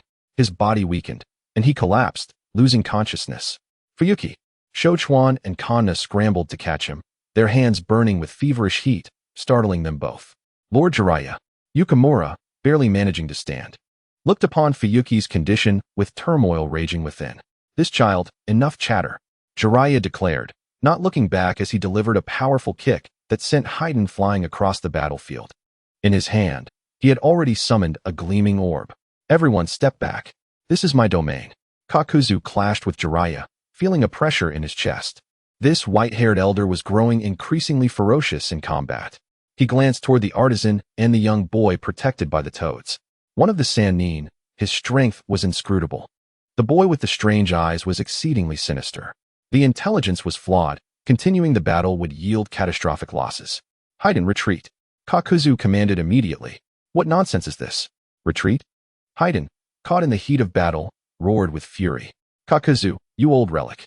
I have yet to offer this old man as a sacrifice to the Lord of the Abyss. Shut your mouth if you wish to remain alive. Kakuzu's voice was chilling, capable of freezing the very air around them. The objectives and that little rascal both possess issues. The intelligence is inaccurate. We shall discuss it upon our return. As the words fell, Kakuzu's figure flickered, swiftly disappearing into the forest. Damn, you old fool, just wait. Haiden, though displeased, acknowledged Kakuzu's words held truth. He spat towards Jiraiya and cast a malevolent glance at the unconscious Fungi. Your lives, the Lord of the Evil God will eventually come to claim them. With that ominous statement, he fled in haste. Once those two harbingers of misfortune from Akatsuki departed, the suffocating tension in the air dissipated. Fukasaku and Shima transformed with a resounding poof, vanishing into a cloud of white smoke. Jiraiya exhaled deeply and hurried to the side of Team 9. Is everyone all right? He first scrutinized the swift moonlight, and then crouched to examine Fungi. Upon placing a hand on Fungi's forehead, his brow furrowed in concern. The chakra depletion was alarming. His body seemed as if it had been completely drained. He gently lifted Fungi's eyelid. The blood had not yet dried, and within the pupil lingered a bizarre crimson pattern. Jiraiya, seasoned and knowledgeable, couldn't help but gasp in astonishment. The residual chakra fluctuations in those eyes were exceedingly peculiar, deep, and unfathomable. It exuded a power he had never encountered, one capable of piercing through the heavens. The craftsman, Q, witnessed everything unfold, from the brink of death to utter bewilderment, now enveloped in confusion. He glanced at the unconscious Fungi, and then at the inscrutable white-haired sage before him. Not a word escaped his lips. Jiraiya stood, his expression graver than ever before. He fixed his gaze upon the unresponsive Fungi, his mind swirling with questions. What manner of power does this child possess? Such force is undoubtedly not benign. He made a swift decision. Everyone, return to Konoha immediately. This matter must be thoroughly investigated. The journey back was eerily silent. Jiraiya led the way. His attire, often perceived as comical, now resembled an immovable mountain, shielding them from any prying eyes. The children of Team 9 followed in silence. Not a word was uttered. Kinai's eyes were already swollen and red, while Shochuan kept his head lowered, obscuring his expression.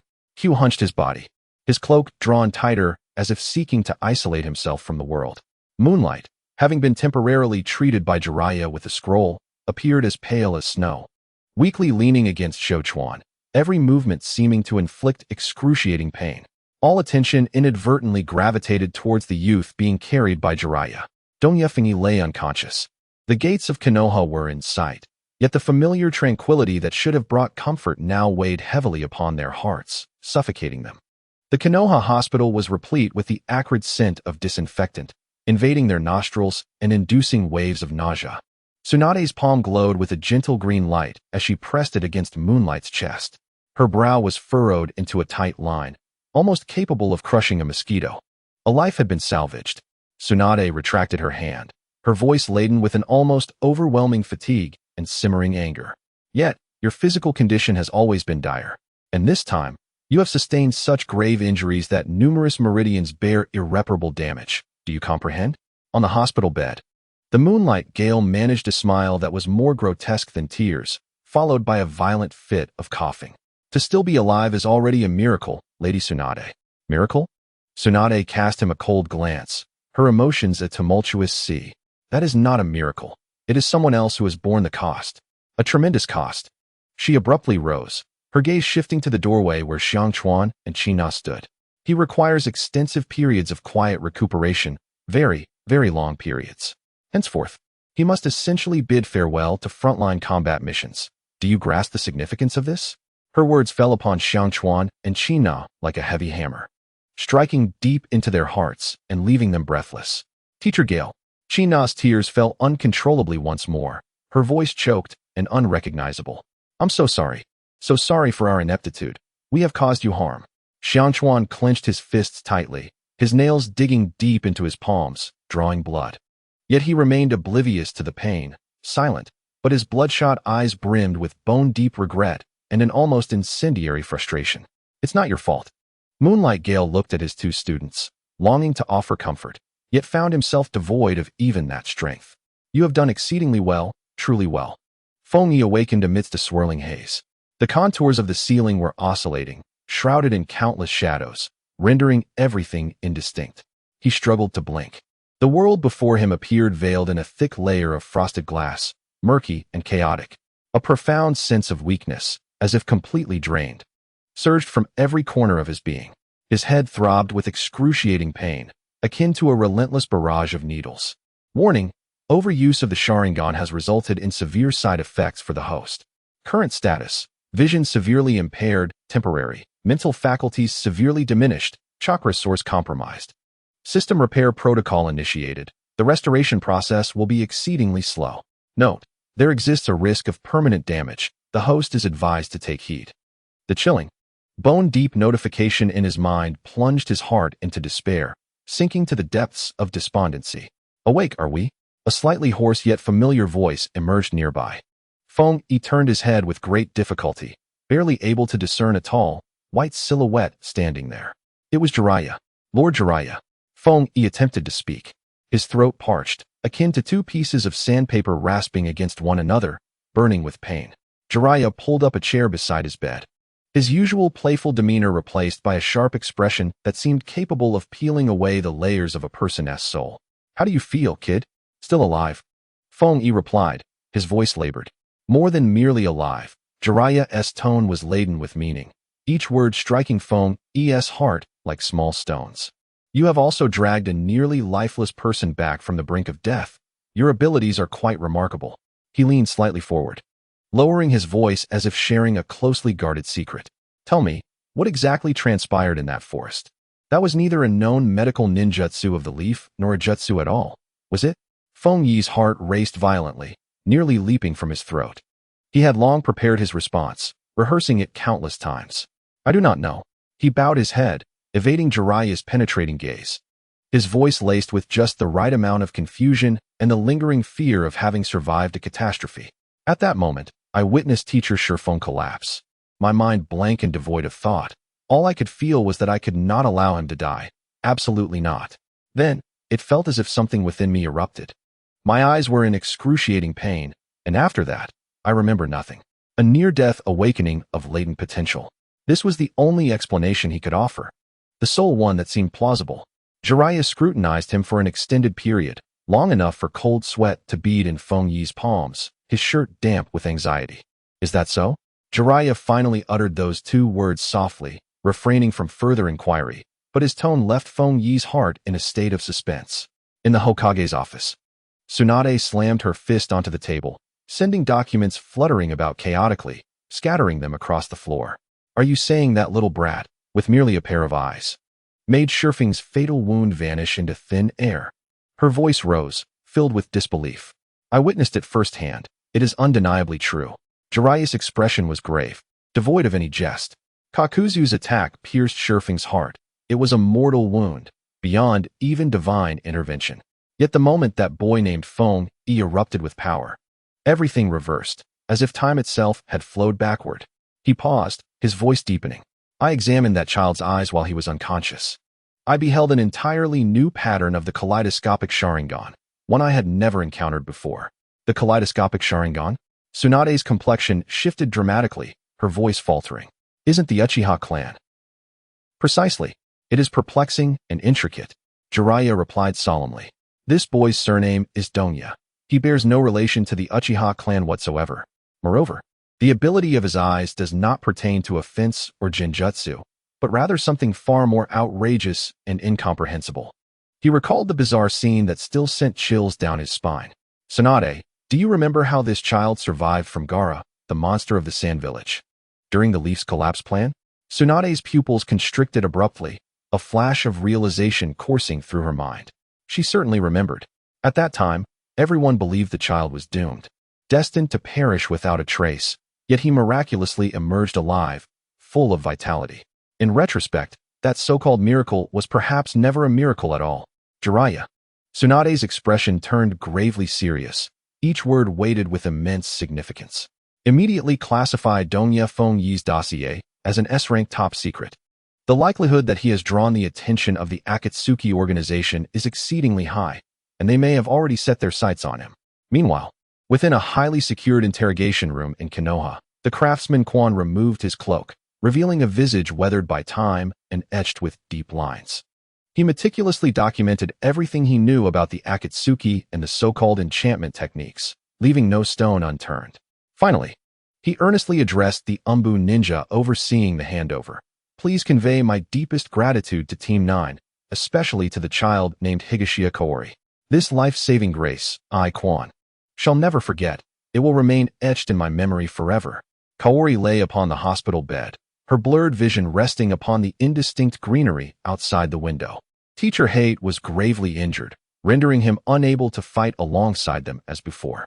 Both Shokawa and Katona had also suffered immense psychological trauma.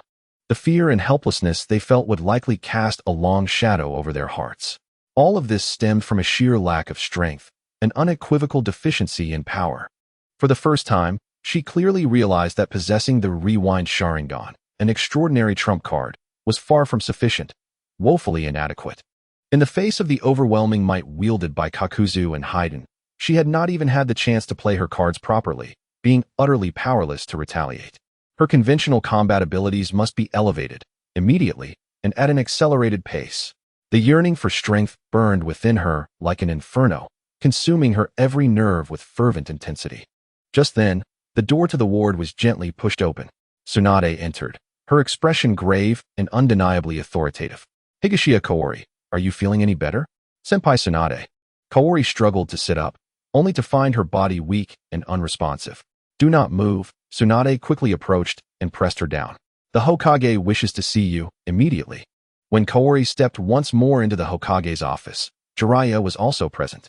The two pillars of Konoha, one on either side, cast heavy scrutinizing gazes upon her, the intangible pressure nearly suffocating.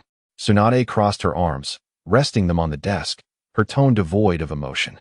Higashia Kaori, we require an explanation regarding your unique abilities. The air in the Hokage's office was so dense it felt as though it could be squeezed to extract water. Tsunade's sharp eyes were like invisible scalpels, attempting to dissect every layer of Kaori's facade. Explanation? Kaori echoed, her voice hoarse, laced with just the right degree of frailty and bewilderment. Lady Tsunade, Lord Jiraiya. She lowered her head, her hands instinctively gripping the seams of her trousers. I truly do not know what transpired. I only remember the moment when Teacher Hate fell. I could think of nothing else. Only that he must not die. Absolutely must not. And then, everything went dark. When I awakened, I found myself in the hospital. She disclosed her carefully prepared narrative with the utmost sincerity and helplessness. This account, a blend of truth and fabrication, was most deceptive. Tsunade scrutinized her intently, seeking even the slightest crack in her composure. That is enough, Tsunade. Jiraiya suddenly broke the suffocating silence, boldly striding to Fengyi's side and placing a hefty hand upon his shoulder. Despite the inquiries that flew in every direction, nothing substantial emerged. It was akin to a horse being let out to ascertain its nature. He winked at Tsunade before turning his gaze back to Fengyi, a mischievous grin re-emerging upon his face. Come with me, young one, to Konoha, the 7th training ground. This locale, one of the most secluded training fields in the Hidden Leaf, was enveloped by dense forests and steep cliffs, seldom frequented by others. Jiraiya crossed his arms, lazily leaning against a grand tree. All right, lad, there's no one else here. His demeanor shifted to one of seriousness. Do not hide your abilities. Reveal to me all that you possess. Show me how you managed to rescue someone from those two fiends of Akatsuki. Yes, Lord Jiraiya, Fengyi replied, inhaling deeply, forcing down the dizziness brought on by excruciating aftereffects. He understood that this was a pivotal moment that would determine his future. Without a moment's hesitation, he swiftly formed hand seals. Wind release, great breakthrough. A tempestuous gust erupted, scattering the fallen leaves into the air. Following that, his hand seals transformed. Earth release, earth flow wall. A robust earthen barrier surged upward, standing resolutely before him. Lightning release, electromagnetic murder. Blinding arcs of electricity danced across the ground, instantly scorching a nearby rock to a charred black. With effortless fluidity, he transitioned through 3 elemental ninjutsu: wind, earth, and lightning, without the slightest hint of hesitation. Jiraiya's eyebrows raised slightly, a flicker of approval crossing his features. Impressive. Your mastery over these 3 chakra natures at such a young age surpasses that of the majority of prodigies. Feng Yi pressed on. Byakugan, he exclaimed, his eyes bulging with intensity as the residual effects faded, revealing an extraordinary clarity, pure white in hue. A panoramic vision unfolded, piercing through all obstacles. Oh, the smile on Jiraiya's face evaporated, replaced by an unmistakable astonishment. The Hyuga clan's bloodline limit? But your surname is Dongya. This is not all. Feng Yi's voice deepened as he assumed a gentle fist stance, his aura shifting to embody both softness and strength. Jiraiya's expression transitioned from shock to uncontainable joy. The 7 elemental natures of the Hyuga's Byakugan, coupled with a formidable foundation in martial arts and combat intellect.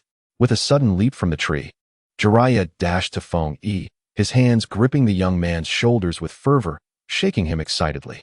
Ha! I have struck gold. Truly, I have unearthed a treasure. His eyes sparkled, as though he had stumbled upon a rare gem, scrutinizing Feng Yi from head to toe. Young man, tell me, where did you acquire these abilities? Do not attempt to deceive me with tales of bloodline awakenings. The presence of Byakugan and multiple natures cannot simply be explained. Enduring the immense force upon his shoulders, Feng Yi managed a wry smile. Lord Jiraiya, I speak the truth. When I was but a child, I encountered a peculiar individual who imparted certain knowledge upon me. As for the Byakugan, I am uncertain.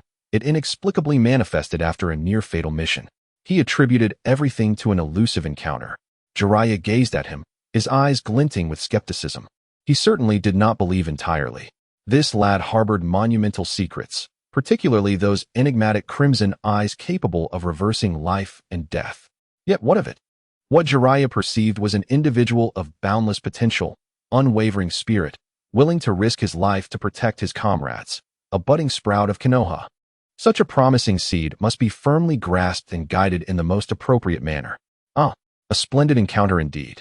Jiraiya released his grip and erupted into laughter. Regardless of your extraordinary experiences, from this day forth, your true adventure shall be with me, the Toad Sage, Jiraiya. His smile faded, and his expression turned gravely serious. Young one, your current strength is still far too feeble. When faced with adversaries of the Akatsuki's caliber, you would be incapable of mounting any substantial resistance. To possess the power of self-preservation and to protect your comrades, you have much ground yet to cover. I have made my decision. Jiraiya thumped his thigh. I shall teach you a skill that can genuinely safeguard your life. Before he finished speaking, he bit his own finger, formed hand seals, and struck the ground forcefully. Summoning technique. Boom. A vast cloud of white smoke erupted, revealing an ancient and colossal scroll suffused with the essence of time before the two. This is the summoning contract of our Toad clan from Mount Myaboku. Jiraiya pointed at the scroll, his tone imbued with pride.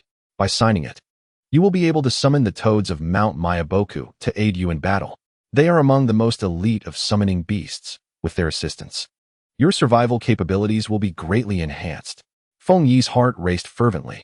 Summoning technique. Without hesitation, he mimicked Jiraiya's actions, biting his finger and solemnly inscribing his name upon the immense scroll, Dongya Fengyi. Excellent. Jiraiya nodded in satisfaction. Now, attempt to concentrate your chakra and summon it forth with your own strength. Feng Yi inhaled deeply, drawing upon the meager chakra remaining within him, formed hand seals, and struck the ground forcefully. Summoning technique. Boom. A trivial puff of white smoke dissipated. On the ground lay a tiny tadpole, no larger than a palm, its tail incessantly wagging as it gazed up at Feng Yi with a bewildered expression. The atmosphere fell into an immediate silence. Ha! Jiraiya was momentarily taken aback before bursting into raucous laughter, his mirth echoing through the air until tears welled in his eyes. Young one, It seems your body is quite hollowed out. Feng Yi's face flushed crimson, wishing for nothing more than to vanish into a crevice. Once Jiraiya had his fill of laughter, he approached and patted Feng Yi's back, his gaze filled with anticipation and a hint of profundity. Do not lose heart, young one. The summoning technique is merely the beginning. Mount Myaboku has even more intriguing wonders awaiting you. However, it ultimately depends on your own determination to master it. The 7th training ground has now become almost a personal domain for Feng Yi. Jiraiya, lounging on a large stone with his legs crossed and a blade of grass between his lips, kept his gaze fixed on the sweat-drenched youth in the arena. I must say, kid, your chakra control is abysmal. Jiraiya spat out the grass and shouted hoarsely. To summon a formidable toad, you must condense your chakra into a single point and then release it all at once. Not like you are doing now, all limp and flabby, like squeezing toothpaste. Feng Yi remained silent, gritting his teeth as he repeated the hand-sealing motions once more. The lingering effects of blurred vision still plagued him, making everything appear as though seen through frosted glass. The persistent sensation of weakness, as if all vitality had been drained from his body, tormented him unceasingly. Even a slight increase in chakra caused his head to throb as if pierced by needles. Yet he dared not stop, nor could he afford to. The looming shadows of the monstrous Kakuzu and Haiden seared into his heart like a branding iron. Summoning technique. Bang! Another trivial puff of white smoke erupted. A tiny toad, no larger than a fist, appeared on the ground, bewildered, croaking once before vanishing in a haze. No good, kid. Jiraiya shook his head disapprovingly. With your level of skill, the toad you summoned wouldn't even be enough to serve as a toothpick for Orochimaru's snakes. Wiping the sweat from his brow and gasping for air, Feng Yi concentrated once more, gathering the scant remaining chakra within him. Memories flashed through his mind, the silhouette of Moonlight Gale collapsing, the fearful and desperate faces of Xiang Chuan and Qin Na. No, it wasn't enough. He needed to be more focused, more condensed. This time, he refrained from hastily slapping his hands to the ground, instead closing his eyes to perceive the flow of chakra within him through the Byakugan's power. He forcibly compressed that energy again and again. Summoning technique. Boom. A plume of white smoke erupted, denser than any before. As the smoke dissipated, a purple toad, taller than a person and wielding 2 katana, appeared in the arena, sporting a somewhat haughty demeanor. Who dares summon the great Toad Gama? The toad spoke, looking around before fixing its gaze on the panting Feng Yi. Oh, it's you, kid? You seem rather fragile. Success. Feng Yi's legs nearly buckled beneath him, threatening to send him crashing to the ground. Oh.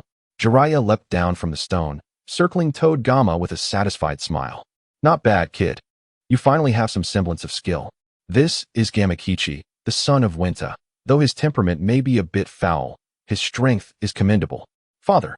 Upon seeing Jiraiya, Gamakichi's demeanor shifted to one of respect.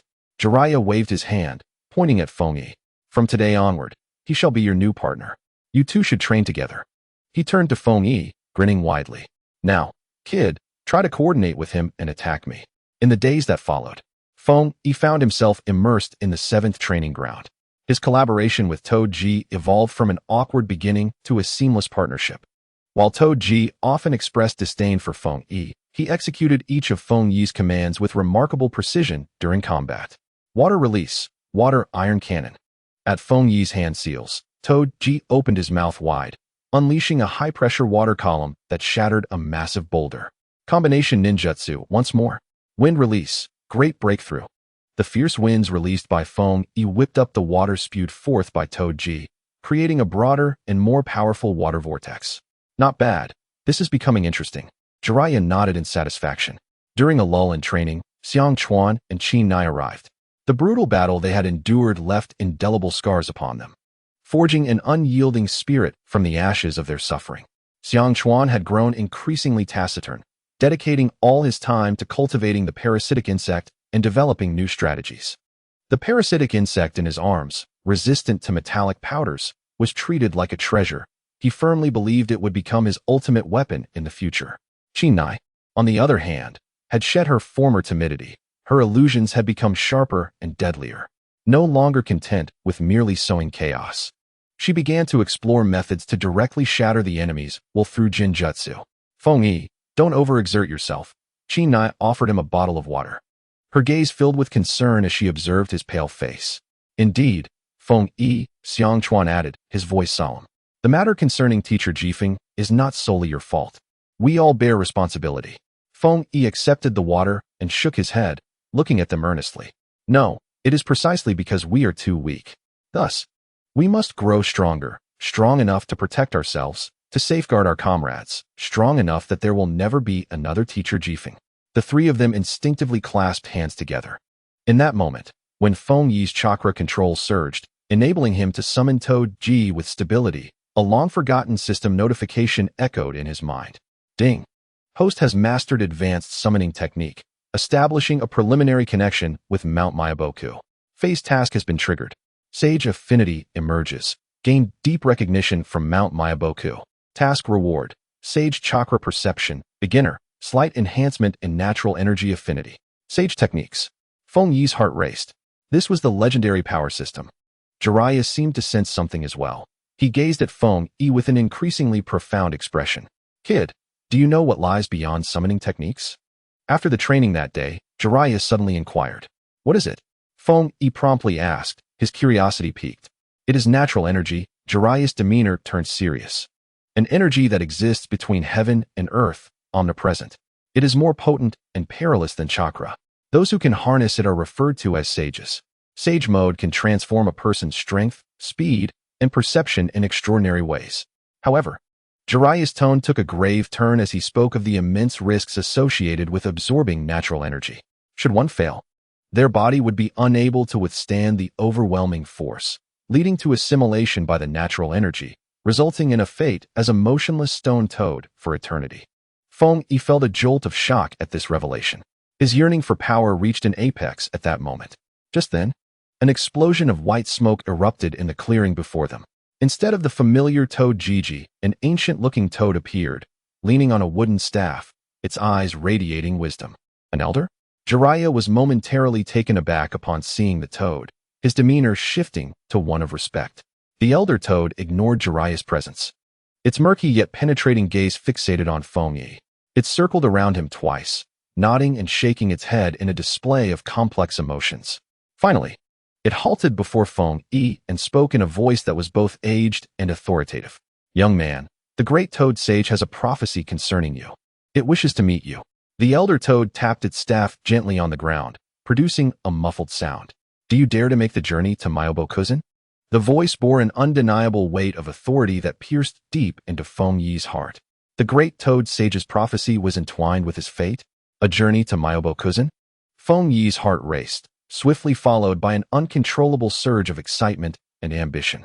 Sage techniques. This was the essence of sage arts. Furthermore, natural energy might unravel the multitude of secrets enshrouding him. Without a moment's hesitation, he gazed at the old toad with the cane and declared resolutely, Elder, I am willing to go.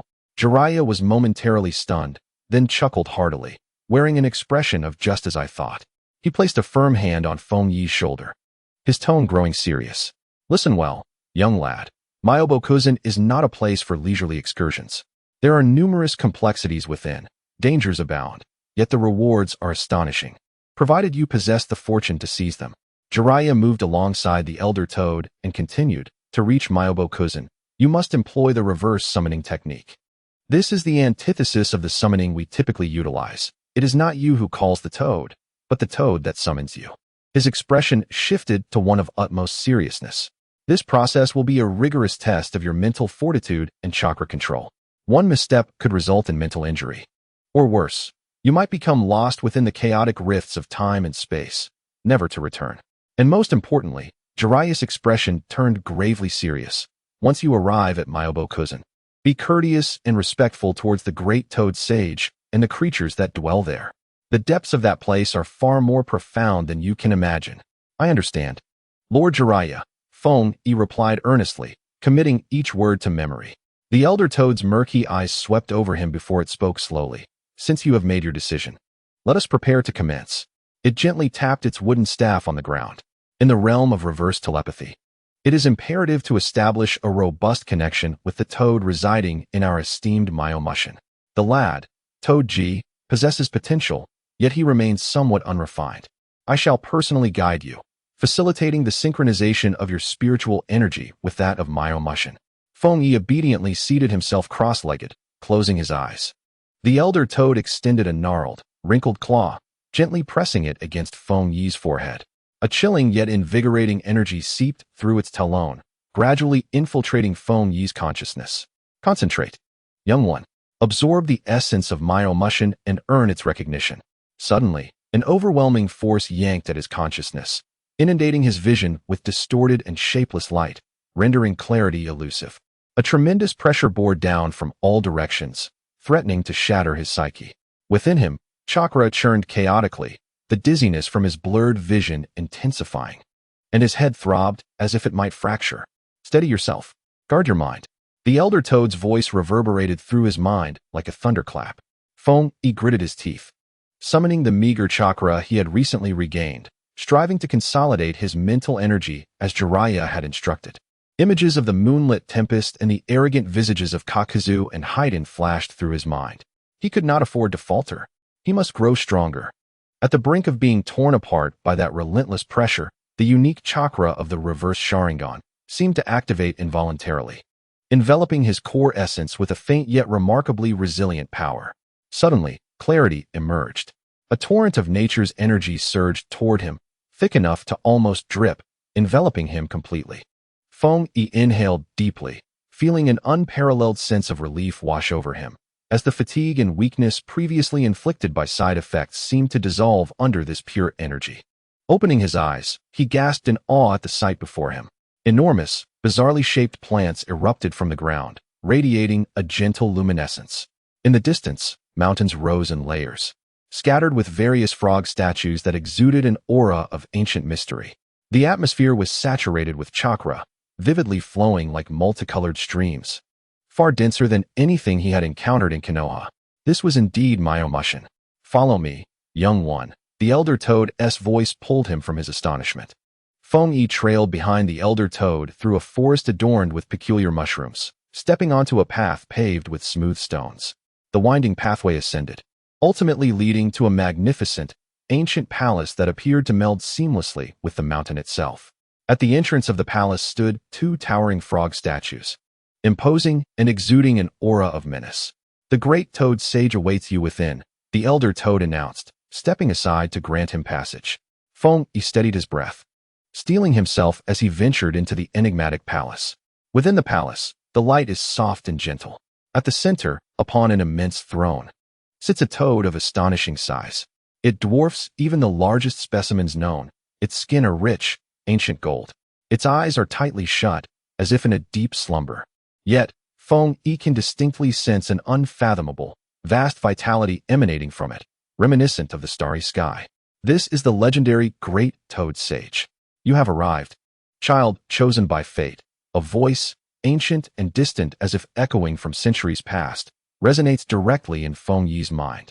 Although the Great Toad Sage's eyes remain closed, Feng Yi feels a tightening in his body, realizing that every movement he makes is perceptible to this being. I, Dongyi Feng Yi, pay my respects to the Great Toad Sage. He bows deeply. Raise your head. Let me behold you, the voice commands. Obediently, Feng Yi lifts his gaze. The ancient voice resumes, laced with an indescribable sentiment and a hint of curiosity. You, young one, are shrouded in mystery. Even I cannot see through you entirely. I perceive a pair of extraordinary eyes within you, a power not recognized among known ocular techniques. It seems to possess the ability to reverse the flow of time. Feng Yi's heart leaps, nearly escaping his throat. The Great Toad Sage can indeed perceive the rewind Sharingan. I also see you standing at a monumental crossroads of destiny. Your choices will determine the future of countless souls, even the trajectory of this world. A great calamity lurks in the shadows, poised to consume all.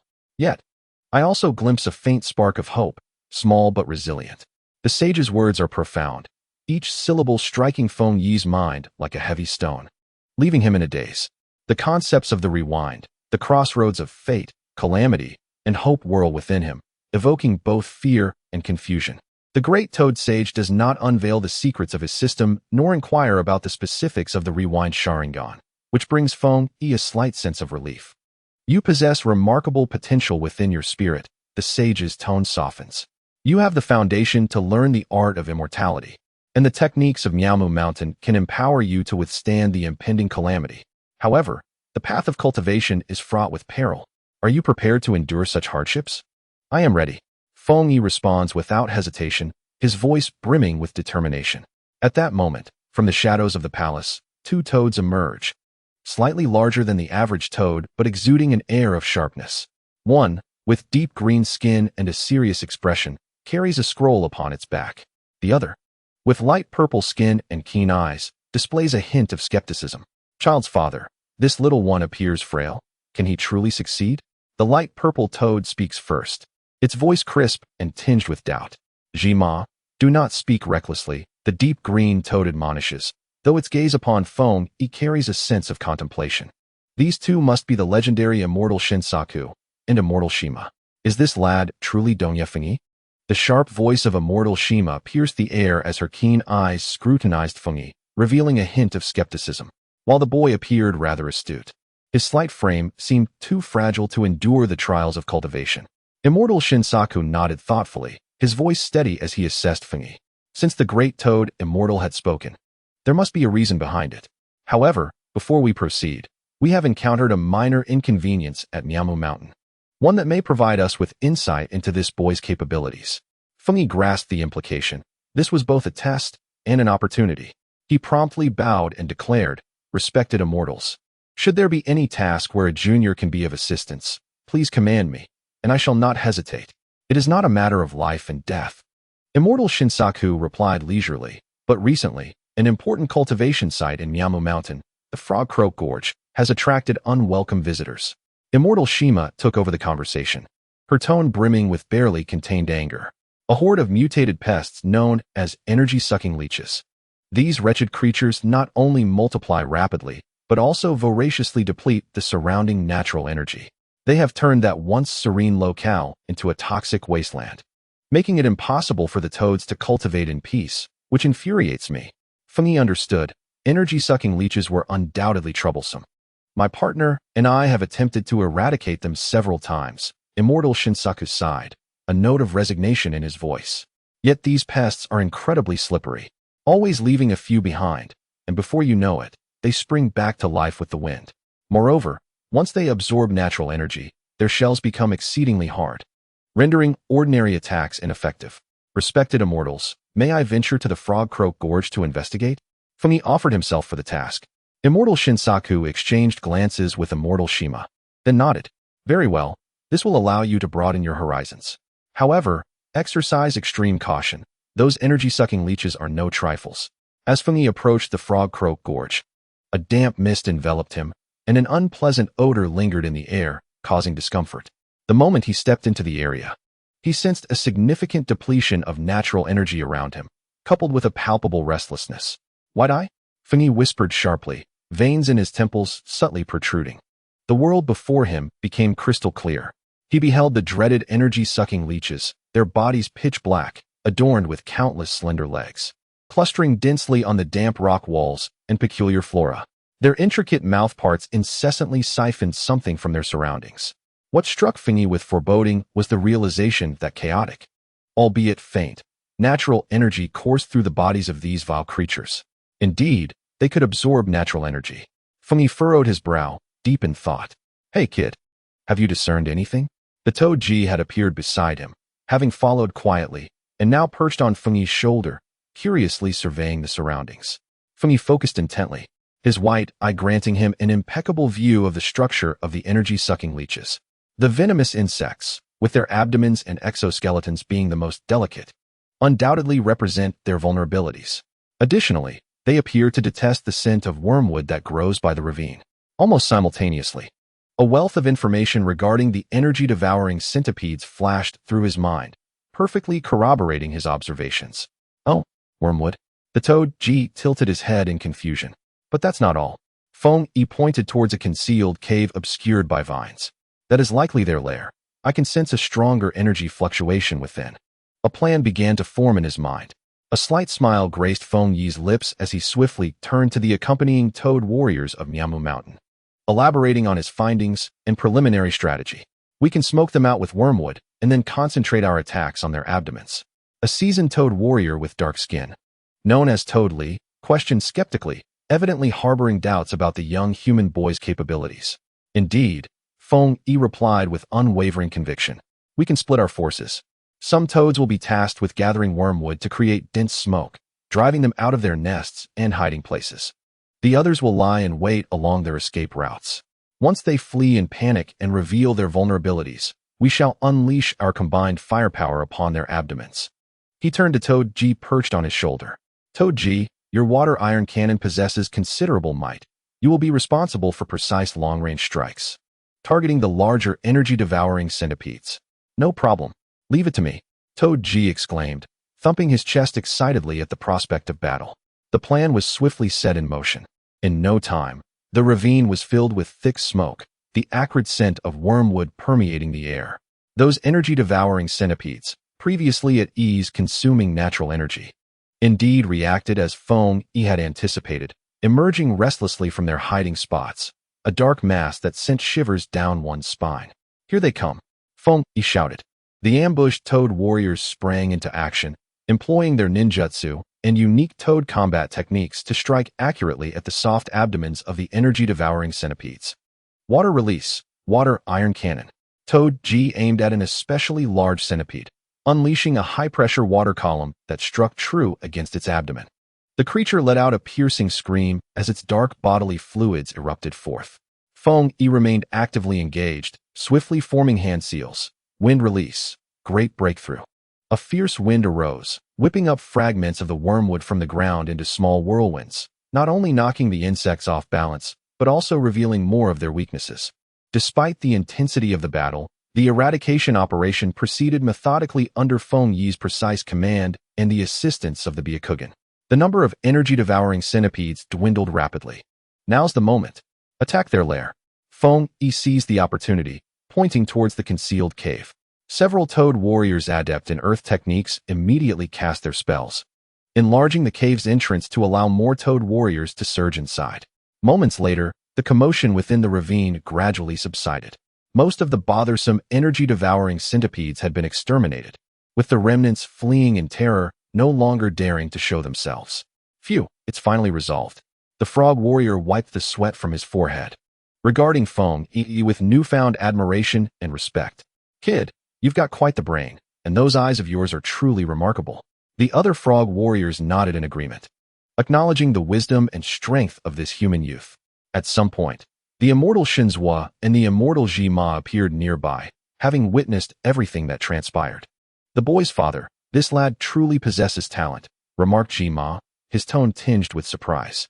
Shinzhua nodded solemnly, addressing Feng Yi with greater seriousness. Donya Feng Yi, you have performed admirably.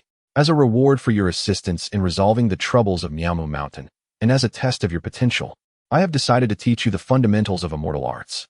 Immortal arts. Feng Yi's heart raced, his face betraying an excitement he could not conceal. However, the practice of immortal arts is far more arduous and perilous than one might imagine. Shinzhua's expression turned grave. First, you must learn to perceive and absorb natural energy. He gestured for Feng Yi to sit down and retrieved a small vial from behind a scroll, containing a peculiar green oil. This is the specially formulated frog oil from Miamu Mountain, Shinzhua explained. It will aid you in better sensing and absorbing natural energy. However, natural energy is exceedingly domineering. If the amount you absorb exceeds your body's capacity, or if you fail to perfectly integrate it with your spiritual and physical energy, you will begin to petrify, ultimately transforming into a true stone frog, unable to return to your original state. Upon hearing this, Feng Yi's heart sank, the weight of the risk pressing heavily upon him. Shinzhua applied the frog oil onto Feng Yi's body, a chilling sensation enveloping him.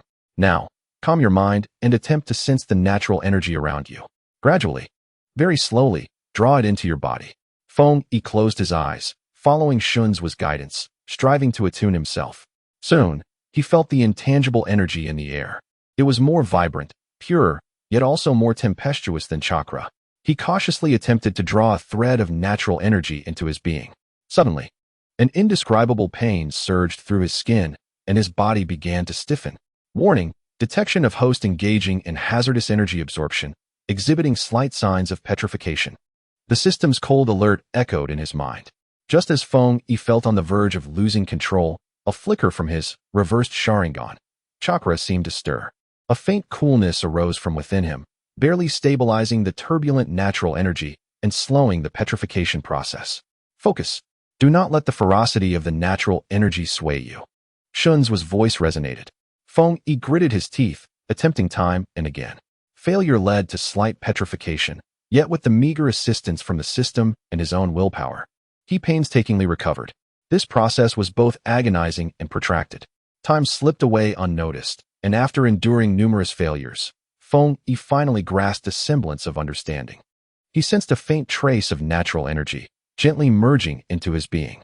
Although the amount was minimal, nearly negligible, it undoubtedly marked a significant advancement. He slowly opened his eyes. Despite feeling utterly fatigued, his spirit soared with exhilaration. "Did you feel it?"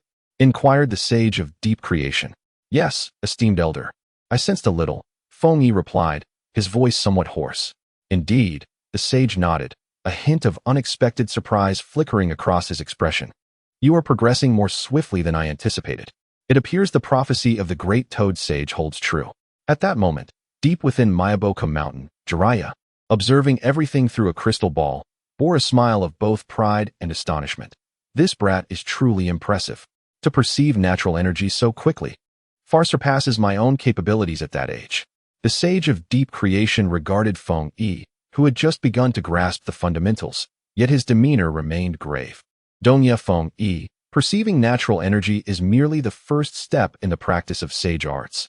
It is the most rudimentary foundation.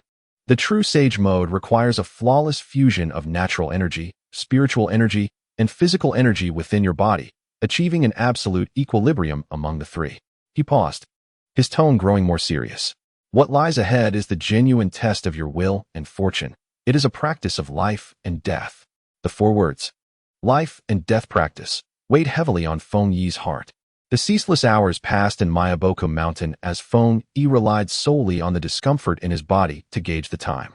He sat cross-legged atop a pointed stone pillar, beneath which lay an unfathomable sea of clouds. A moment's distraction could lead to a catastrophic demise. The sage's commanding voice echoed from nearby. "Focus, young man. Your heart must be as tranquil as still water. Your current state is no different from throwing yourself into a pile of stones." Feng Yi shut his eyes tightly, beads of cold sweat trickling down his forehead. The overwhelming energy pierced his very core, surging mercilessly through his flesh, rendering his blood and flesh numb and devoid of sensation. The sensation of petrification returned. A muffled groan escaped his throat as his left forearm took on a ghastly gray hue. A wave of panic surged within him, and he abruptly opened his eyes, forcefully severing his connection to the natural energy, gasping for breath, his heart racing as if it would leap from his throat. Only then did the petrifying force begin to subside. The sage of Jima had somehow leapt onto his shoulder, urgency lacing his voice. "This won't do, young man. Your heart is not at peace. If you rush in, you will inevitably stumble." Feng Yi hung his head. His arm had returned to its former state, but his back was soaked with cold sweat. How could he not be anxious? The expressionless face of Kakashi, the lethal blood scythe of Haydn, and the haunting gaze of his teacher, Jifeng, as he fell, replayed incessantly in his mind, tormenting him day and night. Lacking skill, all words were meaningless. Once more, Feng Yi gritted his teeth and closed his eyes again. Failure, petrification, enduring the recovery. Again, failure, petrification, enduring the recovery. Time and again, with no end in sight. He was now playing with his life on the edge of a cliff, each attempt costing him dearly. On several occasions, half of his body felt as if it had turned to stone. And it was solely thanks to the protective chakra of the reversal Sharingan that he was able to wrest himself back from the clutches of the King of Hell. Just as he was on the verge of being buried alive under the unending agony and frustration, a cold system notification echoed in his mind. A sound more melodious than any he had ever heard. Ding. Host S cultivation in Sage Techniques has reached a bottleneck. Sign in, reward upgraded. Gained, precise control of chakra insight, Sage Technique specialization. A flurry of chaotic yet lucid knowledge flooded into Feng Yi's mind. The sensation was akin to a seasoned master gently unraveling the intricacies of blending sage chakra, dissecting the potential pitfalls, and laying them out before him in a comprehensible manner. Ah, so this is how it works. Spiritual energy, physical energy, and natural energy must converge not merely through a rigid addition, but must swirl and intertwine like a vortex. In that moment, clarity washed over Feng Yi as never before. He closed his eyes again, this time no longer forcefully yanking natural energy into his body, but rather coaxing and guiding it with his mental focus, as if tending to a temperamental lord. The chakra within him began to rotate in accordance with the teachings of that newfound insight, adopting an indefinable method. The once volatile natural energies surrounding him seemed to sense his newfound approach, becoming less antagonistic. Gradually, they began to merge into his being, little by little, obediently. In that instant, the world transformed before Feng Yi's eyes. He could hear the whisper of the wind as it swept through the valleys, perceive every blade of grass and tree breathing, and feel the vibrant energy coursing through the entire Mangekyō mountain, an exuberance boundless. It worked. Feng Yi's eyes shot open. Around the edges of his eyes, vibrant orange markings had appeared, and his pupils had transformed into horizontal slits reminiscent of a frog's. An unprecedented vigor surged through his body. Wild and uncontainable, the stern-faced sage, Shinkaku, was now filled with astonishment. His father. He had succeeded. Sage Shinkaku's voice rose an octave. And though he still appeared somewhat rough around the edges, there was no mistaking this power. It was Sage Chakra. Feng Yi stood tall, feeling that his strength, speed, and perception had all undergone a remarkable transformation. He felt like a different person altogether. Even the debilitating visual disturbances that had plagued him seemed subdued in this sage mode, rendering everything before his eyes startlingly clear. With a casual punch into the air, a thunderous explosion reverberated. Not bad. Quite impressive. Sage Shinkaku suppressed his astonishment, allowing a smile to break through. Eastfield Feng Yi, you indeed possess the talent for cultivating sage techniques. As Feng Yi dispelled the sage mode, the frog-like features receded, and an overwhelming fatigue washed over him, penetrating to his very bones. He understood that this sage mode was not sustainable. It would not last long. Young one, you have indeed grasped the fundamentals of the mystical arts. The ancient and ethereal voice of the great toad sage resonated once more in his mind. The path ahead must be tread by your own feet. This humble place of Mangekyō cannot retain you. Feng Yi, with utmost respect, bowed deeply towards the palace. Before departing, he heeded Jiraiya's counsel, and alongside the toad companions, one skilled in defense and the other in stealth, the valiant toads Gon and Hiro, he forged a more reliable partnership pact. With everything in order, Feng Yi contemplated asking the elder toad for a reverse summoning to return him to Konoha. Just then, a loud bang erupted. A small cloud of white smoke burst forth before him, and a scroll toad hurriedly rolled out. Feng Yi, urgent intelligence. The scroll unfurled on its own, and the familiar yet gravely serious voice of Jiraiya emerged. The Akatsuki are making significant moves. They appear to have overrun the Rain Village, all while waving a flag of so-called peace, brewing something sinister. Their efforts to capture the tailed beasts have accelerated dramatically. Feng Yi's heart sank. Jiraiya's voice tightened further. Tsunade has issued a top-level emergency order. All jonin in the field, along with any capable individuals, must return to the village immediately. War could break out at any moment. The voice from the scroll faded, leaving the surroundings so quiet that one could hear a pin drop. Standing at the edge of Mangekyō, Feng Yi gazed into the distance, homeward bound. An oppressive heaviness enveloped him, emanating from the distant Rain Village, sweeping across the entire ninja realm. Who would the Akatsuki target next? He clenched his fists. The warmth and intensity surging within him instilled a sense of resolve. The skills he had recently acquired would soon face the test of battle, revealing their true worth. The ancient and majestic aura of Mangekyō lingered in his senses. In the next moment, he felt the world spin, the scenery before him warping dramatically. With a bang, a cloud of white smoke dispersed in training ground number 7. And Feng Yi landed firmly, standing tall. The familiar yet slightly thin air of Konoha filled his lungs, evoking a sense of returning from another realm. I'm back. Jiraiya's languid voice drifted from nearby. He was leaning against an old tree, his tone laced with an air of scrutiny. You feel different.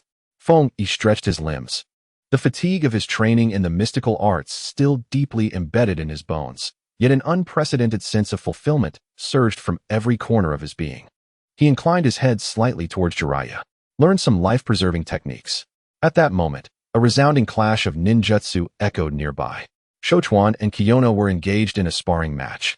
Insect sphere, Shochuan exclaimed, as countless parasitic insects coalesced into a dark sphere, propelled by a gust of wind towards Kiyono.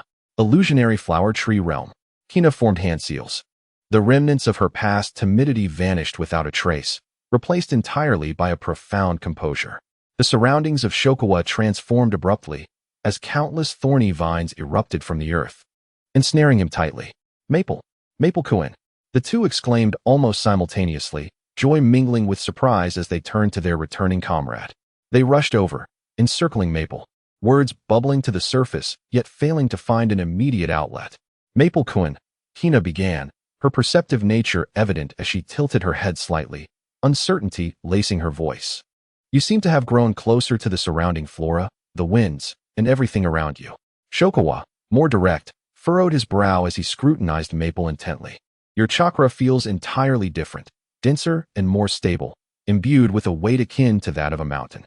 Maple smiled, about to respond when a shadowy figure of an Umbu ninja materialized, his voice devoid of inflection. Higashiya Maple, Oil Girl Shokawa, Armakina. The Hokage urgently summons you. Proceed at once to the Hokage's office. The air within the Hokage's office felt stifling, almost tangible. Tsunade sat behind her desk, her expression dark and foreboding, as though she could wring water from the atmosphere. Before her stood Kakashi, Naruto, and Sakura, each standing at attention, faces etched with gravity. As Maple and his companions entered, a palpable sense of impending storm tightened in their chests. Everyone is here, Tsunade declared, her hands clasped on the desk, her gaze lingering on each individual. Sanagakure has sent the highest-level emergency distress signal. She slid a scroll to the center of the table. Akatsuki has initiated an assault on the Land of Wind. Their target is the 5th Kazekage Gaara. What? Naruto could no longer contain himself, slamming his fist onto the table, anxiety and fury etched across his face. Those bastards. They're actually going after Gaara. Maple's heart sank abruptly. The inevitable could not be evaded. Gaara of the Sand, the lonely yet slightly unhinged youth he had clashed with during the Chunin exams, was now esteemed as Kazekage.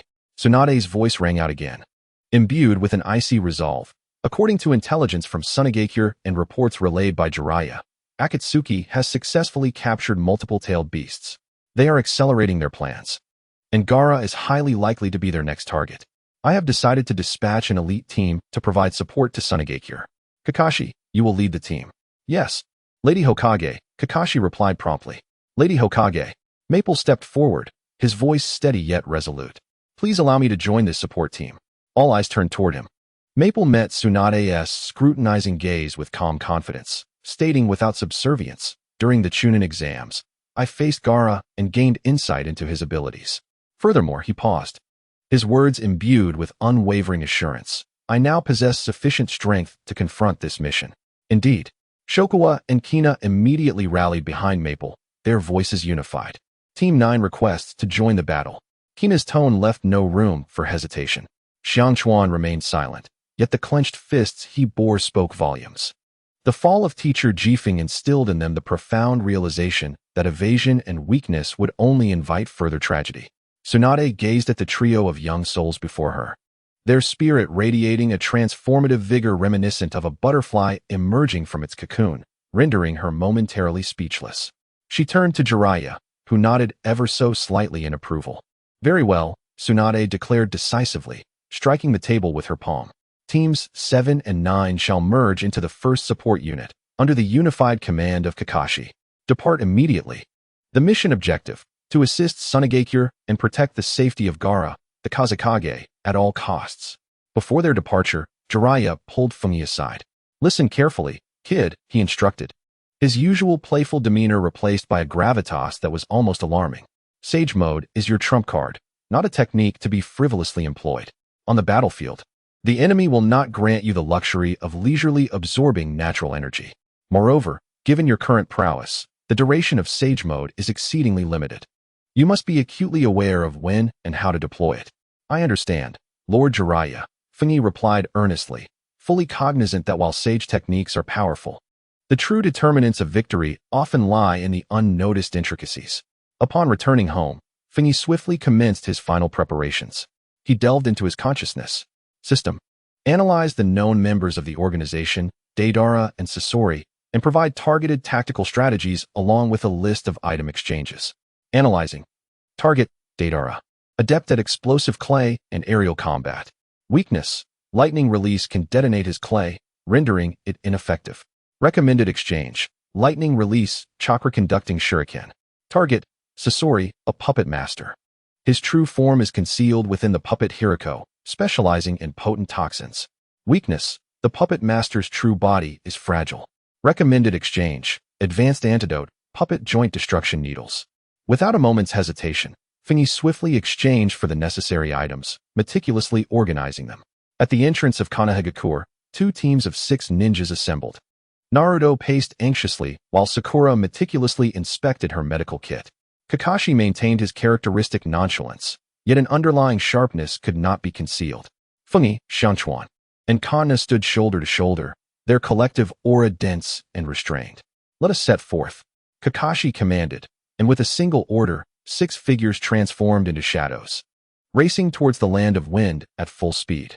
The verdant scenery gradually gave way to wind and sand, the air becoming parched and sweltering. They journeyed day and night, refusing to indulge in even a moment's delay. When the iconic silhouette of Sunegakure's colossal spherical structure finally emerged on the distant horizon, a collective anxiety gripped their hearts. Boom! A thunderous explosion erupted from the direction of Sunegakure, shaking the very earth beneath their feet. Faces turned pale as they leaped atop a towering sand dune. The sight before them rendered them breathless. Above the village of Sunegakure, a colossal white clay bird soared menacingly, wreaking havoc. Explosions erupted incessantly throughout the village, flames raging and thick smoke billowing. That is it. Naruto gritted his teeth, growling with intensity. The atmosphere around Kagyuki instantly turned frigid as he fixated on the gargantuan white avian, enunciating deliberately, Deidara. He has already made his move. Quickly, split up. Kakashi's voice, devoid of emotion, sliced through the tense air like a blade. Naruto, Sakura, can I? Evacuate the civilians and tend to the injured, immediately. But Gaara, Naruto's throat constricted as he bellowed, the chakra of the 9 tails surging tumultuously within him. That is an order. Kakashi's words fell like a hammer, leaving no room for dissent.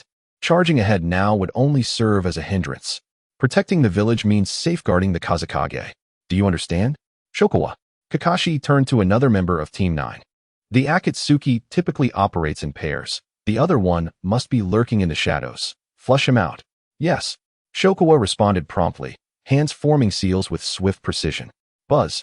Countless minuscule insect-like creatures surged forth from his sleeves, skimming the ground as they transformed into a flowing, inky shadow, seamlessly melding into the chaos of the village. Kakashi then turned to Kagyuki. Come with me. Our target is that creature in the sky. Bring it down. Understood. High above Sunegakure, Deidara sat comfortably upon his enormous clay bird, relishing the devastation he had wrought. Behold, these fleeting explosions. This symphony of wails and destruction entwined. This is true art. In high spirits, he casually released a few clay spiders. Boom. A series of fiery detonations erupted below. In the heart of the village, formidable sand walls rose from the ground, barely withstanding the onslaught of explosions. Behind the sand walls, Gaara's complexion was ashen, beads of sweat cascading down his forehead as he struggled to command the surging waves of sand, striving to pull the airborne clay monstrosity down. Kazekage, your chakra is. A sand shinobi cried out in desperation. Gaara paid no heed, his bloodshot eyes fixated resolutely on the enemy in the sky. His sand was the village's final bastion. Kakashi-sensei. Kagyuki and Kakashi swiftly traversed the rooftops, his voice lowered. That bird has a chakra core driving it. Byakugan. Kagyuki's veins throbbed as his pure white pupils penetrated the surface of the clay bird. Within his sight, a luminous chakra core was pulsating within the belly of the great bird. I can pinpoint its location. I can sense its attacks before they happen. The sensory prowess of sage techniques allowed him to comprehend the rampant chakra in the sky. I require your cooperation. Kagyuki spoke rapidly. I will disrupt him with long-range ninjutsu. You seize the opportunity to eliminate him. Understood. Kakashi cast a sidelong glance at Kagyuki, impressed by how quickly his mind was racing amidst the chaos. Here it comes. Kagyuki called out sharply. In the air, Deidara emitted a peculiar laugh, followed by the release of a clay bomb plummeting downward. Kakashi's Sharingan spun abruptly, locking onto the largest of the bombs. Kamui. The space surrounding the target twisted violently as an invisible vortex materialized, forcibly drawing in the bomb and several others that had yet to touch the ground, making them vanish into thin air. Oh, Deidara raised an eyebrow, slightly taken aback. This is the moment. Fungi swiftly formed hand seals, his movements leaving traces in the air. Wind release, great breakthrough. The fierce wind did not directly assault Deidara. Instead, it whipped up a storm of dust from the ground, creating an enormous sand wall that instantly obscured Deidara's line of sight. In the next moment, he drew several specially made shurikens from his ninja tool pouch, infused with lightning chakra that crackled ominously. Lightning release chakra conducting shuriken. With a powerful flick of his arm, Fungi unleashed brilliant arcs of electricity that tore through the sand curtain, targeting the joints of Deidara's clay bird with precise angles. TCH, just a trick. Deidara scoffed, deftly maneuvering the bird to evade the attack. Although Fungi's onslaught had momentarily flustered him, he quickly regained his composure. On the ground, Naruto watched as Gaara's figure swayed precariously, his anger boiling over as he shouted, "Let me go. I need to help him." "Calm down, Naruto." Sakura clung tightly to his arm. "If you rush in now, you'll be walking right into the enemy's trap. Fungi and the others are fighting. We must trust our comrades." Kunai stepped forward to soothe him. Though her Jinjutsu had limited effect on members of the Akatsuki, it was perfect for calming Naruto's current agitation. Damn it! Naruto slammed his fist into the ground, his frustration seeking an outlet. High above, Deidara grew increasingly irritated by Kakashi and Fungi's coordinated efforts from the ground. One could consume his bombs, while the other always anticipated his movements. This was becoming interminable. "You uncultured brutes have truly provoked me." Deidara's lips curled into a fervent grin as he rummaged through his belongings, extracting a large chunk of clay and chewing it. "Prepare to witness my supreme art." C3 number 18. A massive, suffocating chakra rapidly coalesced in his hands. "This is bad." A chill ran down Fungi's spine. Under the influence of sage sensing, he felt the overwhelming chakra brimming with a destructive aura. Without a moment to ponder, he shouted towards Kakashi. "Teacher Kakashi, quickly dodge. He is going to use that monstrous bomb." However, it was too late. Just as Deidara was about to drop the terrifying bomb capable of obliterating the entire Mangekyō, in the sky, Gaara's body trembled violently, the sand that had been guarding him losing control and collapsing in a thunderous cascade. His chakra had been entirely depleted. He could no longer maintain his form, his body helplessly plummeting towards the ground. "Gaara!" Naruto's heart-wrenching roar pierced the air. Almost simultaneously, at the other end of Mangekyō, Kankuro, who was pursuing the enemy's trail, felt an unsettling chill at the back of his neck. A colossal and twisted shadow engulfed him entirely. "I have found you." A raspy, deep voice, imbued with a metallic rasp, echoed ominously in his ear. "This is the pinnacle of art. The fall is, indeed, eternal." With arms wide open, Deidara's clay bird circled beneath him, his face alight with fervor as he fixated on Gaara's uncontrollable descent. His demeanor suggested he was on the verge of composing poetry. The C3 bomb, potent enough to flatten Mangekyō, had long been secured. Capturing the powerless Jinchuriki was the main event of his mission. Dream on. Kakashi and Kaido surged forth simultaneously, chakra erupting beneath their feet, their silhouettes darting along the crumbling edges of the architecture, racing to intercept Gaara before Deidara could claim him. Meanwhile, at the opposite end of Mangekyō, in a secluded alley, Kankuro felt a sudden chill at the nape of his neck, as the shadow of death enveloped every pore of his being. Attempting to evade it was futile. With a hiss, a grotesque, robust metallic scorpion tail shot forth from the darkness behind him. The poison needle gleamed ominously, piercing through his shoulder with brutal precision, embedding itself deeply into flesh. Ugh! Agonizing pain and numbness surged through him like an electric current, overwhelming his senses in an instant. Kankuro stumbled, nearly collapsing, yet he strained to turn his head. At the alley's mouth stood a gigantic, contorted puppet, blocking any escape. This puppet, a dark crimson, resembled an exaggerated scorpion, adorned with a heavy shell and pincers glistening with a menacing metallic sheen. The tail that had just executed a surprise attack was retracting slowly, droplets of purple-black poison glistening at its tip, a sight to behold. This was the prideful creation of Sasori, the Red Sands Hiriko. The contest between puppeteers was not merely about whose toys were more extravagant. A raspy, deep voice, akin to the sound of rusted metal grinding, emanated from within Hiriko's robust frame, tinged with mockery. "You bastard." Kankaro's teeth nearly ground to dust as he fought against the rapidly spreading numbness within him. With a fierce motion, he unfurled the scroll from his back. "Come forth, Crow, Black Ant." Two familiar ebony puppets emerged in response, flanking him on either side to confront Hiriko. Hidden blades on Crow sprang forth, while Black Ant's abdomen mechanisms opened, poised to devour the enemy whole. Yet, Hiriko's movements transcended Kankaro's expectations, both in speed and eeriness that sent chills down his spine. The massive scorpion tail moved with an uncanny agility, each swing executed at peculiar angles, striking precisely at the joints of Crow and Black Ant. Crack, crack. The sounds of shattering echoed relentlessly, sending a jolt of agony through Kankaro. His fingers danced frantically, chakra strings taut as if they were the strings of a musical instrument. Yet he could only watch helplessly as his puppets were methodically dismantled. Cold sweat drenched his brow. This puppet technique was on an entirely different level. Simultaneously, Kaido, racing at full speed, felt a sudden jolt in his heart. With the full activation of his sensory abilities, the chakra flow throughout the sand-hidden village became vividly apparent in his mind, as clear as the lines on a palm.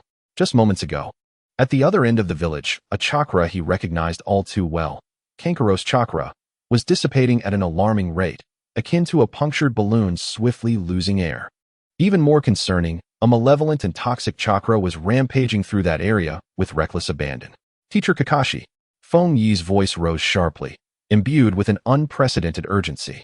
On the opposing front, it was Scorpion. Kankaro had been poisoned, and the situation was dire. Kakashi's crimson Sharingan spun rapidly, discerning the entire battlefield in the blink of an eye. In the sky, Deidara was soaring down, brimming with confidence, ready to capture Gaara. On the ground, Naruto, his eyes ablaze, dashed forward, with Sakura and Kanana close behind. Meanwhile, at another part of the village, a comrade faced a life-and-death crisis. "Feng Yi," Kakashi commanded without hesitation, his tone resolute. "You go and save Kankaro. Here, I will hold off Deidara." He then shouted downwards, "Naruto, Sakura, Kanana, support Gaara. Ensure his safety at all costs." "Understood." Kanana and Sakura responded immediately, racing towards Gaara's falling direction. Damn it. Naruto's eyes were bloodshot, his speed increasing further. Almost as soon as Kakashi's order echoed, Xiang Chuan's expression shifted. Part of his parasitic insects had already arrived at the site of Kankaro's incident. Its Scorpion-S puppet, the Haiden. Xiang Chuan's voice was low and hoarse, filled with gravity. "Kankaro's condition is extremely dire. My insects can't penetrate that thing's shell." In the depths of the alley, the outcome of the battle was inevitable. Kankaro's crow lay lifeless on the ground, its limbs shattered and silent.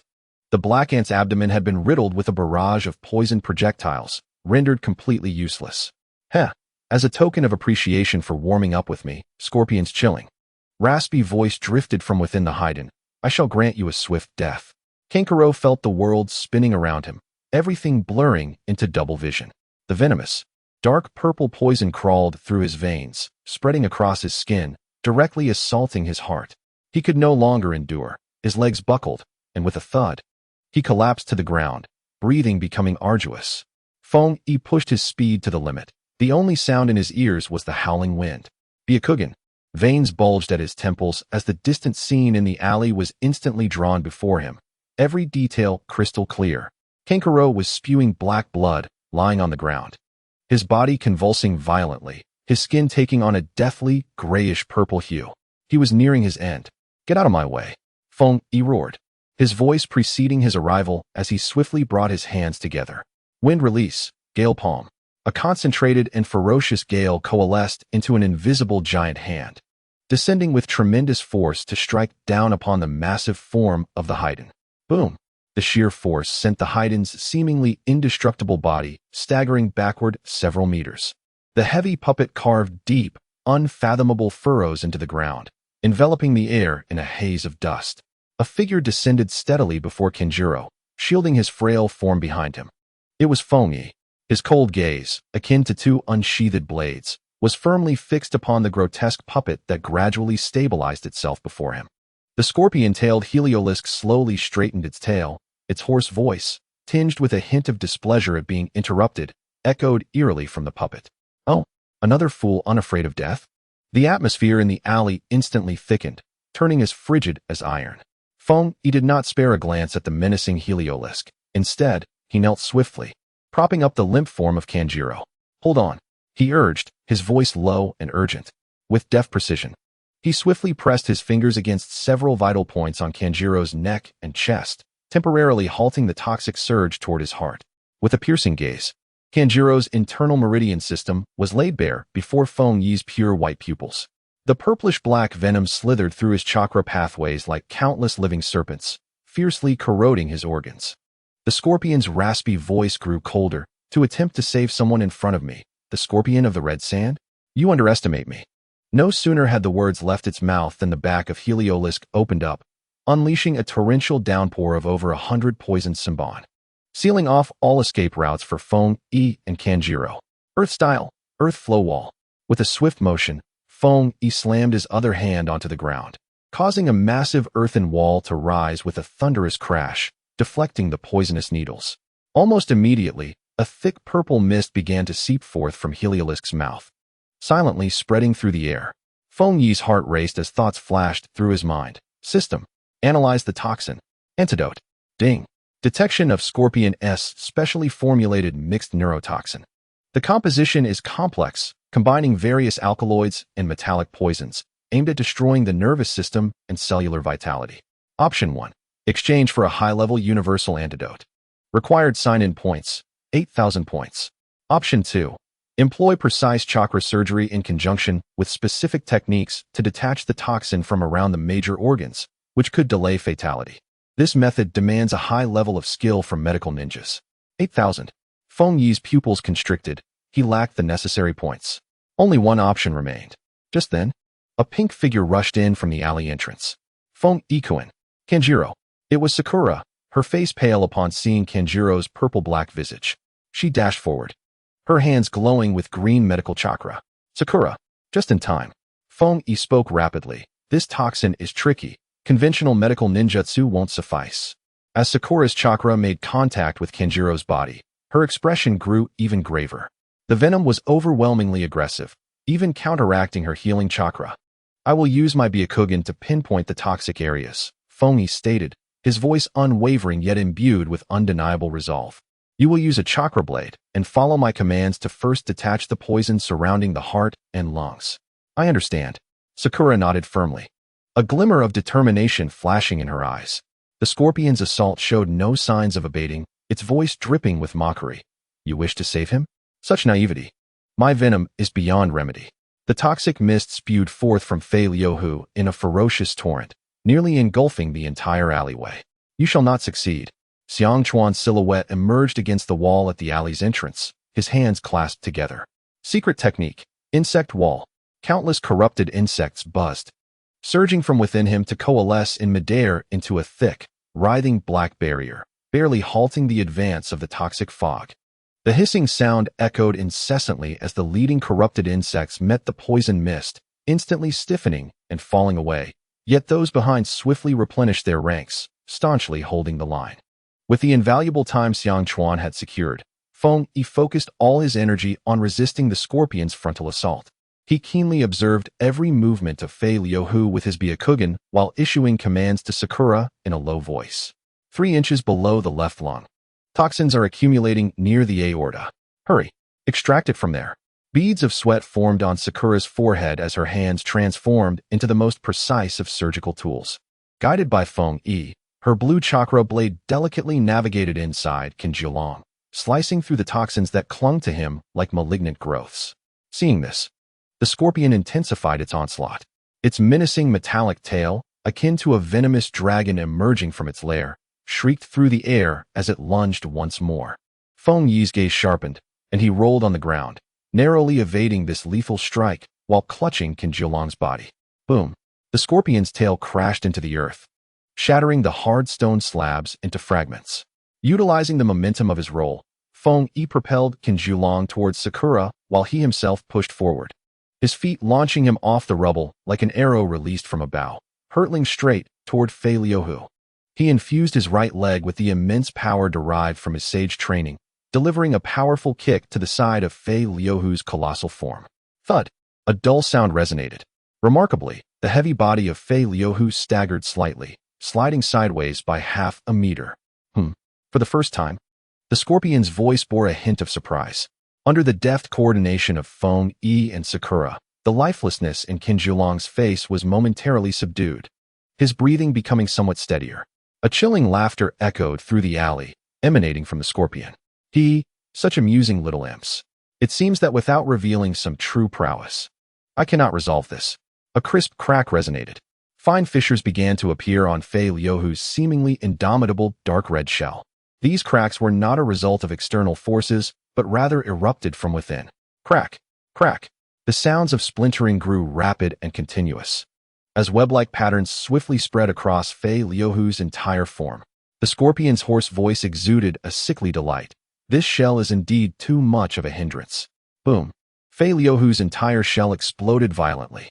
Countless dark red shards mixed with fierce winds shot outward. At the center of the smoke and dust, a figure gradually came into focus. It was a puppet that bore an almost uncanny resemblance to a living being. With striking red hair and a handsome visage, yet devoid of vitality, his hollow, icy eyes betrayed an indifference to the world around him. The voice of the scorpion emanated from the lips of this youthful puppet, no longer hoarse but instead imbued with a crisp, metallic resonance. This is my accustomed tool. To witness its presence is your fortune. As the words fell, the young puppet vanished from sight. A piercing warning reverberated in Feng Yi's mind, a harbinger of imminent danger. Swift as lightning. Sakura, Xiang Chuan, be careful, he bellowed. Retreating with urgency, seizing the still helpless Sakura and the incapacitated Qin Kuang, propelling them backward. Hiss, hiss, hiss. The ground where they had just stood was suddenly marred with several deep gashes, a testament to the blades wielded by the puppet's arms. Feng Yi, Qin Kuang is in critical condition. Sakura's voice trembled, the violent jostling exacerbating the toxins within Qin Kuang that had only just been subdued, causing a torrent of black blood to erupt from his mouth. A suffocating pressure enveloped them, nearly rendering them breathless. Secret technique, insect jade. Without a moment's hesitation, Xiang Chuan summoned the cursed insects once more, striving to establish a defensive line. The young puppet merely flicked its wrist. A mechanism at its arm unleashed searing flames, incinerating the swarm into a vast emptiness. In the face of a true masterpiece, any resistance proved futile. The scorpion's voice was frigid, devoid of emotion. The scroll behind him unfurled with a swift motion, several chakra threads shooting forth, evidently intending to manipulate even more puppets simultaneously. The intent to kill was palpable. At this critical juncture, shadows plummeted from above the alleyway. Whoosh, whoosh. Two ancient-looking puppets, one resembling an old man and the other an old woman, entered at an astonishing angle, their shields propelled from their arms perfectly intercepting the scorpion's lethal blades. Clang. The resounding clash of metal erupted. A figure, aged yet robust, landed firmly before Feng Yi and his companions. It was a diminutive old woman. Her once cloudy eyes now sparkled with vigor, fixed intently upon the scorpion's youthful puppet face. Scorpion, it is truly you, you unfilial wretch. The voice of Granny Chiyo resonated with uncontainable grief and rage. Simultaneously, on the other side of Mangekyō, Kakashi's Raikiri clashed violently with Deidara's explosive clay, a dazzling display of lightning and sparks illuminating the air. Deidara, atop his clay bird, cast a glance toward the alleyway, spotting Chiyo and her reinforcements from Mangekyō, and let out an impatient click of his tongue. Ugh, that bothersome old hag has intervened.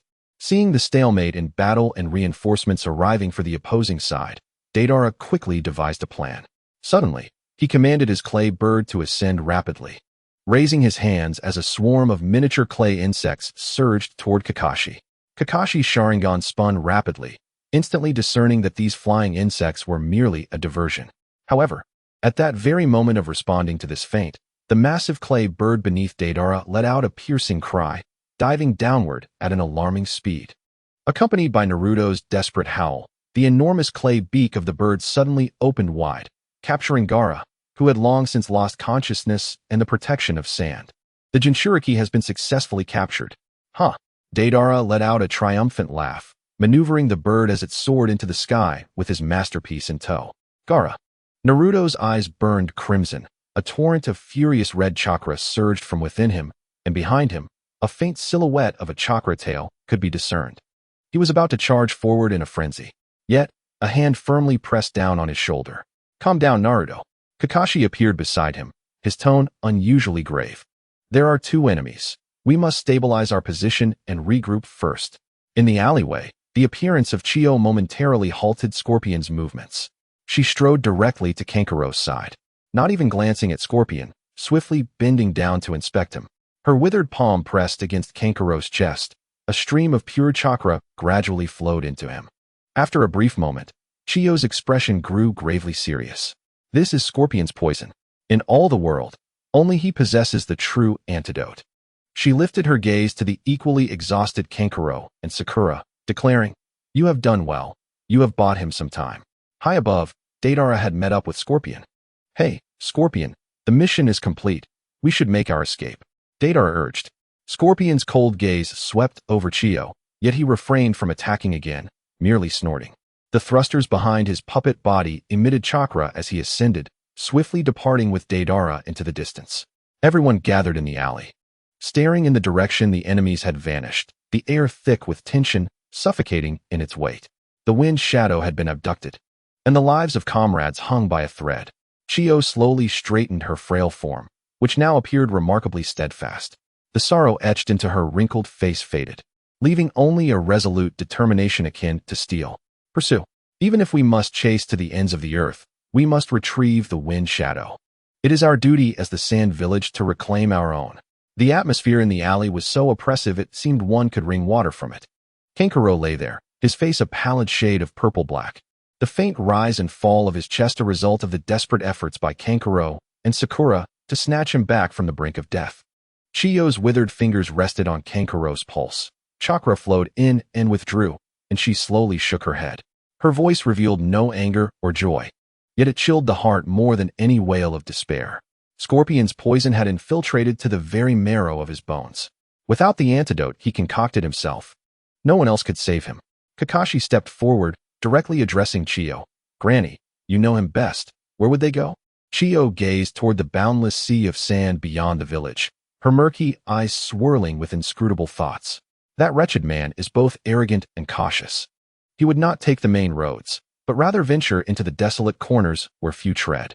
The borders of the Wind Country, abandoned ancient cities, and man-eating ravines may well be his lair. We cannot afford to wait any longer." Naruto's fists cracked ominously, and Kakashi's voice, though soft, quelled Naruto's agitation. "Immediately split into teams to pursue. The defense and rescue of Mangekyō shall be entrusted to others." He turned to Feng-yi. "Feng-yi, can you still track them?" Feng-yi remained silent, closing his eyes. Upon reopening them, a vivid ring of orange markings appeared around his eyes, and his pupils transformed into the horizontal slits characteristic of a toad, an imperfect sage mode. In an instant, the entirety of the world shifted within his perception. The flow of wind, the trajectory of sand, and the distinctly powerful auras of two contrasting chakras in the air became a clear roadmap before him. He retrieved a small porcelain vial from his ninja pouch, pouring out a glimmering powder, an exquisite product from the system. "Wind release, gentle wind technique," Feng-yi exclaimed, as the wind swirled the dust towards the direction where Deidara and Sasori had vanished. The particles of dust momentarily suspended in the air, as if imbued with life, bifurcated into two distinct paths, pointing resolutely in different directions. Everyone stood in awe. Feng-yi dismissed his sage mode, the orange hue fading from his eyes. He took a breath, gesturing towards the east. "One chakra signature, infused with Gaara's essence, is heading that way." He then pointed north, his brow furrowing. "The other belongs to Sasori. He conceals himself well, and that chakra is even colder and more malevolent than before." "Excellent," Kakashi decisively commanded. "Naruto, you and Granny Chiyo will pursue Gaara. Sakura, keep up and be ready for medical support." "Yes," Naruto shouted, nearly igniting with fervor. Sakura nodded firmly. Kakashi turned to Team 9.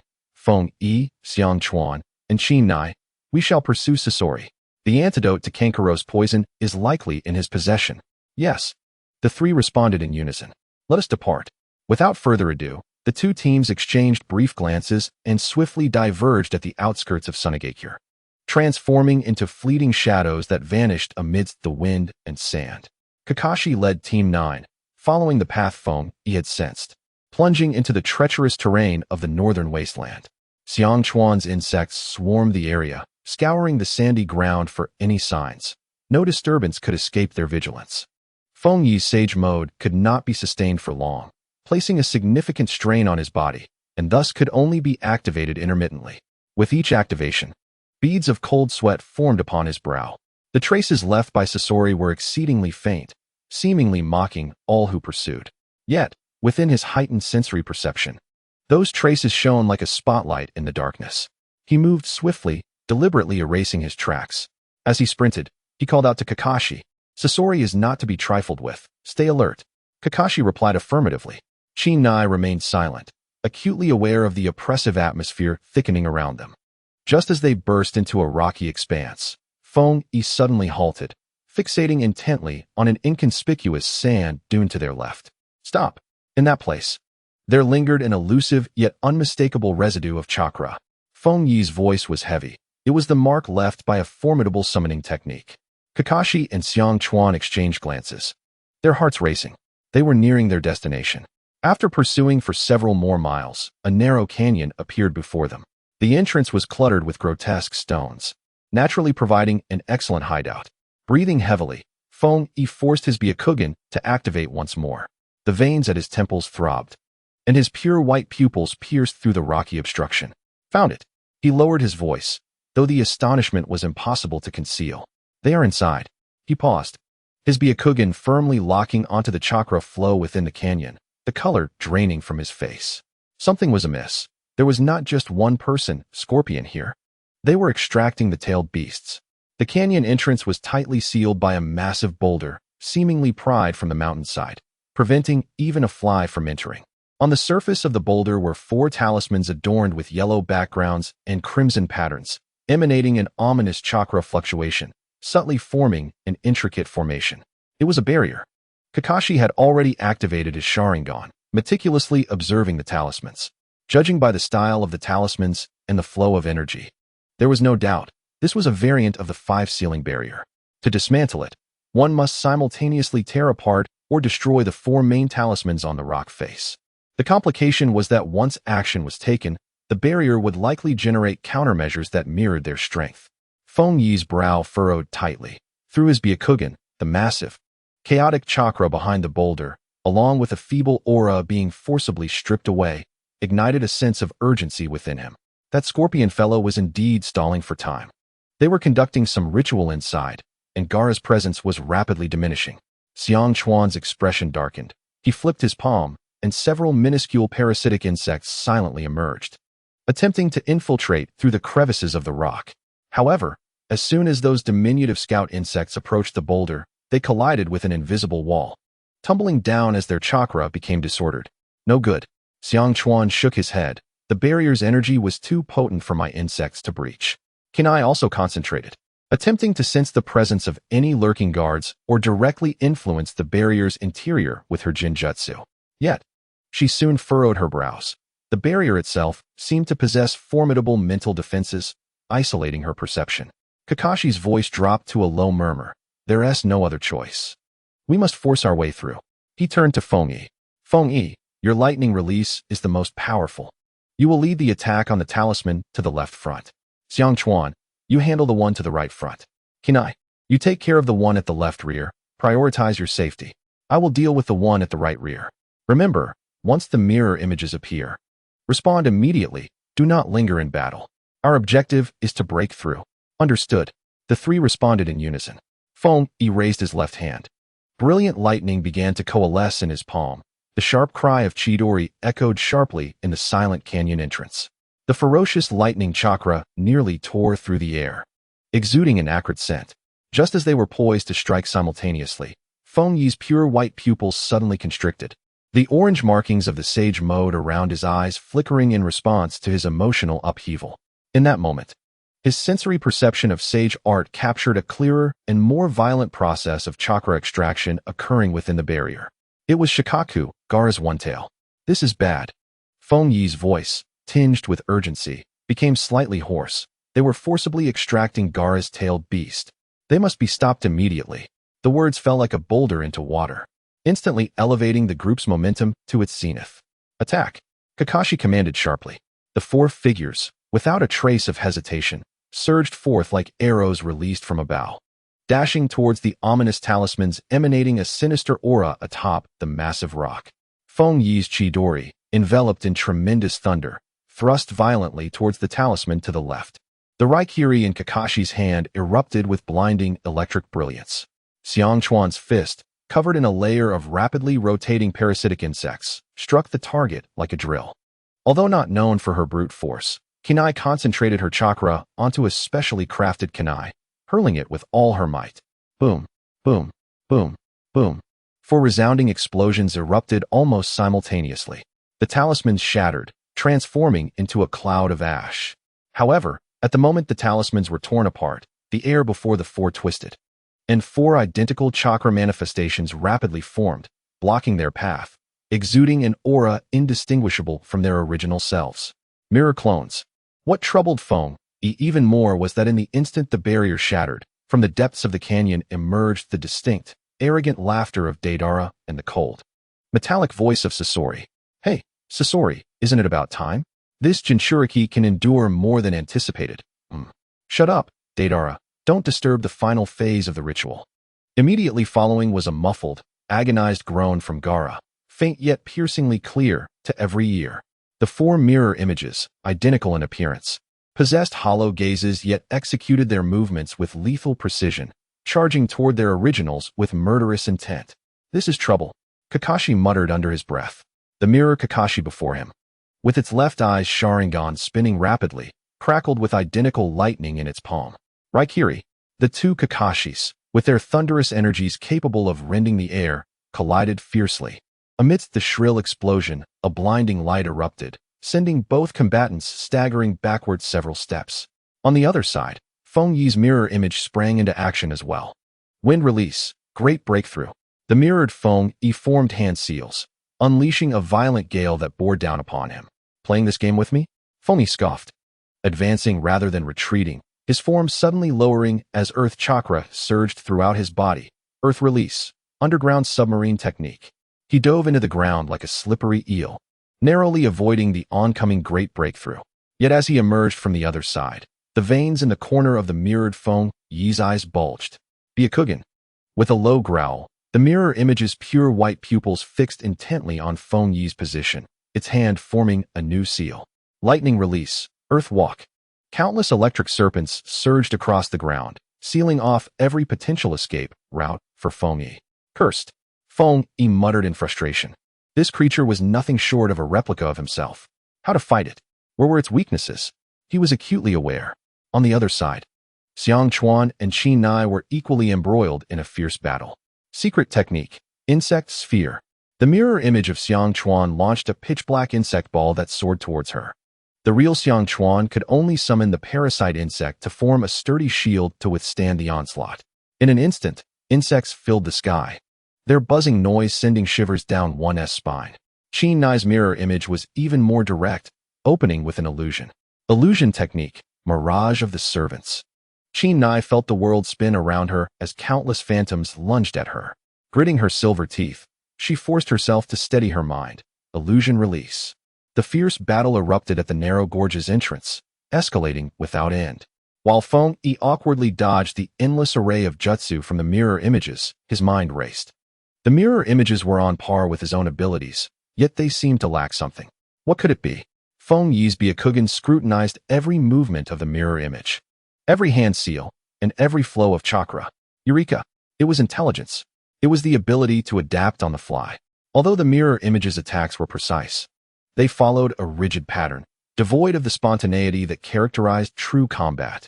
Kakashi-sensei, Feng Yi shouted, narrowly evading a cleverly aimed lightning shuriken from the mirror image.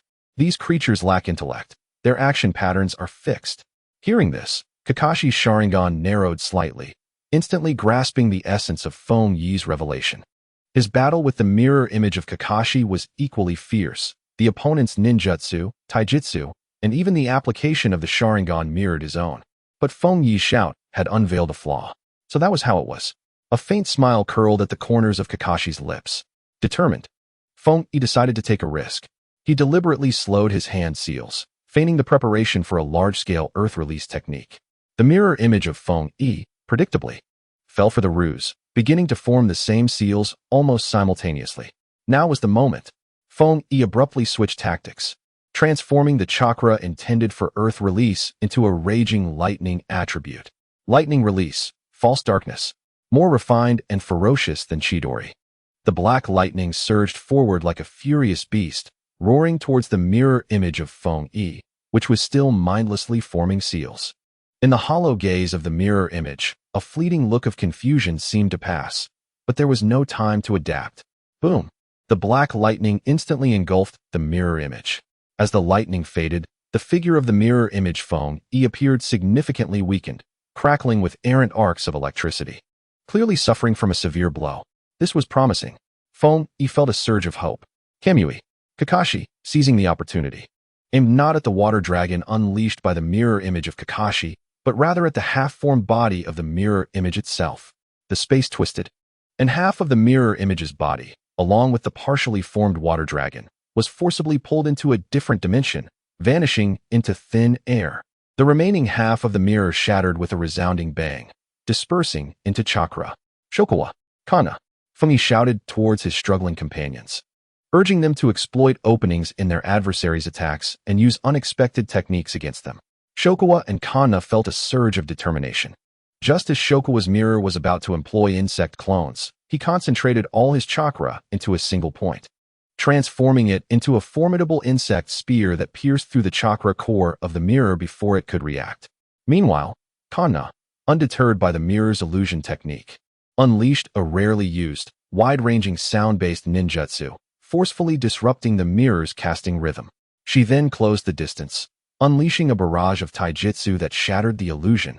At last, the four troublesome mirrors were no more. Breathing heavily, the four were severely drained of chakra. Quick, Kakashi, we mustn't linger. Gaara is on the verge of collapse. Without hesitation, they transformed into fleeting shadows and plunged into the depths of the canyon, which was blocked by massive boulders. Inside the canyon lay a hidden world, revealing a vast natural cavern. At the center of the cavern, on a crude altar, Gaara was unconscious, bound tightly by countless ominous red chakra chains. His iconic gourd lay nearby, dull and lifeless. The immense and violent chakra of Shikaku was being forcibly extracted from his body and funneled into a bizarre, enormous container hovering above the altar. Deidara stood beside the altar, excitement evident on his face as he admired his handiwork. Scorpion lingered in the shadows, his youthful puppet's face maintaining its eternal, expressionless demeanor. Hey, Scorpion, it seems we're nearly finished, Deidara remarked, his tone tinged with impatience. This Jinchuriki is tougher than expected, causing us considerable trouble. Scorpion snorted dismissively. Be quiet, Deidara, and do not disturb the final phase of the ritual. At that moment, Feng Yi's sensory abilities detected a faint but chillingly sinister chakra fluctuation in another shadow of the cavern. This chakra was entirely different from that of Deidara and Scorpion. Another presence. Feng Yi's pupils constricted, a sharp gasp escaping his lips as every hair on his body stood on end, fixating on the unfathomable shadow. Kakashi, Shokawa, and Kana felt a tightening in their chests as they followed Feng Yi's gaze. Emerging from the shadows was a figure, moving at a leisurely pace. He donned an orange and yellow whirlpool-patterned mask, with a hole only over his right eye, revealing a crimson Sharingan gleaming with 3 tomo. He let out a light, mocking laugh, as if observing a circus. Oh my, I never anticipated there would be a straggler. His gaze swept over Kakashi's Sharingan, Feng Yi's still visible sage mode markings, and his pure white pupils, and a child with both Sharingan and Byakugan. How intriguing, truly fascinating. The enigmatic figure, with the orange and yellow whirlpool mask, casually stood at the edge of the shadows, appearing merely as a bystander drawn to the spectacle. Alas, what is this? The masked man tilted his head, his tone flippant enough to incite anger. One with a Sharingan, another with a Byakugan, and yet another, A little imp capable of wielding natural energy? In the Akatsuki's objectives, there was no place for such unexpected surprises. Deidara clearly expressed his displeasure at this newcomer, Hey, Toby, what on earth are you doing here? Well, the masked man, referred to as Toby, shrugged his shoulders and replied with a smirk. Considering how hard you seniors are working, I naturally came to observe and learn. Who would have thought I'd encounter Konoha's elite? What a stroke of luck. His gaze lingered momentarily on Feng Yi's eyes, which still bore the remnants of sage mode. Enough of this chatter. The cold voice of Scorpion interrupted them, his patience wearing thin. He stepped forward, unfurling the scroll behind him with a swift motion, revealing a compartment that contained a specially sealed puppet. Since you are so eager to meet your demise, allow me to oblige. Scorpion's voice was devoid of emotion. Prepare to witness true artistry from my collection. With a flick of his fingers, chakra threads connected, and the scroll emitted a brilliant glow. Boom. A puppet, indistinguishable from a living being and adorned in the garments of the third Kazekage, materialized before them. The puppet, with its flowing black hair and stern visage, exuded an aura of chilling authority. It was the third Kazekage. Kakashi's Sharingan narrowed in shock, while Feng Yi's heart plummeted. The legendary, most powerful Kazekage of all time, long thought missing, had been transformed into a human puppet by Scorpion. To perish beneath my masterpiece is your honor, Scorpion declared, manipulating the Kazekage puppet as it stepped forward, raising its hand in a mechanical motion. Magnet release, sand iron technique. The air reverberated with a disconcerting tremor as countless shards of dark sand iron materialized, instantly transforming into a storm of sharp black spears and arrows that screeched through the air, hurtling towards Kakashi and his companions. The density and ferocity of this sand iron surpassed anything Gaara could summon. Watch out, Kakashi shouted, his hands moving swiftly to form seals. Earth release, multiple earth wall. Boom, boom, boom. Thick earthen walls erupted from the ground, attempting to shield against the terrifying onslaught of sand iron. Puff, puff, puff. The walls crumbled like paper, instantly riddled with holes, collapsing under the relentless barrage. Xianchuan's expression changed drastically as he immediately unleashed his insects. Secret technique, insect sphere. The dark sphere of insects surged towards the sand iron, but upon contact, it was swiftly penetrated and torn apart by the myriad of fine sand iron. Damn it! My bugs are virtually useless against the sand iron. Xianchuan's voice was filled with despair. Kina gritted her teeth, forming seals with her hands. Jinjutsu. Petal dance. Countless chakra petals, imbued with hypnotic effects, floated towards Scorpion, attempting to disrupt his control over the puppet. A hint of mockery appeared on the face of Scorpion's puppet. Using Jinjutsu on me? How naive. The puppet's body possessed remarkable resistance to most illusions, rendering Kina's Jinjutsu as ineffective as a drop in the ocean. The iron sand spikes loom ominously, their chilling intent nearly capable of tearing through flesh. Feng Yi, Kakashi, struggling to evade the onslaught of iron sand, shouted towards him, utilize your lightning release. The primary component of the iron sand is iron. Lightning release can influence it. With a resolute gaze, Feng Yi disregarded the protests of his weary body and once more summoned the sage chakra from within. The vivid orange markings around his eyes reappeared, and his pupils transformed into stripes. The imperfect sage mode was activated once again. A surge of immense power and heightened perception enveloped him instantly. He swiftly formed hand seals, his voice resonating with a deep roar. Sage art, lightning release, black stripe. With a thunderous roar, a ferocious panther, entirely black and composed of pure lightning, erupted from him, engulfed in destructive sage chakra, its jaws wide open, boldly charging toward the torrential wave of iron sand. The clash of lightning and iron sand erupted in a blinding brilliance and deafening noise. The black lightning panther rampaged through the rain of iron sand, detonating, neutralizing, and shattering numerous spikes under the violent energy of the lightning release. The overwhelming assault of iron sand was unexpectedly halted for a moment.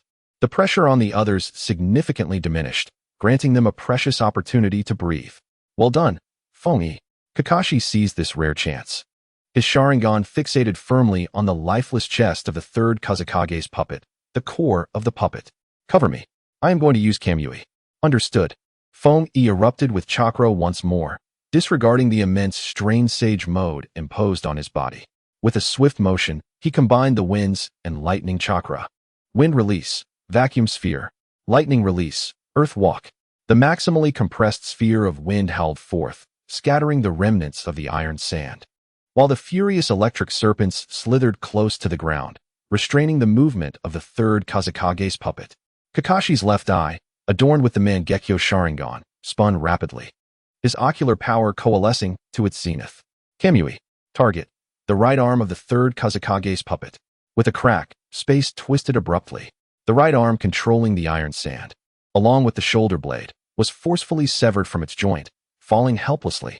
For the first time, a distinct look of shock and gloom flickered across the handsome face of Scorpion, belonging to the puppet. At that moment, Deidara, who had been spectating, suddenly let out an exclamation.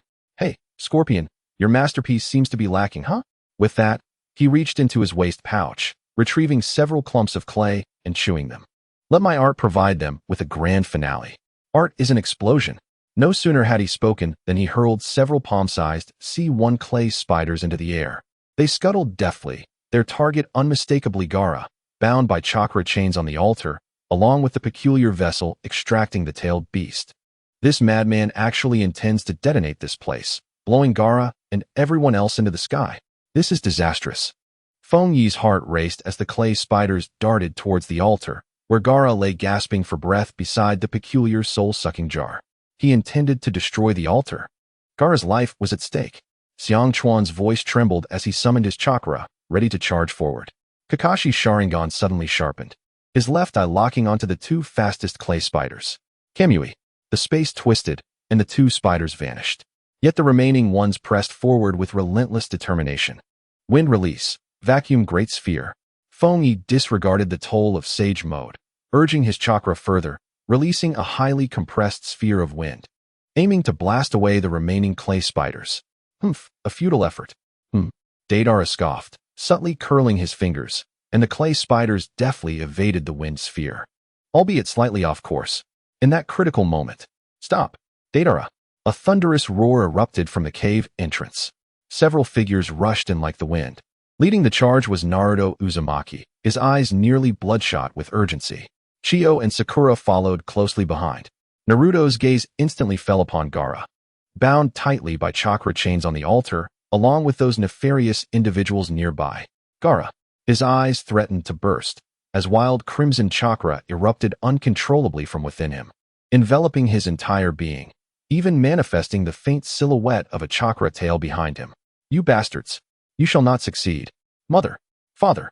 Chiyo's aged voice carried a fierce intensity as she crossed her hands, summoning the puppets of father and mother, whose shields and blades accurately struck down the two remaining clay spiders that had slipped through. "Taste this!"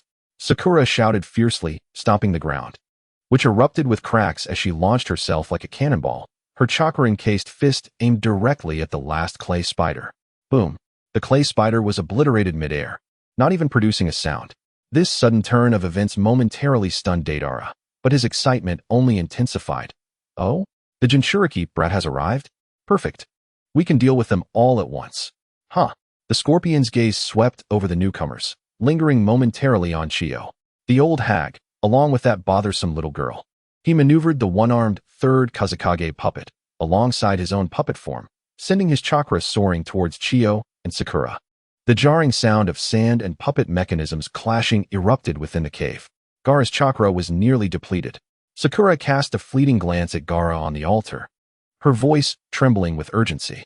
The tailed beast chakra within Gaara had been drawn away, leaving his once formidable vitality weakened, akin to a flickering candle nearing its end, teetering on the brink of extinction.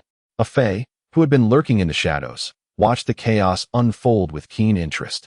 The glimmer in his singular eye sparkled as he observed the tumultuous battlefield, particularly the overwhelming presence of Nine-Tails chakra emanating from Naruto, alongside the remnants of orange hue in Feng Yi's eyes and those distinctive Byakugan. "Oh, the power of the Nine-Tails can no longer be concealed? And that Byakugan brat, this combination is quite intriguing, indeed." He chuckled softly, his tone betraying a mere spectator's amusement. As he observed the scene, Deidara's smile twisted further. "Now that everyone is gathered, allow me to present my most magnificent art." C3, number 18. He extracted a massive chunk of clay, taller than himself, from his robe, swiftly chewed it, and then forcefully expelled it. The clay expanded wildly in midair, transforming into a bizarre, colossal figure that emanated a terrifying chakra fluctuation. His target was not a person, but rather the enormous stalactite that supported the cave's ceiling. This fiend intended to entomb them all alive. Just as the C3 bomb hurtled towards the stalactite, Gaara's head drooped lifelessly upon the altar, devoid of any further movement. Gaara! Naruto's heart-wrenching roar threatened to shake the very foundations of the cave. With a thunderous crash, Deidara's C3 bomb struck the suspended stalactite directly. The earth-shattering noise was followed by a disconcerting sound of shattering. The stalactite broke with a resounding crack, causing the entire cave to tremble violently. As countless stones and massive boulders rained down from above, Gaara! Naruto's cry was almost inhuman, the raging chakra of the Nine Tails surging chaotically around him, a blazing crimson aura shooting towards the cave's apex.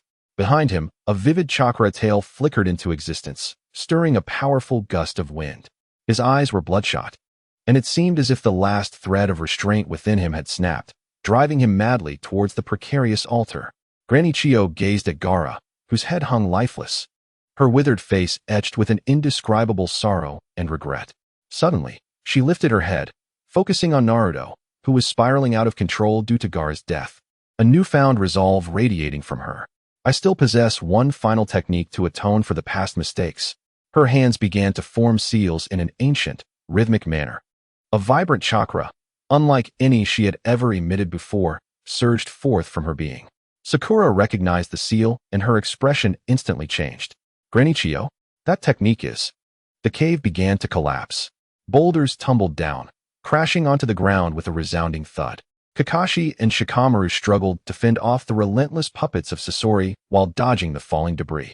In that moment, Kaido's heart sank.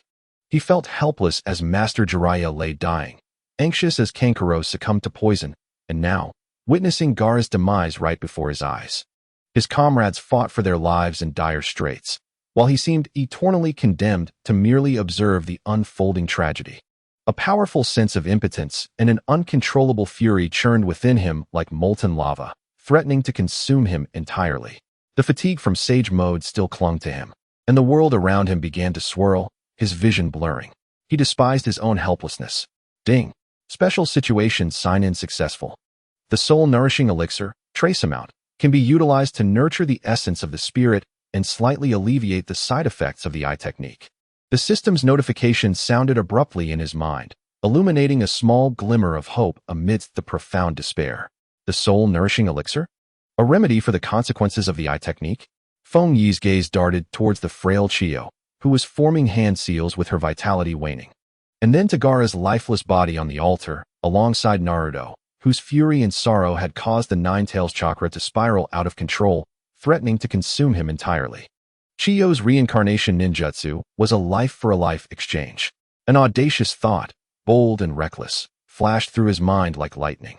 What if he could merely revert Gaara's physical condition? Not the entire battlefield, not everyone's positions and memories, but solely restore Gaara's body and life state to a few minutes prior, before the tailed beast chakra and life force within him were entirely drained. Perhaps he could withstand that consumption. He understood the toll would be immense. Even with the meager soul-nourishing elixir granted by the system, there would undoubtedly be severe side effects, blindness, or even worse. But this was the only option left. Perhaps it could save Gaara, and maybe, preserve Chiyo's life. Deidara, do not let them succeed. Yes. Scorpion's voice, akin to the sound of metal grinding, was laced with impatience. He evidently recognized Chiyo's intentions. The third Kazekage puppet and his own puppet body intensified their assault, unleashing sand, iron, and poisonous mist in a desperate bid to thwart any unforeseen occurrences. Deidara screeched, casting several clay spiders aimed directly at Chiyo, who was forming her seals. Art is destruction. Yes, I cannot allow my comrades to perish before my eyes any longer. Feng Yi's pure white eyes spun rapidly, three dark magatamas swirling with a foreboding yet enchanting glow. His focus remained unwaveringly locked on Gaara's cold body on the altar. The chakra within him, including the minuscule sage chakra he had just acquired, began to burn with an unprecedented fervor, just as the kaleidoscopic pattern in his eyes was on the verge of fully materializing. The terrifying power unique to the reversal Sharingan about to unleash, a shadowy figure appeared before him without a sound. An orange vortex mask obscured all but one gleaming red Sharingan eye adorned with 3 magatama. Ah, your eyes are simply fascinating. Akatsuki's playful yet contemplative chuckle echoed in Feng Yi's ear. A gloved hand, swift as lightning, lunged towards Feng Yi's eyes, poised to unleash forbidden power. Your eyes belong to me.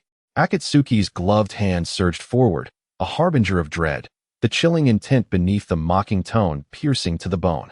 Instinctively, he leaned back fiercely, attempting to evade the lethal grasp. A sharp sound echoed as fingertips sliced through the air, the fierce wind brushing past Feng Yi's face, causing a few strands of black hair to fall and a bloodstain to erupt, searing with pain. By mere inches, his eyes were nearly gouged out. Not a chance. With a thunderous shout, Kakashi suddenly appeared beside Feng Yi, lightning flashing from his palm. The shrill cry of Chidori tearing through the air, aimed directly at Ah-Fei's face. Raikiri.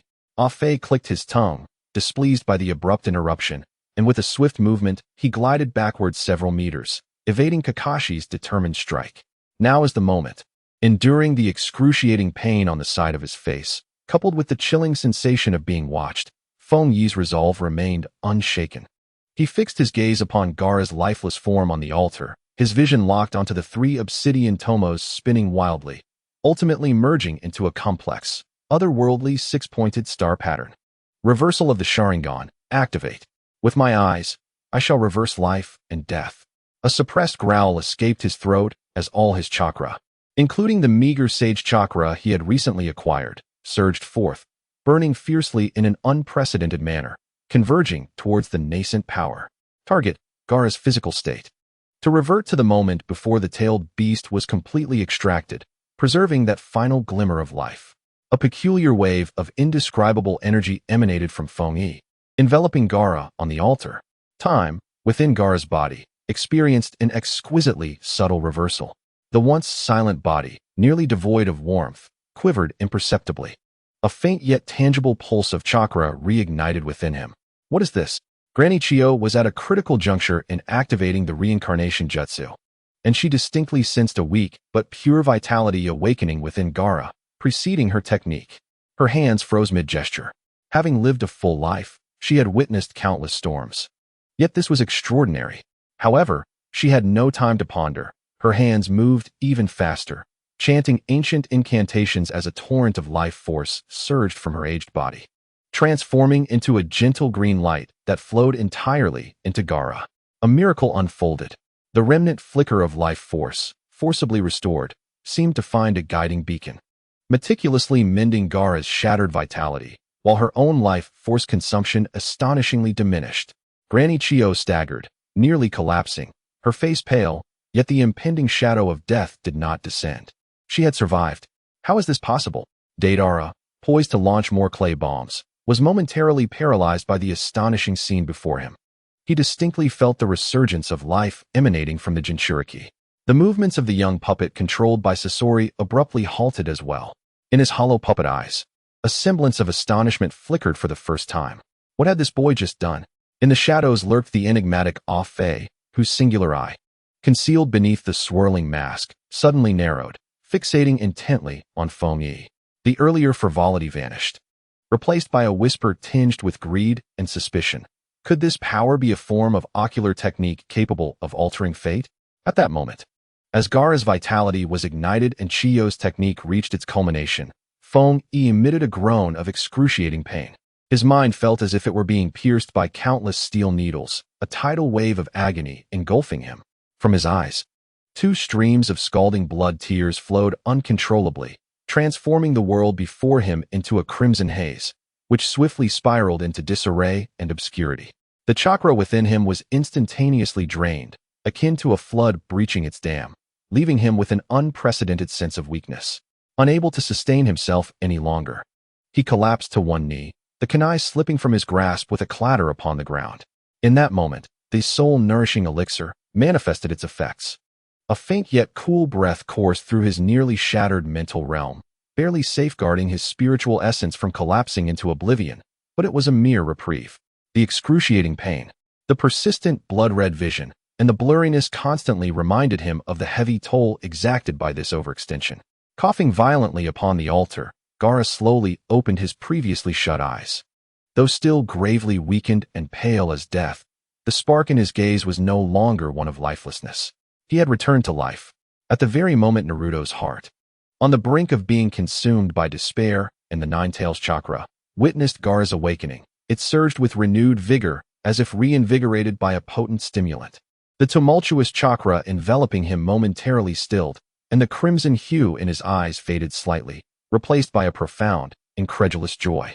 He dashed to the altar's edge, gazing at the frail, yet living Gaara, tears streaming uncontrollably from his eyes, his voice choked with emotion. "This is wonderful, Gaara. You're alive." Gaara's voice, though hoarse and faint, undeniably responded. This monumental reversal momentarily stunned Sasori, leaving him unable to comprehend how one presumed dead could be resurrected. Seizing the opportunity, Chiyo bellowed, "Sakura!" Though she was weakened, her instinct for battle remained sharp. She maneuvered her father and mother puppets, positioning them strategically to immobilize the remaining left arm of the third Kazekage puppet and the joints of Sasori's youthful puppet. Sakura was already poised for action. With chakra surging beneath her feet, she moved with the speed of lightning, circling behind Sasori's puppet, channeling her entire strength. She struck without hesitation at the one vulnerable spot on the puppet's chest, where the regenerative core resided. With a sharp crack, a chilling sound resonated. The handsome youth puppet of Sasori bore a terrifying indentation upon its chest, the intricate internal mechanisms groaning under the strain. And the flow of chakra within was thrown into chaos.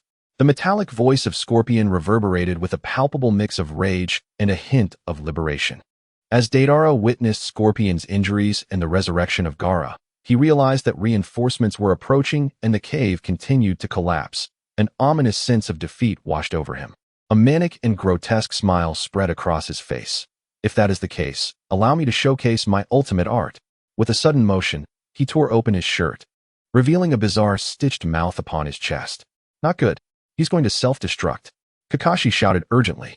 From Deidara's stitched mouth, a massive chunk of clay was being devoured with frenzied intensity. An ominous chakra surge, far more terrifying than C3, erupted from within him. This was his final gambit. While its power may not rival his most perfected C0, it was certainly sufficient to obliterate this stronghold along with everyone inside. The cave's collapse intensified in that moment. Amidst the chaos, the figure of Toby flickered and appeared beside Deidara, who was on the verge of detonating. He grasped Deidara's relatively intact head and some remnants of his body, a hint of regret lacing his tone. What a pity, such a fine body. He then turned his single eye, concealed beneath his swirling mask, toward Fengyi, who was nearly unconscious and kneeling, blood streaming from the corners of his eyes. The unrestrained greed and fervor in that eye seemed ready to burst forth. "Your eyes will belong to me." His other hand moved like a blur, wielding an irresistible force as it reached for Fengyi's tear-streaked, miraculous eyes. Toby's gloved hand moved with such swiftness that it left only an afterimage, striking towards Fengyi without warning. A chilling sensation shot up Fengyi's spine. The murderous intent hidden beneath a mocking tone felt bone-chillingly cold. Instinctively, he leaned back, attempting to evade this lethal grasp. With a sharp sound, fingertips sliced through the air, a fierce wind grazed Fengyi's face, severing a few strands of black hair and opening a crimson wound that burned fiercely. He had narrowly escaped having his eyes gouged out. Not a chance. A thunderous shout erupted as Kakashi suddenly appeared beside Fengyi, his palm crackling with lightning. The sharp cry of Chidori ripping through the air, aimed directly at Toby's face. "Raikiri." Toby clicked his tongue, visibly displeased by this unwelcome interruption. He swayed slightly and gracefully slid back several meters, evading Kakashi's inevitable strike. Just as he regained his footing and prepared to counter, the already precarious rock formations of the cave erupted with a series of great explosions. Boom, boom, boom. Enormous figures plummeted from above, amidst the swirling dust, revealing several colossal toads that landed heavily between Toby and Fengyi, stirring up clouds of debris and separating the two. "Senjutsu, hair needle 1,000 books." A powerful voice boomed, accompanied by a piercing sound that sliced through the air, emanating from the head of one of the largest toads. Countless white, hard hairs glimmering with cold light shot forth like rain, striking toward Toby's position. Lord Jiraiya, as Naruto's heart, momentarily soothed by Gaara's awakening. was once again engulfed by overwhelming astonishment upon recognizing a familiar figure. He let out a cry, his voice trembling with the relief of survival. As the dust cleared, a tall figure with white hair, adorned with an oil-stained forehead protector, stood resolutely atop Gamabunta's head. It was none other than Jiraiya, one of the legendary Sannin. Behind him, several Leaf Village Jonin appeared, among them the exuberant Might Guy and his 3 spirited disciples. The flames of youth shall never be extinguished. Rock Lee's iconic booming voice resonated with infectious energy, even amidst the tense atmosphere. Obito was compelled to retreat once more, evading the relentless assault of needles. He cast a glance at the composed Jiraiya, then fixed his single eye, concealed beneath the swirling mask, with keen interest upon the weakened Keed, who was shrouded in the protective embrace of the toads. At this moment, Keed was on the brink of collapse, his vision awash in a crimson haze, struggling to remain upright. This is becoming increasingly intriguing. Obito emitted a low, cryptic chuckle as he glanced at Jiraiya, seemingly reluctant to confront the legendary Sannin head-on. In a swift motion, he appeared beside Deidara's tattered, half-exploded body, lifting it effortlessly. I shall remember the eyes of this little brat. He took one last deep look at Keed, his form distorting in place, rippling like water, and in the next moment, he vanished into thin air with Deidara's remnants, leaving behind a light, echoing remark in the cavern. Boom. As soon as Obito disappeared, the cavern, already on the verge of collapse, could no longer sustain itself. Massive rocks plummeted from the ceiling, causing the ground to tremble violently, as if it were about to disintegrate completely. Everyone, to the back of the toad. Jiraiya decisively shouted at the chaotic crowd below. The toads immediately lowered their bodies, extending their broad backs to support everyone. At the sight of Jiraiya's arrival, the taut nerves within Keed finally relaxed. The backlash from forcibly exhausting his ocular powers and chakra surged forth, plunging him into darkness as he stumbled backward, collapsing. Keed, Kakashi, quick-witted, caught him just in time to prevent him from hitting the ground. The puppet of Sasori, with its chest caved in, had fallen utterly silent, its core destroyed, marking the end of the renowned puppet master. Chiyo, having exhausted herself in the previous battle and the use of the reanimation jutsu, leaned heavily against Sakura, gasping for breath. Sakura, too, appeared pale, having depleted a significant amount of chakra. The enormous toad, bearing the group, leaped through the gaping opening before the cavern could completely collapse, landing steadily outside the ravaged gorge. Sunlight bathed everyone anew, dispelling the chill of the cave. What has become of Keed? Sakura anxiously glanced at Kakashi, who held the unconscious Keed, his face marred by 2 dried blood tears, a haunting sight.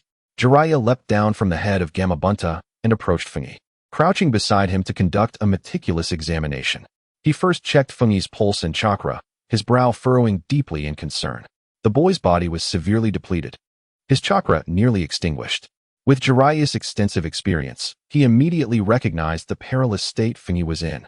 Gently brushing aside the disheveled hair from Fungi's forehead, he was taken aback by the lingering, extraordinary, and potent fluctuation of ocular power surrounding the boy's tightly shut eyes, a sight Jiraiya had never encountered before. He murmured to himself, a tumult of thoughts rising within him. On the altar, Gaara, with the support of Chiyo, had managed to sit up, his pale visage reflecting the fragility of having survived a catastrophe. Yet, within his emerald eyes, there flickered a newfound brilliance previously unseen.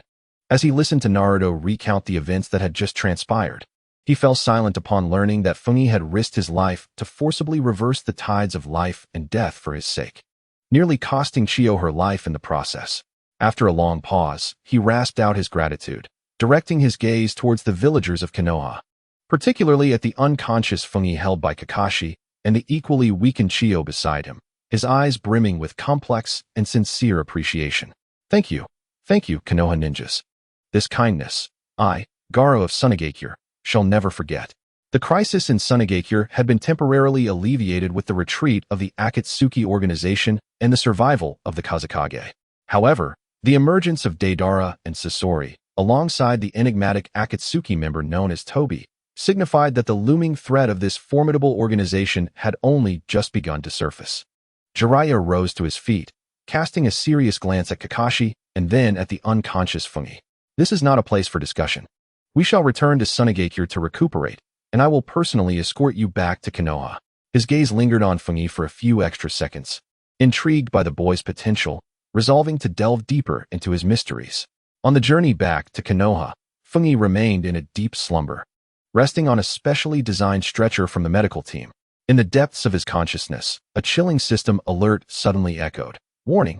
The special ocular technique, Rewind Sharingan, has garnered the heightened attention of high-ranking members of the Akatsuki organization, codename Toby, danger level elevated. Outside the gates of Konoha, a throng had gathered. With Jiraiya at the forefront, as Kakashi's team and the Ninth Squad made their appearance, a thunderous cheer erupted. The heroes have returned. Did you hear? Lord Kazekage was rescued from the clutches of the Akatsuki. Villagers waved their hands vigorously, while children shouted the names of their heroes at the top of their lungs. Surrounded by the crowd, Naruto grinned broadly, clutching the back of his head in delight. He had long awaited this acknowledgement. Kakashi remained his usual self, hands in pockets, seemingly lethargic, though his exhaustion was unmistakable.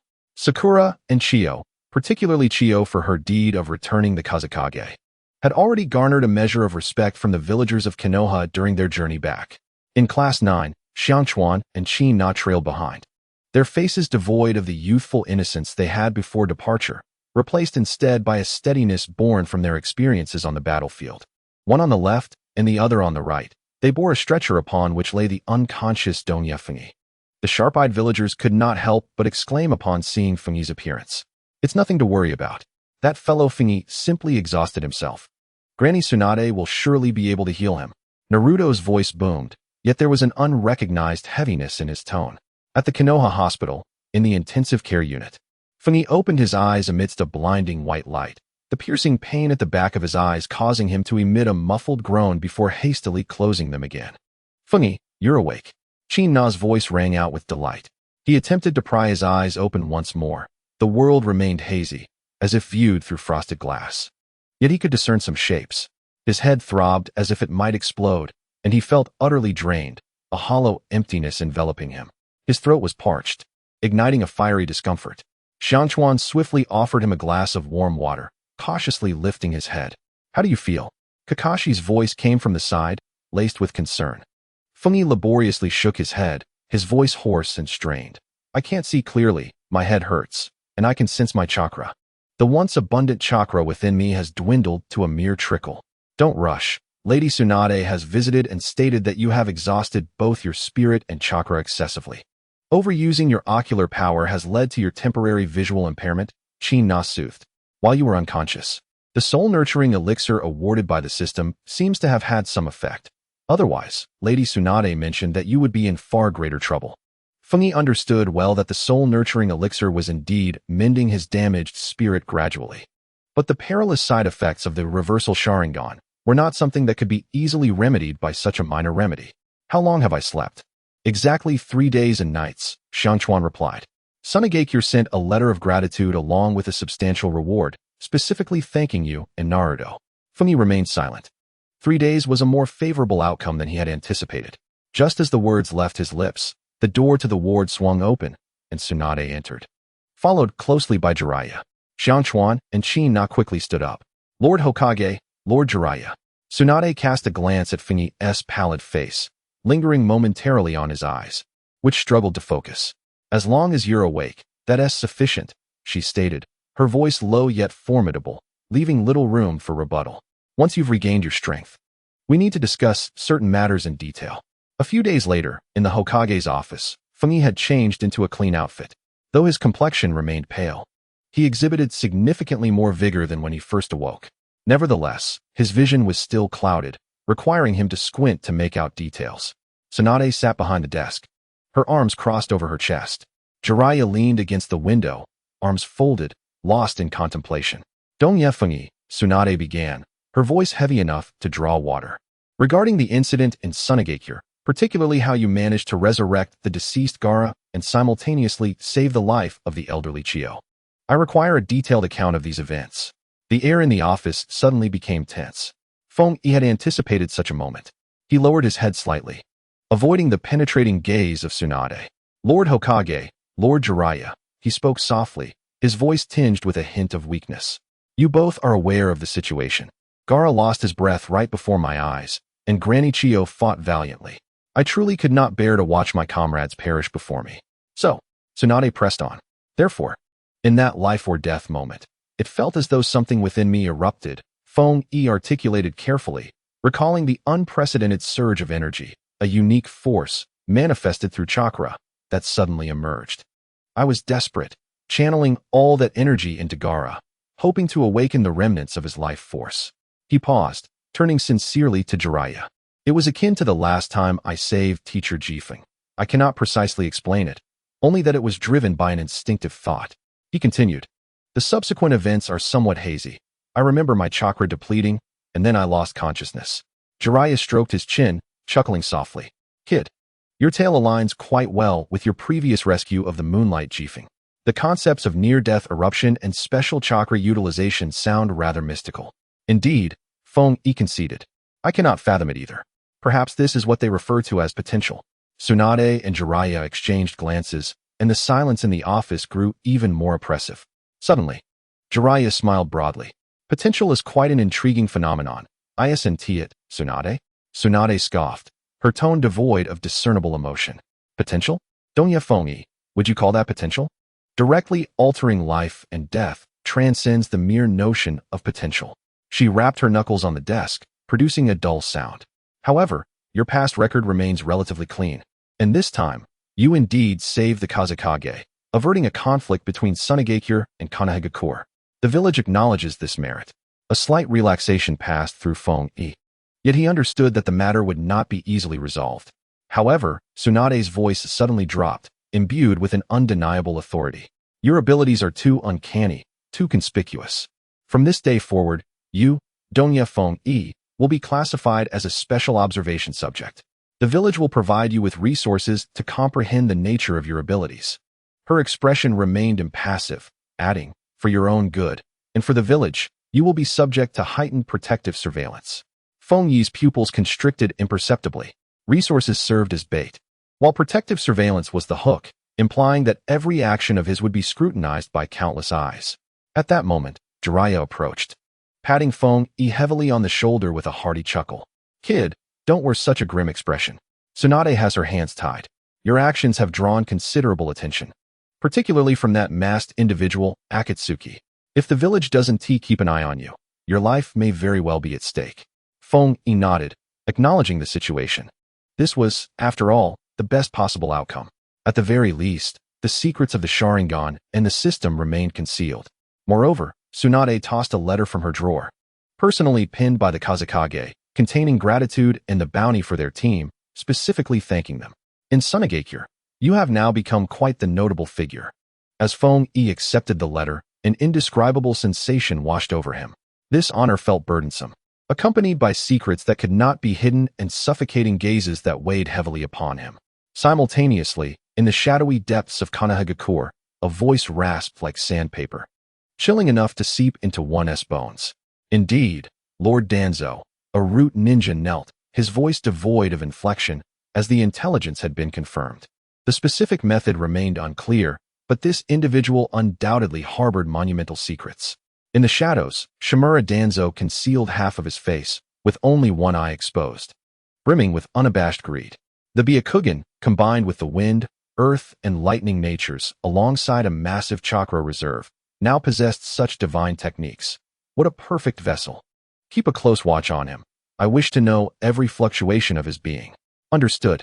At the training grounds of Team 9, Xiang Chuan and Qin Na observed Feng Yi diligently practicing his fundamentals, their concern palpable.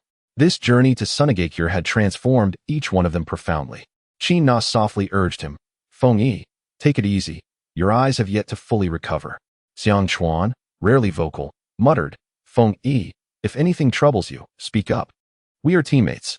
Feng Yi paused, turning to them with a slight smile. I'm fine. I'm aware of my situation. I just need to swiftly restore this broken body. The care of his teammates warmed his heart. Yet he was acutely aware that the watchful eyes, both overt and covert, were like a noose tightening around his neck. The scrutiny of Tsunade, the machinations of Danzo, and the covetous gaze of Obito upon his eyes compelled him to hasten his training to regain his former prowess and seek a resolution for the aftereffects of his eyes. As for the monumental secret of the reversal Sharingan, It must remain locked away within him. No one could discover it. As night deepened, the moon hung in the sky, accompanied by scattered stars. Feng-yi practiced his martial arts in his backyard, his shirt drenched in sweat. His eyesight remained less than sharp, yet the Byakugan's vision persisted, allowing him to perceive every subtle movement around him. He executed punch after punch, kick after kick, repeating the motions countless times.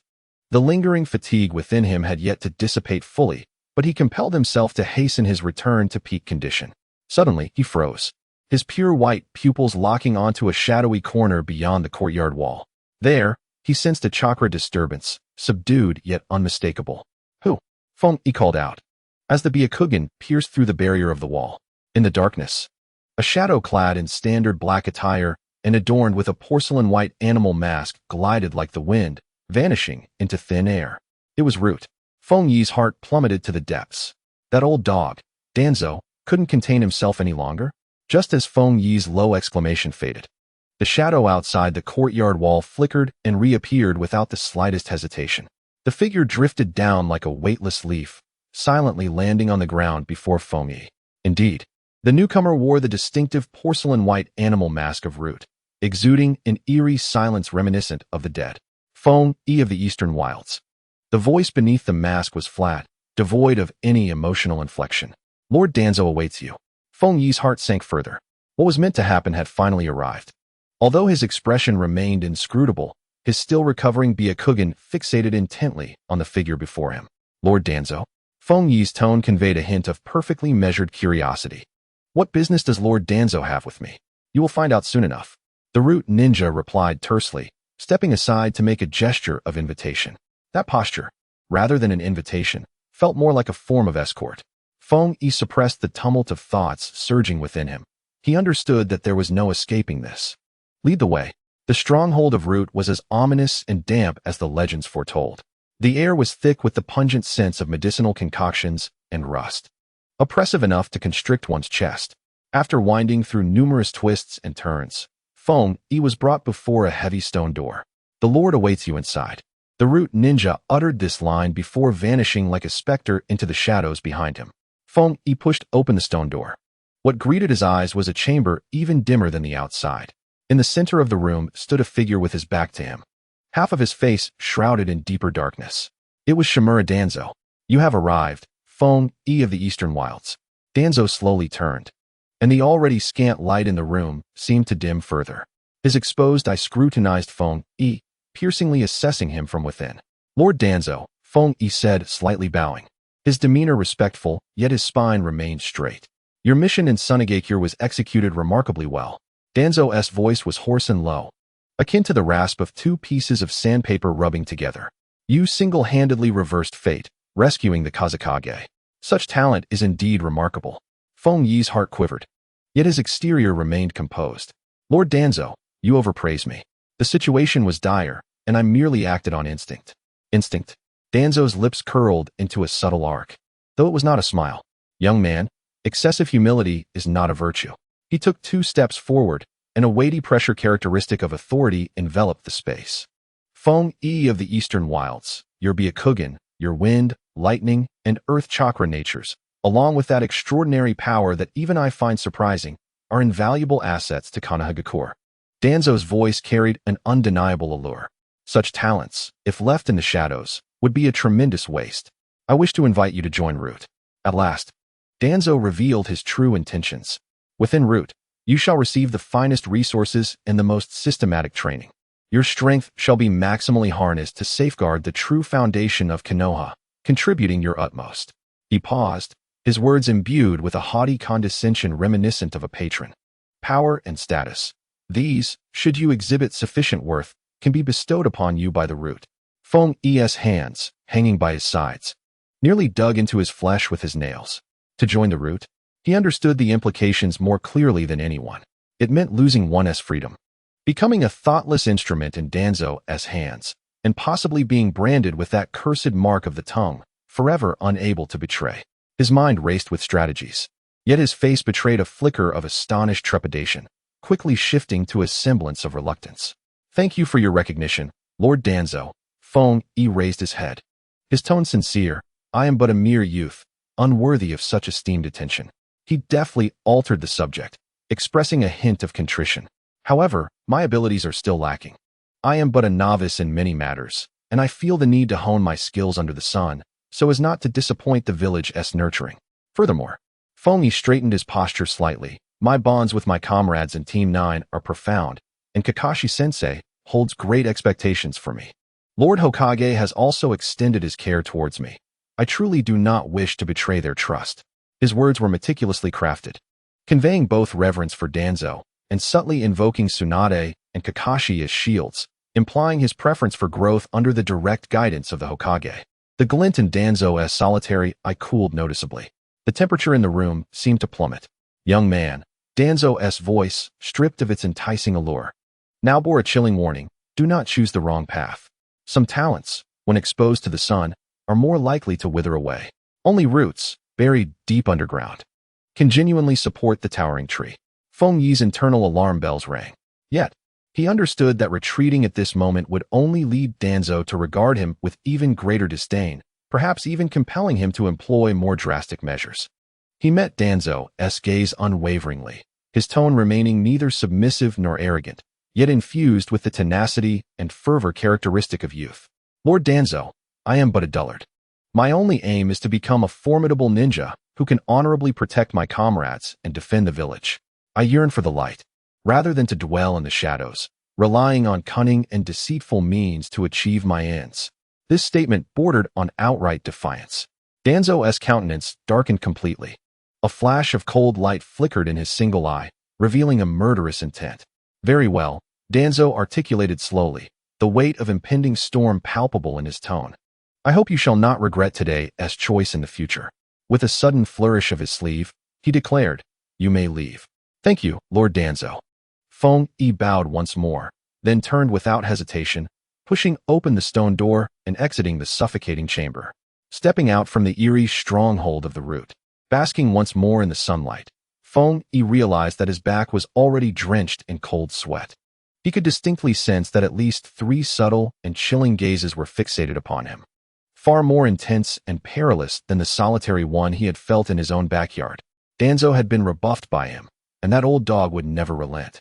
In the Hokage's office, Tsunade listened in silence to Feng Yi's report, and with a sudden force, she slammed her fist onto the table. The teacup jumped in shock. Shimura Danzo. He is becoming increasingly audacious.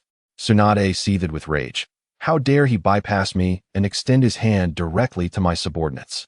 Jiraiya leaned against the window and scoffed. That old coot's thieving heart has never been diminished. Feng Yi's display has surely made him envious. Taking several deep breaths to suppress her anger, Tsunade turned her gaze to Feng Yi. You performed admirably, Feng Yi. Refusing him was the right choice. The root is not a place for you. Her tone shifted, becoming grave. However, I will personally confront Danzo to rein him in for the time being. But understand this. Feng Yi, now that he has set his sights on you, he will not easily let go. You must exercise greater caution. Feng Yi nodded. I understand, Hokage-sama. Tsunade's warning was undoubtedly a timely reinforcement, yet Feng Yi was acutely aware that this was merely a temporary reprieve. A person like Danzo was akin to a venomous snake lurking in the shadows, poised to strike at any moment. He needed to grow swiftly, to demonstrate a value and backing that would deter Danzo from making a move against him. He required strength, but more importantly, a reputation and status sufficient for self-preservation. Beep. Special circumstance triggered. New task released. The cold, mechanical sound of the system echoed abruptly in Feng Yi's mind. Task name. Make a name for yourself. Task description. Achieve outstanding results in the upcoming Chunin joint selection, astonishing all, and significantly enhance your personal reputation and influence within the village. Task reward. Eye stabilizer, beginner, X1, optionally reduce the side effects of reversal Sharingan once, with effectiveness dependent on the extent of overuse. The Chunin selection? An eye stabilizer. Feng Yi's breath caught in his throat. This reward was akin to a lifeline for him. The side effects of the reversal Sharingan were excessively domineering. If there were a way to alleviate them, even just once, it would provide him with an additional safeguard at a critical moment. Moreover, the Chunin selection was indeed an excellent opportunity to openly showcase his abilities and elevate his standing. As night deepened, Feng Yi returned home, dragging his leaden body through the door, only to be taken aback. In the dimly lit room, a nameless letter lay quietly on his desk. He hurried over, picking up the envelope, which felt cool to the touch. Upon opening it, he found only a small piece of paper, inscribed with a deliberately altered handwriting, bearing a brief yet alarming message. Beware of Orochimaru. He is also very interested in your eyes. Feng Yi's pupils dilated in shock. Orochimaru, the defector, an S-class rogue ninja and one of the legendary Sannin, is notorious for his ruthless methods and possesses an almost fanatical obsession with forbidden techniques and bloodline limitations. How could he be aware of my eyes? And who delivered this letter? Is it a benevolent warning or a deeper entanglement? Outside, the moon is as cool as water, and the undercurrents of Konoha are far more turbulent than he imagined. Feng Yi clutched the note, his fingertips growing cold. Orochimaru. The mere mention of that name struck his heart, leaving him momentarily breathless. How could he know the secret of my rewind Sharingan? Apart from myself, who else could possibly be aware? Was it during the incident with Gaara? That Akatsuki member? Or someone else entirely? Who sent the message? Danzo. That old dog is not one to be so convoluted in his actions. Are they friend or foe? He held the note close to the candle flame, the fire licking the paper until it swiftly turned to ash. He must remain vigilant against that venomous serpent, Orochimaru. The next day, in the Hokage's office, Jiraiya barged in, looking unusually serious. Tsunade. That snake Orochimaru has been causing quite a stir along the borders of the Land of Fire. He got straight to the point. My men detected unusual chakra activity over there, as if some bizarre experiments are underway, and several villages have suffered embarrassment. Tsunade pounded the table. What does Orochimaru intend to do? Who knows what scheme he has concocted? Jiraiya grunted. However, there's an abandoned research facility near the border that has recently shown signs of activity. I suspect it is highly likely related to him. Tsunade wasted no time. We cannot allow him to act freely. Kakashi's team has just returned from Sunagakure. Let them rest. Team 9 and Asuma's squad will investigate together, with Asuma in command, and ascertain what is truly happening there. Understood.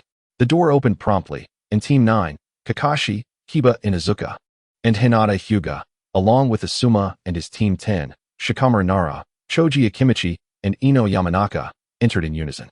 Shikamaru? Tsunade was somewhat surprised to see him. You look a bit under the weather. Shikamaru coughed a couple of times, his complexion paler than usual, yet he appeared alert. Lady Hokage, I am nearly recovered and capable of leading the mission. Please allow me to accompany them. I must look after Feng Yi and the others. He had not forgotten the request made by Feng Yi's parents. He needed to keep an eye on those children. Seeing his determination, Tsunade nodded. Very well. With you present, I can rest easier. Just take care. Yes. The night before their departure, in Feng Yi's room, he stared at the system panel before him. The after effects of the rewind Sharingan had yet to fully dissipate, and his vision remained slightly blurred. With Danzo lurking, and now Orochimaru emerging, it truly felt like misfortunes were compounding. System, exchange for a snake suppression seal and a low-level curse mark. Exchange successful, consuming XX points from sign-in rewards. He was uncertain of the efficacy of these items, but having them was better than being unprepared. It was always wise to be ready. 2 days later, at the border of the Land of Fire, amidst a desolate and unwelcoming forest, the air was thick with a damp, rancid odor, mingled with an indistinct scent of potions. Asuma raised his hand to signal a halt. That must be the dilapidated research facility ahead. Be vigilant, something feels amiss. Feng Yi opened his eyes wide, his gaze piercing through the forest. Numerous signs of sound ninjas were evident, with hidden sentinels guarding the perimeter quite rigorously. Moonlight Gale placed a hand on the hilt of his sword and instructed Team 9, stay close to Captain Asuma, follow his commands, and refrain from acting recklessly. Understood. Xiang Chuan and Qin Nai replied in unison. Xiang Chuan released several insect spies, stealthily advancing ahead. Before long, his expression shifted. Feng Yi, Captain Asuma. My insects have detected something. Some modified animal corpses, and a large snake shed. A snake shed? Asuma's voice grew grave. Qin Nai formed hand seals, attempting to probe with an illusion technique. Just as she sent out her spiritual energy, she let out a muffled groan, her body swaying as if colliding with an invisible wall. There are sensory illusion traps. Extremely powerful. Qin Nai gasped, beads of sweat forming on her forehead. I almost revealed our position. Feng Yi's pupils constricted, and in an instant, his sage mode activated, a faint orange mark appearing at the corners of his eyes. Natural energy surged within him, amplifying his perception, reaching deep underground. In the next moment, his body bristled with alarm. Deep beneath the surface, there existed an immense and profoundly malevolent chakra. That chakra was chilling, viscous, emanating an unsettling evil that sent shivers down one's spine. What? Asuma and Gale's expressions shifted in unison. Just as the group was about to devise a strategy, a sinister laughter suddenly emerged from the shadows of the forest. Hee hee. Little insects of Konoha, your noses are quite keen. Everyone abruptly turned around. From the darkness of the woods, several figures emerged leisurely. At the forefront was a figure with unnaturally pale skin, a disconcerting smile gracing his lips. It was none other than Orochimaru. Behind him trailed the bespectacled Yakushi Kabuto and several formidable sound ninjas. Orochimaru's unsettling gaze swept over each person present, finally lingering on Feng Yi's still recovering Byakugan. He extended his long tongue, licking his lips, his voice laced with a spine-chilling excitement. Young Feng Yi, I find your unique eyes increasingly intriguing. How about allowing me to study them thoroughly? No sooner had he spoken than a frigid aura of murderous intent pierced through the skin of everyone present like a multitude of needles. The air in the forest instantaneously became stagnant. The hunt targeting Feng Yi had silently commenced.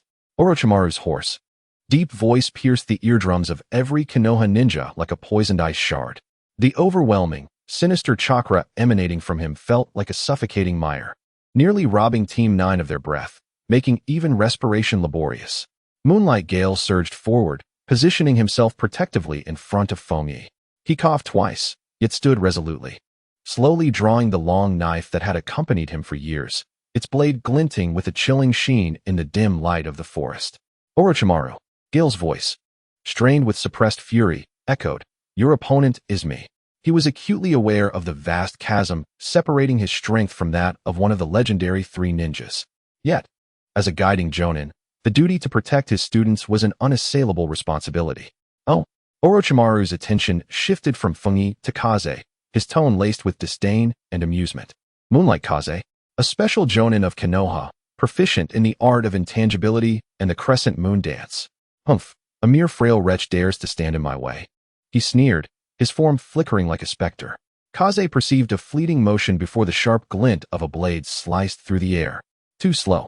Orochimaru's voice had already drifted to Kaze's left side. Hiss, hiss, hiss.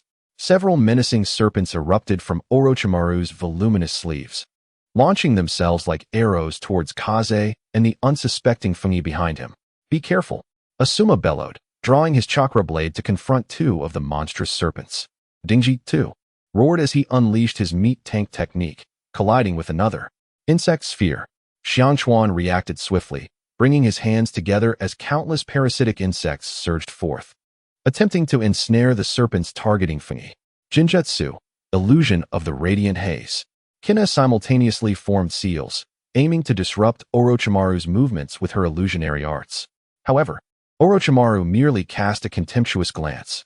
Xiangchuan's swarm faltered upon contact with the serpent's slick, scaly surfaces, sliding off ineffectively. Kina's illusion, upon brushing against Orochimaru's mental domain, dissipated without a trace, leaving her with a sudden, sharp pain in her mind, her complexion paling further. Futile. Orochimaru's voice dripped with cruel delight. Your meager tricks are nothing more than child's play to me. Feng Yi's Byakugan was fully activated, allowing him to perceive the flow of Orochimaru's chakra and the trajectories of the serpent's attacks. With great effort, he sidestepped just in time to evade a venomous serpent strike, its icy fangs grazing perilously close to his cheek. Damn it! Conventional ninjutsu was utterly ineffective against him. Feng Yi's mind raced, rapidly analyzing the dire situation. Wind release, vacuum sphere. He unleashed several highly condensed wind bullets aimed at Orochimaru. The latter, however, could not be bothered to evade, allowing the wind bullets to strike his form, producing only a dull thud, not even ruffling the hem of his cloak. Your wind techniques are insufficient, Feng Yi-kun. At that moment, Kaze's furious roar echoed, crescent moon dance. He forcibly suppressed the surging blood within him, leaving behind a crescent-shaped blade of light as he transformed into a silver whirlwind, closing in on Orochimaru with a near-desperate fervor. 3 razor-sharp slashes sealed off all of Orochimaru's escape routes. This was Kaze's most formidable sword technique. Oh, intriguing. A flicker of surprise crossed Orochimaru's eyes. Faced with this fierce onslaught, he did not retreat but advanced, revealing a shimmering long sword, Kusanagi, in his grasp. Clang, clang, clang. The ear-splitting clash of metal erupted through the forest, sparks flying. Kaze's crescent moon dance was indeed exquisite, temporarily forcing Orochimaru to engage seriously. Yet, the insurmountable gap in their strengths remained. Splurt! A spray of crimson erupted forth. The swift wind let out a muffled groan as his left shoulder was sliced open by the Kusanagi sword, revealing a wound deep enough to expose bone. The crimson blood instantly staining his garment. He staggered, his complexion turning as pale as parchment, the chakra he had forcibly summoned dissipating like mist. The signs of an old ailment seemed to resurface, and a fit of violent coughing erupted uncontrollably. Teacher Shifeng. Fang's eyes blazed with fury. Heh, commendable swordsmanship, but alas. Your body is far too fragile, Orochimaru remarked, shaking his head as if lamenting a delicate toy. The figure of Kabuto appeared behind Shifeng like a specter, his gloved hands poised with a sharp chakra scalpel, silently aiming for Shifeng's vital points. Not on my watch. Asuma arrived just in time, his chakra blade, imbued with wind attributes, barely intercepting Kabuto's lethal strike. Yet, Shifeng remained in dire peril, while Orochimaru's assault showed no signs of abating. Fang watched his bloodied and barely standing teacher. An uncontrollable rage surged within him. He recalled the chakra stabilizer, beginner, from the system's repository. If he utilized reversal Sharingan now, the side effects could potentially be mitigated. He could no longer bear to see his comrade fall defending him. Orochimaru seemed to perceive the fleeting determination and madness in Fang's eyes, licking his lips, his serpent-like gaze shimmering with heightened excitement and greed. Are you concealing some more intriguing power, Fang-kun? Do reveal it to me. My anticipation grows. Before his words faded, the onslaught resumed, this time aimed squarely at Fang. Thick, shadowy serpent hands surged forth from his sleeves, a black tide sealing off all avenues for Fang's escape. Fang! Shifeng roared, attempting to rush forward, only to be kicked in the chest by Orochimaru, his body flying backward like a severed kite, crashing heavily against a large tree, blood gushing from his mouth, teetering on the brink of collapse. Teacher Shifeng, now is the moment. No more hesitation. Just as one of the most fearsome serpent heads was about to sink its fangs into Fang's face. At the very instant Shifeng's consciousness was on the verge of plunging into darkness, three pitch-black tomo suddenly manifested in Fang's white eyes, spinning rapidly before coalescing into an intricate and sinister six-pointed star pattern. Reversal Sharingan, activate. However, this time, Fang's target was not the gravely injured and near-death Shifeng. He fixed his gaze unwaveringly on Orochimaru, or rather, on the shadowy serpent hands that were ferociously lunging at him. By the power of my eyes. Fang's voice was hoarse yet resolute, imbued with indomitable will. Reverse your technique. A peculiar, intangible wave emanated from Fang, rapidly expanding outward. The shadowy serpent hands, poised to devour him, underwent a visible and bizarre reversal in midair. It was as if an invisible hand was forcibly tugging them back, retreating at an astonishing speed into Orochimaru's sleeves, defying the very laws of physics. Orochimaru had just completed this ninjutsu when, to his astonishment, a localized and precise reversal of time occurred with this very technique. For the first time, the smile on Orochimaru's face froze. The bizarre and unprecedented scene before him caused his smile to become utterly rigid. He watched in disbelief as his proud shadow snake hand was forcibly rewound into his sleeve, as if an invisible hand had pressed the rewind button in a manner that defied the very principles of ninjutsu. What is this? Orochimaru's golden serpent-like eyes suddenly narrowed, filled with incredulity. Despite his many years of life and countless studies of forbidden techniques, he had never encountered such an astonishing force. Time reversal? No, that is not correct. In an instant of distraction, Orochimaru, with his extraordinary intellect, managed to regain his composure. Clarity dawned upon him, but it was quickly followed by an even greater fervor and greed. It was a reversal targeting the technique itself. It could directly interfere with an already initiated ninjutsu, causing its process to flow backwards. Just as Orochimaru was shocked and analyzing, Feng Yi's eyes, adorned with the mesmerizing six-pointed star pattern of the reversal Sharingan, suddenly dimmed, and two streams of glaring blood tears flowed from the corners. An indescribable agony pierced his brain like steel needles, and the entire world before him was enveloped in blood and haze, his body swaying violently, on the verge of collapsing. The effect of the power stabilizer, beginner, was taking effect, a faint coolness coursing through his almost bursting mind, barely maintaining his last shred of clarity. Yet the consumption of this reversal ninjutsu was still immense, rendering him nearly incapable of enduring it. Now is the moment. Asuma's roar resonated like thunder from the heavens. Seizing this rare moment of Orochimaru's distraction, he infused his chakra blade with wind chakra, transforming it into a blue streak aimed directly at Orochimaru's face. Wind release, Emerald Gale. Moonlight Gale, despite his grievous injuries, summoned forth a fierce radiance from his katana once more, joining Asuma in their assault on Orochimaru from another angle. He understood this was their only chance. Choji, Shikamaru calmly commanded. Human bullet tank. Choji let out a roar, his body rapidly expanding. Sharp hair enveloping him as he transformed into a spinning spiked ball, crashing fiercely into Orochimaru's lower body in an attempt to disrupt his footing. Insect Sphere. Xiang Chuan did not dare to be complacent, urging the parasitic insect once more, this time targeting Kabuto, who stood behind Orochimaru. Kabuto, confronted with this sudden onslaught, maintained an unyielding expression behind his gentle mask, yet his gaze behind the lenses was devoid of warmth. He deftly evaded Xiang Chuan's swarm of insects, while his chakra scalpel danced in precision, expertly parrying the incoming blades of wind, calmly shielding Orochimaru. His eyes occasionally glanced towards the faltering Fongi, his gaze cold and clinical, as if recording data. Lord Orochimaru. Kabuto whispered a reminder. Orochimaru, emerging from an overwhelming state of shock and greed, regained his composure amidst the onslaught from Asuma and Shikamaru. With a disdainful snort, he contorted his form at an astonishing angle, narrowly evading their lethal strikes, while a more exhilarated grin crept across his lips. At this moment, his fascination with Fungi's eyes had far eclipsed any thoughts of immediate capture. Your eyes are far more intriguing than I had anticipated, Fungi. Orochimaru's raspy voice brimmed with unmasked desire and possessiveness. You will be mine, without a doubt. His serpentine gaze fixated on Fungi, as if intent on devouring him entirely. However, the peculiar ocular technique displayed by Fungi had instilled a modicum of wariness within him. This enigmatic power, capable of directly reversing ninjutsu, was exceedingly bizarre, even one as formidable as he had to exercise caution.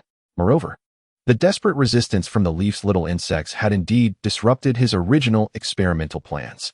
Ha ha ha! Orochimaru's low laughter reverberated through the forest, sending chills down the spine. We shall meet again, dear Fungi. I eagerly anticipate the greater surprises you may bring next time.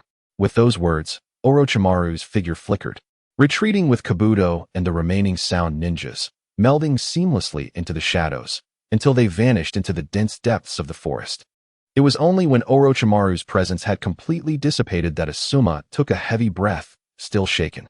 The immediate threat had been averted. Fungi's taut nerves finally relaxed, and the crimson haze before him became unbearable. The tumultuous agony in his mind surged forth like a tidal wave, overwhelming him entirely. Ugh, he groaned, darkness engulfing him as his body fell forward limply. Fungi, Moonlight, Shikamaru, and Xiangchuan reacted swiftly, each supporting him on either side, preventing him from collapsing to the ground. Fungi, are you all right? Kinai rushed over, her voice tinged with desperation as she beheld Fungi's pallid face and the ghastly bloodstains at the corner of his eyes. Shikamaru surveyed Fungi's current state, a mix of shock and profound concern flooding his heart. The image of Fungi's ability to reverse Orochimaru's ninjutsu lingered in his mind, the power resonating with an unsettling intensity, yet its cost was all too apparent. Fungi, Shikamaru's voice was hoarse and grave. The price of this power is far too great. In a semi-conscious state, Fungi felt his awareness begin to wane, yet a chilling system notification abruptly pierced through the haze. Warning. The ocular technique has incited extreme covetousness from Orochimaru, elevating the danger level once more. Significant depletion of host's mental strength detected. The effects of the ocular stability agent, basic, are diminishing, and side effects are about to manifest in full force. The system's cold warnings echoed in his faltering mind. Almost instantaneously after the notification, the faint, soothing sensation that had tenuously sustained Fungi's consciousness abruptly vanished. A surge of pain, far more intense and excruciating than before, pierced through his eyes, penetrating deep into his very brain. Feng Yi emitted a stifled groan of pain as the sanguine haze before him rapidly faded, replaced by an interminable, despair-inducing darkness. This abyss was so thick and impenetrable that it threatened to consume his very soul. His voice, hoarse and parched, trembled with disbelief and fear. Instinctively, he raised a hand to touch his eyes, yet grasped nothing. My vision is gone. He bore the excruciating agony, striving to gather his chakra once more. But his body was already at its limits. His dantian was utterly empty, unable to summon even a flicker of chakra. Feng Yi. Both Moonlight Shirkato and Xiang Chuan sensed the drastic change in his condition, their hands firmly gripping his trembling arm. Asuma's expression darkened. He decisively commanded, "This situation is dire. We must return to Konoha immediately. Shirkato, you look after Feng Yi. The rest, remain vigilant and prepare to retreat." He had caught a glimpse of the blinding blood tears at the corner of Feng Yi's eye and the eerie, momentary surge of power that had swiftly dimmed, fueling his foreboding. Yes, the three members of Team 10 responded in unison. Feng Ikuan. Kinai rushed over, her heart racing as she gazed into Feng Yi's eyes. Devoid of all light and filled only with a vacant bewilderment, tears streaming uncontrollably down her cheeks. She and Xiang Chuan carefully supported the nearly incapacitated Feng Yi on either side. "Hurry!" Asuma bellowed, leading the way. The team swiftly altered their course towards Konoha. The atmosphere in the forest was stiflingly tense. Feng Yi kept his eyes tightly shut, cold sweat beading on his forehead, his lips turning pale from the excruciating pain. The loss of his sight enveloped him in uncertainty, forcing him to rely on his comrades for support as he staggered forward. "Damn it!" Asuma muttered under his breath. They had not traveled far when Xiang Chuan's expression suddenly shifted. "Captain Asuma, there's movement ahead. It's remnants of the Sound Ninja, perhaps 3 of them." His parasitic insect had transmitted the scene before them. "Shikamaru, Choji Ino." Asuma issued a low, decisive order. "This is troublesome." Though Shikamaru complained, his mind was already racing. "Choji, hold them back. Ino, try to control one with mind transfer, and make it quick." "Understood." Human bullet tank. Choji immediately unleashed his jutsu. The brief skirmish concluded swiftly, as the remnants of the Sound Ninja proved no match for the well-coordinated efforts of Asuma's team and Team 10. Moonlight Shirkato remained steadfastly at Feng Yi's side, his blade poised and vigilant against the surroundings. Observing Feng Yi's suffering stirred a torrent of emotions within him.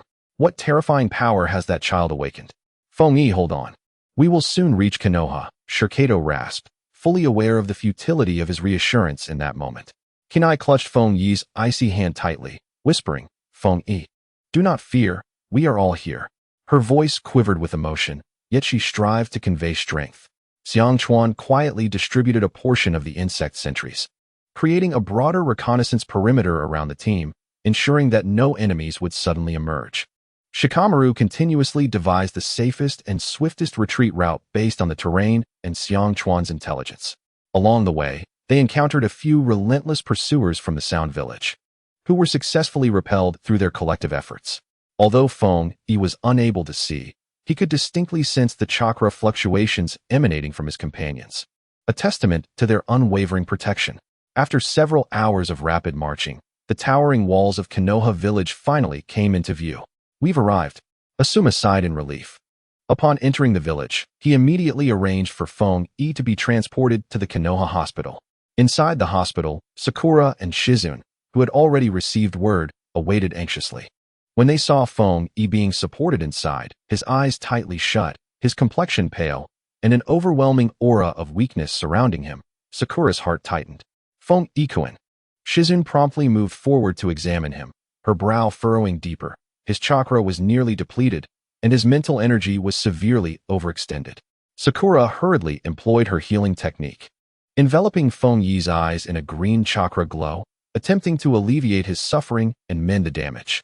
However, the backlash was so formidable that her medical ninjutsu felt like a mere drop in the ocean, unable to affect the profound injury embedded within his eyes. "This is futile." Sakura bit her lip, beads of sweat forming on her forehead. Conventional medical ninjutsu had minimal effect on the damage to his eyes, as the power was far too exceptional.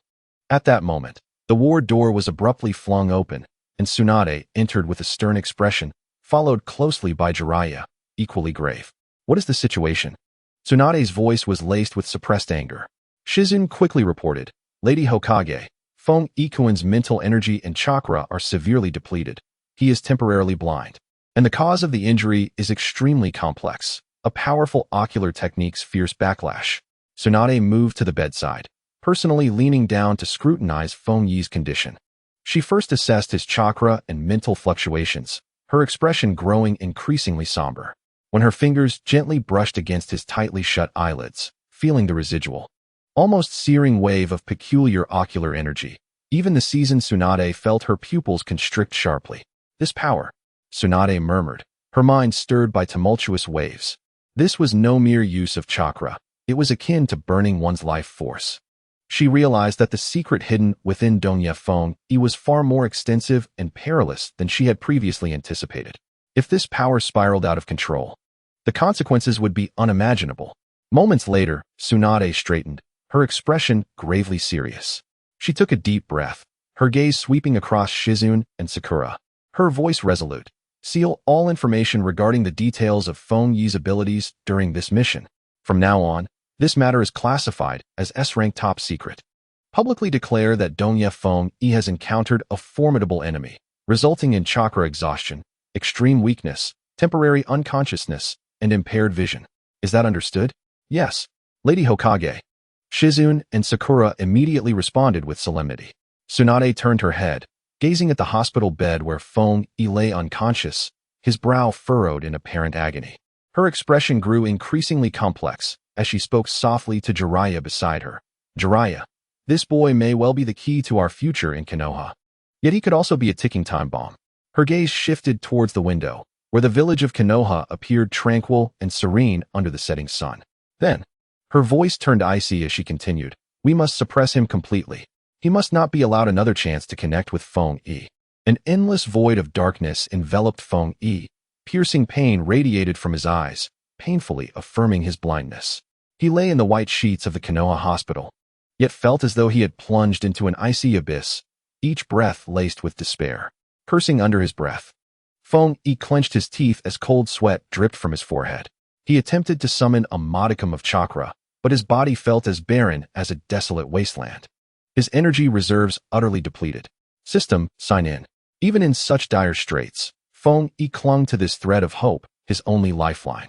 Sign in successful. Basic chakra restoration in progress. Days dragged on as Feng Yi languished in darkness and excruciating pain. His body improved slightly, chakra reaccumulating, yet his eyes remained blind, devoid of any sign of recovery. One fateful day, he signed in once more. Ding. 7 consecutive days of sign-in. Special status bonus awarded. Clear Spirit Eye Elixir, small bottle, X1. This can gradually repair eye damage caused by ocular techniques and nourish the optic nerves. Curse it. Feng Yi's heart nearly leapt from his throat. The Clear Spirit Eye Elixir could save his sight. Use it. Immediately, he silently screamed. In the next moment, a refreshing coolness surged through his dry, aching eyes, flooding his mind with relief. The sharp, needle-like pain subsided significantly. Even more astonishing was the faint glimmer of light that pierced through the suffocating darkness, so tenuous it was almost imperceptible, yet undeniably there, although still blurry and distant. It was not complete blackness. It works. Feng Yi's voice wavered, trembling with uncontainable excitement. Feng Yi, are you feeling better? The voice of Kazekage swiftly entered, followed closely by Shokawa and Kona, both of whom wore expressions of concern. For the past few days, the trio had been unwavering in their daily visits. Feng Yi managed a strained smile, his complexion pale as paper, his smile barely surpassing a grimace. Kazekage-sensei, Shokawa, Kona. Yes, much better. My eyes hurt less now. That's good to hear. Very good. Kona sighed with relief as she approached the bedside, speaking softly. Lady Tsunade instructed us to let you rest. We cannot stay too long. Shokawa remained silent, placing a meticulously peeled apple beside Feng Yi, muttering, if you need anything, just say the word. Feng Yi felt warmth spread through him. Thank you. My friends. As members of Team 9 conversed quietly, a sudden commotion erupted outside the hospital room. I apologize, but the Hokage has ordered that no one is permitted to enter, a cold, unyielding male voice declared, leaving no room for negotiation. Feng Yi's ears were sharp. and though he was now blind, his hearing had become even more acute. The commotion indicated the presence of the Umbu. Moonlight Gale furrowed his brows, rising to glance at the door, and upon returning, his expression was rather grim. It was that group of rascals, invoking Danzo's name, claiming to come to see you. A jolt of apprehension surged within Fengyi. That old dog Danzo, indeed a persistent specter. The Umbu dispatched by Lady Tsunade had repelled them. Gale sighed in relief, his demeanor one of gratitude. Simultaneously, in the subterranean lair of root, the same chilling and damp stench lingered. Shimura Danzo listened intently to his subordinate's reports, the single eye exposed to the light glimmering with a ghostly sheen. Oh, Tsunade thwarted them. His voice, akin to a rusty bell, revealed no discernible emotion. Yes, Lord Danzo. 2 elite Umbu are stationed outside the hospital, impenetrable as oil and salt. Humph. Danzo snorted disdainfully. That woman is decidedly protective. The words severe injury, blindness, backlash from ocular techniques echoed in his mind as he savored them. The greed and intrigue in his solitary eye intensified. The more elusive Fengyi's eyes became, the more their worth appeared to surpass his expectations. My lord, shall we alter our approach? One of his subordinates ventured. Danzo interrupted coldly, his voice frigid enough to freeze shards of ice. If Tsunade wishes to protect, let her do so.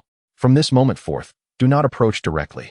Shift to the shadows, and keep a vigilant watch.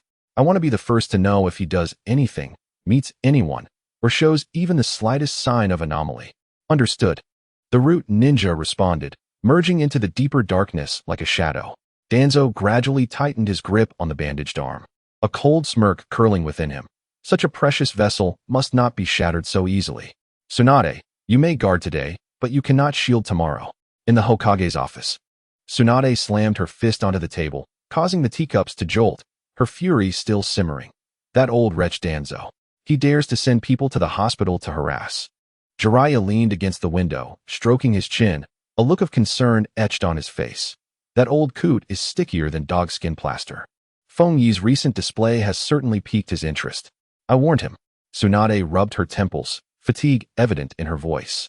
Yet he stubbornly clung on like maggots in a latrine. That boy Fengyi possesses truly frightening abilities. Jiraiya pondered, to be able to reverse Orochimaru's techniques. Such eyes are unheard of. But precisely because of this, should things go awry, the consequences could escalate dramatically. Tsunade replied with a sound of agreement, her brow furrowing deeper. I share your sentiments. He needs time and a stable environment to properly hone his skills. In the hospital room, Fengyi lay still, though blind. The silence of the world was haunting, allowing him to focus entirely on his hearing and sensations. He could distinctly hear the rustling of leaves as the wind brushed against the window, the soft steps of the nurse in the corridor, and the sound of a man snoring in the adjacent bed. Even more astonishing was his newfound clarity in sensing chakra, the chaotic yet resilient chakra emanating from Master Jifeng, the soft and reassuring chakra radiating from Chinai, and the dense, insect-like chakra enveloping Xianchuan. He could faintly perceive them all. It was through this subtle awareness that he managed to navigate the darkness without being utterly lost. Days passed, and the elixir, akin to divine water, continued to nourish him daily. At last, the oppressive darkness that had engulfed Fengyi began to stir. A flicker of light gradually coalesced into indistinct shadows. He could barely distinguish the light from the window and discern a vague figure standing by his bedside, although still shrouded in mist. The mere ability to see something was an immense blessing. As he attempted to open his eyes, the world appeared as if viewed through frosted glass. Yet he realized that his life and vision were salvaged. However, when he endeavored to channel chakra to facilitate his vision, a sharp pain akin to needles pierced his eyes. The exasperating backlash clung to him, rendering him unable to utilize his ocular techniques. That afternoon, Tsunade made her entrance once more. She meticulously examined Fengyi's eyes and nodded. You're recovering faster than I anticipated, but your ocular power has been severely depleted. It will take some time for a complete recovery. Fengyi strained to focus on Tsunade, parting his lips to speak. Hokage-sama. But she interrupted him, her expression stern. Fengyi, both your Byakugan and Sharingan must remain dormant for now. If you dare to overexert yourself before your eyes have fully healed, I will strip your skin off. A weight settled in Fengyi's heart, yet he acquiesced. I understand. Tsunade studied him for a moment in silence. After a brief interval, she continued, I must inform you of something. The joint Chunin selection exam in Konoha is about to commence. Tsunade assessed the condition of Fengyi on the hospital bed, and the atmosphere in the room grew tense. Chunin selection, she uttered, devoid of any discernible emotion. Given your current condition, you are unable to participate. Fengyi attempted to sit up, but the slightest movement sent stabbing pain through his optic nerves, causing him to groan and fall back down. Nevertheless, his determination intensified. Hokage-sama. Though his voice retained a hint of frailty, each word was articulated with clarity. I can feel my eyes improving. This statement held truth. That bottle of elixir was indeed miraculous. Over the past few days, the impenetrable darkness that had enveloped him had receded significantly. While his vision still resembled that of looking through frosted glass, with objects appearing distorted and double when he moved his eyes too quickly, he was no longer utterly blind. The world regained its colors and contours, albeit still hazy. Tsunade did not respond immediately. Instead, she extended 2 fingers, gently pressing them against Fengyi's eyelids, carefully assessing the recovery of chakra in his eyes. After a while, she withdrew her hand, her tone laced with a hint of unexpected surprise. The recovery is indeed faster than anticipated. After a moment of contemplation, she added, yet, your eyes, particularly that perilous ocular technique, have been severely strained. To attain complete proficiency and stability, one must endure a period of nurturing that spans no less than 1.5 years. During this time, both the Byakugan and Sharingan shall remain firmly sealed, and not a single ounce of ocular power is to be unleashed. Fengyi responded with a muted acknowledgement. Understanding the gravity of the situation, he paused, inhaling deeply, the fervor rekindling within him. Lord Hokage, I must participate in this Chunin selection. Tsunade scoffed, demanding a justification. I require this opportunity. Fengyi's voice, though soft, reverberated with intensity, striking a chord deep within the hearts of those who heard. I intend to demonstrate that I, Dongye Fengyi, am not merely a worthless pawn who relies on burning away my life for strength. I possess other abilities. He yearned to evade the despair of blindness once more and to spare his comrades from taking the brunt of his battles. With the serpent Orochimaru lurking and the old dog Danzo scheming, it felt as though a blade hung perilously from his neck. What he desperately needed was a legitimate arena to showcase his true skills beyond the rewind Sharingan, to intimidate those lesser beings, and to carve out more time for himself to breathe and grow stronger. Tsunade regarded the young man for a moment, silent. She recognized his indomitable spirit and understood the precariousness of Fengyi's current predicament. Very well, she finally conceded with a nod. I can permit your participation, but under certain conditions. She extended a finger. In the early stages of the Chunin selection, you shall serve merely as an observer, trailing the team. Whether you can enter the fray later will depend on your physical condition, particularly the recovery of your eyes. I will assign medical ninjas to monitor you. Should anything go awry, you must leave at once, without argument. I accept. Fengyi responded without hesitation. This was the best outcome he could hope for. Tsunade nodded slightly, approving of his determination. It is commendable to possess such resolve. Ensure you recover well. I do not wish for my reputation to be tarnished. After offering a few more pieces of advice, she exited the infirmary. No sooner had Tsunade left than the door swung open once more, revealing Jiraiya, his conspicuous white hair peeking in. Today, his typically nonchalant demeanor bore an unusual seriousness. How are you faring, kid? Jiraiya stepped inside, dragging a chair behind him and plopping down. Lord Jiraiya, Fengyi struggled to rise. Enough, lie back down. Jiraiya waved dismissively. Tsunade has informed me, your life truly is tenacious. He scrutinized Fengyi's still dim eyes, his tone turning somber. Your ocular technique is indeed formidable, but the side effects are terrifying. Each time you employ it, you are dancing on the edge of the Grim Reaper's domain. At this rate, no matter how exceptional your talents may be, your frail body cannot withstand such strain for long. Fengyi remained silent. He understood this reality better than anyone. There exists another form of power. Jiraiya's tone shifted, taking on a rare seriousness. Perhaps this would suit you better and align more with the righteous path. Fengyi's curiosity piqued. Are you referring to sage art? Jiraiya uttered succinctly, neither too heavy nor too light. Sage art. Fengyi's mind buzzed with the revelation. The term had caught his eye on some ancient scrolls tucked away in obscure corners, shrouded in mystery. Indeed, Jiraiya nodded thoughtfully. In essence, it referred to the absorption of natural energy from the environment.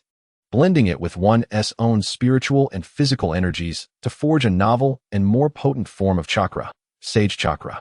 This remarkable essence could significantly enhance one's physical prowess, perception, and the potency of ninjutsu. Moreover, if mastered well, its side effects were far less detrimental than those of life-draining ocular techniques. He paused, scrutinizing Feng Yi, as though weighing something in his mind. Of course, my mention of reduced side effects is relative to your stated technique. Sage techniques are perilous to practice. Natural energy is exceedingly volatile, unlike the obedient chakra coursing through your body. To harness it, one must possess an abundance of chakra as a foundation, coupled with an unwavering mental tenacity, and an acute sensitivity and control over the natural energy, refined to an almost hair's breadth. Jiraiya's expression grew serious. You, my boy, already possess a staggering amount of chakra, which nearly led to your demise this time. While dangerous, it inadvertently tempered your spirit. These two attributes barely grant you access to the threshold of sage techniques. However, let me forewarn you, practicing sage techniques is fraught with peril. A moment's inattention may result in being consumed by natural energy, leading to grievous injuries or, in severe cases, transforming into an unrecognizable stone husk. Feng Yi's heart pounded in his chest. Sage techniques, absorbing natural energy, drastically elevating oneself. Was this not the path he had long dreamt of, a means to grow stronger without relying on the rewind Sharingan? Master Jiraiya, Feng Yi's voice wavered slightly, yet his enthusiasm burned fiercely. I wish to learn. Jiraiya chuckled at his eager demeanor. You have spirit. However, sage techniques cannot be rushed. Let us ensure your body is fully restored before proceeding. In the meantime, you can begin to practice perception. Perception? Yes. Attune yourself to the natural energy surrounding you. It resides everywhere, in the whispers of the wind, the gurgle of flowing water, the breath of flora, and even in the subtle movements of the ground beneath your feet. All harbor natural energy. Strive to connect with them, to comprehend their essence. This is the first and most crucial step in mastering sage techniques. No sooner had he finished speaking than the familiar icy voice echoed in Feng Yi's mind. Ding! A new phase task has been issued. Task name: an initial exploration of sage arts. Task description: under Jiraiya's guidance. Preliminarily grasp the techniques of absorbing and merging sage chakra. Task rewards: sage affinity, slight. Increase, special summoning beast contract fragment X1. Sage affinity. Special summoning beast contract fragment. Feng Yi's heart swelled with enthusiasm. The system always seemed to provide him with invaluable treasures precisely when he needed them most.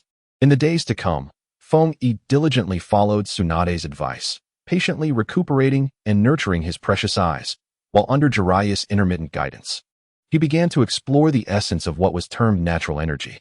In Class 9, Xiangchuan and Qina were aware of Feng Yi's determination to participate in the Chunin selection exam, and they, like a finely tuned string, devoted themselves wholeheartedly to their training.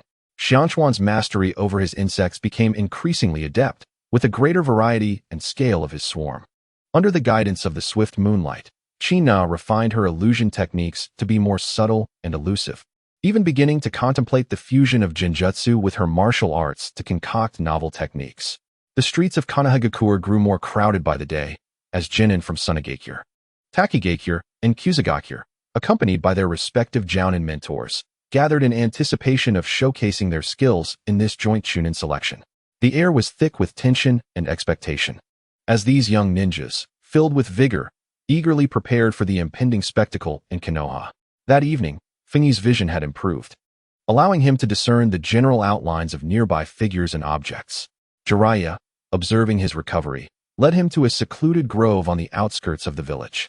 Close your eyes and calm your mind, he instructed, settling leisurely upon a large stone, urging Feng Yi to attune to the sensations around him, the whisper of the wind, the murmurs of the leaves, and the energy resonating from the earth beneath his feet.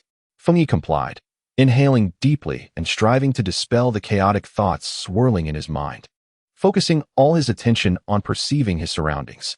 Initially, he felt nothing but the whisper of the wind against his ears and the distant sounds of insects and birds. Gradually, his heart grew tranquil, and his breathing became long and steady. Suddenly, an indescribable tremor surged from all directions. It was a force so vast it was overwhelming. So formidable it instilled fear, yet it was also intensely chaotic. Invisible, it surged and roared around him, as if about to envelop his small form and tear him apart. Feng Yi shuddered, cold sweat breaking out as his complexion paled. The path of sage arts was far more perilous than he had anticipated. Calm yourself, you brat.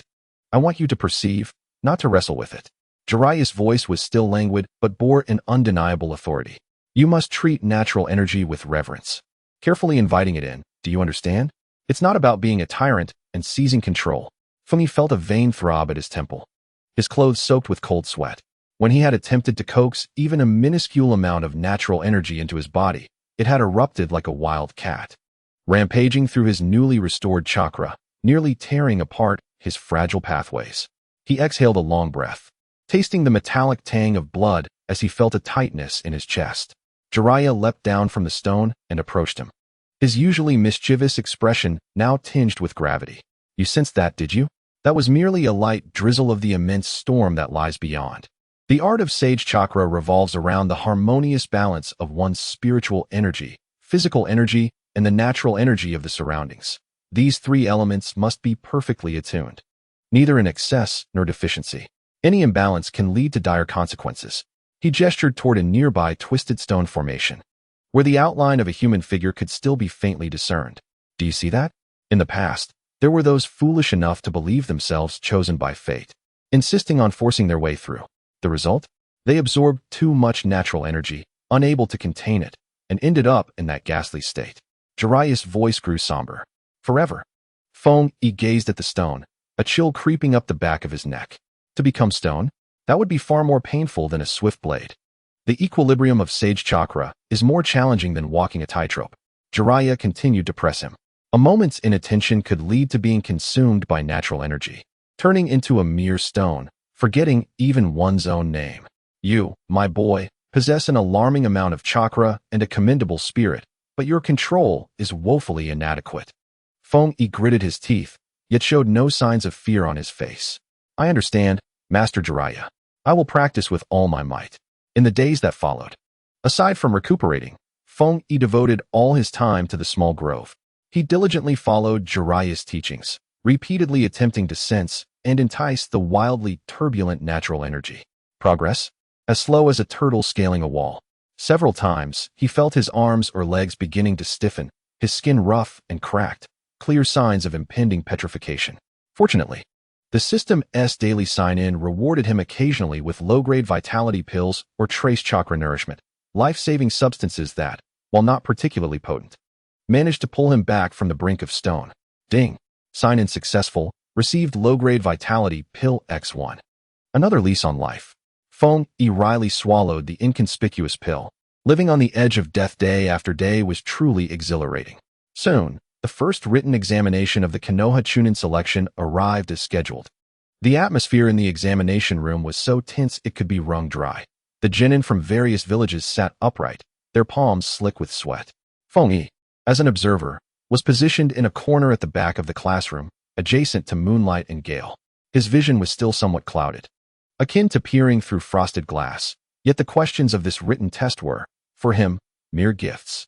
Armed with his prodigious intellect and an extensive reservoir of knowledge far surpassing that of his peers, the traps set by Ibiki seemed no more complex than a child's game. These questions are truly insidious. Feng Yi mused, finding amusement in the sight of his fellow candidates pulling at their hair, brows furrowed in despair. Xiang Chuan and Qin Na sat among the examinees. One wore a stoic expression while surveying the room, while the other appeared deep in thought. Once the exam concluded, the trio of Team 9 passed without any suspense. Feng Yi, those questions were incredibly difficult. How could you seem so unfazed? As soon as Qin Na exited the examination hall, she was still trembling with trepidation, gasping as she patted her chest. Feng Yi broke into a grin, his voice somewhat weak. Reading more miscellaneous books can never be harmful, he remarked succinctly. Gathering intelligence is of paramount importance, too. With the storm of the written test behind him, Feng Yi dived once more into the small grove, continuing his relentless pursuit for that elusive natural energy. That evening, he faced yet another failure in absorbing the natural energy, his entire being jolted by the backlash, leaving him disoriented, with stars dancing before his eyes, and his spirit nearly unraveling. Just as he felt lightheaded, on the verge of fainting, Something he had long neglected in the corner of his mind suddenly grew alarmingly hot in his embrace. It was the fragment of the special spirit beast contract. The tattered fragment now emitted a faint yet remarkably distinct vibration, as if guiding him. Feng Yi's heart raced, momentarily dismissing the discomfort in his body, forcing himself to concentrate, striving to capture the source of that wave. Gradually, he began to perceive vague images in his mind. A vast expanse of mist enveloped the undulating mountains, within which colossal shadows seemed to sway, and there were frogs. Goodness! They were everywhere, countless frogs. That wave appeared to be pointing toward that mysterious location. Jiraiya. Feng Yi disregarded the dirt on his clothes and his fatigue, scrambling to find Jiraiya. Upon hearing Feng Yi's stammering description, Jiraiya took the still warm, even slightly hot fragment in hand, his usual nonchalant smile replaced by shock akin to seeing a ghost. Where on earth did you dig this up? Jiraiya's voice shifted in pitch, his eyes wide with astonishment, as if he might swallow the fragment whole. Jiraiya examined the fragment, his eyes nearly popping out. The scent emanating from it was unmistakable. This was a token from Mount Myaboku, an ancient one at that. You lucky rascal. He looked at Feng Yi, his expression a mixture of incredulity and curiosity. Mount Myaboku is the sacred ground of our frog clan, the very source of sage arts. Only those bearing the token or having received the sage's consent can enter. Could this fragment possibly be a piece of some important token lost long ago? Mount Myaboku, Feng Yi murmured, his heart pounding like a drum. The sacred ground of sage arts? Was this not a manifestation of his desires? Jiraiya quickly suppressed the tumult within him. However, possessing a token is not sufficient. That cursed place is not one that can be accessed at will. Even for me, getting you there would require substantial effort. He patted Feng Yi on the shoulder. Let us not rush into matters of sage arts for now. Your current condition cannot withstand much strain. We must first overcome the immediate challenge ahead. The so-called immediate challenge was none other than the impending commencement of the second round of the Chunin selection in the Deadly Forest. A tall barbed wire fence encircled a vast expanse of perilous primal forest, and at the entrance, the figure of Hong Do stood out conspicuously. The second examination is about to commence. At the command of Hong Do, each team swiftly plunged into the enigmatic forest. Class 9, of course, was among them. Stay alert. The Death Forest is far from peaceful, Moonlight Gale cautioned in a subdued tone over the team channel, as he took on the role of observer this time. Refraining from direct engagement. Understood, responded Xiang Chuan and Qin Nai with unwavering resolve. Feng Yi trailed in the middle of the formation, his eyes slightly narrowed. His Byakugan, nurtured by time and the essence of clarity, had regained approximately 30 to 40% of its prowess, though it could not be sustained for long. A brief scan of the surroundings would suffice. 300 meters to the left ahead, 3 individuals with formidable chakra, ninja from the rain-hidden village. Feng Yi spoke in a hushed tone. Xiang Chuan immediately dispatched his insects for reconnaissance. Indeed, they are from the rain-hidden village. It seems they have noticed us. Avoid them. Let's find the scroll first, Qin Nai suggested. Feng Yi shook his head. No time. They are charging at us. Prepare for action. An encounter erupted instantaneously. The ninjas from the rain-hidden village coordinated their jutsu with remarkable precision. Under Feng Yi's astute analysis and command, Class 9 retaliated with calm composure. Qin Nai's Jinjutsu momentarily disoriented the adversaries, while Xiang Chuan's swarm of insects flanked them, restricting their movements. Earth style, earth flow wall. Feng Yi formed hand seals, summoning a wall of earth that erupted from the ground to deflect a barrage of shuriken hurled their way. Although unable to utilize his ocular techniques, he adeptly wielded the foundational ninjutsu, adept in all 7 elemental affinities. After a series of exchanges, Class 9, bolstered by superior strength and Feng Yi's precise leadership, successfully drove the rain-hidden team away, even pilfering their scroll in the process. Phew, that was indeed perilous, Qin Nai exclaimed, patting her chest. Yet, Feng Yi's brow furrowed. His Byakugan had captured a distinctly unsettling chakra just as the battle neared its conclusion. This isn't right, Feng Yi remarked, his gaze fixed on a particular direction deep within the forest. The rain-hidden ninjas seemed to be merely baiting them. No sooner had he spoken than a shadow surged forth from the thicket behind them. It was a ninja adorned with the headband of the grass-hidden village. Yet the chakra emanating from him was chilling and repugnant, suffused with a nauseating stench. What unsettled Feng Even more was the realization that the target of this malevolent presence was not the scroll in their possession, but rather him, directly approaching. The eyes lurking in the shadows were filled with unbridled malice and greed. "Be careful," Moonlight Gale bellowed, drawing his blade with a flash of cold steel. The sinister, putrid chakra tightened the nerves of Class 9. Moonlight Gale's warning echoed through the forest as a figure disguised as a grass ninja crept closer, targeting Feng Yi with lethal intent. Swish! The sound of slicing air pierced sharply as a short blade, shimmering with ominous dark light, hurtled straight toward Feng Yi's eye socket. "Your eyes pique the organization's interest," rasped a voice from the shadow, dripping with avarice and malevolence. The turn of events transpired within the blink of an eye. Insect Jade. Yinu Xianchuan reacted with remarkable speed, bringing his hands together as a swarm of black insects surged forth, crashing towards the enigmatic grass ninja. Holographic flower illusion. Onma China's fingertips danced as intangible waves of mental energy rapidly spread, seeking to ensnare the enemy within a mirage. The shadowy figure abruptly shifted, its movements exceedingly bizarre, narrowly evading the direct onslaught of the insect horde. When China's illusion touched him, he merely faltered for a moment before swiftly regaining composure, clearly possessing substantial resistance to such illusions.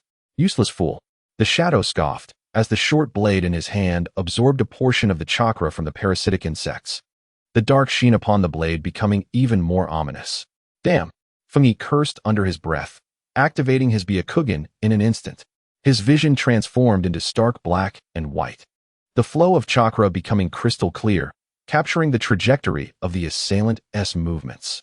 With just a glance, a sharp sensation shot through his eyes, nearly causing him to cry out in pain. Xianchuan, 3 steps to the left. He's attempting to break through. China, disrupt his hearing, avoid visual illusions. Feng Yi suppressed the pain, speaking with rapid urgency. Without hesitation, Xianchuan redirected the swarm, transforming it into a black shield that blocked the path. China swiftly altered her approach, releasing subtle sound waves capable of disturbing balance. Not a bad reaction. The member of the Akatsuki, codenamed Scythe, let out a light snort, somewhat surprised by the youngster's responses. He had presumed it would be an effortless task. Scythe's movements were indeed peculiar, always managing to twist his form at seemingly impossible angles, evading the encirclement of Team 9. The short blade in his hand was particularly sinister. Once his technique grazed an enemy, it would absorb a portion of their chakra, significantly diminishing its potency. This fellow's weapon can absorb chakra. The effectiveness of his techniques will be compromised. Feng Yi quickly discerned the characteristics of the opponent's weapon, resolving to rely more on physical techniques and explosive tags. Xianchuan, use insect clones to distract him head-on. China, wait for the right moment to deploy the explosive tags. Within the death forest, shadows danced among the trees, the terrain complex.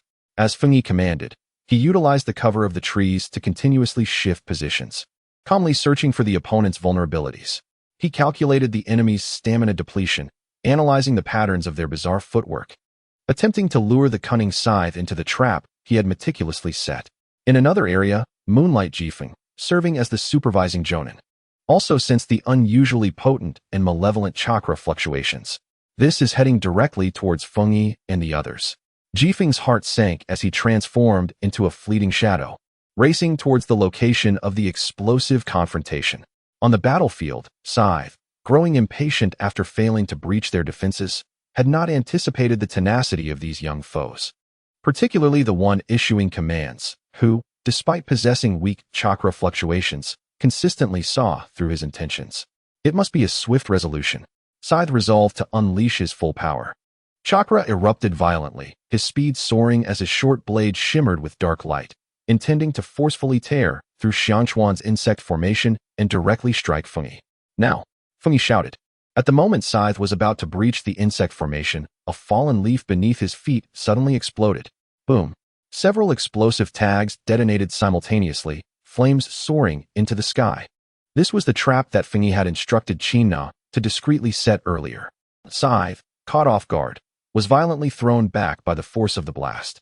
Though he managed to shield his vital points with his short blade, he found himself in a most disheveled state.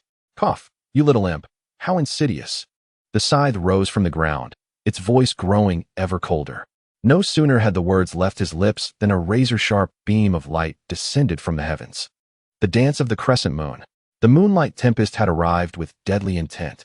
Consumed by rage, he unleashed a lethal attack, transforming the blade's gleam into 3 haunting crescents that instantaneously sealed off all of the side's escape routes.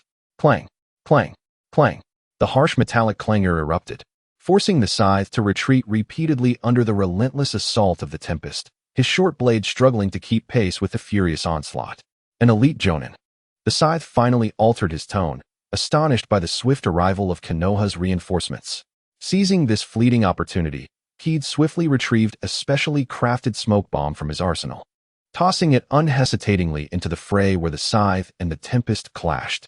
"Watch out, Teacher Shippu." Boom. The smoke bomb detonated, releasing a noxious cloud that engulfed the area, the irritating powder within causing excruciating pain to the scythe's eyes and respiratory system, severely disrupting his senses. "Ah, my eyes!" The scythe cried out in agony. His assault momentarily halted. Though the moonlight tempest was also slightly affected, he had prepared for this. Holding his breath and relying on his mastery of the dance of the crescent moon, his blade's momentum unyielding. Swoosh! A spray of blood erupted. The tempest's great sword cleaved a deep, bone-revealing wound into the scythe's left shoulder. "Damn it!" The scythe grunted as he bore the blow, realizing the precariousness of his situation. Konoha's elite jonin had arrived. Continuing the battle would only seal his fate. He shot a fierce glare through the smoke towards Keed, his voice strained as he hissed. "We will return, you little wielder of the Sharingan." With that, he gritted his teeth against the agonizing pain and retreated violently, disappearing into the dense woods without a backward glance. The thick smoke gradually dissipated. Gasping, the moonlight tempest leaned heavily on his sword, coughing violently, his breath unsteady. Yet his gaze remained sharp. "Keed, are you all right?" he asked with concern. "I'm fine, Teacher Shippu," Keed replied, shaking his head, the stinging in his eyes and the waves of dizziness in his mind reminding him of the toll taken by briefly activating the Byakugan. Shokuchuin and Katona approached, both still shaken. "That guy was incredibly strong," Katona murmured softly.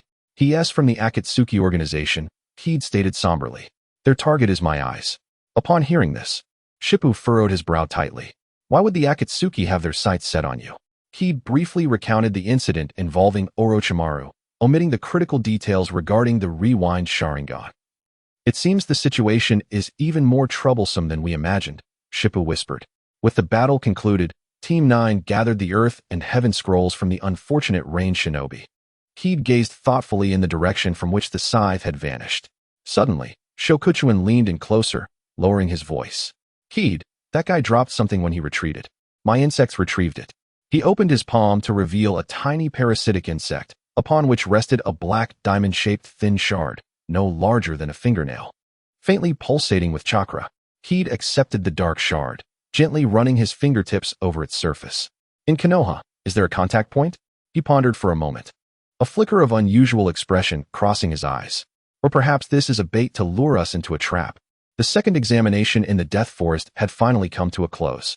Within the tower, Akane recited the names of the teams that had passed, and the words Team 9 rang out with remarkable clarity. As soon as they left the tower, Feng-Yi sought out a discreet corner where no one was watching. He quietly handed the black diamond-shaped fragment, which had fallen from the scythe, to Jiraiya, who had followed closely behind. "Lord Jiraiya, this item was left by the member of the Akatsuki who ambushed me," Feng-Yi said, his voice low and his expression grim. "I suspect this is either a beacon or a communication device among them." Jiraiya took the fragment, rubbing it between his fingers, a glimmer of interest sparking in his eyes. "Quite intriguing. Those shadowy vermin have quite the audacity to roam in Konoha's territory." Tsunade swiftly learned of the situation, and the atmosphere in her office was frigid. Upon hearing Feng-Yi's account, she slammed her fist onto the table with such force that the teacups rattled. "How outrageous. The Akatsuki has gone too far." Tsunade's chest heaved with evident fury. Steadying herself, she spoke with precision. "Jiraiya, you are responsible for this matter. I will assign 2 skilled Umbu to assist you and Team 9 in rooting out those rat dens of the Akatsuki on the outskirts of Konoha. Remember, I want them alive, and I require the information in their minds." "You can count on me," Jiraiya nodded, his usual carefree demeanor replaced with seriousness. The insects from Xiangchuan silently crawled onto the black fragment, their faint chakra fluctuations serving as a guiding light for tracking. Several hours later, activity stirred on Xiangchuan's side. Lord Jiraiya, Feng Yi, Qin Nai, Xiangchuan's voice remained steady, yet a hint of urgency, uncommon in his tone, could be detected. My insects followed the route taken by that scythe-wielding fellow. The final destination is a decrepit temple nestled in a desolate mountain along the border of the Land of Fire. A decrepit temple? Jiraiya stroked his chin thoughtfully. A fine place to hide unsavory things. Due to the considerable energy expended during his confrontation with the scythe in the Death Forest, along with the chaos left by the examiners, moonlight was not included in this operation. Under the cover of night, Jiraiya, Feng Yi, Xiangchuan, and Qin Nai stealthily approached the dilapidated temple hidden deep within the mountains like shadows. The temple was indeed in a state of disrepair, covered in cobwebs. Moonlight filtered through the holes in the decaying roof, casting mottled shadows on the ground. There were people inside. Counting them, there seemed to be about 5 or 6. Their chakra levels were decent, yet significantly inferior compared to the scythe wielder. Xiangchuan's insects had thoroughly scouted the temple's conditions. It appeared to be a temporary contact point or a storage space for discarded items. Jiraiya signaled, Feng Yi, you and I will charge through the front door to intimidate them. Xiangchuan, Qin Nai, you two will flank from the sides to catch them off guard. For individuals stealthily crept into the dilapidated temple, their movements silent as they crouched low. At that moment, as they held their breath in preparation for action, Feng Yi's mind was sharply attuned. He endeavored to follow the method taught by Jiraiya, seeking to perceive the natural energy surrounding him. The intermittent sensations he had experienced in recent days had granted him an enigmatic familiarity with that wild force. At this tense juncture, his taut nerves brushed against an ethereal boundary. It was no longer the chaotic, thunderous cacophony that threatened to engulf him. Instead, he discerned the soft lament of the wind whispering through the broken paper windows, the steady breathing of the earth beneath his feet, and the subtle rustling of wild grass growing in the night. The once tumultuous and chaotic natural energy now transformed in his perception into countless delicate streams, flowing gently. Though still harboring terrifying power, it had lost its aggressive edge. He felt as if he could attempt to gently guide a minuscule fragment of it, allowing it to resonate with the recently restored chakra within his body. Beep. Affinity for sage arts has slightly increased. Perception and control over natural energy have been marginally enhanced. The system's cold voice resonated in his mind, sending a shiver through Feng Yi's body. Now, Jiraiya commanded sharply, launching himself forward like a cannonball. The outer members of the Akatsuki, caught off guard by the unexpected intrusion, responded with startled cries, scrambling to retaliate. Earth style, earth wall. Feng Yi swiftly formed hand seals, conjuring a sturdy earthen barrier that rose to intercept a few poisoned shurikens hurled at them. Although he could not employ ocular techniques at that moment, his vague perception of the natural energy flow allowed him an almost instinctual foresight of the enemy's attack trajectories. Xiangchuan, the one on the left using fire style, my next seal will be fireball. Drawing upon that extraordinary perception, Feng Yi anticipated the enemy's movements ahead of time. Insect Jade. Xiangchuan unleashed a swarm of insects, precisely disrupting the hand seals of the Akatsuki member. Qin Nai also executed her illusionary technique in a timely manner. Although its effect on these resolute Akatsuki members was limited, it momentarily muddled their minds. Jiraiya was akin to a tiger among sheep, unleashing a terrifying power with his spiraling sphere, rendering each Akatsuki member utterly incapacitated. In that moment, Feng Yi felt akin to a more sensitive radar. Every minute movement of the enemy, every gathering of chakra, formed a vague premonition in his mind. This sensation was more immediate and mysterious than the insights granted by the Byakugan. He continually vocalized alerts, directing Xiangchuan and Qin Nai to coordinate with Jiraiya's offensive, turning this small stronghold into chaos. The battle concluded swiftly. The remaining Akatsuki members were bound tightly. Jiraiya spared one to extract information. Speak. What other strongholds do you have in Konoha? Who is the target this time? Jiraiya's voice was frigid. The captured member of the Akatsuki merely scoffed, his face a mask of disdain. The will of the Akatsuki is beyond the comprehension of mere mortals like you. With that, he abruptly bit down on the poison pouch hidden within his teeth, expiring in an instant. Damn it, Jiraiya muttered under his breath, his expression darkening.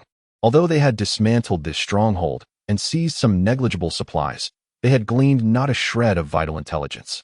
Feng-yi gazed at the self-terminated Akatsuki member, his mind swirling with other thoughts.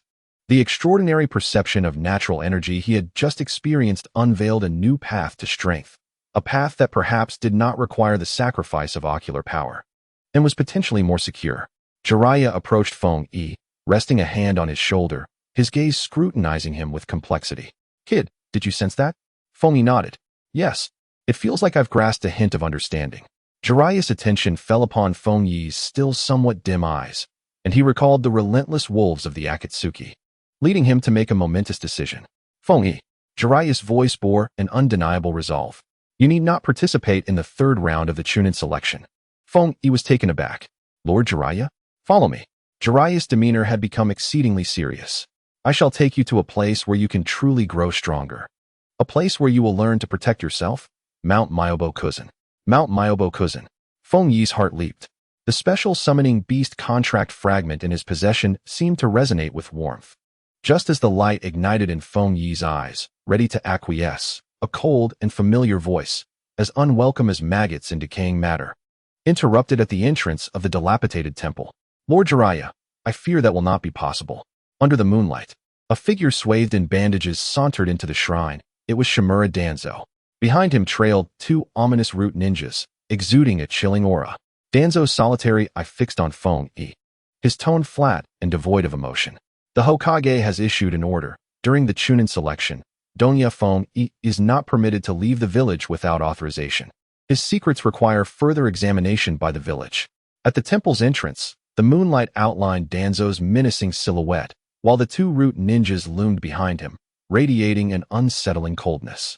"Lord Jiraiya, I fear that will not be possible," Danzo reiterated, his voice unyielding. "The Hokage has decreed that during the Chunin selection, Donya Feng-yi is not to leave the village without permission.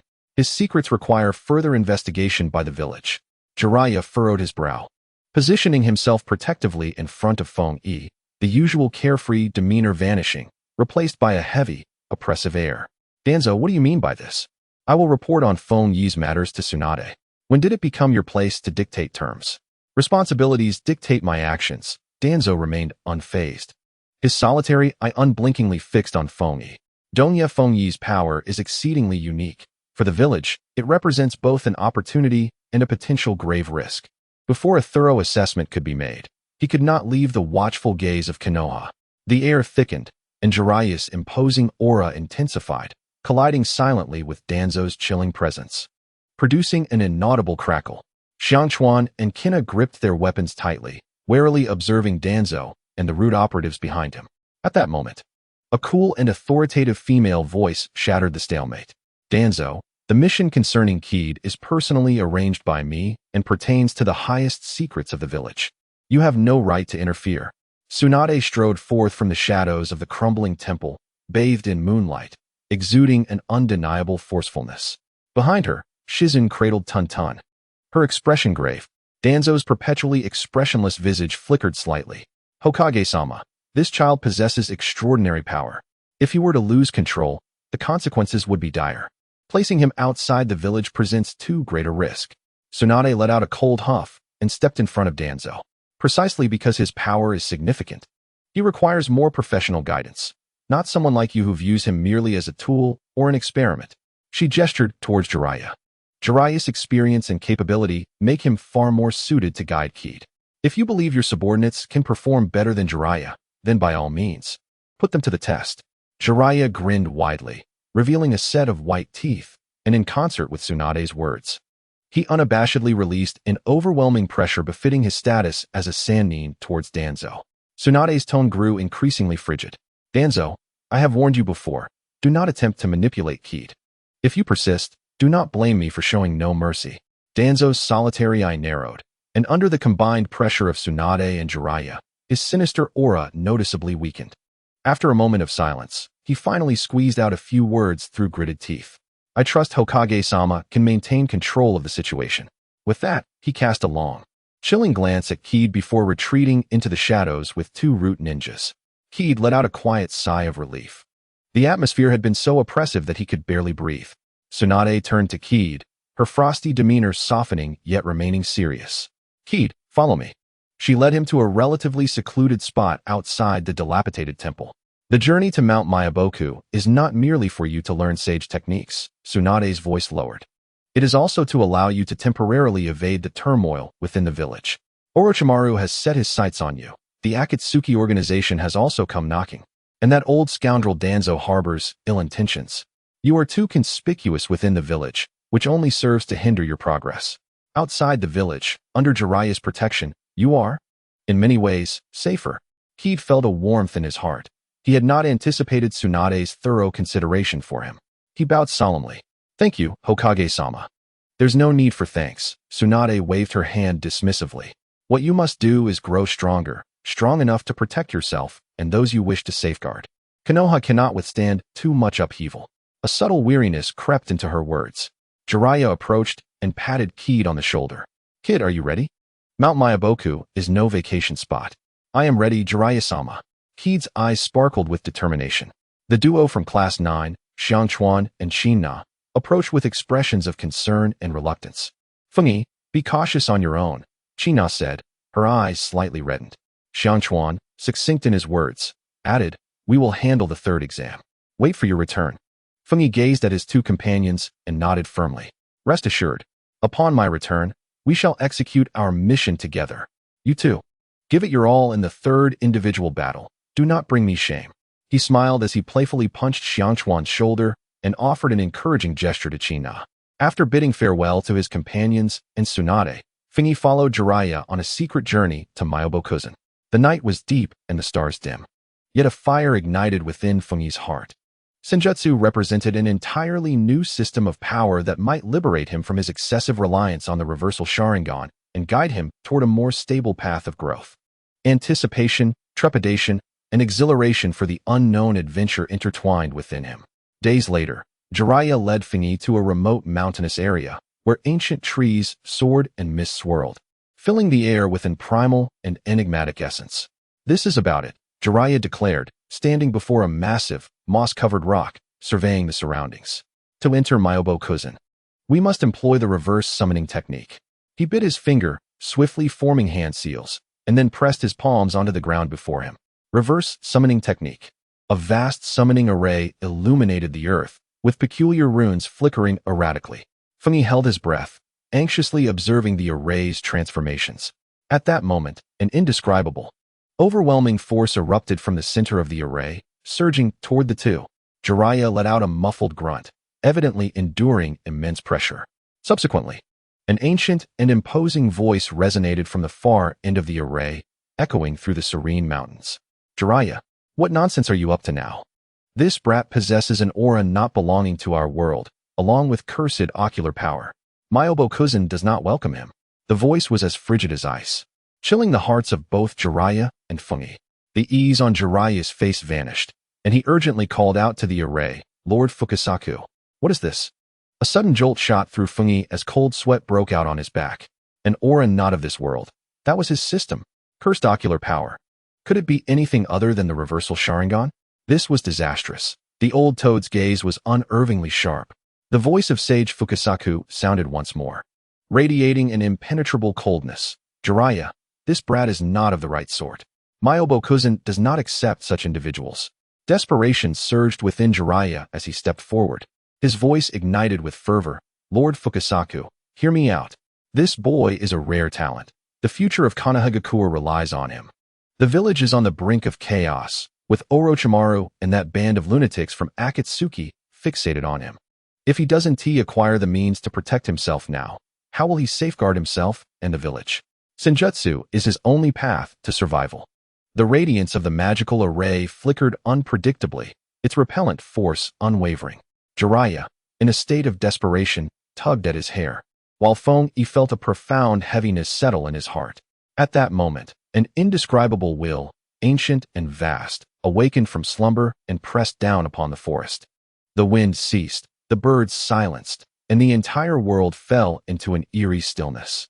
Above the magical array, an immense shadow of a toad gradually materialized. Though merely an illusion, the oppressive aura it emanated sent shivers through Fengyi's very soul. The great toad sage. Fengyi's heart nearly leapt from his chest. He felt as though he had been stripped bare and cast into the snow, with all his secrets and thoughts laid bare before that ethereal figure, leaving him nowhere to hide. The voice of the great toad sage resonated, not loud, yet booming like a great bell, exploding in Feng Yi's mind. I have witnessed destruction and rebirth. This young one stands at the crossroads of fate. Whichever path he chooses, the world shall follow suit. Jiraiya and Feng Yi dared not even breathe, the weight of this prophecy leaving them bewildered. The will of the great toad sage swept over Feng Yi, assessing him. An alarming abundance of chakra, sturdy bones, and this lad has some understanding of natural energy. That last thought carried a hint of surprise. Finally, the great toad sage spoke with an ancient and authoritative tone. Grant him an opportunity. However, he must overcome the trials of Mount Myaboku and prove himself capable of wielding sage techniques rather than being overwhelmed by them. Just as Jiraiya exhaled in relief, anxiety gripped him once more. Great sage, what trials? The voice of the deep sage interjected, cold and unyielding. No use of toad oil. Go to the frog croaking pool. Sit and absorb natural energy. Stabilize yourself. 3 days. Should he fail, the deep sage's voice, chilling as ice, warned, he will be turned to stone or banished forever. Feng Yi's heart raced. No toad oil. That substance was a crucial crutch for learning sage techniques. Without it, the risks of absorbing natural energy would escalate exponentially. 3 days, succeed or perish, or be cast away. Jiraiya felt a bead of sweat trickle down his brow. Clenching his teeth, Feng Yi resolutely declared, I will do it. With determination, Jiraiya patted Feng Yi's shoulder, his tone imbued with encouragement, yet heavy with concern. Before long, Feng Yi was led to the frog croaking pool. A tranquil water basin surrounded by ancient trees, the air thick with palpable natural energy. Feng Yi found a smooth stone, seated himself cross-legged, and closed his eyes. Steady your mind, lad. Jiraiya's voice echoed from behind. Remember what I told you. First, discern their temperament, then gradually entice them.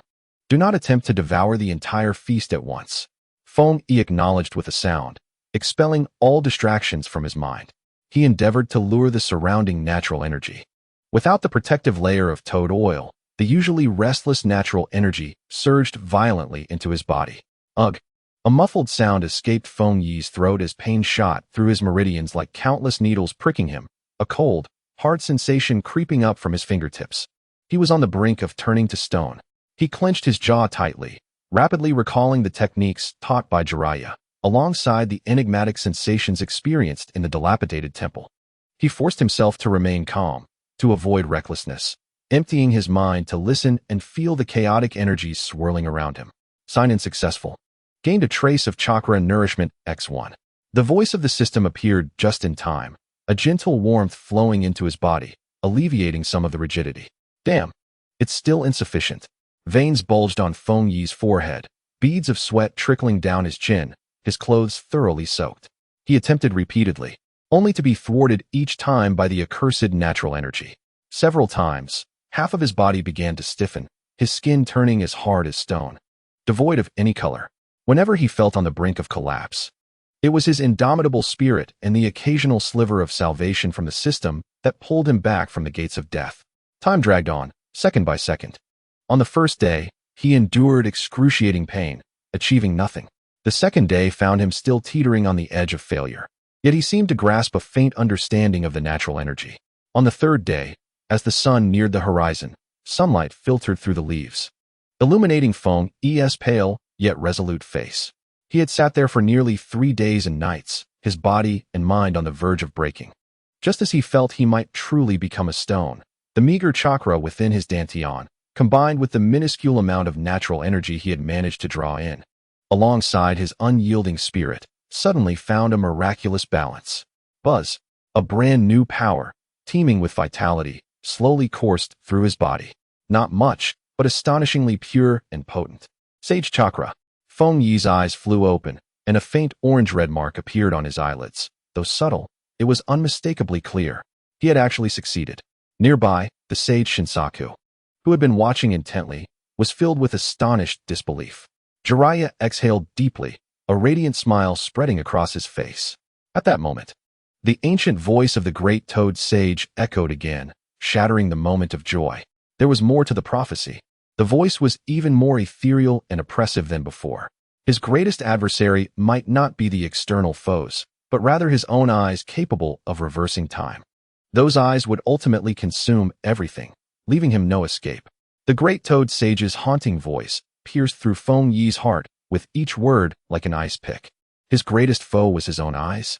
They would devour all, with no chance of escape. This ridiculous prophecy extinguished the flickering flame of hope he had just ignited. Jiraiya noticed Feng Yi stiffen, stepping forward to place a firm hand on his shoulder. "Kid, don't listen to that old toad's ramblings. Fate is meant to be shattered. Otherwise, shall we become ninjas, toiling relentlessly in our training? For what purpose?" Jiraiya's words struck like a heavy hammer, jolting Feng Yi awake. Indeed, for what purpose? He had traversed into this world, armed with a system and harboring secrets, solely to grasp this wretched life firmly in his hands. If he were to fear even this trivial matter, he might as well have perished at the hands of Orochimaru, ending it all once and for all. "I understand, Lord Jiraiya." Feng Yi lifted his gaze, the pent-up frustration in his chest dissipating entirely, leaving only a steely resolve. He turned, fixating intently on the distant figure of Sage Shinsaku, enunciating each word deliberately. "The more the prophecy insists, the more determined I shall be to master the sage arts. I shall grow stronger, strong enough to command these eyes as if they were mere servants, strong enough that no one shall dare to interfere with my path." The wrinkles on Sage Shinsaku's aged face stirred, though he remained silent, his small eyes sparkling with newfound intrigue. There is some spirit in him. Perhaps he is not entirely lost. He leaped down from the stone, beckoning Feng Yi with a clawed hand. "Follow me."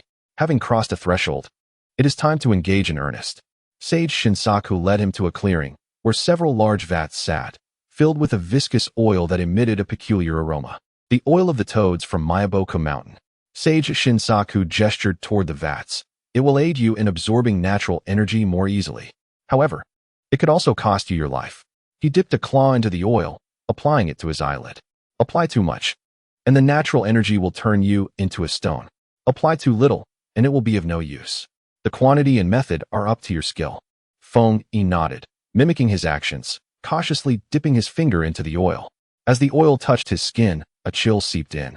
Immediately, the surrounding natural energy surged toward him like frenzied dogs catching the scent of blood. "Ugh!"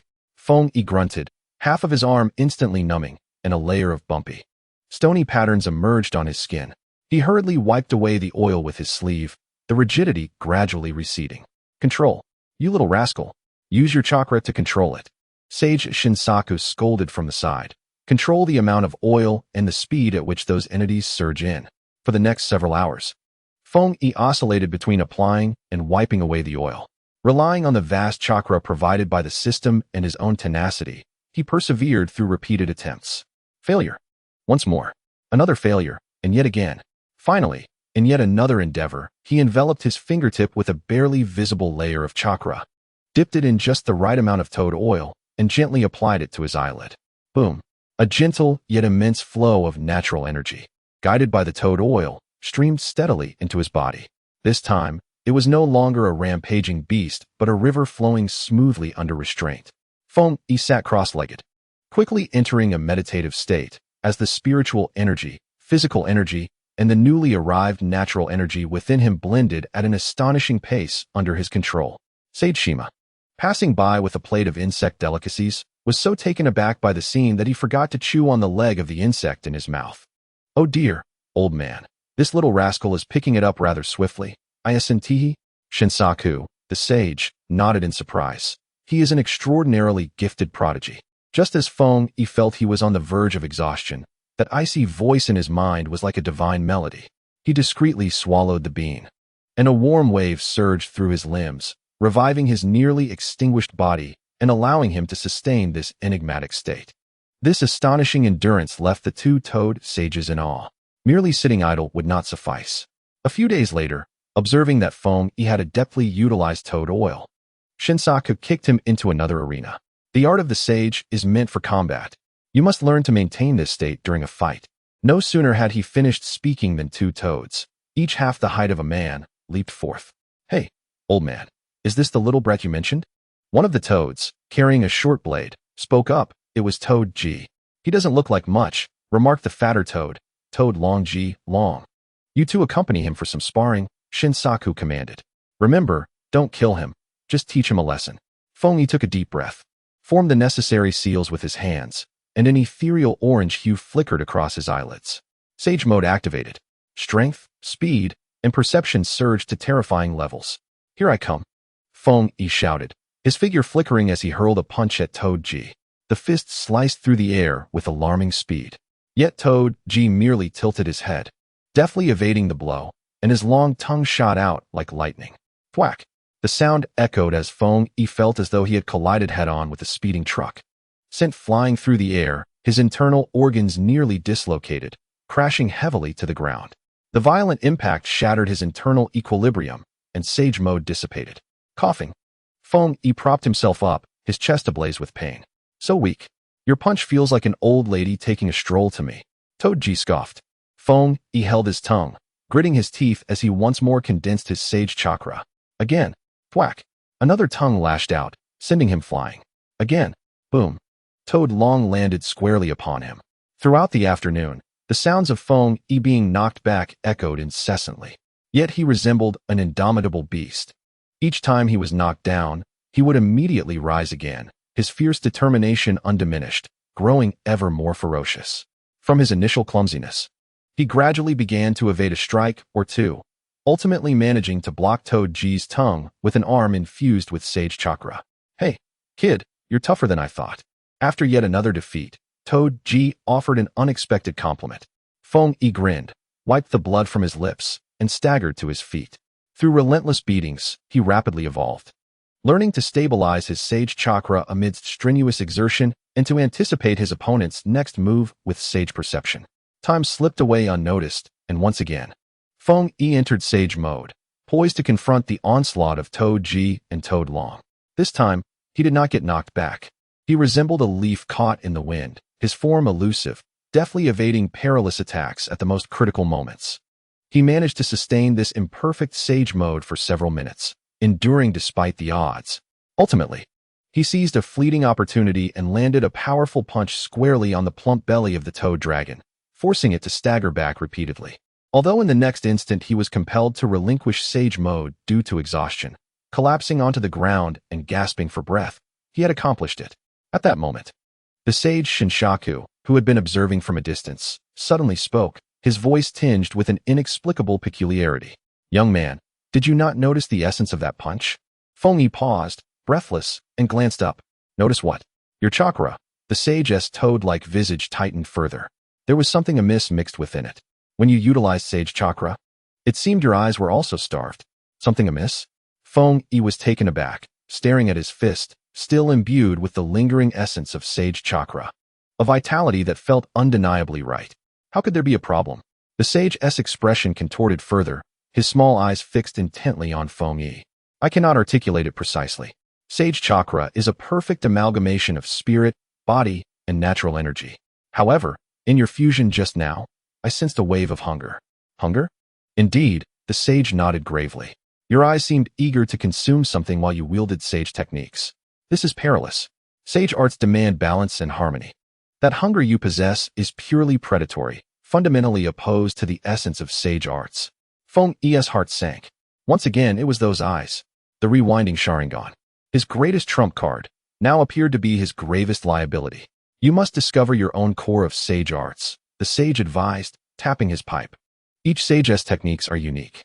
Jiraiya's arts embody his boldness and tenacity. My own focus on precision and control. You must find that which best represents you, using it as your foundation to unify those three energies, rather than allowing your eyes to dictate your path. The core of sage arts? This was the first time Feng Yi had encountered such a concept, his expression clouded with confusion. This is something you must comprehend on your own. With that, the sage turned away, his hands clasped behind his back as he strode away. If you fail to grasp it, your sage arts will forever rely on borrowed power, and a moment's inattention could lead to self-destruction. In the days that followed, Feng Yi devoted himself to training with Toad Ji and Toad Long, dedicating the remainder of his time to unraveling the enigmatic concept of the sage arts core. He attempted to blend his three most adept chakra attributes, wind, lightning, and earth, into sage chakra. The cutting edge of wind, the The ferocity of lightning and the solidity of earth indeed altered the potency of his sage techniques. Yet Feng Yi felt it was merely a superficial coating, failing to penetrate the core. The strength had increased, yet something felt amiss. That power did not belong to him. It was a facade, merely skimming the surface. What, then, constitutes my essence? Feng Yi sat cross-legged beneath the waterfall, allowing the icy waters to cascade over him. His mind a tumultuous storm. At that moment, the chilling voice resonated once more. Ding! The host's comprehension of celestial techniques has deepened, enabling the potential integration of one's most fundamental and harmonious traits into celestial chakra, possibly forming a unique core of celestial technique. The most fundamental and harmonious traits? The first thought that leapt to Feng Yi's mind was his pair of rewinding Sharingan. The ability to reverse time. Undoubtedly, this was his most intrinsic and formidable power. Yet, he swiftly quelled that notion. No, the sage of deep cultivation was correct. The power of those eyes was purely one of plunder and consumption. A ruthless subtraction devoid of reason. Conversely, celestial techniques embody the fusion of nature, a vibrant addition filled with life. To use the foundation of a volcano as one's dwelling would be tantamount to courting death. What, then, apart from ocular techniques? An abundance of chakra? No, that merely constitutes the foundation. Mastery of all 7 elemental natures? That seemed more akin to versatility than the solidity of a core.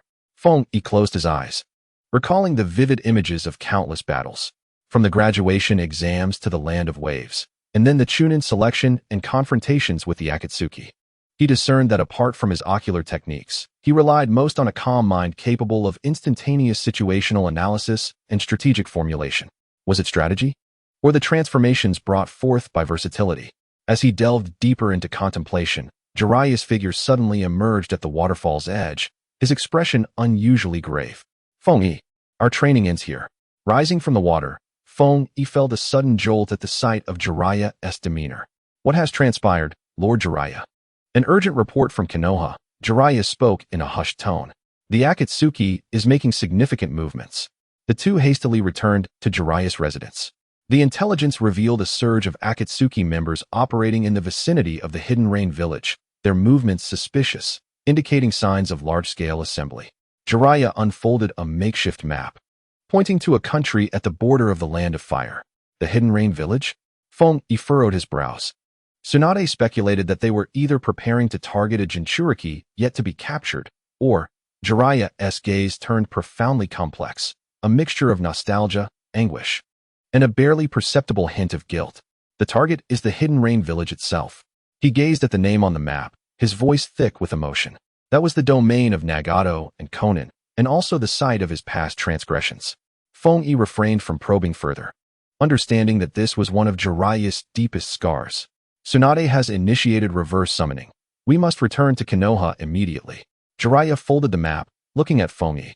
The village needs our strength to face the impending turmoil. Prepare yourself, we depart at once. Thus, Feng Yi's celestial training was forcibly interrupted.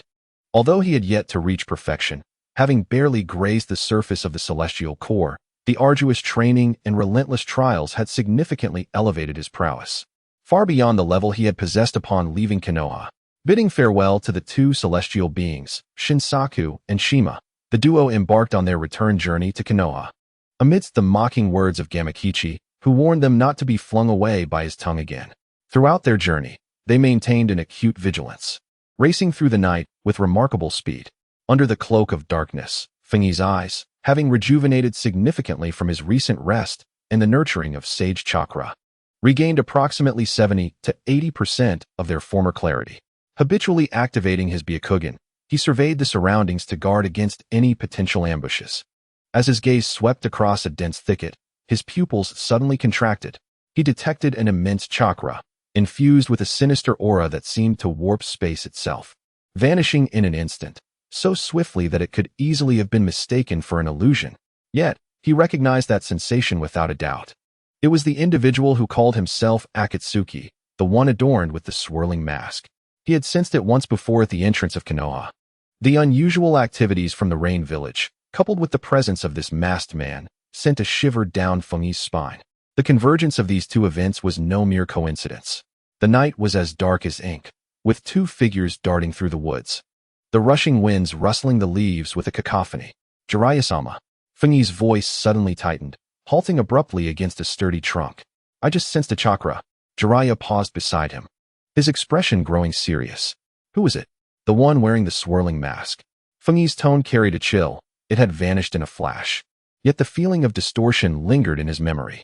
Jiraiya's countenance darkened, heavy with foreboding. Akatsuki, that enigmatic member of the organization, combined with the disturbances from the Rain Village, stirred within him a potent scent of conspiracy. Without further ado, they quickened their pace, hastening towards Konoha. Inside the Hokage's office, the lights blazed brightly. Tsunade, upon hearing their report, slammed her fist onto the table, causing the documents to rattle. Her frustration was not born of anger, but stemmed from the gravity of the situation, which had exceeded initial expectations. The Rain Village, Nagato, Konan, and that masked man named Akatsuki. Tsunade's fingers tapped sharply on the map where the Rain Village was marked. Jiraiya, your identity is too sensitive. You cannot go personally. However, we must acquire intelligence from there. Rising from her seat, she paced the room, resolute in her decision. Summon Kakashi, Yamato, and Sai from Root. Tsunade's voice broke no dissent. I have resolved to dispatch an elite team to infiltrate the Rain Village at all costs, to ascertain Akatsuki's true intentions and gather intelligence on their leader, Pain. Soon, several figures appeared in the Hokage's office. Kakashi Hitaki, still embodying his usual nonchalance, wore a glimmer of alertness in his singular eye. Yamato stood straight, his demeanor grave. Sai wore his signature inscrutable smile, betraying no emotions. You have all reviewed the mission briefing. Tsunade scanned the four of them, ultimately fixing her gaze on Fengyi. For this operation, Kakashi will serve as the team leader. Yamato will be responsible for infiltration and support, while Sai will handle aerial reconnaissance and intelligence transmission. She paused, her tone growing more emphatic. In the realm of this mission, you, Fengyi Donya, stand as the pivotal figure. Kakashi, Yamato, and Sai's gazes converged on the youngest among them. A mere boy, recently returned from Myaboka Mountain, Fengyi had begun to grasp the essence of sensory perception.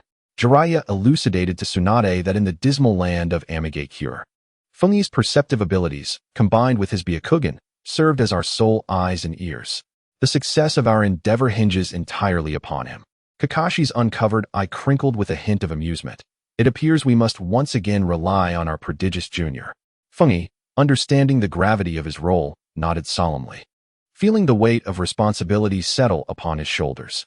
On the eve of their departure, Fengyi sought out Xiangchuan and Qina, who were engaged in sparring at the training ground. I am to embark on a long-term mission, he stated succinctly.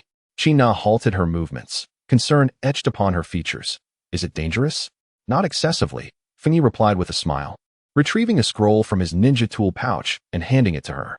Within this scroll, I have compiled insights regarding the refinement of spiritual energy from my training at Myaboka Mountain. The foundation of Senjutsu lies in the equilibrium of spirit, body, and natural energy. While we currently cannot access natural energy, enhancing spiritual strength will benefit your Genjutsu, as well as your precision in controlling insects, Xiangchuan. Xiangchuan accepted the scroll, his typically expressionless face now bearing a more serious demeanor. Take care of yourself. We'll be waiting for your return, Qina exclaimed, her fist raised in a show of determination. After bidding farewell to his companions, Fengyi rejoined Kakashi and the others, stealthily departing the village under the cover of night. Days later, the quartet arrived at the borders of the Land of Fire. Before them lay the perpetually rain-soaked nation. Cold raindrops cascaded from the leaden sky, drumming dully against their straw hats. Mangekyō resembled a colossal tomb constructed of frigid steel and pipes, oppressive to the point of suffocation. The walls bore numerous patterns painted in red, depicting the Rinnegan, gazing down upon all living beings. This is the eye of God, Pain's mark, Kakashi whispered, his voice low. This village is under complete control. My perception is being disrupted by the rain, Fengyi remarked, his eyes closed, brow furrowed. The natural energy mingled chaotically with the raindrops, making it difficult to discern the patrolling rain. That will suffice, Kakashi signaled. Sai, I entrust this to you. Sai nodded with a smile, swiftly sketching several ink bats on a scroll. The bats flapped their wings silently, merging into the dim sky, heading toward the tallest tower at the village's center. The four moved like phantoms, utilizing Yamato's temporary wooden constructs for concealment and passage, gradually infiltrating the core area. As they approached the central tower, the sensation of being watched intensified. Each raindrop could potentially be Paine's watchful eye. Just as they were about to cross the final street and reach the base of the tower, an unexpected turn of events occurred. Countless pieces of paper manifested from the air, rapidly converging on the ground before them. As the paper fluttered and swirled, it ultimately coalesced into the figure of a woman clad in the Akatsuki's black robe adorned with red clouds. She possessed short, bluish-purple hair, her countenance exuding a chill, her demeanor one of indifference. An angel, Conan, a ninja from the Hidden Rain village. Her voice was as frigid as the falling rain. "You are not welcome here." Kakashi placed his hand upon the short blade at his waist, stepping forward. "We mean no harm. We merely wish to converse with the leader of the Rain Village. In the name of the divine, leave at once." Conan disregarded Kakashi's overture, her orange eyes reflecting an icy detachment, a resolute rejection of their presence. "Or face death." In the instant her words fell, her form disintegrated explosively, transforming into a torrent of paper that swept towards the four like a blinding blizzard. "Be careful." Yamato formed hand seals, stout wooden pillars erupting from the ground, intertwining to create a wooden shield that stood firm before them. The paper collided with the shield, producing a cacophony of sharp sounds. "Sage mode." Hate called out, his hands clasped in prayer before his chest. A faint orange hue appeared on his eyelids. And in that moment of entering sage mode, the world around him transformed dramatically. He could distinctly perceive the natural energy contained in every raindrop, the flow of air. And then he abruptly looked up, his gaze fixed fiercely upon the white sea of paper, his pupils constricting to pinpricks. "Kakashi-sensei, retreat." Hayate's voice quavered with shock. In his perception of sage techniques, those seemingly ordinary sheets of paper bore an incredibly subtle, yet unmistakable chakra imprint. "Those are explosion tags." This overwhelming wave of paper was not a mere ninjutsu. It was a death trap composed of thousands of explosive tags capable of incinerating the entire block in an instant. Conan intended to reduce them and everything around to a sea of flames. "Kakashi-sensei, retreat." Hayate's voice was a desperate cry. "They're all explosion tags." No sooner had he spoken than the white ocean of paper transformed into a veritable storm of death. Dance of the Shikigami, punishment. Conan's frigid voice was the harbinger of doom. The thunderous roar of explosions erupted, engulfing the entire street in a conflagration as a tempest of energy surged forth. Wood release, wood pillar wall. In a moment of urgency, Yamato slammed his hands against the ground, sturdy wooden beams rising up to form a thick, semicircular barrier, sheltering the four within. Bang, bang, bang. The shockwaves of the explosion struck the wooden wall like a battering ram, causing the entire fortification to tremble violently, splinters flying. Cold sweat beaded on Yamato's brow. Maintaining such a large-scale defense was depleting his chakra at an alarming rate. "I can't hold on. The range is too vast." Yamato gritted his teeth, his voice trembling. "Sai, ascend. Locate her true form." Kakashi's tone was chillingly calm. Without the slightest hesitation, Sai swiftly wielded his brush upon the scroll, conjuring a colossal ink bird that ascended into the sky, whisking him away from the heart of the explosion. "Fungi, your perception," Kakashi urged in a low voice. "Understood." Fungi's sage mode was pushed to its utmost limits. Within his realm, the positions of every explosive tag, the sequence of detonations, and the trajectories of the shockwaves transformed into clear streams of data, rapidly calculating in his mind. "Yamato-senpai, to your left rear, the pressure is at its peak. At your 11 o'clock to the right, 3 sheets have infiltrated." Fungi spoke with great speed, accurately reporting the threats. Yamato immediately channeled chakra, nurturing new branches at those weak points, effectively sealing the breaches. The paper rain continued to fall, and the explosions showed no sign of abating. "We cannot simply endure the onslaught." A fierce glint flashed in Fungi's eyes as he forcefully suppressed the repulsion caused by the sage chakra within him, swiftly forming hand seals. He attempted to carefully blend a hint of sage chakra into his most proficient wind technique, like a delicate seasoning. Sage art, wind release, vacuum sphere. Fungi inhaled sharply and then exhaled several highly compressed air bullets. These vacuum spheres, enhanced by sage techniques, shimmered with a subtle sheen. Their speed and penetrating power elevated beyond ordinary levels. Whoosh, whoosh, whoosh. The air bullets precisely pierced through the storm of paper rain. forcefully tearing a brief opening amidst the raging flames, scattering dozens of unignited sheets. However, this minor victory was but a drop in the ocean against the vast sea of paper. High above, Sai had just locked onto Conan's figure when a clone formed from a sheet of paper suddenly materialized behind him, ruthlessly piercing the ink bird's wing with a sharp paper spear. Ugh, Sai grunted, plummeting from the sky, fortunately caught by Yamato's timely wooden vine. Her paper is infused with oil. Kakashi, who had been observing the battlefield, suddenly interjected. After each large-scale attack, she requires half a second to reconstitute her chakra. This is our opportunity. Kakashi's single eye gleamed with the sharpness of an eagle. Yamato, Fengyi, launch a frontal assault and create an opening for me. Understood. Yamato roared. Forming hand seals once more.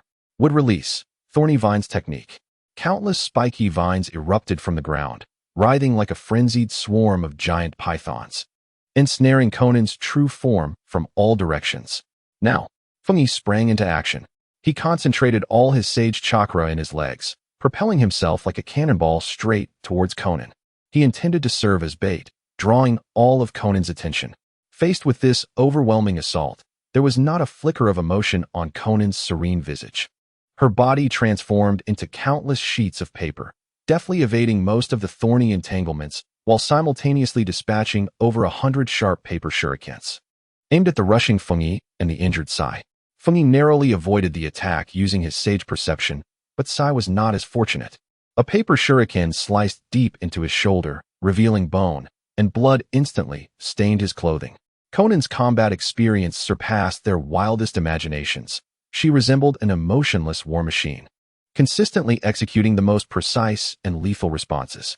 Just as Kakashi was poised to launch a surprise attack with his specially designed kunai, Conan's assault abruptly ceased. She hovered in midair, casting a disdainful gaze upon the beleaguered quartet, her chakra emanating an even more terrifying aura. She intended to unleash a more potent attack to obliterate these intruders entirely. At that moment, the incessant rain of Mangekyō fell silent. Suddenly, a voice, tinged with a raspy familiarity and an air of resignation, resonated clearly amidst the damp curtain of rain, reaching each ear distinctly. Conan, cease your actions. Your opponent is me. Kakashi, Dato, Sai, and even Keed felt a tremor run through them as they turned toward the source of the voice. There stood a figure, clad in a green cloak and wooden sandals, with white hair cascading down, perched atop the spire of a tall tower. Jiraiya. He had infiltrated Mangekyō as well. The terrifying, offensive Conan was about to unleash halted instantaneously upon hearing his voice. Slowly, she pivoted to face the man standing resolutely in the rain. For the first time, cracks appeared on her eternally frozen visage. Shock, anguish, resentment, and nostalgia. A myriad of complex emotions surged wildly within her orange-hued eyes. Sensei Jiraiya. Conan's voice emerged, strained and fragile, as the once impassive expression on her face shattered. The torrent of paper she had commanded lost its control, cascading down like a rain of despair, swiftly dissolving into pulp amidst the cold rain. You should not have come here, she reiterated, her voice quaking with unmasked trepidation. Jiraiya, standing atop the tower, was drenched by the rain, his expression heavy as iron. I have come to find my student and to rectify the mistakes I have made. Before he could elaborate further, a chilling voice, devoid of any emotion, sliced through the rain like a divine decree. Eliminate all intruders. In that instant, 3 figures emerged through the rain, landing with an inhuman grace between Jiraiya and Kakashi's group. They formed a triangular formation, encircling Jiraiya with a chilling resolve. One was a corpulent man, another a gaunt figure, and the last a ninja with a long ponytail, bristling with black rods, dressed in the Akatsuki's black and red cloaks. The most disquieting aspect was the swirling purple ripples within their eyes. The Rinnegan, the 6 paths of pain. Jiraiya's countenance shifted dramatically, his gaze fixed intensely upon the figures, his voice imbued with profound sorrow. Nagato, you have indeed come this far. In the next moment, he clapped his hands forcefully. Sage art, 2 sage techniques, 2 diminutive figures, 1 male and 1 female, suddenly materialized upon Jiraiya's shoulders. Fukasaku and Shima, the 2-toed sages. Jiraiya, this time your adversaries are not to be trifled with, Fukasaku warned gravely. Upon Jiraiya's visage, an orange-red hue of sage eyes suddenly manifested, and a vast, and overwhelming natural energy erupted from him, far surpassing the immature sage mode of Kid by 100-fold. I understand, Jiraiya bellowed, entering the perfect sage mode. The battle ignited instantaneously. Sage Art, 5 right gate. Jiraiya unleashed a torrent from his mouth, as Fukasaku the sage exhaled a gust of wind, while Shima the sage emitted toad oil. The wind fueled the flames, and the oil intensified their ferocity, creating a conflagration akin to a sea of magma, surging towards Pain's 3 bodies. The hungry ghost path. The corpulent figure of Pain stepped forward, arms wide open, forming an invisible shield before him, absorbing the devastating fiery tempest entirely, not allowing even a spark to escape. Simultaneously, the animal path Pain formed hand seals. Summoning technique. Enormous summoning beasts, grotesque, splitting birds, and ferocious rhinoceroses, charged towards Jiraiya, each more terrifying than the last. Sage Art, 1,000 Needle Jutsu. Jiraiya's white hair elongated and hardened abruptly, shooting out like a torrential hailstorm in all directions. The cacophony of thunderous roars and explosive clashes of ninjutsu resonated through the narrow streets. Kakashi, Yamato, Kid, and Sai stood insignificantly before this divine battle. Now, Kakashi seized the moment, urgently shouting to Kid, "Kid, now's your chance. Use your sensory abilities to investigate the tower. We need intel on Pain's true body." Kid felt a surge of adrenaline and immediately regained his focus.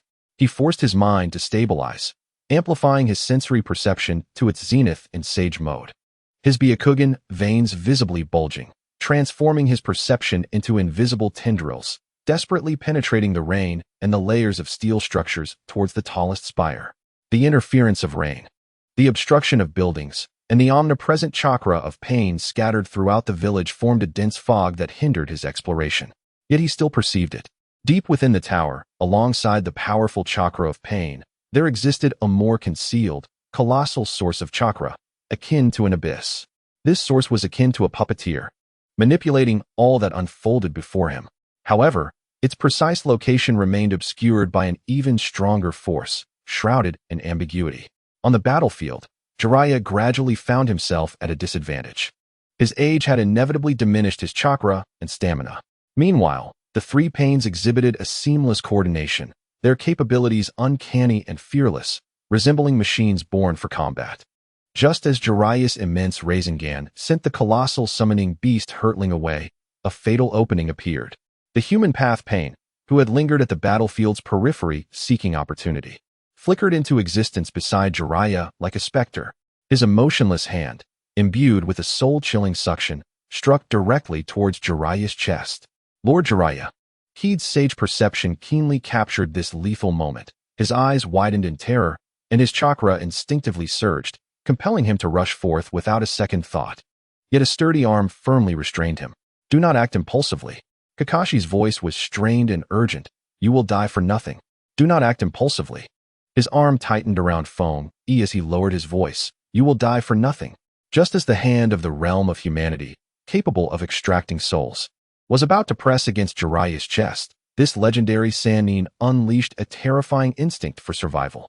Rather than retreating, he surged forward, twisting his body at an unimaginable angle, and used his left shoulder to crash against the enemy's hand. A dull thud echoed as blood erupted. The hand of the realm of humanity failed to land a solid blow, but effectively rendered Jiraiya's entire left arm useless. Blood gushed forth as his arm hung limply, completely devoid of sensation. Lord Fukasaku. Jiraiya's face turned as pale as a sheet. Yet he summoned his last ounce of strength to shout at the toad sage on his shoulder. Remember, their vision is shared. There is no true body here. The real secret lies within the highest tower. Fukasaku's expression was gravely serious as he nodded with fervor. At that moment, a figure silently appeared in midair, gazing down at everything below. With orange short hair and a handsome, indifferent visage, it was Pain's Deva Path. He coldly raised his hand, aiming at the severely wounded Jiraiya. Shinra Tensei. An irresistible and immensely forceful repulsion erupted violently. Jiraiya was struck by an invisible force, shattering multiple layers of steel pipes before crashing heavily into the frigid river below, sending up towering waves. Lord Jiraiya. Feng Yi's eyes turned blood red in an instant. A frenzied thought surged through his mind. Rewind Sharingan. If he activated the ocular technique, he could revert Jiraiya's state to before the injury. No, the moment this thought emerged, he ruthlessly extinguished it with reason, revealing this ultimate trump card now. Faced with Pain's 6 paths, in his depleted state, he could save no one. It would only lead to the demise of the entire team, along with the intelligence they had risked their lives to obtain. Yamato, Sai, retreat. Kakashi's shout roused everyone. Would release, tree sea birth. Yamato clasped his hands together, and countless sturdy trees erupted from the ground, growing wildly, instantly transforming the entire street into a chaotic forest. Blocking Pain's pursuit. Super Beast imitation picture. Sai swiftly sketched a gigantic ink eagle on the scroll, seizing Feng Yi and his injured self, preparing to take to the skies. Conan's figure coalesced once more, as an overwhelming barrage of paper shuriken threatened to engulf them entirely. However, upon seeing the face that belonged to Yahiko and the direction Jiraiya was thrown into the water, her attack momentarily faltered. Now, Kakashi's figure moved with such speed that it left only an afterimage, seizing Yamato and leaping onto the back of the ink eagle in a few bounds. Go! The ink eagle let out a soundless cry, flapping its wings and desperately breaking through towards the outside of Mangekyō. Feng Yi fixed his gaze on the turbulent river below, sensing Jiraiya's life force with Sage Mode. That presence, once a flickering candle in the wind, was now rapidly fading away. Suddenly, Feng Yi's entire being stiffened. In his perception of celestial arts, that sun-like, blazing life force had completely extinguished. His lips were bitten until they bled, yet he uttered no sound, merely suppressing the overwhelming sorrow and murderous intent deep within his heart.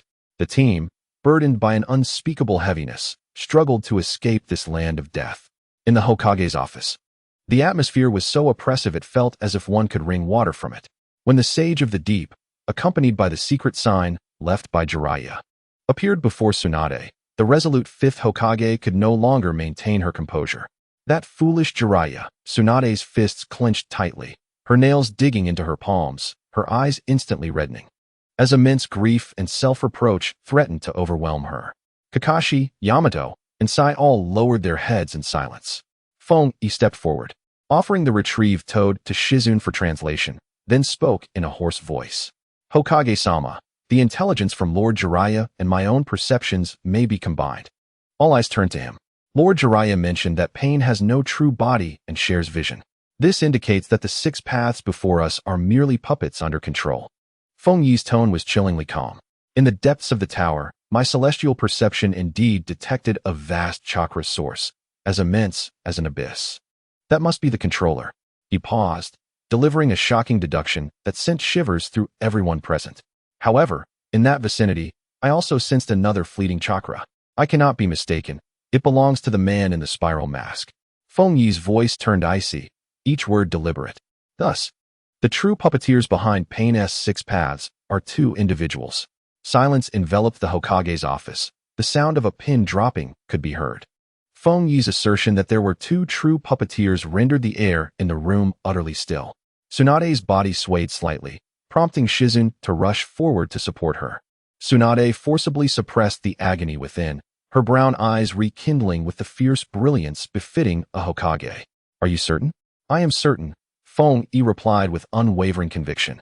The 6 paths of Pain, the man in the mask, and the indistinct chakra source deep within the tower. There are at least 3 distinct targets. Yet, the relationship between Pain and the masked man gives me the impression of either collaboration or hierarchy. This is troublesome. A languid yet astute voice emerged from the corner. The Jonin class leader, Nara Shikaku, had arrived unbeknownst to them. He held a recently delivered scroll in his hand, his brow knitted in concern. The information from Lord Jiraiya and Feng Yi's perceptions point toward a dreadful conclusion. Shikaku unfurled the scroll on the table, revealing several numbers that had just been deciphered. The true body is not among them. His fingers lightly tapped the table, corroborating Feng Yi's puppet hypothesis. The 6 paths of Pain are merely 6 corpses endowed with different abilities. He lifted his gaze, his eyes glimmering with insight as he fixed his stare on Feng Yi. However, your second point, that there is more than one controller, is the most critical. It has upended all our tactical assumptions. What we confront may not simply be an adversary, but rather a meticulously organized system. Kakashi's solitary eye narrowed. One unit is tasked with frontal assaults, while another lurks in the shadows, possibly responsible for providing chakra and repairing puppets. In this manner, the 6 paths of pain resemble an indomitable, perfect war machine. Indeed. Yugo nodded, casting an appreciative glance at Keed, acknowledging the invaluable nature of his intelligence. Tsunade slammed her fist on the table. This time, her voice resonated with unwavering resolve. Embodying the determination of the Hokage, relay my orders. Her voice reverberated throughout the office. Konoha, from this moment, shall enter a state of heightened combat readiness. Olumbu. Elite Jonin, report for duty. Intelligence Unit, expedite the analysis of every weakness in the abilities of the 6 paths of pain. Simultaneously, commence the evacuation of ordinary villagers to the shelters. Yes, the assembled ninjas responded in unison.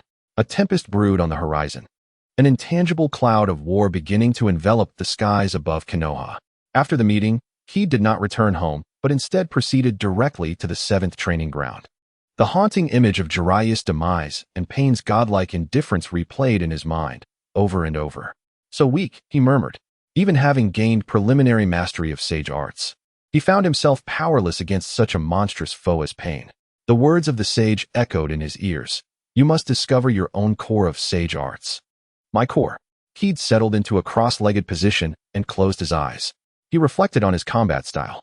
Against Orochimaru, he had relied on unexpected ocular techniques and strategy. When facing the Akatsuki, it was intelligence and teamwork that prevailed. His strength did not lie in the head-on confrontations like Naruto, nor in the extreme speed exhibited by Sasuke. It was in transformation, in control, in the versatility afforded by his multi-element ninjutsu, and the game-changing potential of his eyes. I cannot rely on my eyes, he admonished himself. He summoned Sage Chakra, merging it with his wind, lightning, and earth attributes. The power indeed surged, yet he sensed the amalgamation was crude. Akin to a hodgepodge stew, potent in flavor, but lacking purity, lacking self-identity. Ding. Daily sign-in successful, acquiring a trace of natural energy affinity Agent X1. The system's voice resonated, and a cool liquid fused with his body, facilitating a smoother connection with the surrounding natural energy. However, this merely alleviated the pain of the process without providing direction. At that moment, a familiar figure entered his perception range. He'd opened his eyes to see Naruto Uzumaki at the far end of the training ground, his eyes bloodshot. Repeatedly practicing the Rasengan, it was evident that he too had learned of their master's demise. That overwhelming sorrow transformed into the most primal motivation for training. Each Rasengan, infused with apocalyptic fury, struck the wooden post with a deafening crash. Observing Naruto, Keed felt a flicker of inspiration. Jiraiya's sage mode embodied boldness, resilience, and an unparalleled spirit. Naruto's sage mode, in the future, would undoubtedly be characterized by relentless pursuit, radiating warmth and hope akin to the sun. But what about mine? What is the essence of my being? Feng Yi once again closed his eyes, this time not contemplating the fusion of power, but rather reflecting upon his most fundamental characteristics. A calm mind. An omnipotent attribute. No, these are merely superficial. His innermost secret lies in his alienation from this world. He possesses the reversal Sharingan. The source of that eye's power is reversal, the ability to revert and rectify erroneous states. To center one's core around such predatory power is undoubtedly a path to destruction. However, what if, instead of wielding its power, he embraced its concept? A flash of insight illuminated Feng Yi's mind. The essence of sage arts is harmony, the perfect balance among spirit, body, and nature. The process of assimilating natural energy is a perilous endeavor that disrupts one's equilibrium, only to re-establish a higher level of balance. This process is prone to chaos. What if the core of my sage arts is not wind, not thunder, nor any tangible offensive attribute, but the mastery of balance itself? Utilizing the concept of reversal to correct the unruly, tempestuous natural energies, compelling them to return to a state of harmony with me. This is not predation. It is a higher form of dominion, to define this balance with my will. The moment this thought emerged, Feng Yi felt the sage chakra within him tremble in an unprecedented manner. Yes, I have found it. Just as Feng Yi's spirit surged. Preparing to immediately test this idea, a sharp, urgent, and resounding alarm abruptly shattered the tranquility of Konoha's night sky. It was the highest level of attack alert. Feng Yi's eyes flew open, his pupils narrowing to the size of pinpricks. He sprang to his feet, gazing towards the village. That familiar, despair-inducing, godlike chakra fluctuation had descended. Pain had arrived. The piercing alarm echoed like a bloodied blade, brutally piercing the night sky of Konoha. Just as foam, it had begun to uncover a thread of understanding. The cold reality extinguished that spark in an instant. He leapt up, exchanging a startled glance with Naruto, and together they transformed into fleeting shadows, racing towards the heart of the village. Before they could arrive, the sky was torn asunder. 6 dark figures, like stones cast down by deities, silently descended upon various corners of Konoha, piercing through the leaden clouds. Clad in black robes adorned with red clouds, they exuded not a trace of life, only an aura of death and coldness. One figure landed in the most bustling street of the village, its body contorting and transforming into a grotesque form, sprouting 3 heads and 6 arms, with a peacock-like display of glistening metallic barrels unfolding from its back. What in the world is that? A jonin, who was evacuating the crowd, pointed in terror at the monster. The answer came in the form of a searing laser. Boom! The jonin, along with several buildings behind him, was instantly pierced and erupted into a towering fireball. The Azura Path Pain unhesitatingly unleashed a barrage of death upon this peaceful village. Roar! At the far end of the village, Pain of the Animal Path pressed one hand to the ground, unleashing a colossal summoning array. Split hounds, gigantic crabs, and 8-headed behemoths, creatures that seemed to emerge solely from the depths of nightmares, roared forth, their immense forms effortlessly crushing houses and scattering the panicked crowd. Amidst the chaos, a figure glided like a specter through the fleeing masses. He paid no heed to the explosions and flames surrounding him, merely sweeping his hollow, Rinnegan eyes over the myriad of terrified faces. The human path Pain resembled a silent harvester, seeking the intelligence he desired. In an instant, a shinobi from the Umbu appeared, thrusting a short blade toward his back, yet the figure did not even turn. With a swift motion, he seized the Umbu's head. The Umbu ninja stiffened, his gaze instantly vacant, as if all his bones had been extracted, collapsing limply to the ground. An enemy attack. It's the Akatsuki. Form up, prepare for battle. Medical team, quickly head to the Western District. Reinforcements are needed there. Protect the villagers. Prioritize evacuating the civilians. The ninjas of Konoha, after a brief moment of shock, erupted with astonishing resolve. Countless Chunin, Genin, and even teachers from the Ninja Academy, who had only recently been instructing students, charged fearlessly toward the monstrosities. They employed shuriken, explosive tags, their not-so-mighty ninjutsu, and even their own flesh and blood to halt the advance of the summoned beasts, striving to buy even a single second for the evacuation of the populace. Flames and blood painted the sky of Konoha a desperate shade of red. Xiangchuan Kana, he'd found his comrades, as Tsukake stood before them, his face pale from violent coughing, yet his gaze sharp as a blade. Our mission is to cover the evacuation of the villagers from the 3rd and 4th shelters. The voice of the swift wind was slightly hoarse from urgency. Heat. Use your Byakugan to sense the enemy. Xiangchuan, create chaos with your insects to shield the crowd. Kana, control those smaller summoned beasts. Move out. Yes. Team 9 surged forward like arrows released from a bow, plunging into the most tumultuous battlefield. Simultaneously, a decisive battle that would determine the fate of the confrontation had commenced. Pain. Kakashi stood atop the ruins of a building, his forehead protector pushed up, his Sharingan fixed intently upon the orange-haired man before him, Deva Path Pain. Kakashi Hitaki. The voice of Deva Path Pain was devoid of emotion. Where is Naruto Uzumaki? Wanna know? Defeat me first. Kakashi's tone remained as languid as ever, though his chakra surged to its peak. Answering him was an ambush launched by Azura Path from behind, its mechanical arm transforming into a blade aimed straight for Kakashi's heart. Kakashi momentarily flickered away, narrowly evading the strike, lightning coalescing in his hand. Raikiri. The aftermath of the battle continued to ripple outward as Ki wove through the crowd, his Byakugan absorbing all that transpired around him. He witnessed a father trapped beneath a collapsing wall, desperately trying to protect his child, and saw a pair of young ninja lovers, backs pressed together, succumbing to the venom of a colossal centipede. Teacher. Kanna's Jinjutsu successfully ensnared a split hound, but in the next instant, the creature's body split in twain, breaking free from its bindings and lunging at her with a gaping maw. Wind release. Wind cutter. A razor-sharp gust of wind surged forward, precisely striking the neck of the splitting hound, causing it to stagger. Feng Yi's figure materialized before Qin Nai, devoid of the celestial mode, as its grandiose presence would be too conspicuous amidst the chaos of battle. Yet, he compelled himself to infuse the newfound understanding of control and balance into the most fundamental techniques of ninjutsu. Each move he executed utilized the least amount of chakra while achieving the most precise and effective control. Within the Hokage's office, Tsunade struck the map with a fist, her eyes ablaze with crimson fury. Slugs, disperse throughout the village and heal the wounded to the best of your abilities. Yes, Lady Tsunade. The colossal slugs fragmented into countless smaller entities, rushing into the fray. Intelligence team, have you yet located the main body? No, Lady Hokage. The enemy's chakra pervades the entire village, like an intricate web, making it impossible to pinpoint. Tsunade clenched her teeth, gazing out at the roaring flames. Her heart wrenched in agony. Suddenly, Kakashi spat blood, sent flying by Pain's powerful kick, crashing against the wall. His chakra reserves were nearly depleted, while the two Pains before him seemed like tireless machines. He spotted Choji, fleeing with his father in the distance. A plan swiftly formed in his mind. Shinra Tensei. Pain extended his hand indifferently.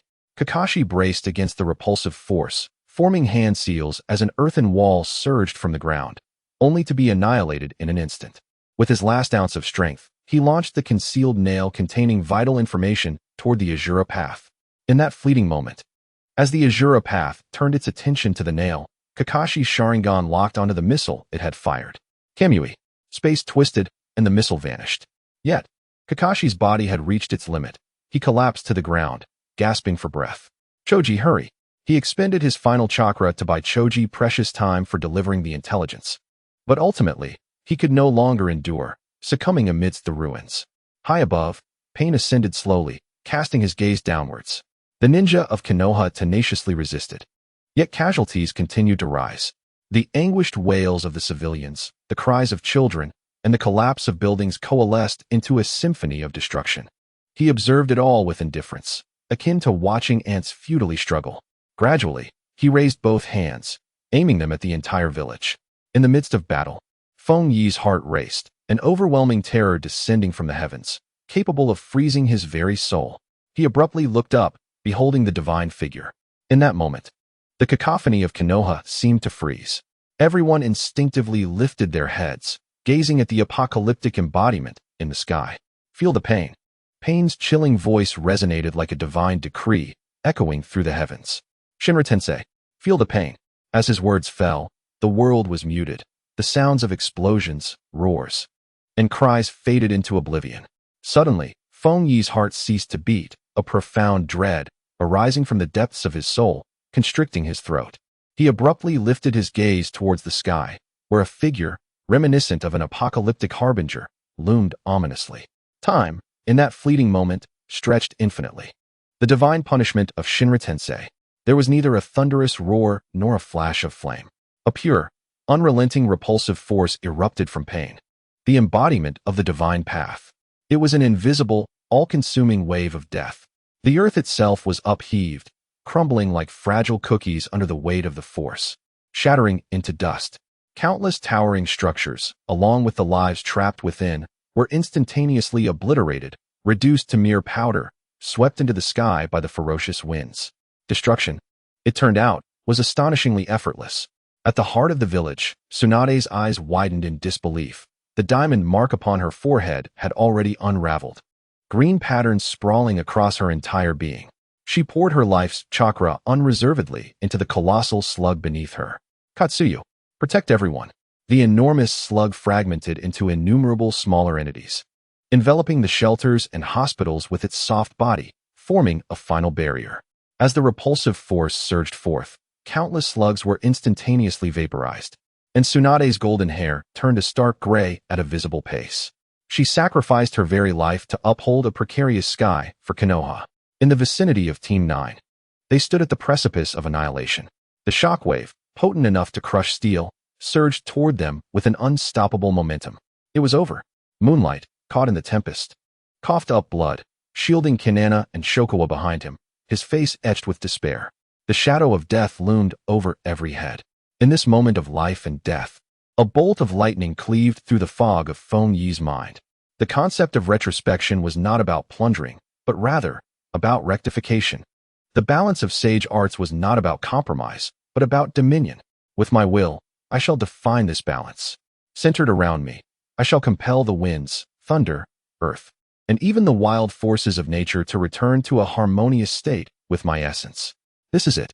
A roar erupted within Feng Yi's heart. His fervent desire to protect his companions ignited the spark of all creation. He clasped his hands before his chest, no longer cautiously guiding, but asserting an unparalleled command over the surrounding natural energies. Sage mode. Boom. The colossal, nearly uncontrollable natural energy surged into his body like a flood breaching a dam.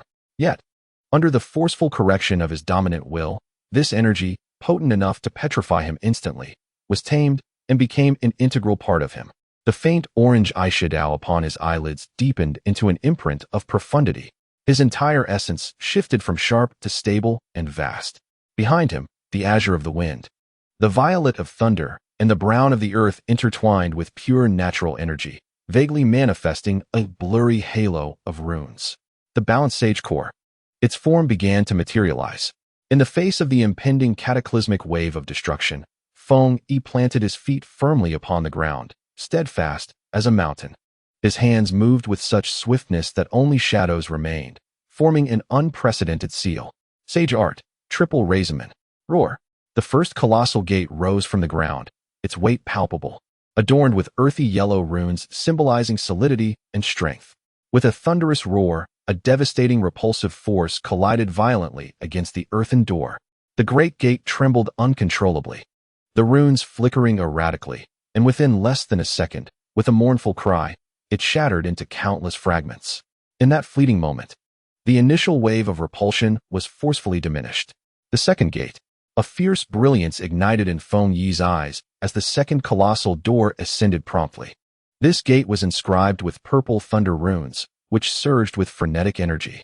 The residual waves of repulsion struck the thunderous gate, unleashing numerous thick purple arcs that erupted upon contact, neutralizing and dispersing a significant portion of the intangible repulsive energy.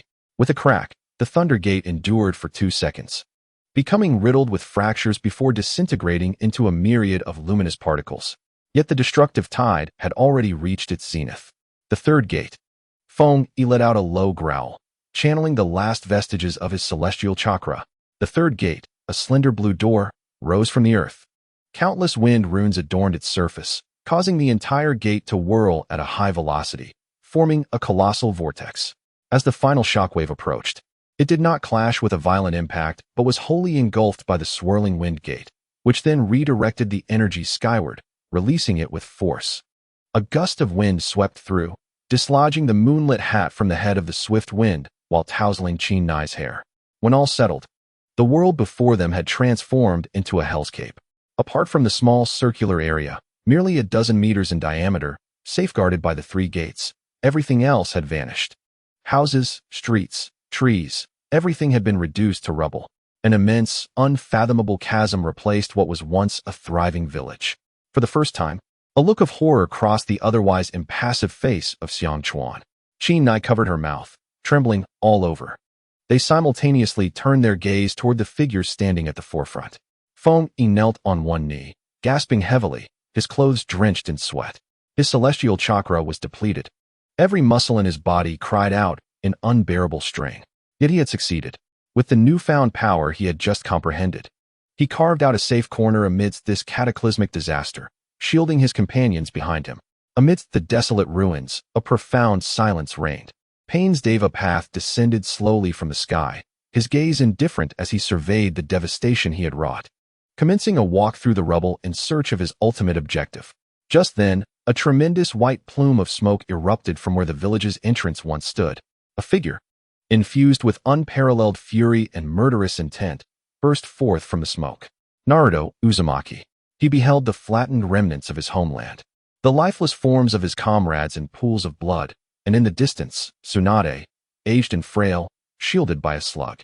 In an instant, the boy's eyes were consumed by a violent crimson. The scarlet chakra of the 9 tails erupted forth like a volcanic eruption, soaring into the sky. Pain. A thunderous roar, imbued with a seething wrath, tore through the desolate stillness of the ruins. Vivid crimson chakra transformed into a blood-red plume, soaring straight towards the heavens, fierce, wrathful, ominous. Boom, boom, boom. 3 colossal clouds of white smoke erupted in succession as the gargantuan forms of Gamabunta, Gamaken, and Gamagoro crashed to the ground, their mere presence causing the earth to tremble. Pain. Naruto's voice emerged hoarse and deep, akin to a wounded beast's howl. On his shoulders, the 2 sage masters, Fukasaku and Shima, wore somber expressions. The orange hue of sage chakra manifested upon his eyelids, and a pure, potent natural energy surged through his entire being. The perfect sage mode. Meanwhile, Keed, who had just crawled back from the brink of death, knelt on the ground, his chest heaving violently. Ding. Host sage chakra detected to be nearly depleted, triggering emergency sign-in reward. Sage-powered jelly bean X1. Sage-powered jelly bean rapidly replenishes a portion of sage chakra and stabilizes the sage body, with the side effect of an intense craving for sweets afterward. Keed had no time to lament the peculiar side effect, and hastily popped the spontaneously appearing jelly bean into his mouth. A wave of sweet warmth coursed through his limbs, and his drained sage chakra restored astonishingly by 30%. That would suffice. Taking a deep breath, Keed re-entered sage mode. This time, the embryonic sage core within him activated autonomously, with halos of wind, lightning, and earth swirling behind him, far more stable than before. The contours of the entire world appeared unprecedentedly clear in his perception. On the battlefield, Naruto had already made his move. Sage Art, Big Ball Rasengan. He cradled a spiraling sphere larger than his own body, transforming it into an enraged meteor, hurtling directly toward the Azura Path of Pain, who was mercilessly slaughtering the Leaf Village ninjas. Shinra Tensei. The Deva Path of Pain coldly raised his hand, ready to unleash repulsive force. Yet, Gamabunta was quicker. Its enormous tongue lashed out like a crimson whip, seizing a massive boulder and hurling it toward the Deva Path, forcing him to abandon his ninjutsu to evade. Without the Deva Path support, the Azura Path could hardly react to the cataclysmic strike, instantly consumed by the Big Ball Rasengan. Its body, along with the arsenal on its back, ground into dust. A successful blow. The surviving Leaf ninjas erupted in suppressed cheers. Well done, Naruto, Keed silently praised. But his sage senses detected a more perilous shift. Naruto. Keed's voice resonated directly in Naruto's mind. Be wary of that gluttonous figure who can absorb ninjutsu, and the one capable of reviving others must be dealt with first. Naruto hesitated briefly, then nodded resolutely. Gamaken, block that rhino. Naruto issued the command, then conjured 2 more Rasengan, charging toward the human path and hell path. The duo immediately separated, as the animal path summoned a colossal splitting dog, lunging at Naruto from the side. Naruto, to your right. Keed's warning was perfectly timed. Without a backward glance, Naruto retaliated with a Rasengan, sending the splitting dog flying. Utilizing the recoil, he twisted in midair, propelling himself at greater speed toward the hell path Pain with the long ponytail. That's him. Keed's perception locked onto its target. From the depths of the hell path emerged an eerie violet head, poised to resurrect the obliterated Azura Path. Spiral Sphere. Naruto unleashed a dual barrage. 2 spiraling orbs striking fiercely against the chests of the hell path and the human path, who endeavored to shield him. Boom. Another pair. Yet, the coordination of Pain's 6 paths surpassed all expectations. In the fleeting moment when Naruto's strength waned and new energy had yet to manifest, the hungry ghost path, lurking at the fringes of the battlefield, seized this fatal opportunity. Its corpulent form erupted with astounding speed, swiftly closing the distance. As a palm capable of absorbing all ninjutsu bore down upon Naruto's face. Naruto, don't let him touch you. Feng Yi's voice rang with urgency. Naruto attempted to evade, but his body was ensnared by the colossal bird summoned by the beast's path. Just as it seemed Naruto would be drained of his sage chakra, a figure, embodying resolute determination, stood in front of him. Gentle step twin lion fists. Hinata Hyuga. She concentrated all her chakra into her palms, striking fearlessly at the hungry ghost path. However, her assault was feeble in the eyes of Pain. The figure of Deva Path Pain materialized behind her, his Rinnegan devoid of any compassion, an unnecessary obstruction. Shinra Tensei. Thud. Hinata was forcefully propelled away, blood spraying through the air as she crashed heavily to the ground, unconscious. Hinata. Naruto's mind buzzed, blanking out. The sage light in his eyes was instantly eclipsed by a crimson hue. In this moment, his reason shattered completely. Roaring, crimson chakra surged forth like molten lava. 4, 5, 6 tails thrashing wildly behind him. Sinister white bones pierced through his skin, forming a terrifying exoskeleton. Naruto's consciousness was wholly consumed by the Nine Tails' loathing will. In his six-tailed transformation, Naruto lost all rationality, unleashing a perfectly condensed tailed beast ball at the Deva Path Pain before him. Boom.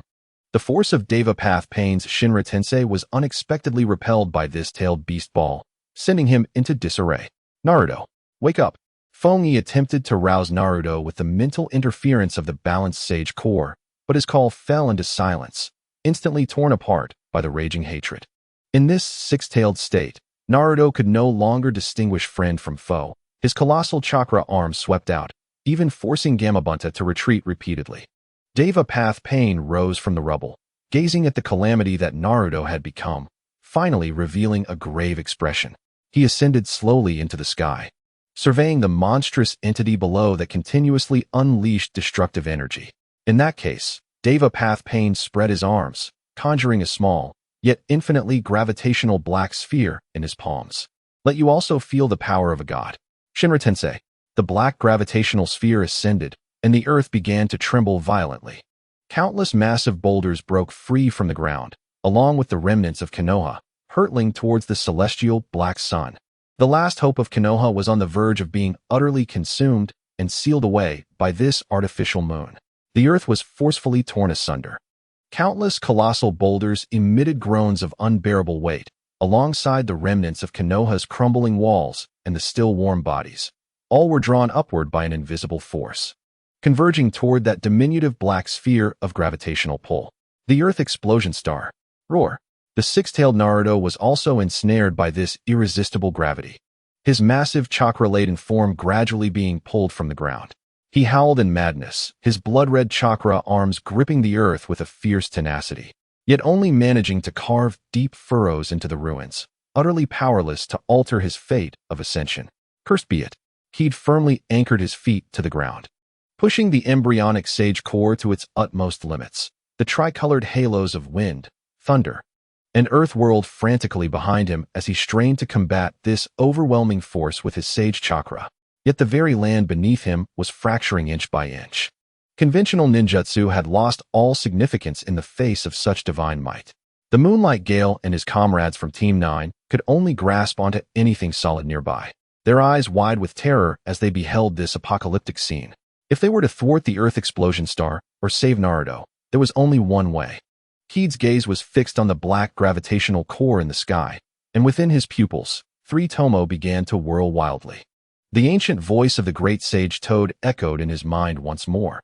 His greatest adversary might not stem from the outside world, but rather from the very eyes that could peer into the past. In the past, he had always regarded these eyes as his ultimate trump card, to be used only in the direst of emergencies. But now, Naruto, the last flicker of hope for the entire Konoha, was on the verge of being sealed away by that artificial moon. What to do? To directly revert the black sphere of the Earth Explosion Star? No. The moment this thought emerged, Kiid extinguished it himself. The scale of this technique was far too immense. Forcibly reverting it would drain his ocular power instantaneously, possibly leading to complete blindness. Moreover, as long as pain remained, he could unleash it once more. Thus, Kiid's gaze pierced through the chaos of flying rocks, locking onto the indifferent figure resembling a deity high in the sky, Tendo Pain. A mad and audacious thought cleaved through his consciousness. What if he did not revert the technique itself? What if he reverted the state of the caster, Tendo Pain, prior to the execution of this technique? Or perhaps, simply revert Naruto to the position before he was ensnared by gravity? This was exponentially more complex than reverting a static ninjutsu. To revert the state of a life, the variables and consumption were utterly incalculable.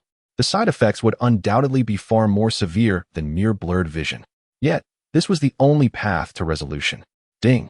Detection of host facing an ultimate choice, triggering special sign-in reward. Mental barrier, one-time use. Mental barrier can be activated when the host employs high-consumption ocular techniques. providing a potent safeguard for the host's mental essence, significantly mitigating backlash damage on the spiritual level. The voice of the system became the final straw that tipped the scales. It was not a life-saving remedy, but rather a card that permitted him to gamble with his life. I cannot allow Naruto to be harmed. I cannot permit Konoha to be utterly destroyed. Feng Yi resolved to make a decisive move. Those swirling Sharingan eyes were about to transform into the forbidden kaleidoscopic pattern. I am sorry, Jiraiya-sensei. I shall bear the burden of the price this gaze demands. Just as Feng Yi was about to channel his entire chakra and unleash the ocular technique at any cost, an unexpected turn of events occurred. The six tails, nearly buried beneath the colossal boulders, ceased its furious roar abruptly. The crimson chakra enveloping its body retreated rapidly. Feng Yi's sage perception distinctly captured a surge of warmth, a swift golden chakra erupting deep within Naruto's mental realm, forcefully suppressing the Nine Tails' hatred. The black gravitational core in the sky, deprived of subsequent chakra supply, experienced a sudden decline in its pulling force. Countless boulders that had just ascended lost their supportive strength, plummeting back to earth like a cataclysmic downpour, stirring up clouds of dust. The incomplete artificial moon in the sky trembled precariously before ultimately shattering into pieces. The celestial calamity was dismantled from within. The power of Feng Yi's impending ocular release came to an abrupt halt. A tremor coursed through his body as he tore himself from that suffocating state, gasping for breath, blood seeping from the corner of his eye. Merely preparing to unleash such power brought an overwhelming burden. As the dust settled, Naruto fell from the sky, his sage mode dissipated, chakra entirely depleted, collapsing to the ground. Pain, from the heaven realm, descended, witnessing the failure of his grand design. A flicker of fluctuation appeared in his Rinnegan for the first time. The crisis was momentarily averted. Feng Yi exhaled a long breath, the fatigue from his taut nerves washing over him. However, at that moment of lowered vigilance, his acute sage perception detected a faint yet familiar spatial fluctuation that should not have manifested here. His body stiffened abruptly, and he turned sharply. There, on the fractured wall at the battlefield's edge, stood a figure clad in a black robe adorned with red clouds, wearing an orange mask with a singular, swirling eye. It was Obito. He resembled an indifferent spectator, keenly observing the entire spectacle unfold. Yet, at that moment, his eye, visible through the mask's aperture, did not gaze upon the vanquished pain or the unconscious Naruto. Instead, that penetrating gaze traversed the chaotic battlefield, unerringly locking onto Feng Yi.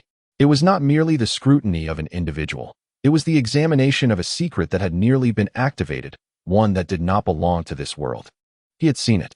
In that instant, the entire battlefield seemed to be seized by an invisible hand, clutching at its throat. All sounds, all movements, became frozen in time. That gaze pierced through the swirling smoke, the crumbling ruins, crossing the threshold between life and death, as precise as a poisoned steel needle, striking Feng Yi with unyielding force. It was not an enemy obstructing his path, nor a surviving ninja under scrutiny. It was an assessment, akin to a shrewd merchant appraising a recently revealed treasure, ready to be sold at a premium. Obito, the man adorned with a swirling mask, stood there like a specter, as if he had always existed in that moment, yet also as if he had just materialized. His robe, black with crimson clouds, fluttered gently in the winds of the desolation, an incongruous sight amidst the surrounding devastation. Exuding an eerie calmness, he perceived it. Feng Yi's heart plummeted. He witnessed the moment he had prepared to unleash the reversal Sharingan. Although he had forcibly halted at the last moment, the impending surge of ocular energy, foreign to this realm, could not escape the notice of one who shared the abilities of space and time like him. The greatest secret, at the most unexpected moment, was glimpsed by someone who should not have known. Trouble.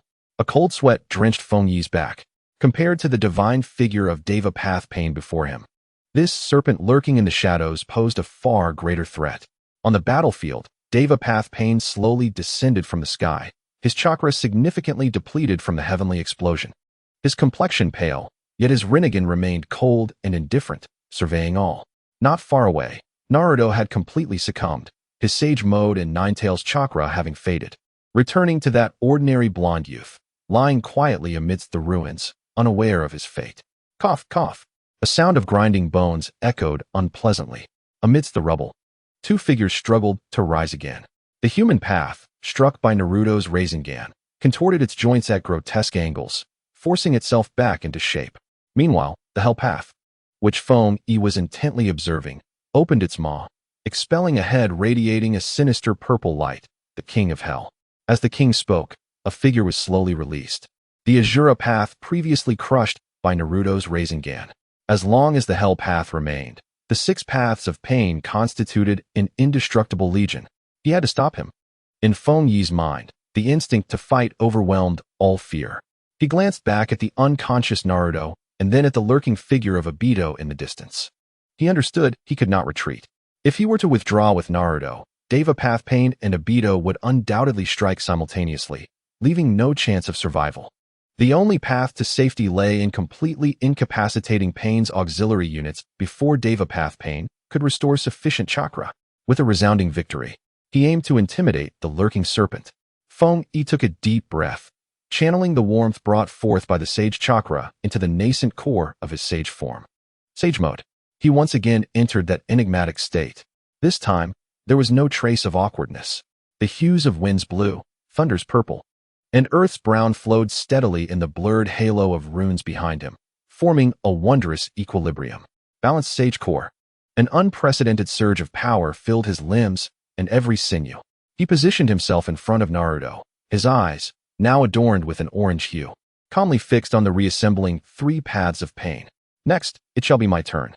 The voice of Feng Yi, though not loud, resonated with clarity throughout the desolate ruins.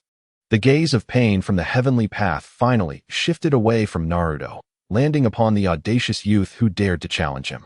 A fleeting glimmer of surprise flickering within his Rinnegan. Meanwhile, Deidara, arms crossed and head tilted in curiosity, appeared to eagerly anticipate the ensuing spectacle. The battle was on the verge of erupting. The first to strike was the recently resurrected Azura path.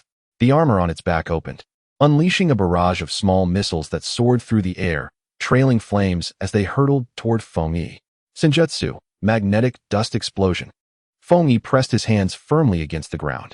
The earth trembled violently around him, as countless metallic particles infused with lightning chakra were forcibly extracted from the ruins, coalescing into a visible gray sandstorm. He ingeniously merged the Senjutsu chakra with the attributes of earth and lightning in a novel manner, utilizing a balanced sage core. Boom, boom, boom. The missiles plunged into the magnetic dust storm, instantly detonated by the rapidly spinning metallic particles. A furious blaze illuminated the storm, yet not a single shockwave escaped, as the tumultuous magnetic field and dense dust absorbed and diverted it entirely. Now was the moment. Feng Yi's figure erupted from the cover of the magnetic dust explosion, darting forth like a released arrow. The hungry ghost path immediately advanced, arms outstretched, poised to absorb any jutsu he might unleash. However, Feng Yi did not form any hand seals. He concentrated the Senjutsu chakra of wind and lightning into a singular point, channeling it all into his right arm. Senjutsu, Gale Release Light Spear. A vibrant blue wind and a striking purple lightning intertwined and spiraled on his arm, ultimately coalescing into a dazzling white spear of light, seemingly capable of piercing through anything. This was not merely a jutsu. It was the utmost manifestation of the purest form and transformation of Senjutsu chakra. The proud absorption capabilities of the hungry ghost path faltered for the first time when confronted with such a pure physical and energy attack.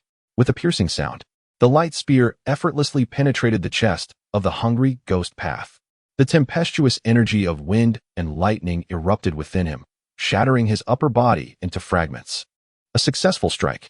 Feng Yi did not pause for a moment, springing off the ground with a swift motion, tracing an incredible arc through the air.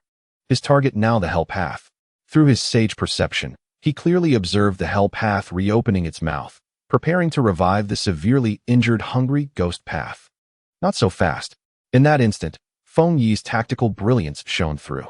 Rather than employing the immensely powerful Gale Release Light Spear again, he swiftly formed hand seals. Senjutsu, Earth Release Yellow Spring Swamp. He infused the Senjutsu chakra into the ground beneath him, transforming the once solid ruins into a bubbling, vast swamp, ensnaring the feet of the hell path. In the next moment, Feng Yi appeared like a wraith behind the hell path. Senjutsu, Wind Release Vacuum Great Sphere. A compressed air cannon, polished with the unique luster of sorcery, struck fiercely at the back of the hell path.